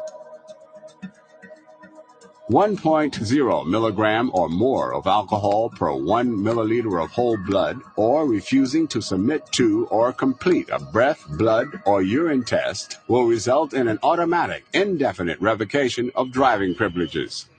Violators may petition for reinstatement after 12 months have expired and they have completed an Army Substance Abuse Program, called ASAP, or other service equivalent. By the way, roadside checkpoints are common throughout Italy, and probable cause is not required by the Italian police to stop a vehicle and observe the driver for signs of intoxication.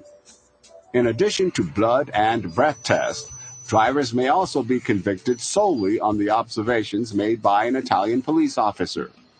Maximum punishment for a drunk driving offense in Italy is up to 1 month of confinement and or fines up to €1,000.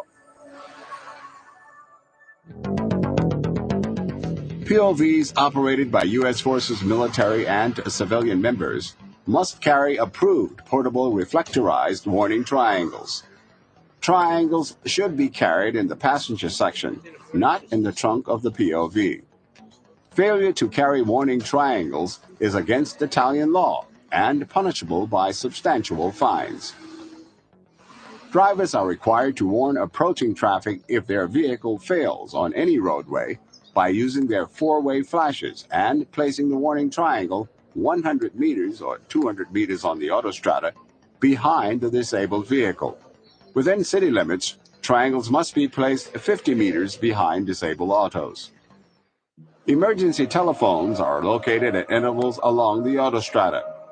These telephones are connected by direct line to the office of the Automobile Club of Italy, called ACI, the police, or an ambulance, where a switchboard operator is always on duty. Although most of the operators speak only Italian, lifting the receiver indicates the exact location of the caller. If the caller cannot be understood, the operator will dispatch police to come to the caller's aid.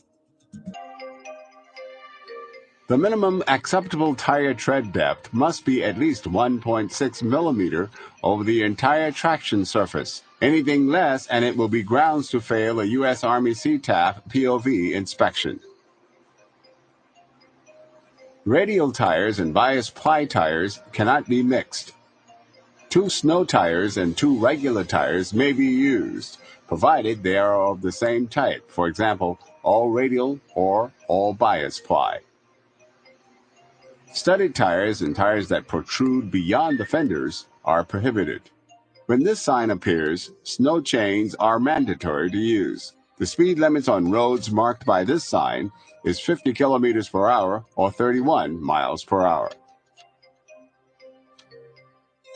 This sign means that motorcycles are not permitted entry beyond this sign. This sign prohibits you from making a U-turn at the intersection where it is posted. Italian law prohibits the use of mobile telephones when operating vehicles or while riding bicycles. Only hand-free telephones that allow the driver to keep his or her hands on the steering wheel and eyes on the road may be used. This prohibition does not apply if the vehicle is stationary and the motor is turned off. It is illegal to drive while eating or drinking in Italy. It is illegal to throw objects out of car windows, to include cigarette butts. In the event of minor traffic accidents and where the fault is clear, both drivers may agree to complete a constatazione amichevole di incidente, which translates as a friendly accident agreement to expedite the insurance and repair process. Fatigue is a major factor in many traffic accidents, and driving in Italy requires full use of your faculties. Get plenty of rest before starting out on a long trip. Plan frequent breaks at authorized stopping areas to stretch.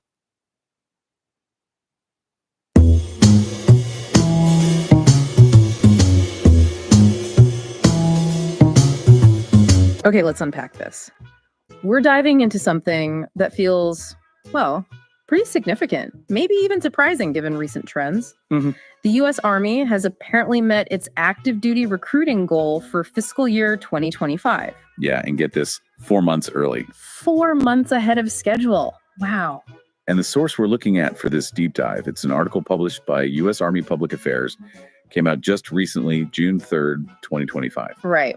So our mission here, as always, is pretty straightforward, isn't it? Right. We're going to pull out the key facts, the numbers, and, the significance. But only as presented within this specific source material. Yeah.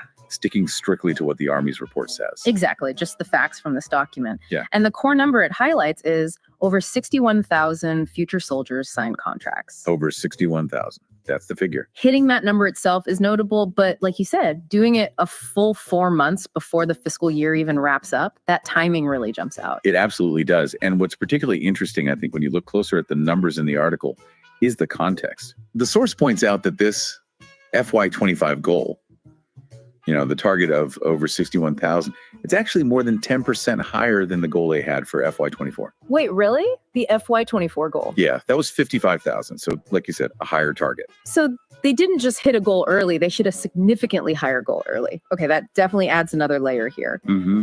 The article also talks about the pace of recruiting, doesn't it? Something about momentum. It does. It mentions the momentum behind this achievement. It says the average number of contracts signed per day, well, it was exceeding last year's levels. By how much? By as much as 56% during the same period. 56%. Wow. A jump like that suggests a real acceleration, Yeah. a serious pickup in pace. It certainly seems that way. And the source, it offers some perspective on this acceleration by including insights from the Secretary of the Army, Dan Driscoll. Okay. What does he say? Well, he credits specific factors and people within the Army. He gives a lot of praise, actually. Yeah, I saw that. He calls out the colossal efforts, I think was the phrase. That's it. Colossal efforts of Army recruiters and drill sergeants, saying they were crucial. And he also makes a pretty strong statement about the recruits themselves, saying these 61,000 choosing to serve represent the best of America. He does. And he links this moment to the Army's history, too.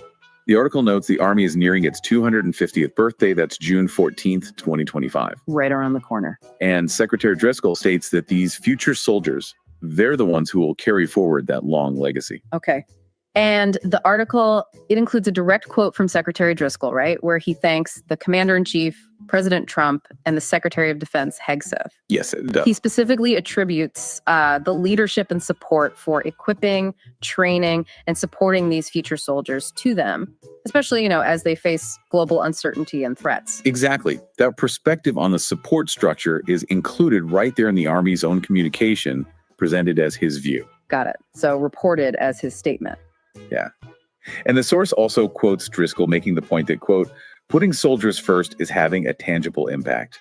He suggests this recruiting success shows young people still want to be part of what he calls the most lethal land fighting force. Okay. So looking at all these pieces from the article, the numbers, the early timing, the comparison to last year, Secretary Driscoll's comments, how does this specific source kind of wrap it all up? How does it frame the achievement for its readers? Well, the U.S. Army Public Affairs article itself, it explicitly frames this recruiting success as a significant turning point for the Army. That's the language they use. A significant turning point. Okay, and the conclusion it draws goes even further. It suggests that this achievement and the surge in interest leading up to it indicates, quote, a renewed sense of patriotism and purpose among America's youth. Interesting. So it's not just reporting the numbers, it's offering an interpretation of what those numbers might mean about younger generation. That's how the source presents it, yes. Okay, so for you listening right now, what we've basically distilled from this official Army source is this: a clear, quantifiable event meeting a significantly higher recruiting goal months ahead of schedule. And apparently fueled by some substantial momentum, judging by that daily contract increase. Right. But the source itself, as you said, doesn't just report the facts, it interprets them. This points to a significant turning point. And even suggests it reflects a deeper shift in the sentiment of young Americans specifically, that renewed sense of patriotism and purpose. So here's something to think about. Based only on the perspective presented in this source, if this uptick in military interest is, as the article suggests, reflecting renewed patriotism and purpose among America's youth, what might that tell us about the current aspirations or maybe the concerns that are really resonating with young people today? Yeah, what does that potentially signal? It's definitely food for thought based on how this Army source frames their own success.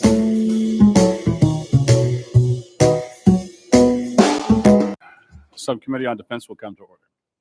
Today, the subcommittee will convene for an open oversight hearing to receive testimony regarding the Department of Defense from the Honorable Pete Hegseth, Secretary of Defense, General Dan Kane, Chairman of the Joint Chiefs of Staff. Mr. Secretary, General Kane, congratulations to you both on your new roles and welcome to your first hearing before the subcommittee. We look forward to working with you closely to provide for our common defense. And a very special welcome to Mrs. Bryn McDonald. Bryn, it's great to have you back here in this room. You sat beside me on this side of the dais, so it might be a new feeling sitting where you are now. So I'm sure it's a bittersweet that you're no longer serving as a dependent member of my staff, but I commend your service to the nation. And Mr. Secretary, you're lucky to have her. I have no doubt that she'll provide you with the same level of faithful advice that she provided for me. The work we do in this committee has never been more important. We are navigating an increasingly complex and uncertain global environment, with adversaries like China and Russia pursuing aggressive actions and challenges in regions like the Indo-Pacific, the Middle East, and beyond. Our military must be prepared to meet those challenges, and that preparation requires substantial investments in both personnel and equipment.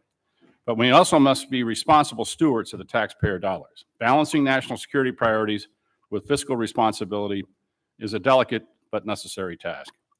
Mr. Secretary, I commend you for quickly hitting the ground running and focusing on your key priorities of reviving the warrior ethos, building our military, reestablishing deterrence, and ensuring the defense of our homeland.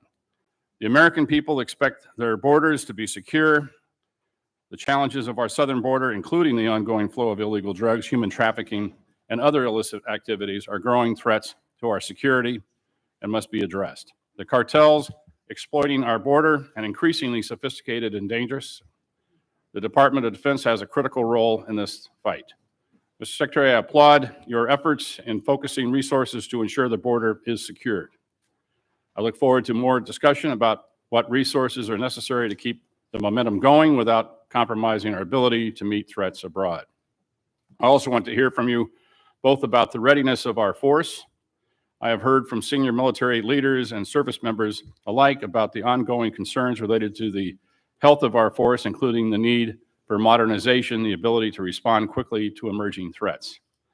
While this committee has consistently provided funding for investments in next-generation systems, from hypersonics to autonomous platforms, we're still seeing troubling delays and cost overruns in a number of programs. We simply cannot deter near-peer competitors like China by falling short in sustaining our defense and industrial base. That is why it's critical that we continue to focus on the pace of modernization, particularly in areas like air superiority and munitions production. The committee has been steadfast in our support of entities within the department that challenges the status quo, such as DIU, the Office of Strategic Capital, and APFIT. These innovation entities are alternative pathways to deliver capability quickly to the warfighter, and I would appreciate the opportunity to work with you to bolster these activities as a way to bring disruption and competition into the department, which, in my experience, can yield better and faster results. I also want to discuss the critical importance of our partnerships and alliances.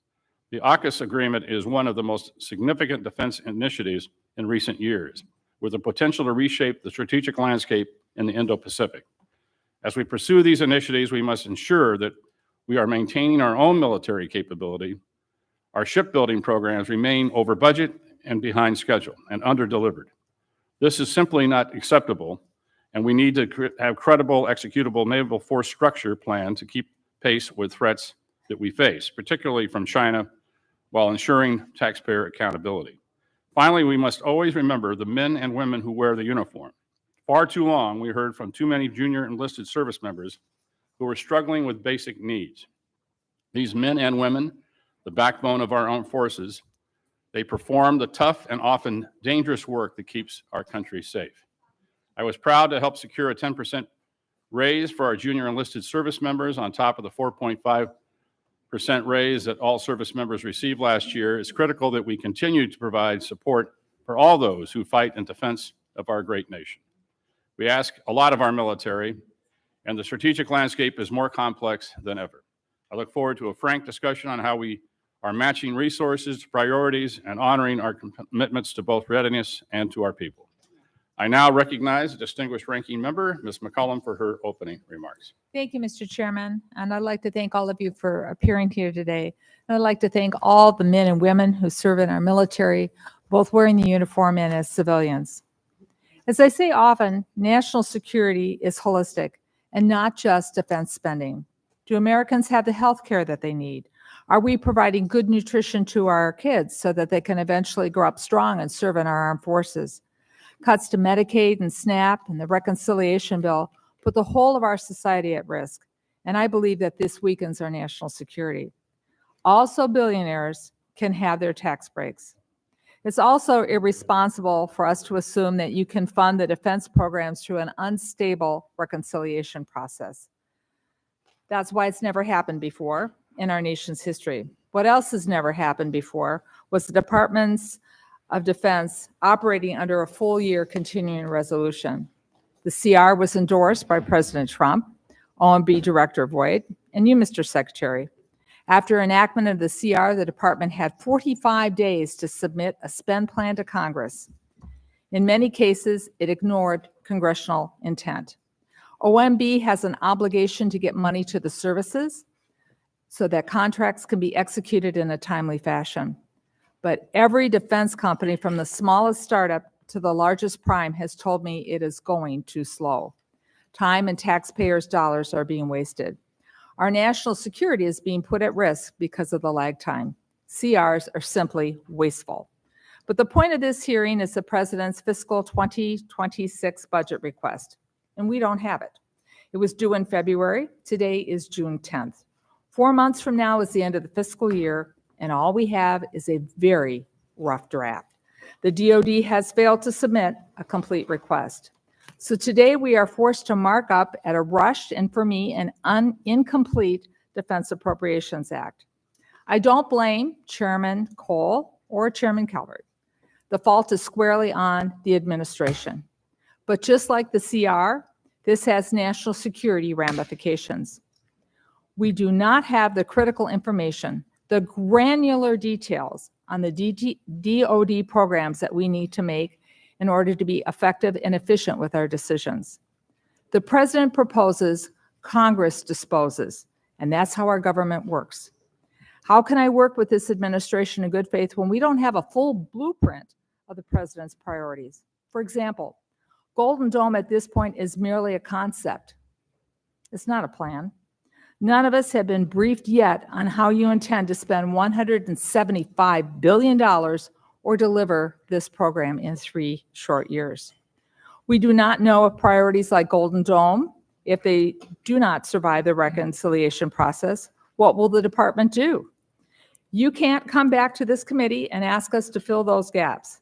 Defense spending should never have been included in reconciliation.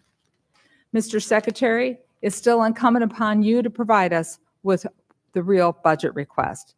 That's the only way to finish a full year bill that will address DoD's complex issues like delays to the Virginia and Columbia class submarine programs, the skyrocketing cost of the Sentinel program, ensuring our F-35 fighters are operational, and taking care of the quality of life issues for our service members and their families that they deserve. We also must understand the administration's approach to geopolitical concerns, like Russia's illegal invasion of Ukraine, or plans to address the military capabilities of the People's Republic of China, or adequately support our future military posture in the Arctic as the polar ice cap continues to melt. We don't know the answers because the administration has not submitted a budget. Mr. Secretary, let me close with this. There's no secret that we have some serious disagreements. The president's decision to call the National Guard troops to Los Angeles was premature, and the decision to deploy active duty Marines as well is downright escalatory. Active duty military has absolutely no role in domestic law enforcement, and they are not trained for those missions. I ask you, Mr. Secretary, and I ask the President, follow the law. I was also appalled by your decision to fire Chairman Brown, Admiral Franchetti, and other military leaders who served our nation with distinction. You fired them without giving a single reason why. Many Americans, myself included, have witnessed what is a deliberate effort to silence and diminish the achievements of minorities and women in the military. Their dedication, their heroism, their sacrifice on behalf of our nation deserve recognition, not erasure. As a former history teacher, I know and acknowledge uncomfortable truths about our own history.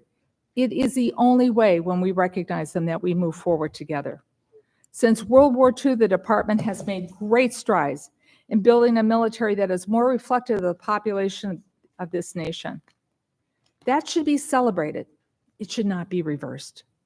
That's how we build a more perfect union. We build it together. But Mr. Secretary, today I have a job to do. We must provide the resources necessary to make sure our men and women in uniform can accomplish their missions and come home safely. And on that, Mr. Secretary, I'm sure you and I both agree. To do that, we need a budget from you as soon as possible, a complete budget. I look forward to your testimony. Mr. Chairman, I thank you for the courtesy, and I yield back. Thank you. And before we hear from witness, I'd like to recognize the distinguished chairman of the full committee, my good friend, Chairman Tom Cole, for any statement. Thank you very much, Chairman Calvert, Ranking Member McCollum, and always good to be here with my good friend and negotiating partner, the Ranking Member of the full committee, Ms. Delora. Welcome, Secretary Hesketh and General Crane, and we thank you for your service to our great nation. As today marks your first appearance before this subcommittee, I want to reaffirm my commitment to work with you and work to ensure that we have a strong defense. We convene at a time of significant global uncertainty. The threats facing America are diverse and evolving and demand a strong, agile, and effectively funded Department of Defense. As Chairman of the House Appropriations Committee, my primary responsibility is to ensure that taxpayer dollars are allocated wisely and effectively to safeguard our security. First, I want to address the readiness of our armed forces. We must ensure that our troops are fully equipped, trained, and prepared to meet any challenge. I'm particularly interested in the current state of our defense industrial base and the steps being taken to address any identified shortfalls in being able to meet production demands. Next, I want to address the modernization of our military capabilities. It takes us too long to acquire new weapon systems. Meanwhile, our adversaries are rapidly developing advanced technologies. We must not surrender our technological edge or allow our forces to be under-equipped and outgunned. I'd like to hear about your plans for Golden Dome, hypersonics, and other programs that are evolving with the constantly changing nature of war. It's imperative that we invest in technologies that will define the future fight. At the same time, we must remain realistic about development timelines and avoid overcommitting to a single approach at the expense of adaptability. It's important that this subcommittee understands how trade-offs and risks were approached in this budget. I've been concerned about capability gaps during transitions from one platform to the next. And while space is the next frontier, I'm hearing more and more that space offers an answer to every problem. While I'm optimistic about space-based capabilities, I certainly think platforms like the E-7 offer this till and frankly beyond when space is fully online. We need diversified capability and support for programs across domains to ensure continued military dominance.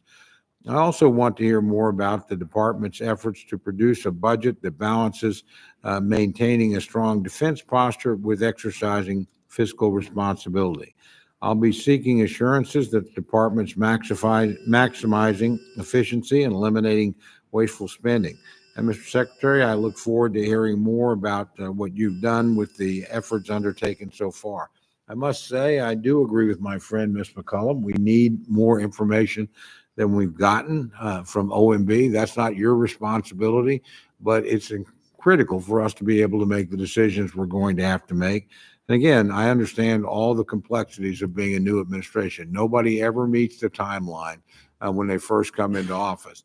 And we've gotten a lot of good information from OMB. But the reality is we frankly need more than we've received so far to make the decisions that we're called upon to make. I want to emphasize the importance of congressional oversight. And again, I'm committed to working with the Department of Defense to ensure that our national security objectives are met.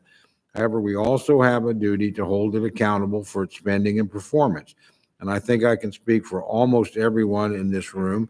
No one liked the way the fiscal year 2025 process ended. Again, that's not your fault. That's our fault.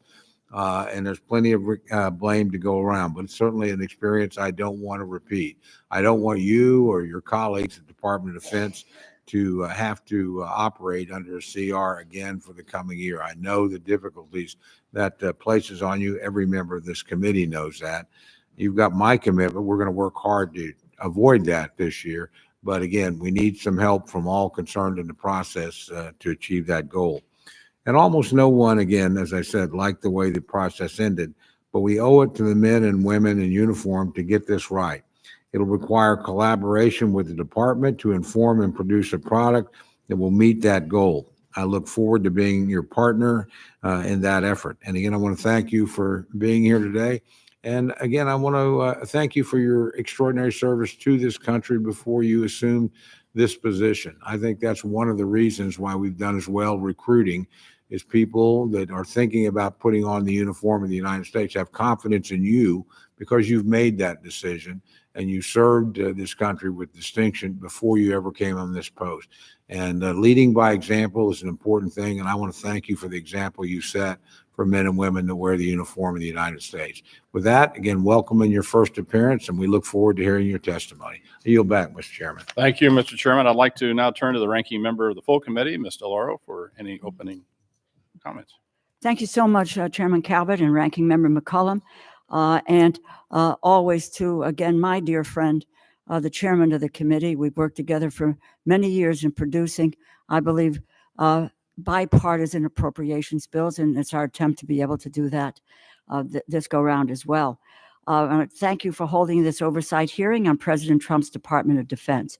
To our witnesses, Secretary Hegseth, Chairman Kane, Ms. McDonnell, welcome to the House of Representatives, and thank you for appearing before us today. Defense is the largest portion of our discretionary budget, yet You have still not sent this committee a complete budget request. We are in mid-June, Mr. Secretary. We are marking up a defense funding bill in a few hours. And yet we have no idea what your department actually needs. We have no details as to how you want to implement your plans. We should be discussing how you plan to get our submarine programs in order, how the Black Hawk platform will be utilized into the future, and how you plan to improve our service members and their families' quality of life. It is unacceptable for us to move forward with a defense funding bill without this information, and it is regrettable that the administration has put us in this position. If we cannot complete this process on time, we risk yet another continuing resolution, which is wasteful, inefficient, and detrimental to our military readiness. Already, your methods for funding our nation's defense programs are as unwise as they are unprecedented. You backed the first full-year continuing resolution for the Department of Defense. Particularly, defense has always been opposed to moving in that direction because of the uncertainty that a continuing resolution portends for defense and for the defense industry. Now you are relying on a risky and a partisan budget reconciliation process instead of regular appropriations to fund vital programs. The appropriations process is wherein lies the power of the purse, according to the U.S. Constitution. However, this is still an essential opportunity for oversight, and the Department of Defense under your leadership is in desperate need of it. Your tenure as Secretary has been marked by endless chaos. Your first day in office, the Inspector General, whose job is to investigate waste, fraud, and abuse, was fired. Weeks later, you dismissed the chairman of the Joint Chiefs of Staff and 5 other admirals and generals. Your careless sharing of military secrets in a non-secure signal chat, which could have placed American airmen in danger, led to the firing of former National Security Advisor Waltz. You have directly fired several of your top advisors, and the ranks of civilian staff have been decimated within key agency posts, including the Defense Health Agency and the Missile Defense Agency. Mr. Secretary, of all the cabinet departments, stability at the Department of Defense is the most critical for Americans' safety and security. Going after waste in defense and an audit among contractors long overdue, as is a fresh look at defense after what we learned in Ukraine. But that requires thoughtfulness and cooperation, not rash and reckless purges of leadership and rank and file staff. And firings based on political loyalty are an affront to what our Constitution and our military stands for and depends on. Meanwhile, this administration has done seemingly everything possible to alienate America on the world stage and turn our back on our allies, particularly Ukraine. Our belligerent trade wars and the dismantling of our humanitarian mission all have implications for our national security. Why would anyone trust us or partner with us when we are busy undermining our allies' economies and encouraging China to fill the vacuum we are leaving by abandoning our humanitarian mission? The bags of flour that I've seen on foreign soil that say USAID, U.S. product of the United States of America, will be gone and instead will be replaced by China or Russia or Iran. Conflicts around the world that President Trump promised he would resolve overnight are only escalating. While we need to focus and prepare for threats to freedom and democracy worldwide, the Department of Defense is mired in controversy and chaos. The American people expect, deserve, and demand better from their military leadership, and the lawlessness across the government must end. This administration has unlawfully dismantled agencies and stolen funding across the government to give billionaires a tax break. America's future soldiers are learning in our public schools. Our future sailors might rely on Medicaid to see a doctor. Our future airmen and women might only have a meal to eat because of SNAP or food stamps, or they may live in subsidized housing.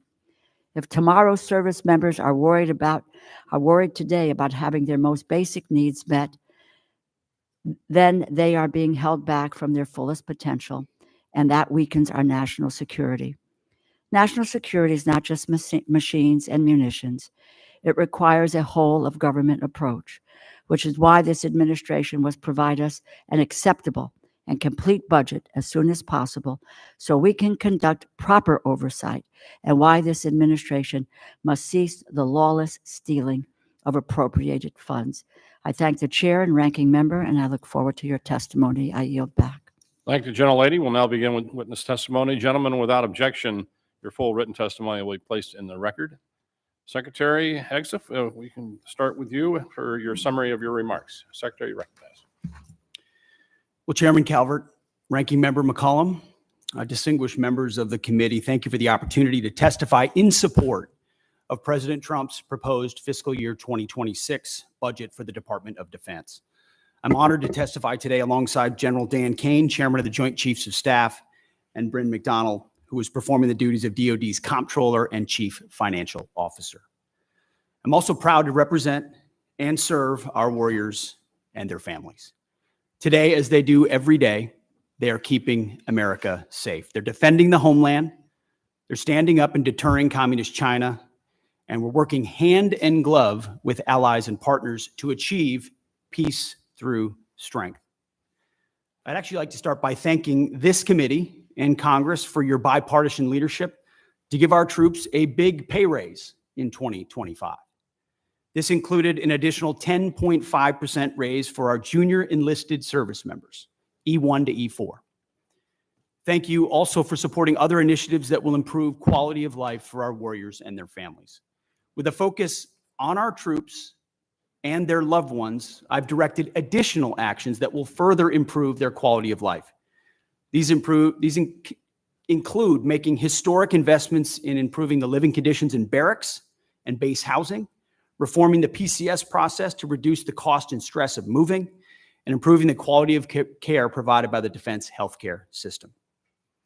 Now, the best part of my job is meeting and interacting with troops and their families. I hear their concerns. I know how it feels to face those challenges. I've been there recently. Each of these initiatives responds to feedback that I've received from the force, and I'll keep listening and looking for ways to improve their quality of life.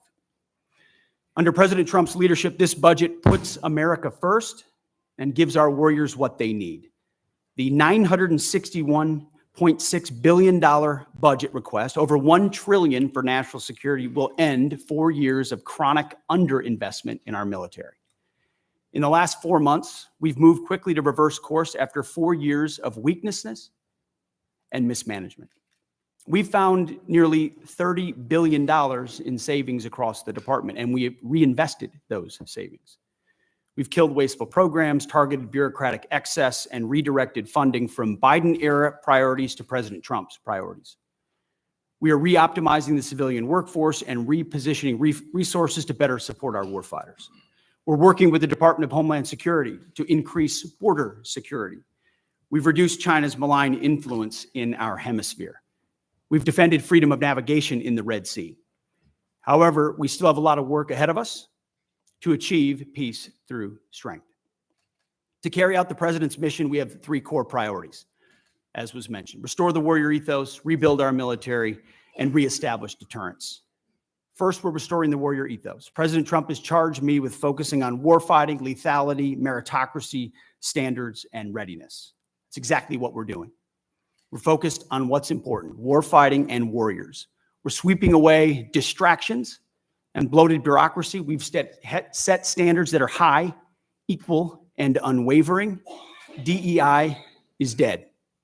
We replaced it with a colorblind, gender-neutral, merit-based approach.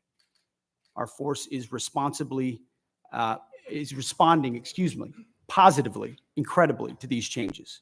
And thanks to President Trump, recruiting and retention is higher than it's been in decades at historic numbers. This budget provides a historic level of funding for military readiness, putting our warfighters and their needs first. Second, we're rebuilding our military. 25 years ago, our military was unchallenged, yet we squandered that advantage as China carried out an unprecedented military buildup. President Trump is correcting those mistakes. We're reviving the defense industrial base, reforming our acquisitions process, rapidly fielding emerging technologies to put the best weapons in the hands of our warfighters. This includes investment of $25 billion in the Golden Dome for America, a down payment on President Trump's priority to defend our homeland. It also commits more than $62 billion to modernize and sustain our nuclear forces. The budget allocates $3.5 billion for the F-47, the world's first sixth-generation air superiority fighter. This budget will revitalize our shipbuilding industrial base with $6 billion in funding in FY26, $47 billion in shipbuilding total. The budget increases significantly funding for autonomous systems, long-range fires, drones, and hypersonics. We will put these capabilities in the hands of our warfighters. Third, we're reestablishing deterrence. When our opponent sees our well-equipped, tough-as-nails warriors, they will decide that today is not the day to test American resolve. Credible deterrence starts at home, and it starts with securing our borders. We will achieve 100% operational control of the southern border, with crossings already dropped 99.9%. It also starts in our neighborhood in the Western Hemisphere. As you know, as we've said, the Indo-Pacific is our priority theater, and China our pacing threat. That's why I've traveled twice to the Indo-Pacific region to meet with our allies and partners, and they have responded. As we shift in that direction, President Trump looks to those allies and partners to step up, to share in the burden of their own defense. He also sees them, as I do, as force multipliers alongside the United States, and we are making progress in that. As the president has rightly pointed out, it's only fair that our allies and partners do their part. We can't want their security more than they do. So the Department of Defense is executing a common sense agenda to achieve peace through strength. The threats we face are serious, and so must our investments be. So what this budget does, it matches capabilities to threats. We must overcome decades of neglect and decline. We must fortify our position as the world's most lethal fighting force, and we must act fast. This committee is our critical partner in everything we do, and your leadership and oversight is essential. So we look forward to accomplishing these goals, to achieving peace through strength, to supporting our warriors, protecting our citizens and taxpayers together with you. May God grant us the wisdom to see what is right and the courage to do it. Thank you. Thank you, Mr. Secretary. General Kane, you're now recognized for your remarks. Thank you, Chair Calvert, Ranking Member McCollum, other leaders, members of the committee. I'm honored here today to join Secretary Hegseth and Ms. Bryn McDonald to appear before you today to testify on the President's fiscal year 2026 budget. Today's hearing reflects our shared commitment to maximize efficiency, accountability, and lethality to our taxpayers' investments, ensuring that every expenditure increases the survivability of our joint force, providing our warfighters with the advanced capabilities and capacity and cutting-edge technologies required to dominate our adversaries.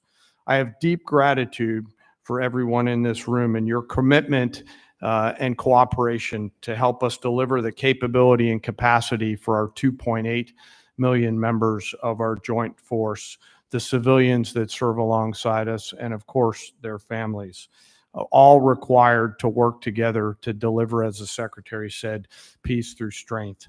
It is my responsibility as chairman to understand the global set of conditions, advise the Secretary, and integrate our joint forces to confront and manage risks worldwide.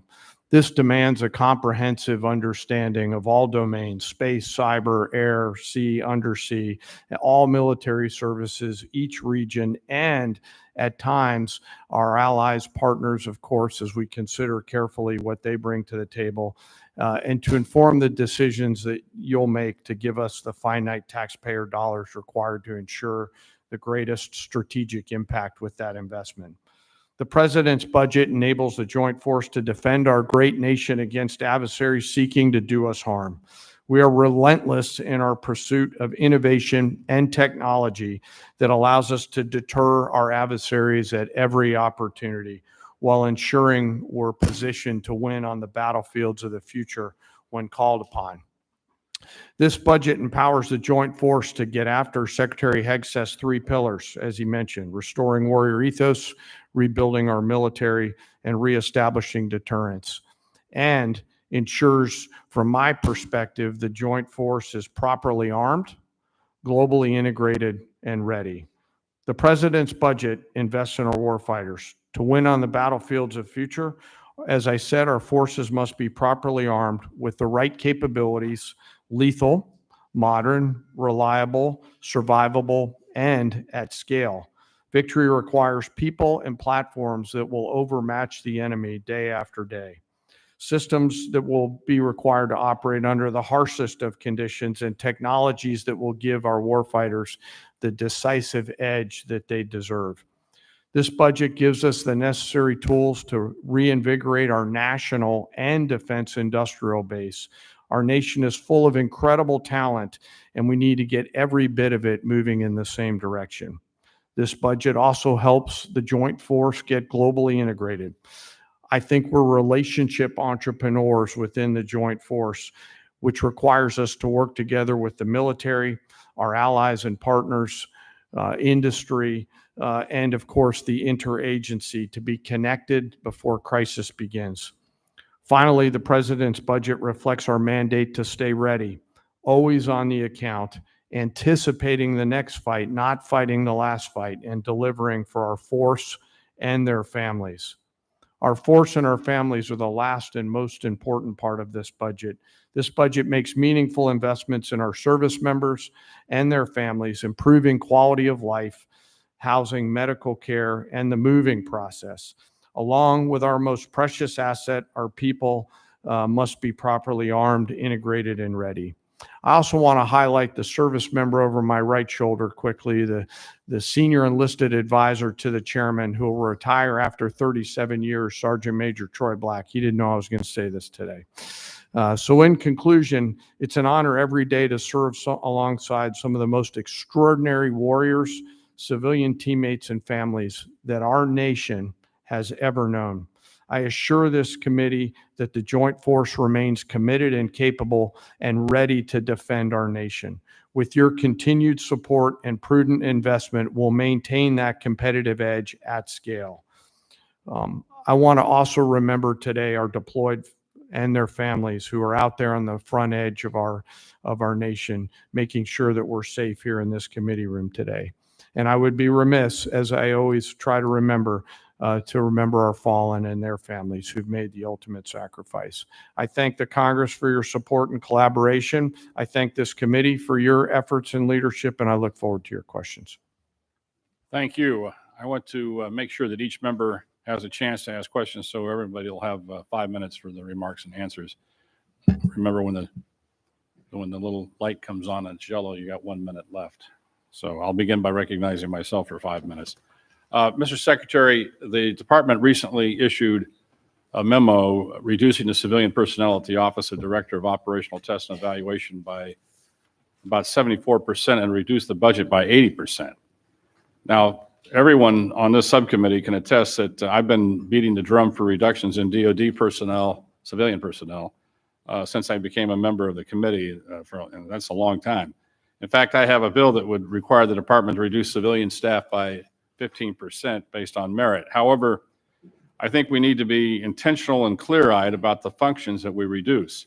As you know, DOT&E was established by Congress in '83 to centralize and strengthen operational testing, ensure that weapon systems are rigorously evaluated for combat effectiveness, suitability, and to address deficiencies in oversight and standardization within the Department of Defense. And there's a lot of examples of DTO&E catching flaws that would have catastrophic consequences for our military, including loss of life.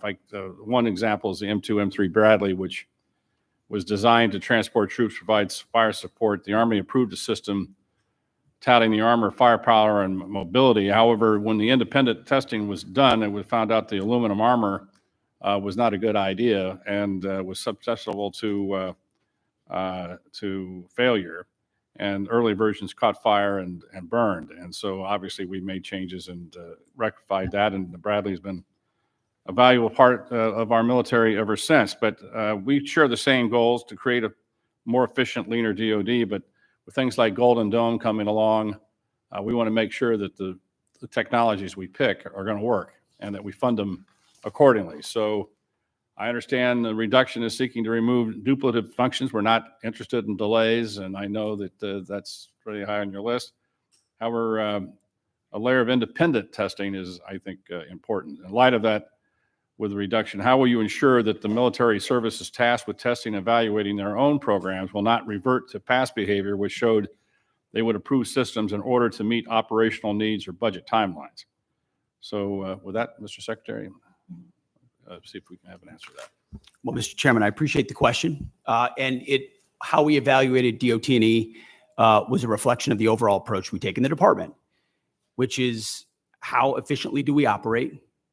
Where are the bottlenecks? We talk about the things you talk about every single day. How do we get how do we get systems, platforms, future capabilities in the hands of warfighters as quickly as possible? And so a review led by myself, the Deputy Secretary of Defense, our friends at DOGE who've worked with us have helped us look and identify places where we might find efficiencies.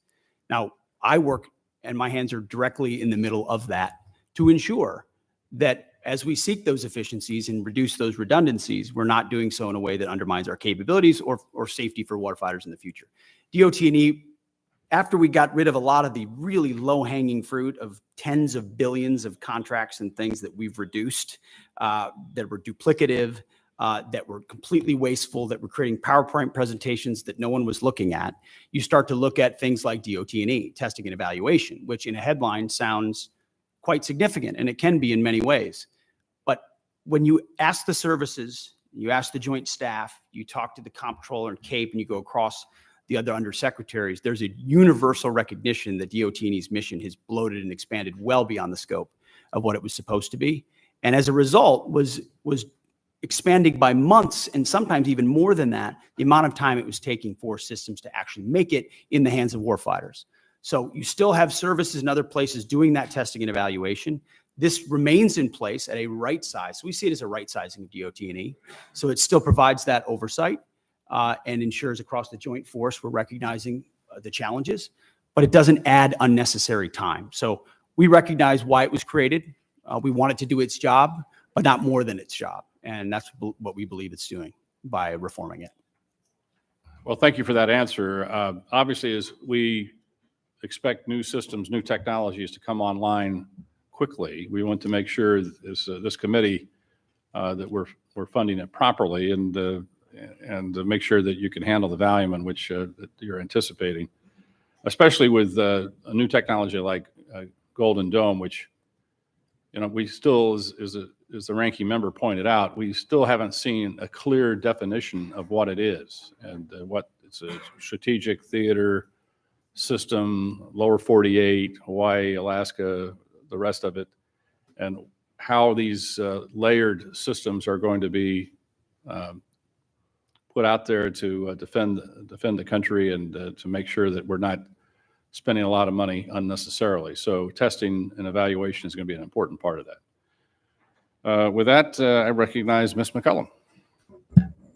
Thank you, Mr. Chair. Mr. Secretary, I plan to ask you some budget questions about the following: the cost of the Qatar plane, where the money from the Army's parade is coming from, or the National Guard deployments to the border, where that funding is coming from. I honor and celebrate the United States Army, but I'd like to know how much this parade is going to cost.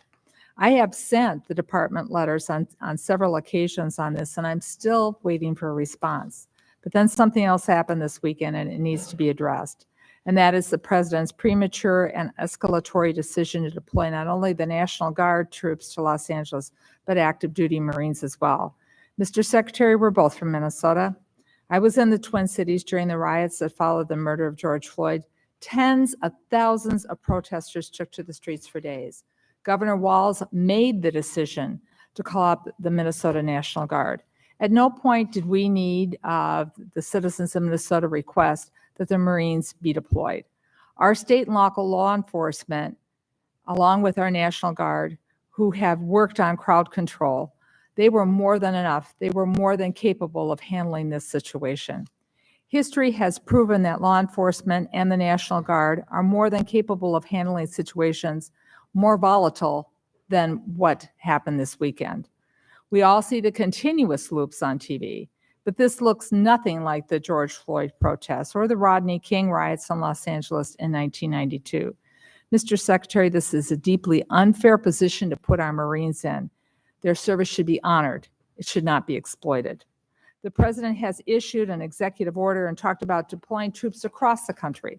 Los Angeles County has 17,000 law enforcement personnel, and the state of California has 24,000 National Guard troops.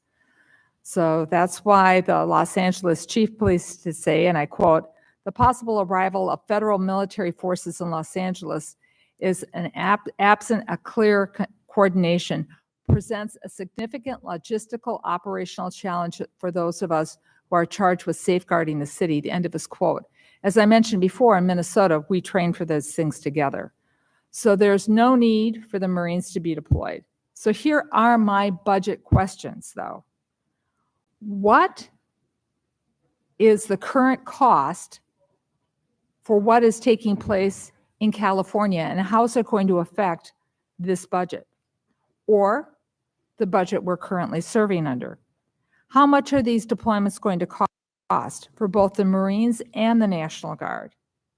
And what training or duties are not taking place because of these deployments? Where in your limited budget, sir, are you going to find, in the remainder of this fiscal year, are you going to pull the money to cover these deployments? What holes are being created? Well, Congresswoman, thank you for the question. You are right. We're both originally from Minnesota, which is why I recall 2020 quite well, when Governor Walz abandoned a police precinct and allowed it to be burned to the ground, and also allowed 5 days of chaos to occur inside the streets of Minneapolis. The police precinct, ma'am, was abandoned and burned to the ground. And because of that, the National Guard was eventually far too late mobilized. And President Trump recognizes a situation like that, improperly handled by a governor, like it was by Governor Walz, if it gets out of control, is a bad situation for the citizens of any location. So in Los Angeles, we believe that ICE, which is a federal law enforcement agency, has the right to safely conduct operations in any state and any jurisdiction in the country, especially after 21 million illegals have crossed our border under the previous administration. ICE ought to be able to do its job, whether it's Minneapolis or Los I have Angeles. limited time. I asked a budget And they are question. being- Could the Secretary please address the budget? Thank you. You asked about the situation in Los Angeles, and we believe asked about ICE the budget. agents should be allowed to be asked about the safe in budget, doing sir. their operations, and we have deployed National Guard and the Marines to protect them in the execution of their duties, because we ought to be able to enforce immigration law in this country, unlike what Governor Walz did in 2020. There are 17,000 LAPD, you mentioned that. There would be 18,000 if not for the defund movement that folks like Gavin Newsom and Karen Bass have Chairman, implemented. If The police if- chief if, said Mr. she was Chairman, if overwhelmed, the Secretary's not so we going to helped. ask the budgetary questions, I will yield back my time if the Secretary refuses to answer the budgetary questions I put before him. They're important. What training missions aren't happening? Where are you pulling the money from? And how are you planning this in the moving forward? These are budget questions that affect this committee and the decisions we're going to be making in a couple of hours. If you're not going to answer them, please let the chairman know, and I will take back my time and I will yield it back to the Mr. chairman. Secretary, I want to just let us know what accounts you're pulling the money Well, to fund. Thankfully, unlike the previous administration, we've got a 13% increase in our defense budget, and we will have the capability to cover down on contingencies, which is something the National Guard and the Marine plan for. So we have the funding to cover down on contingencies, especially ones as important as maintaining law and order in a major American city. As far as training, all of the units on the ground have been fully trained in their capabilities of what they're executing on the ground. For budgetary, if he needs to get back to the committee with the numbers, I'd appreciate it, both current and present. Happy to Thank submit you. them for the record.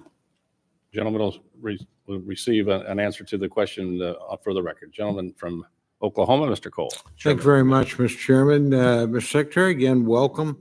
As I mentioned in my opening comments, I'm very concerned about retiring legacy systems. They need to be retired, no problem there, but doing it too fast and not having replacements coming online.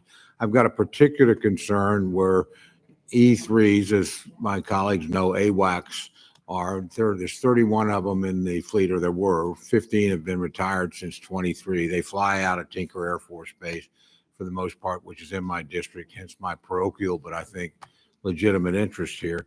Very interested in seeing, and this committee's done some important work in positioning us to acquire and field E7s. It's not a new technology. Our friends in Australia use it. Our friends in the United Kingdom use it.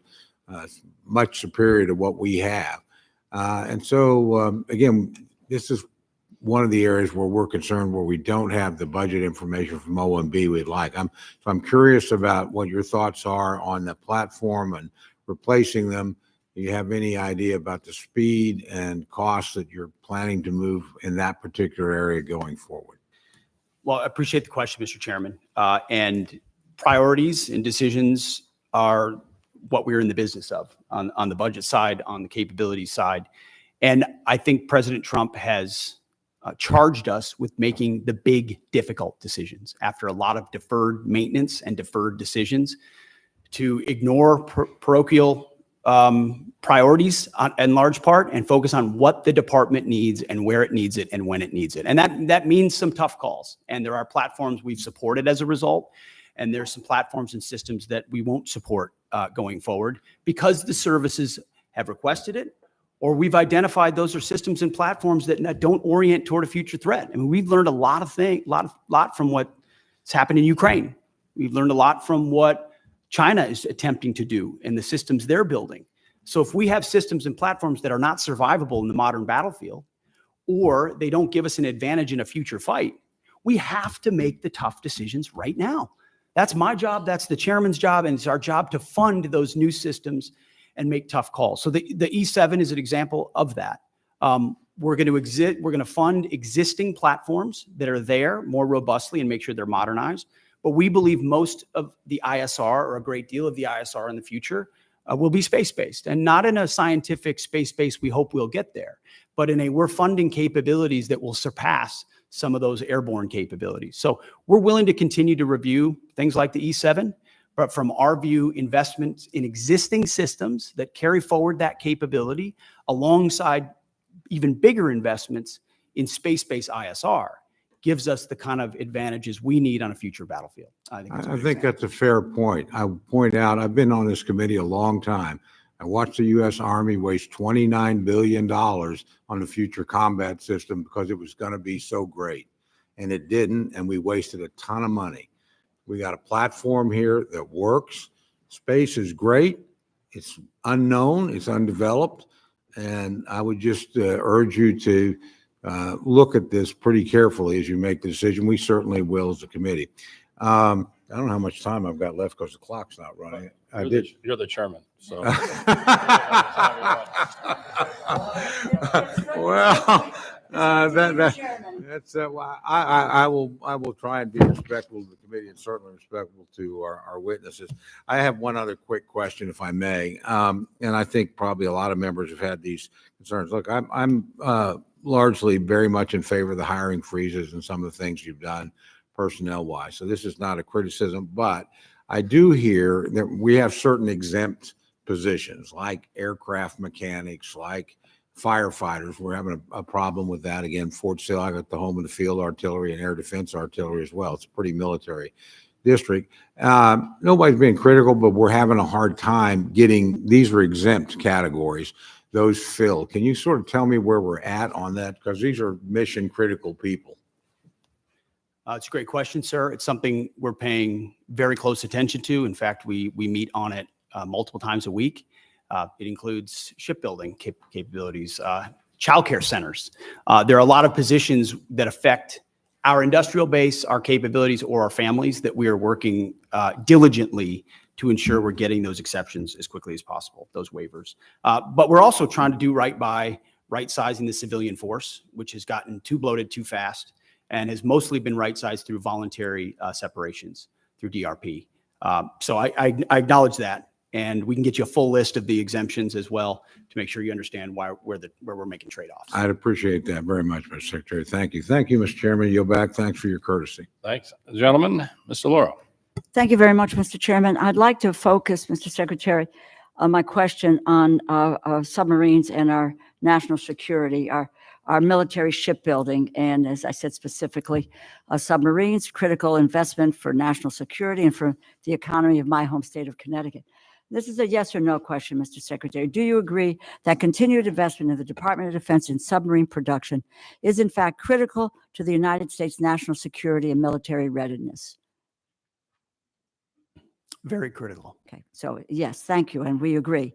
They'll continue to be a critical asset to deter adversaries, sustain the advantage we have in undersea domain, and the Defense Department should continue to support these programs. What is the status of the department's investments in submarine programs? 14% increase in FY26 on the Columbia, and a substantial increase in the Virginia as well. So we're ensuring a submarine industrial base that has been left behind, that has been neglected, is fully invested. We to have make sure we're funded the speeding submarine up on base funding here. the submarines. More than half, and you can go back to last December, but I want to move on. Do you know where our submarine production currently stands, and whether current production is sufficient to bridge the gap between current fleet size and projected need? There is a gap, but we believe we are closing it, ma'am. Yes. And if you can get to us the information about how, in fact, that you can close that gap, because we do not have any information or data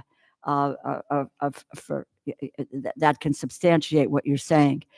Your department's initial budget proposal includes incremental funding for the Columbia-class submarine. Is that going to raise alarm bells across the defense industrial base by signaling a lack of commitment to the program? No, we could not, ma'am. We could not be more committed to Columbia. The centrality in the triad, ensuring it delivers on time, it's central to the deterrent and the base of the United States. So Do we are you know very how much committed of to a that. financial hole this will create for the defense industrial base? Will there be a financial hole for the defense industrial base in 2026? Certainly not based on our projections. There's not a hole. We're investing in Columbia robustly. Okay, without numbers, it's my understanding the department is planning to move $3.1 billion for the Columbia class from 2026 and spread it over 2027 and 2028. This creates a serious problem for industry in the short term and hampers shipbuilders' ability to reach an adequate production rate. Have you been in contact with Electric Boat or with Huntington Ingalls about your plans?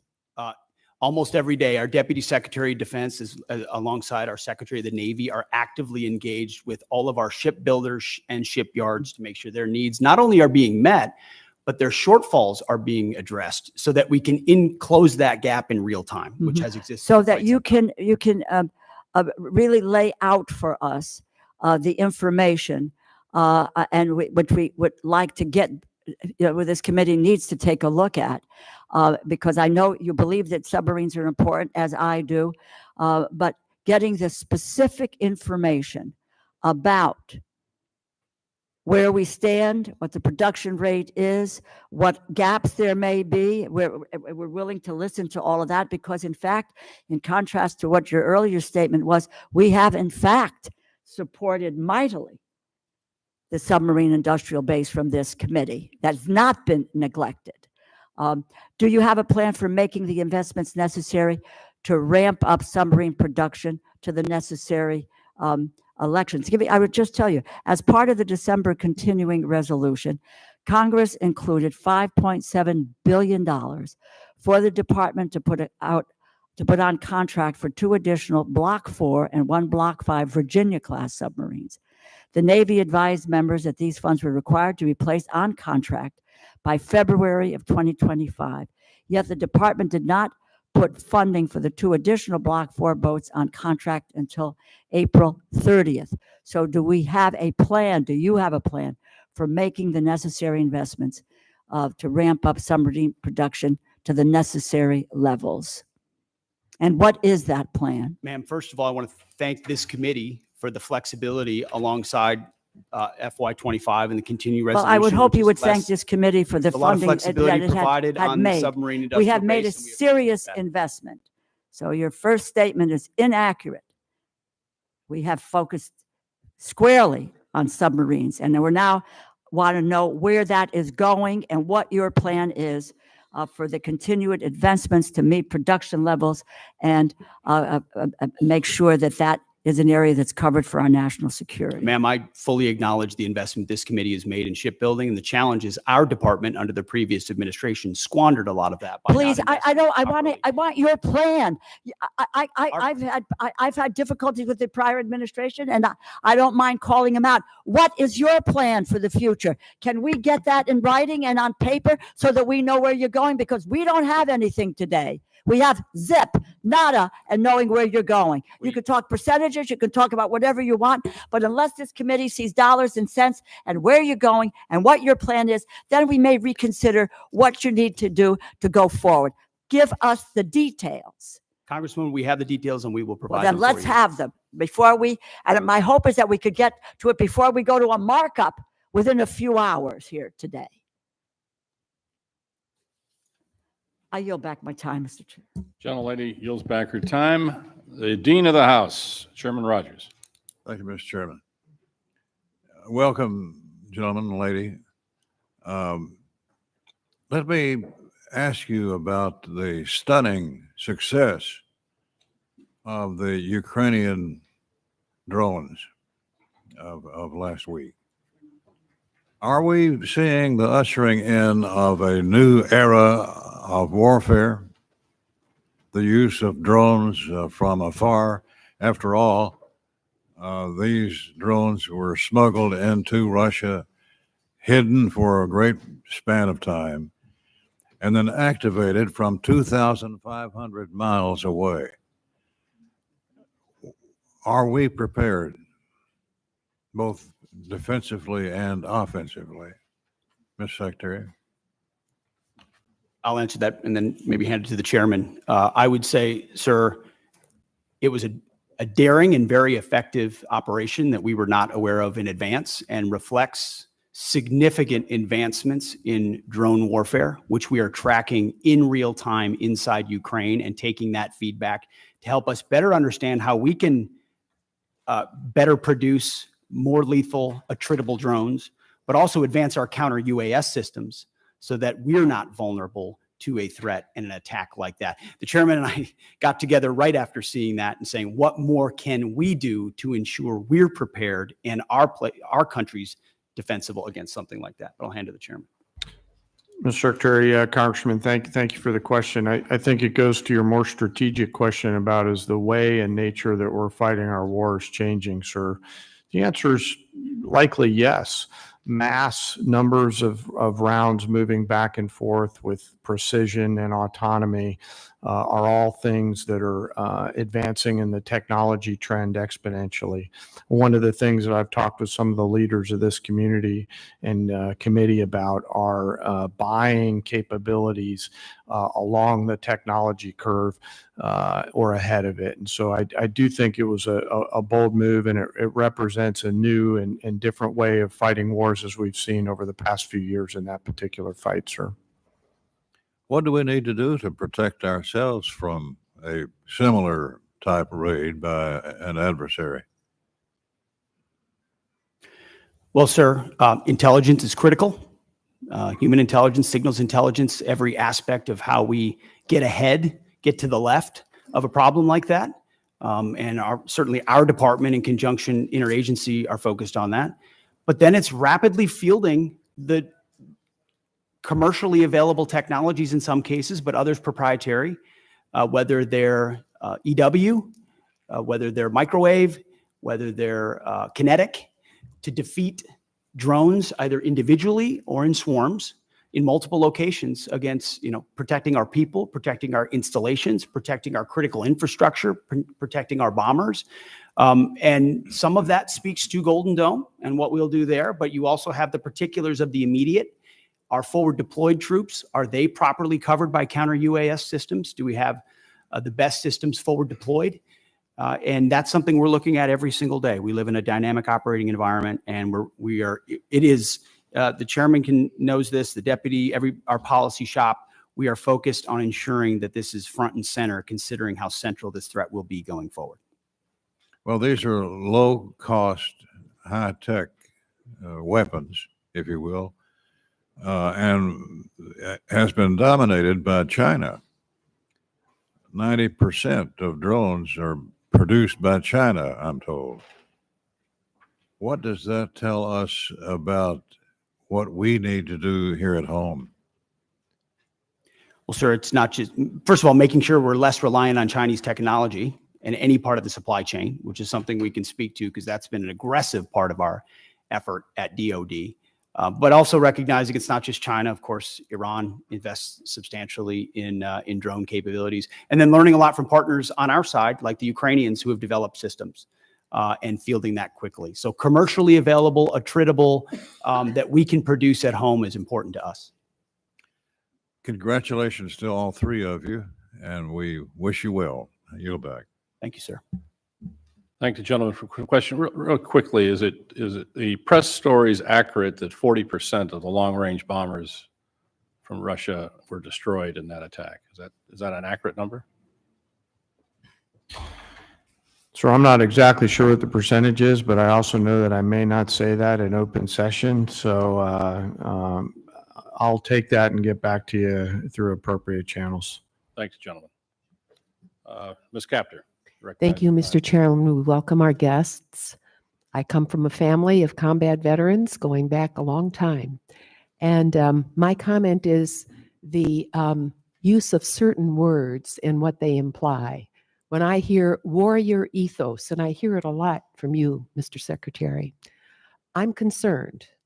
All the soldiers in our family, all of whom fought and received medals for their combat service, call themselves soldiers. Marines are trained to kill. In terms of domestic policing, our police and our National Guard at the state level, carefully used, but also our state police are used in civil enforcement, and they are good. I don't need any reply. I just am concerned about what those words you often utter actually do in people's minds and change the language we have used since the founding of this republic. So that is a concern of mine. I wanted to go to the general and chairman, if I could. We've heard a lot this morning about defense industrial base. And this is something I ran for office on a long time ago. We have not made significant progress as a country in this regard. And the places that made things, whether they were machine tools, whether it was composite materials, were left behind. It's one of the reasons for the division in our society. So I am very interested in knowing what specifically and in which accounts, and I hope you can get this back to us within a week and a half, you are going to focus on in order to inject additional resources in the defense industrial base of this country. What will that look like? We are just successful now in helping steel to revive and some of our composite metals. 40 years ago, I wrote a title to the defense bill dealing with strategic metals. Nobody at Department of Defense cared, okay? So I'm interested in which accounts, if you could kindly get back to me on that. And when you say defense industrial base, budget-wise, in which accounts, what does that mean? All right, I don't expect you to answer it now. Can you tell me when you might get that information back to us? Well, ma'am, As you we just said a week and a half, so I know the awesome humans behind me are scribbling madly to come back to that. Can I just make a quick comment? You know, I happen to be a lucky guy that served in the private sector for a while, and I ran a machine shop in Texas along with a metal finishing business.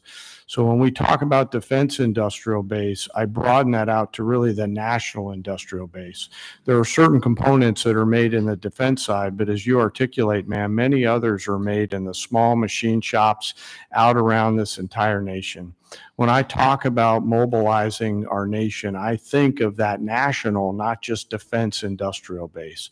What do we have to do to create greater capacity all the way down the chain to include jobs at the local level for those people that build quality parts and deliver on time with shorter lead time and lower cost? And so I have great empathy for what you're talking about, and we'll get back to you just as soon as we can. Yes, and General and Secretary, going back to the drone attack in Ukraine, a country that was invaded by the Russian dictatorship, starting in 2014. They've been at war for a decade, more than a decade. What they've done with drones is astounding.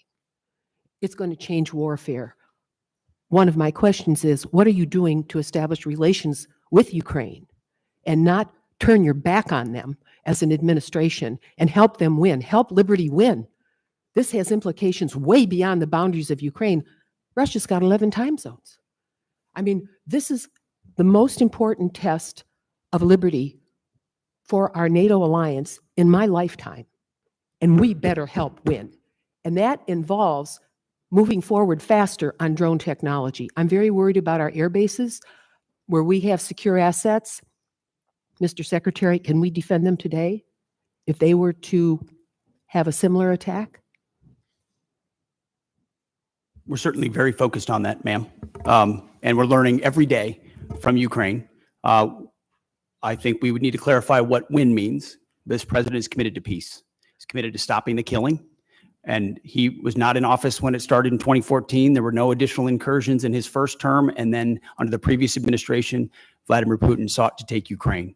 We're committed. This administration's committed to peace, to stopping the killing, and we think that serves. Did you just American leave interests. Ukraine, Mr. Secretary? Did you just leave Ukraine? No, ladies' time's expired, but if you can get I did back not leave to Ukraine. us on that. Have you visited Ukraine? No, ma'am. My first trip No. there, sir, was 1973. I yield back. Has expired. Mr. Carter, you're recognized for 5 minutes.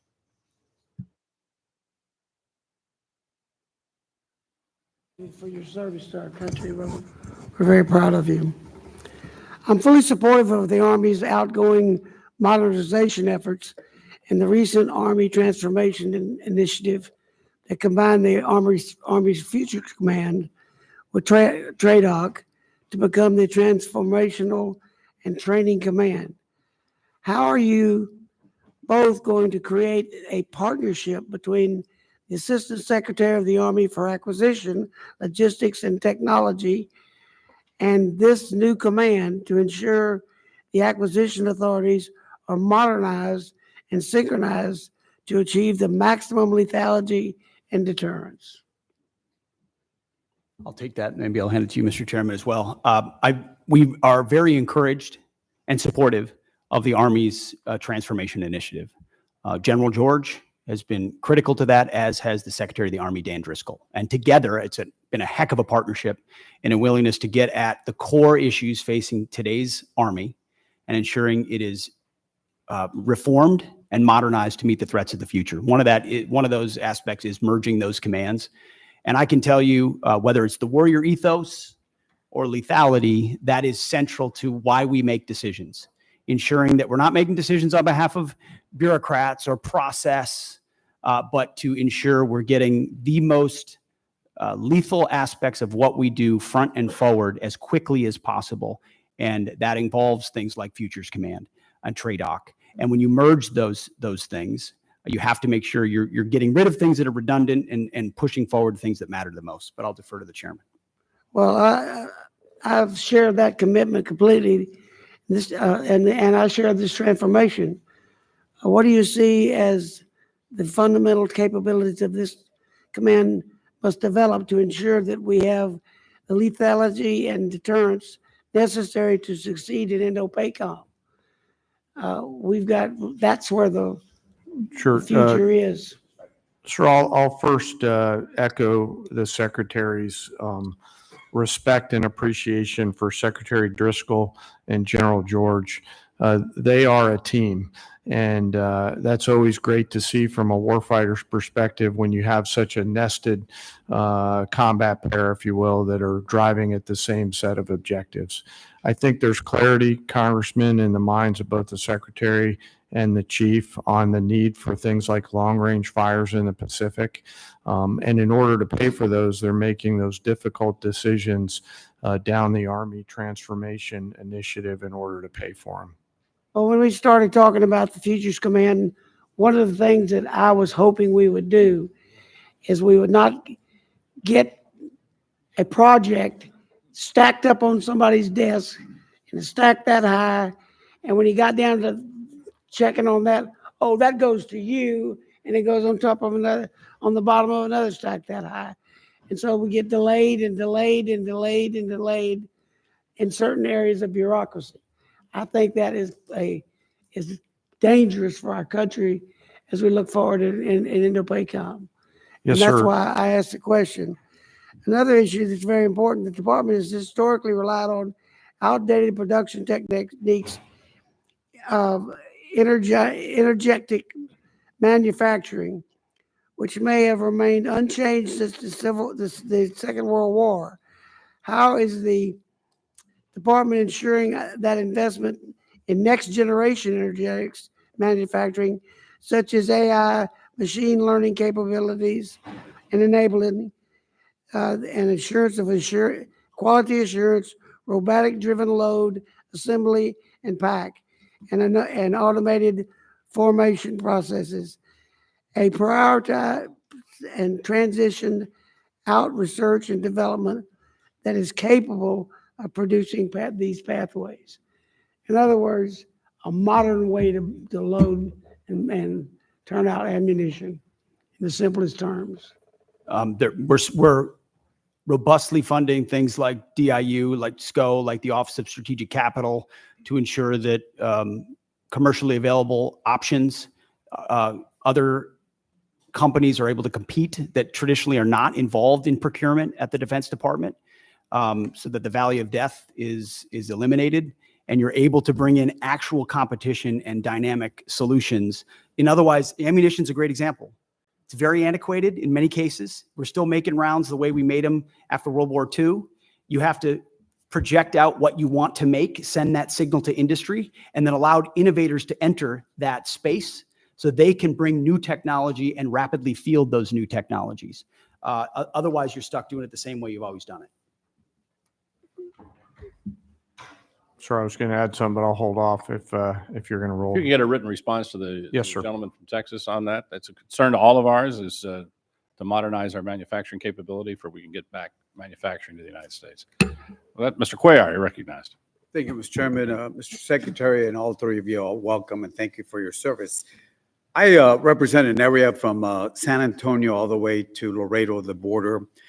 In San Antonio, we got Joint Base San Antonio, the largest joint base in the Department of Defense that contributes over $151 billion to the Texas economy. We support 266 mission partners.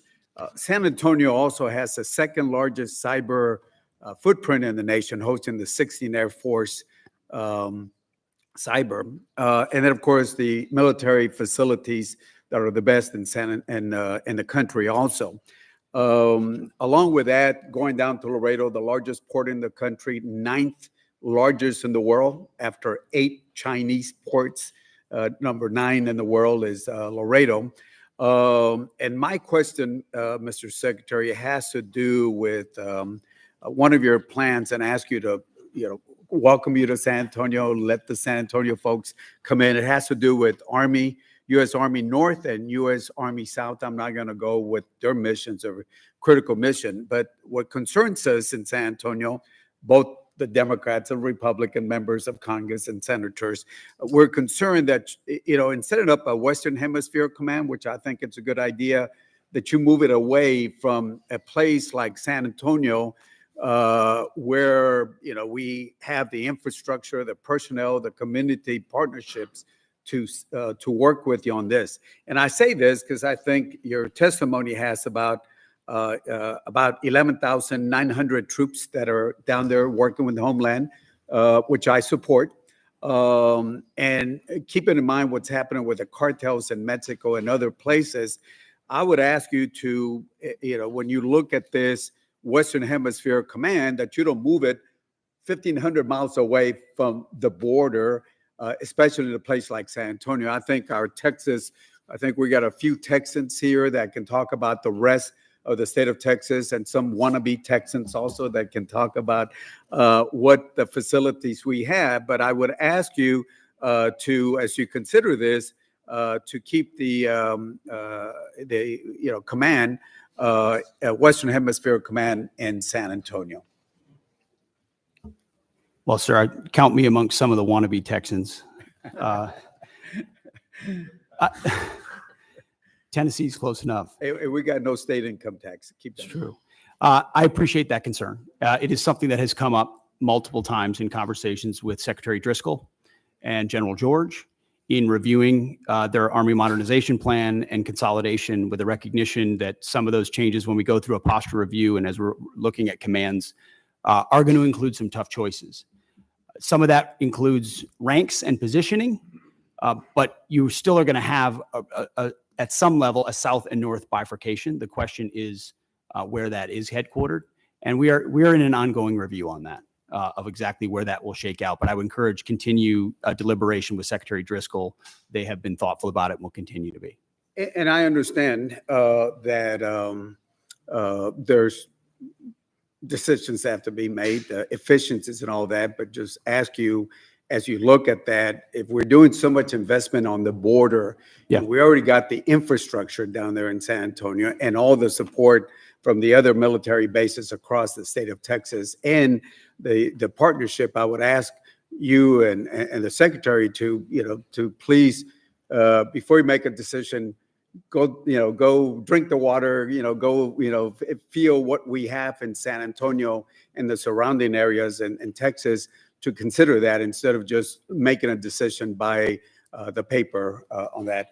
And certainly ask you to consider also the second largest footprint that we have at cyber there in San Antonio, and working with a top cyber university, UTSA there. And of course, the military facilities that we have, which are in the best. And certainly during the Afghanistan and Iraq war, that area was looked. So I just ask that before any decisions were made, consider making a trip to San Antonio and have your folks understand. I know some of y'all have been in Texas before, and would ask you to look at that. So with that, Mr. Secretary, and all of y'all, thank you for your service. Well, noted, sir. And thank you for your contributions to securing the border, which has been a huge priority for President Trump. We're going to get 100% operational control. And it's because of support from folks like you. Thank you. Thank you for your service. Thank you. Thank you, gentlemen. Chairman Womack. Thank you, Mr. Chairman. And my thanks to the to our witnesses here today. Secretary Hegseth, General Kane, thank you from the bottom of my heart and on behalf of this committee for your service to our nation. Obviously, we face a number of challenges and pacing threats across the globe in all domains, and we have to ensure that the joint force is ready to fight and win our nation's wars. So let me begin with General Kane. What risks do the recent force structure changes or proposals in the Army and Marine Corps present to the joint force, given your global force integration responsibility? Can you speak to that for a minute? Yes, sir. And I'll be mindful of the environment that we're in and speak broadly. And thank you for the question. We are having to make some difficult choices to pivot some of the combat capability that we have now to the combat capability that we need in the future. Both services, alongside the Department of the Navy and the Department of the Army, are making those changes in order to provide us with the combat capability and capacity that we need at scale to create the dilemmas that we have to deliver for the joint force and our adversaries. So at this point, we're doing the right pivots, Congressman, to make sure that we have the right depth that we need. Secretary Hegseth, both of you understand the unique value proposition that the National Guard provides the joint force, having served. And gosh, for a long time, it was just me and Hal Rogers up here as the Guard guys. So it's good to have some company. As we're looking to be efficient with federal dollars, I always kind of believe that the Guard and the reserve component structure in general brought what I called value to the force. That I realize it's probably not at the same level of proficiency that the active duty counterparts might have, but they bring value to the force. And when we need to surge responsibly and quickly, then the Guard and Reserve are certainly at the ready to do that. My question is pretty simple.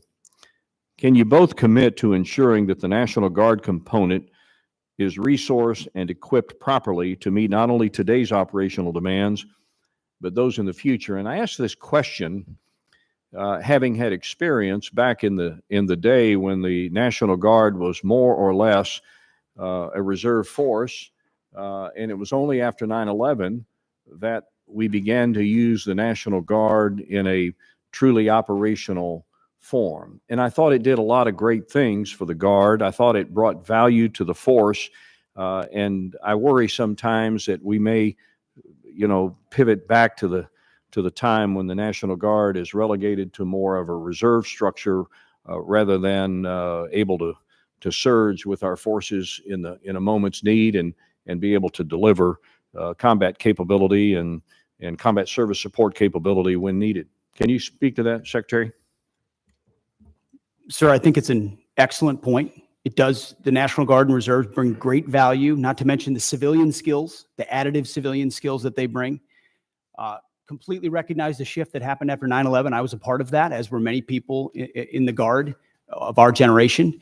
I think we're entering another phase, especially under President Trump, with his focus on the homeland, where the National Guard and Reserves become a critical component of how we secure that homeland and apply those civilian sets across the spectrum.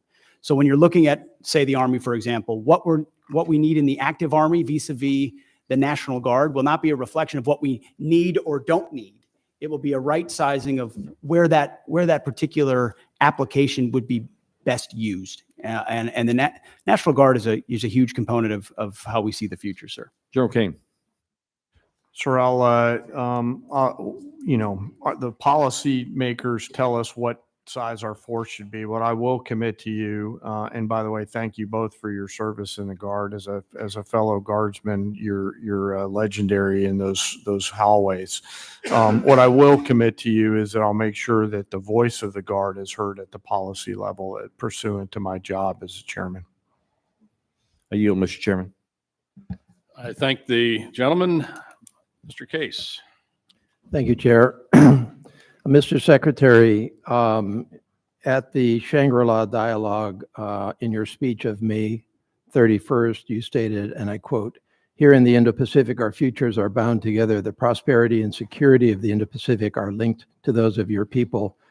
You went on to talk about the benefits from the, quote, "peace and stability that comes with a lasting and strong American presence here in the Indo-Pacific," end quote.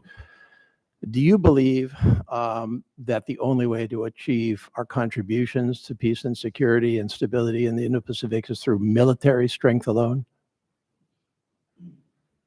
Sir, certainly not through military strength alone, although military strength is the business that we're in. So we're building partnerships across mill to mill, whether it's the Philippines, Japan, Australia, more actively than any other part of the world, because the application of American strength is not America alone. It's by, with, and through partners who share mutual objectives. And so we are very invested in military to military relationships. So you, as the Secretary of Defense, believe that we need to take a broader approach in the projection of national power, national influence than simply our military. Is that correct?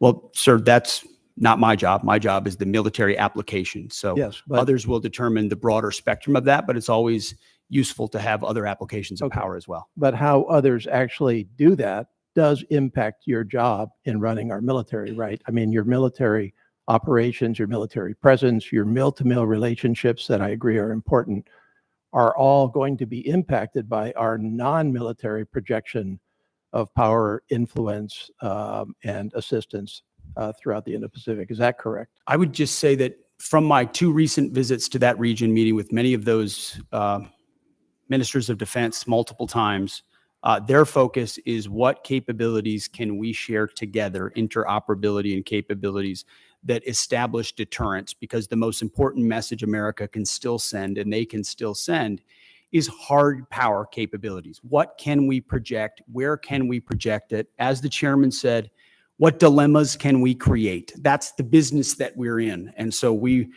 work with those partners that share common goals, and our militaries are working better together than they ever have. And I think And I that helps appreciate your support focus security. on the military side. That's obviously directly your job, but I'm asking you to think and comment more broadly on our big picture approach to the world. This administration, for example, has proposed to reduce the State Department by $8.3 billion, the Economic Support Fund, the Development Assistance and Democracy Fund, and the Assistance for Eurasia. This administration has illegally sought to destroy the U.S. Agency for International Development, and in its budget request, reduce it significantly down to close to zero. This administration has proposed to reduce the international narcotics control and law enforcement effort by $1.2 billion. This administration has proposed to eliminate the Millennium Challenge Corporation, or not eliminate it, but reduce it by $1 billion, a significant reduction. One of our principal agencies that assists us with meeting the needs of the Indo-Pacific in the infrastructure area, and what I think you would agree are key strategic countries such as Indonesia, such as Kiribati, such as the Philippines, such as the Solomon Islands.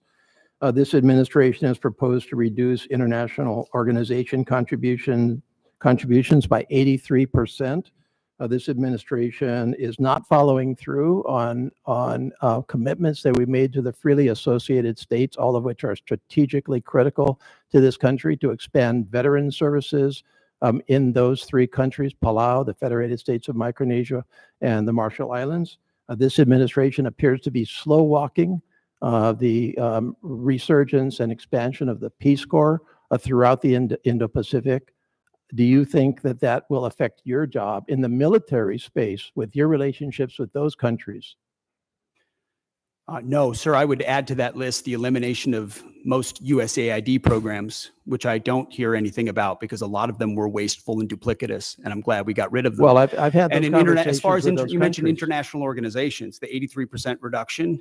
Again, I hear nothing about that because Have most of you those talked to those international countries? organizations are not serving U.S. interests. Mr. And so we shouldn't Secretary, be have you funding them talked to if they're those not countries serving about U.S. the interests. impact? So I don't hear from our allies problems about that. Well, I because don't think you're talking to the those right were not people. part of their calculus Yeah, of if American you power. talk to any one of those countries, they'll tell you that they're deeply concerned with the reduction of non-defense dollars, and it will in fact influence our presence and our contribution to your stated goal of peace and stability and I think they security respect in that the we're Indo-Pacific. reducing waste on programs that aren't actually affecting Gentleman, change time's on the ground. Mr. Diaz-Balart. Thank you, and to three of you, thank you.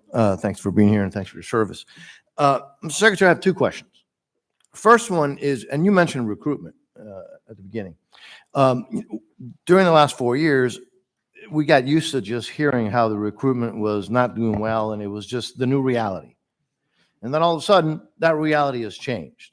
If you can comment on why that reality is, I think a lot of us know, but if you could talk to us a little bit about this new reality, which you don't hear much about in the press, about how that has changed dramatically. Question number one. Question number two is, a number of years ago, Southcom was moved from Panama to South Florida. There's a lot of reasons for that move. It was to get it because it was in close proximity with others like Jayada South, Special Operations Command South and Homestead, Joint Task Force Guantanamo, the Joint Task Force Bravo in Honduras, the U.S. Coast Guard 7th District, which is the busiest district in the entire country, but also because in South Florida, you have this multicultural, multilingual community. And as you know, Southcom deals with multiple countries, 40 different languages. And so it was not just a cost savings potentially, but it was also made a lot of sense. I believe that continues to be the case. Nothing has changed. If anything, what's changed is that the Western Hemisphere has gotten a lot more dangerous. And obviously we have Iranian influence, Russian influence, Chinese influence. I'm very grateful, Mr. Secretary, I don't know how much you had to do with that, of the president's change in attitude on no longer appeasing enemies of the United States in the Southern Hemisphere, whether it's Venezuela or Cuba. But again, there goes the importance of having Southcom where it is. And I just would like your thoughts, if you've had an opportunity to look at that, because it was moved from Panama. It just wasn't in South Florida for the heck of it. It was a decision made. It was the right decision. It's proven to be the right decision. So 2 questions. If you can answer them, I'd love to hear it. Well, sir, thank you for the question about recruiting. What changed is a commander-in-chief that America's young people believe in.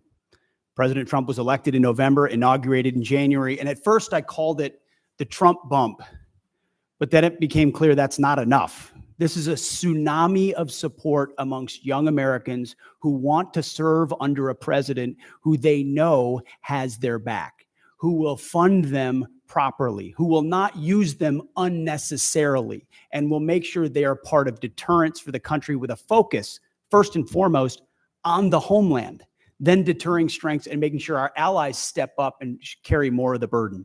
So you've got a historic surge in the Army, the Marine Corps, Navy, Air Force, you name it. Americans are responding because the president says a new spirit. And he's right. And you can feel it in the ranks. You go out to formations, you talk to men and women on the border, they believe in what they're doing in securing that southern border. You talk to them across the world, they're enthused about this new administration and its leadership. So it's President Trump, sir. And then as far as Southcom, it is President Trump's focus on our hemisphere has in many ways reinvigorated the mission of Southcom and the recognition of securing American interests, but also pushing back Chinese malign influence. Panama is a great example of that, but across Central and South America. So Southcom is right where it is. We're grateful for the great work that they do. I've had an opportunity to spend a lot of time with them and their commander, and we work by, with, and through a lot of allies. Mr. Secretary, I'm a little confused.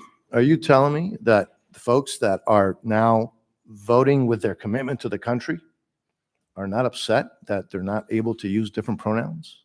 Is that not a priority for the folks that are now signing up for our military?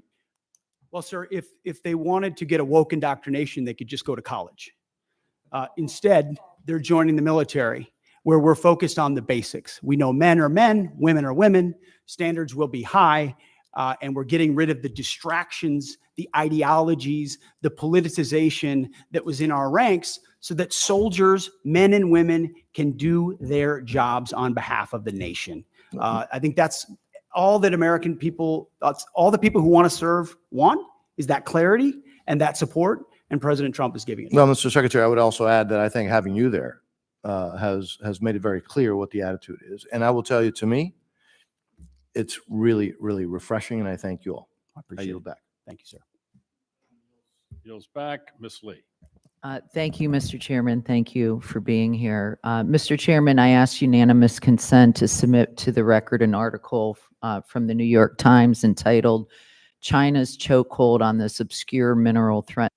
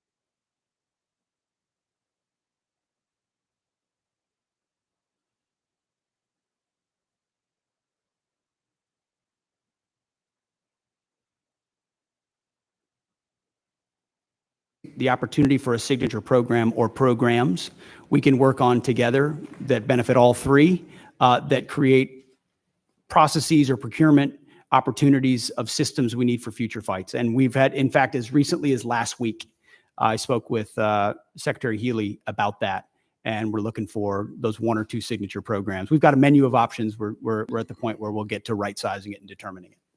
And you feel at this point that things are on track and you're. That's what we're monitoring, especially in Pillar 1, sir, to make sure that expectations are properly set so that we're not missing deadlines or expectations are shifted in the wrong direction. So we're having honest conversations with our allies like we should, with a recognition that by investing in each other in that defense industrial base, we can have a multiplying effect.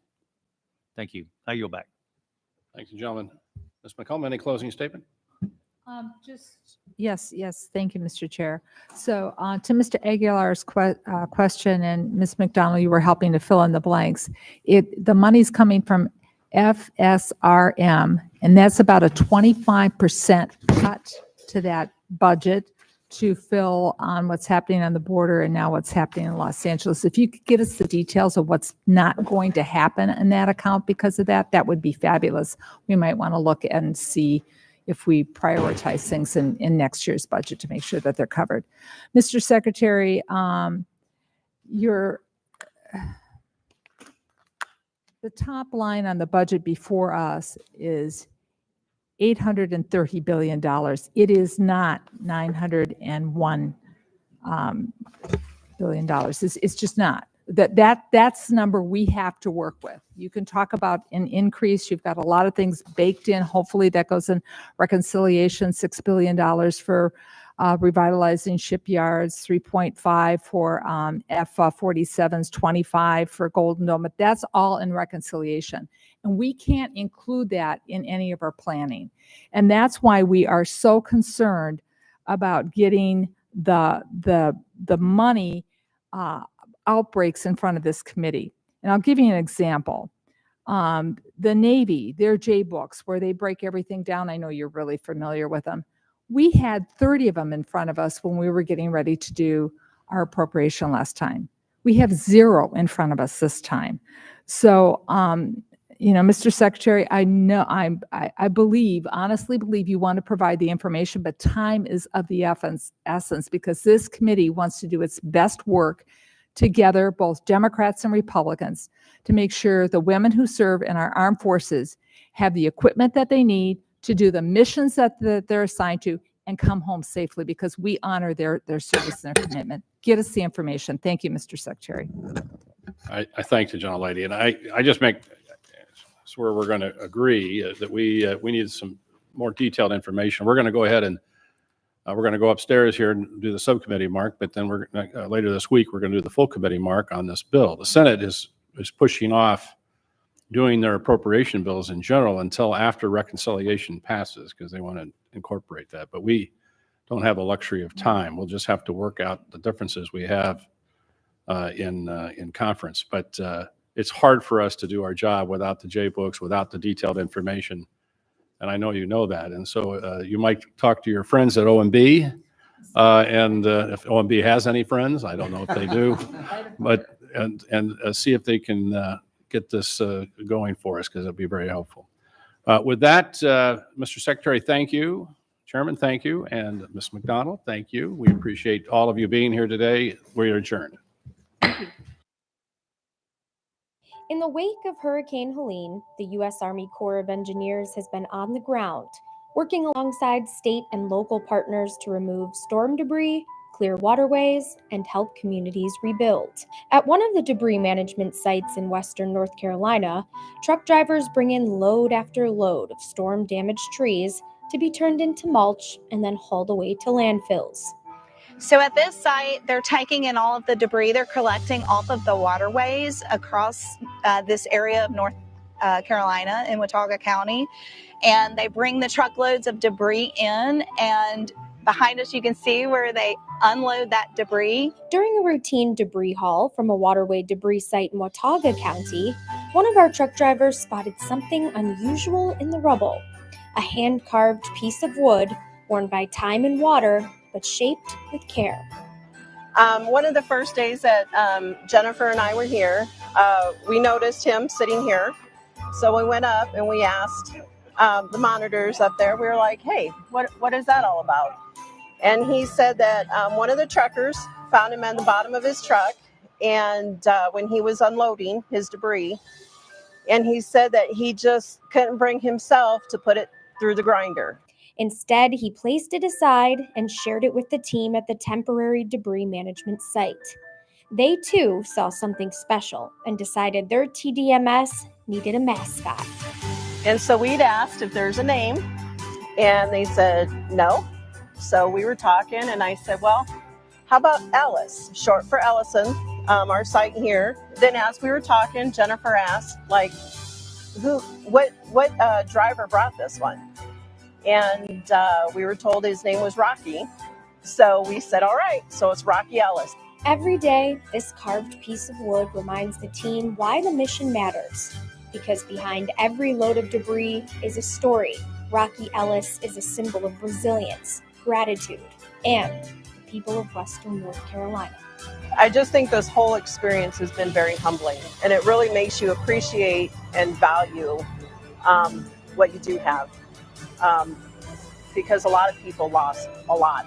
That's what we've got to live off of, you know, is those little reminders of just how precious life is.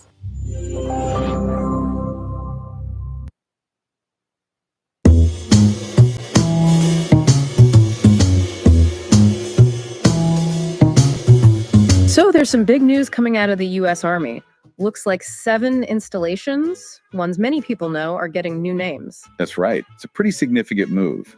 We got this U.S. Army Public Affairs article here, dated June 10th, 2025, that lays out the details. Yeah, and that's what we're going to dive into today. We want to really unpack this source, figure out exactly which installations are changing. Who they're being named after, and maybe most importantly, why. Why these particular soldiers? What makes their stories the ones being highlighted right now? Exactly. It feels like it's way more than just putting up new signs on the gate. Definitely. It's about linking these places, which are, kind of foundational to the Army's footprint, with these really incredible individual stories of courage and sacrifice from different eras. Okay, let's get into it then. Let's unpack this article. So the article makes it pretty clear. The main driver here is to formally honor soldiers who showed exceptional heroism. And it spans quite a range of conflicts. Right. It mentions from the Civil War right up to the Battle of Mogadishu. That's a huge historical sweep. It really is. And the source points out the level of heroism we're talking about. The honorees received decorations like the Medal of Honor, the Distinguished Service Cross, and the Silver Star. So these are the highest tiers of recognition for valor. Absolutely. The Medal of Honor, that's the nation's highest award for bravery in combat. Mm-hmm. The DSC is just below that for extraordinary heroism, and the Silver Star for gallantry.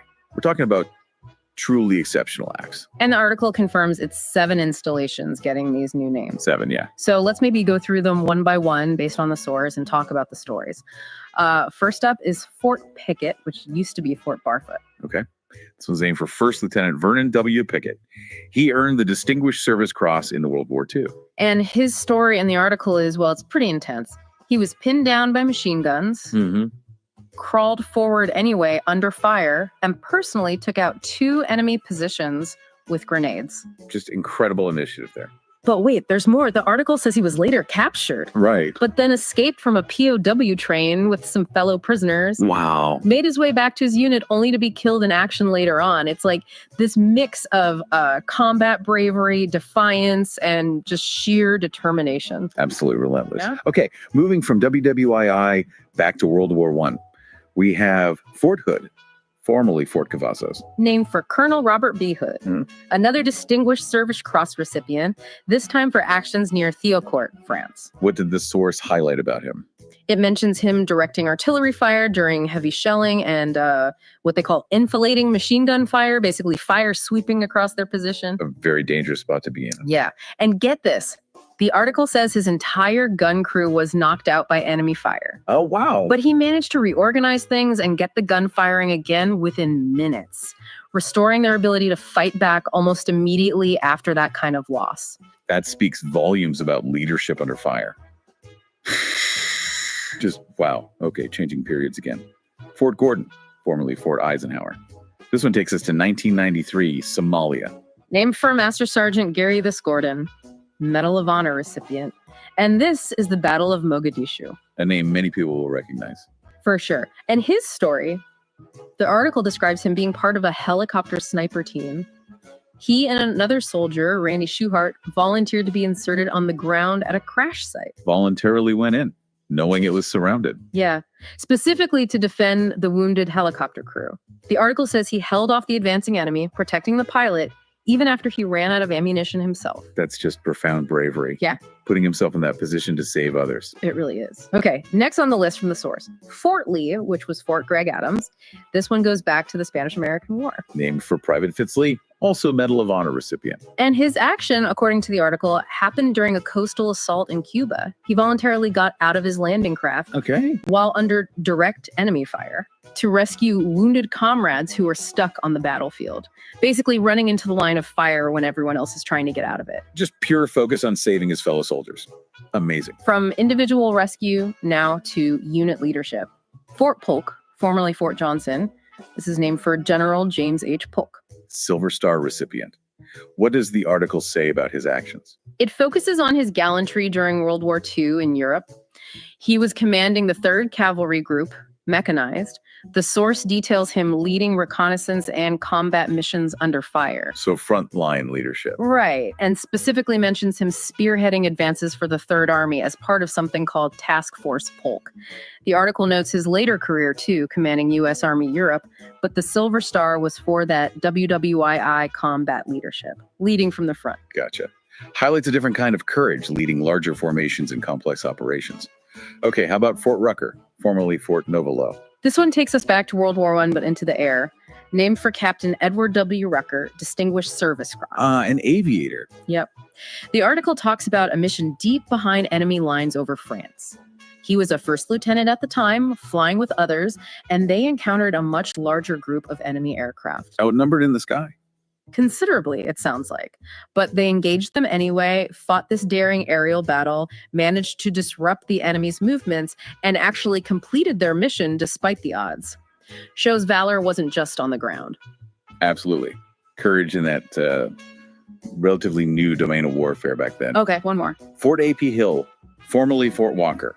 Now, this one's interesting. The article points out it's being named for 3 different soldiers. 3. Okay, that is different. Yeah. All Medal of Honor recipients from the Civil War. Lieutenant Colonel Edward Hill, First Sergeant Robert A. Penn, and Private Bruce Anderson. From the Civil War. And the source says their actions were separate. That's right.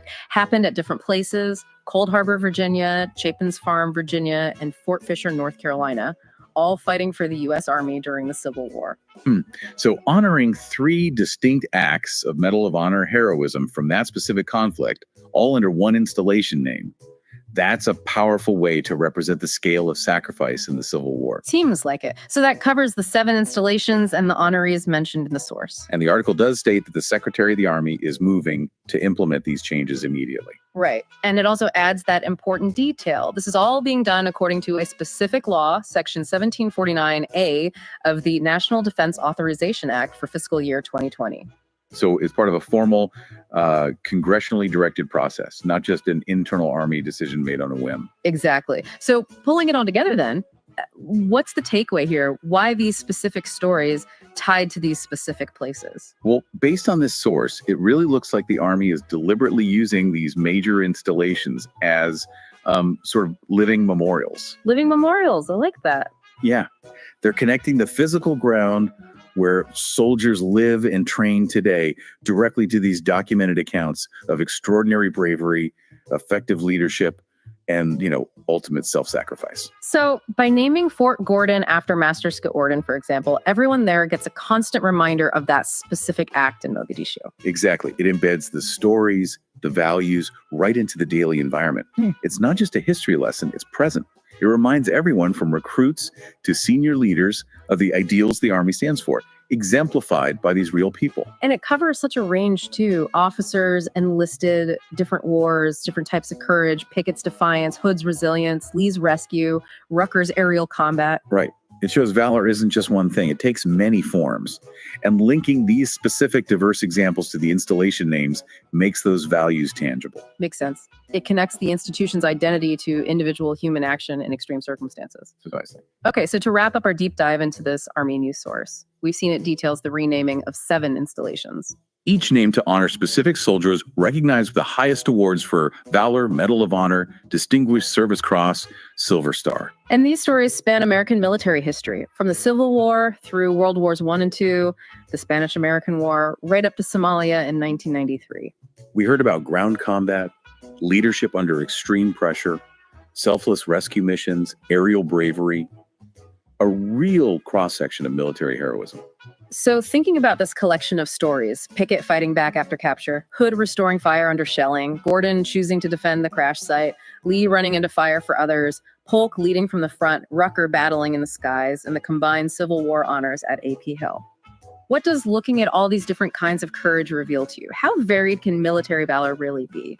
And maybe think about how these names on gates and buildings might serve as more than just history, how they act as constant, ongoing reminders of what individual sacrifice and bravery can look like within this large institution. Something to ponder.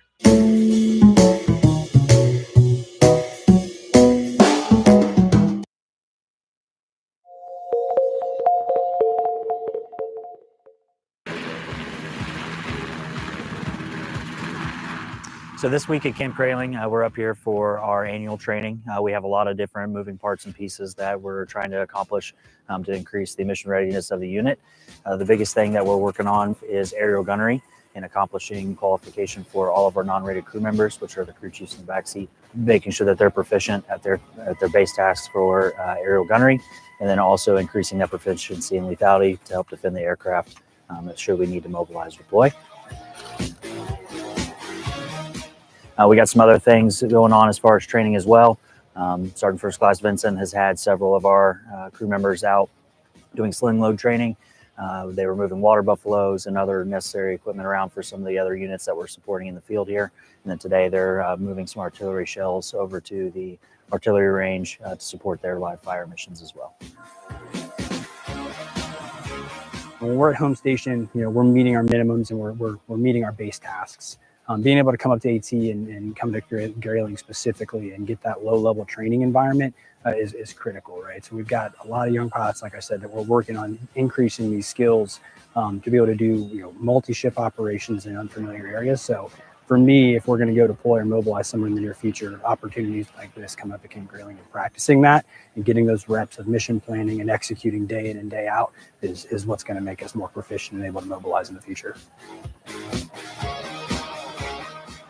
The most valuable part of AT for our unit is having this 2 weeks where we are all together and able to do more than just a drill weekend worth of flying. There's a lot of mission planning that goes into, especially the large air assault missions that we do. It takes multiple days, many man hours to be able to accomplish those missions, and having all of us together to really get our cohesive flow down is essential.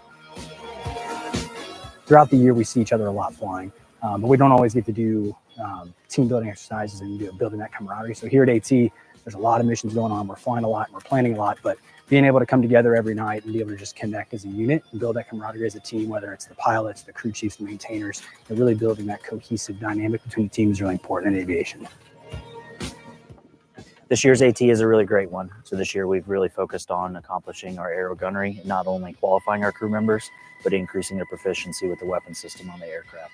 It's super important that we are able to effectively coordinate between the front seat with the pilot in command to the crew chiefs in the back, what the targets that we need to be engaging are. So we've really been able to hone in on that this AT and increase our proficiency and our lethality to be able to defend the aircraft should we be mobilized and need to be employed in a large-scale combat operation. Aviation is a wonderful field. It's a great place to be. We make AT as enjoyable as possible. It's not always fun. It's a lot of long hours. It's a lot of hard work, but it's definitely worth it. There's nothing cooler than being a crew chief in the back and being out flying at 50 feet off the treetops and then hanging your head out the window, clearing the aircraft of obstacles. It's a fantastic feeling.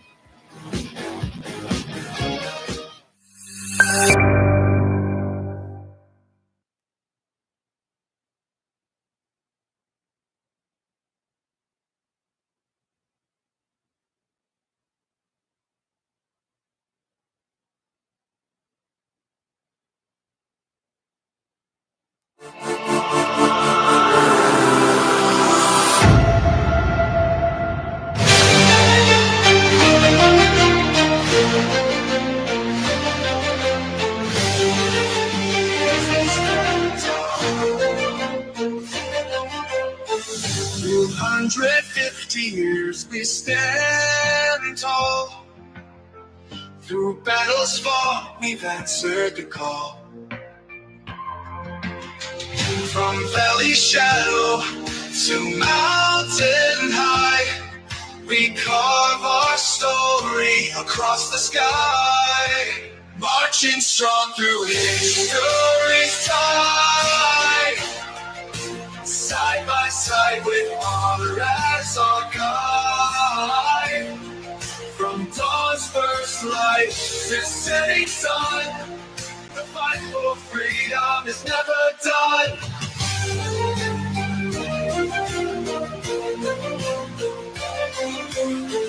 Through storms of war and trials untold, our courage burns with hearts of gold.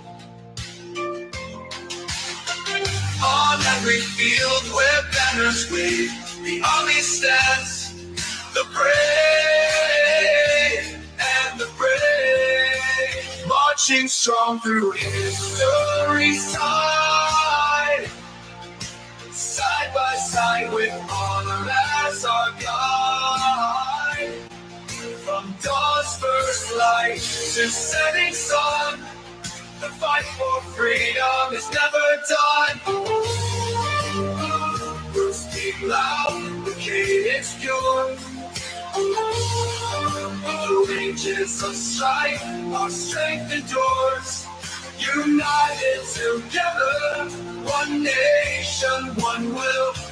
A promise of hope we always fulfill. Marching strong through history's tide. Side by side with honor as our guide. From dawn's first light to setting sun, the fight for freedom is never done.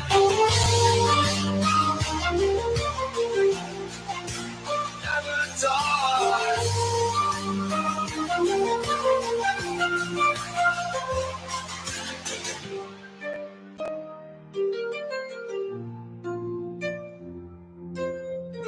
Drums beat loud, the cadence pure. Through ages of strife, our strength endures. United together, one nation, one will. A promise of hope we always fulfill. Marching strong through history's tide. Side by side with honor as our guide. Today we're doing swiftwater operations in joint with local fire departments, Williamson, Duval, Bergen. As we've seen, we get flood issues all the time. I think it's very essential to study up, brush this up. Not only the National Guard, but other fire departments working together. I think that we can, one, be safer at it, two, be more effective.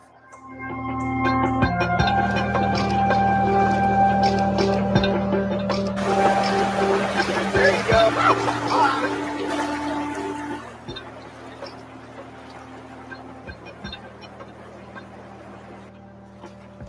Having more teams, expanding the knowledge, whether even if the town doesn't have a swiftwater. As we've seen, towns that we don't really never really seen flood have flood. So I think it's very essential to broaden the knowledge of this. At the end of the day, save more lives.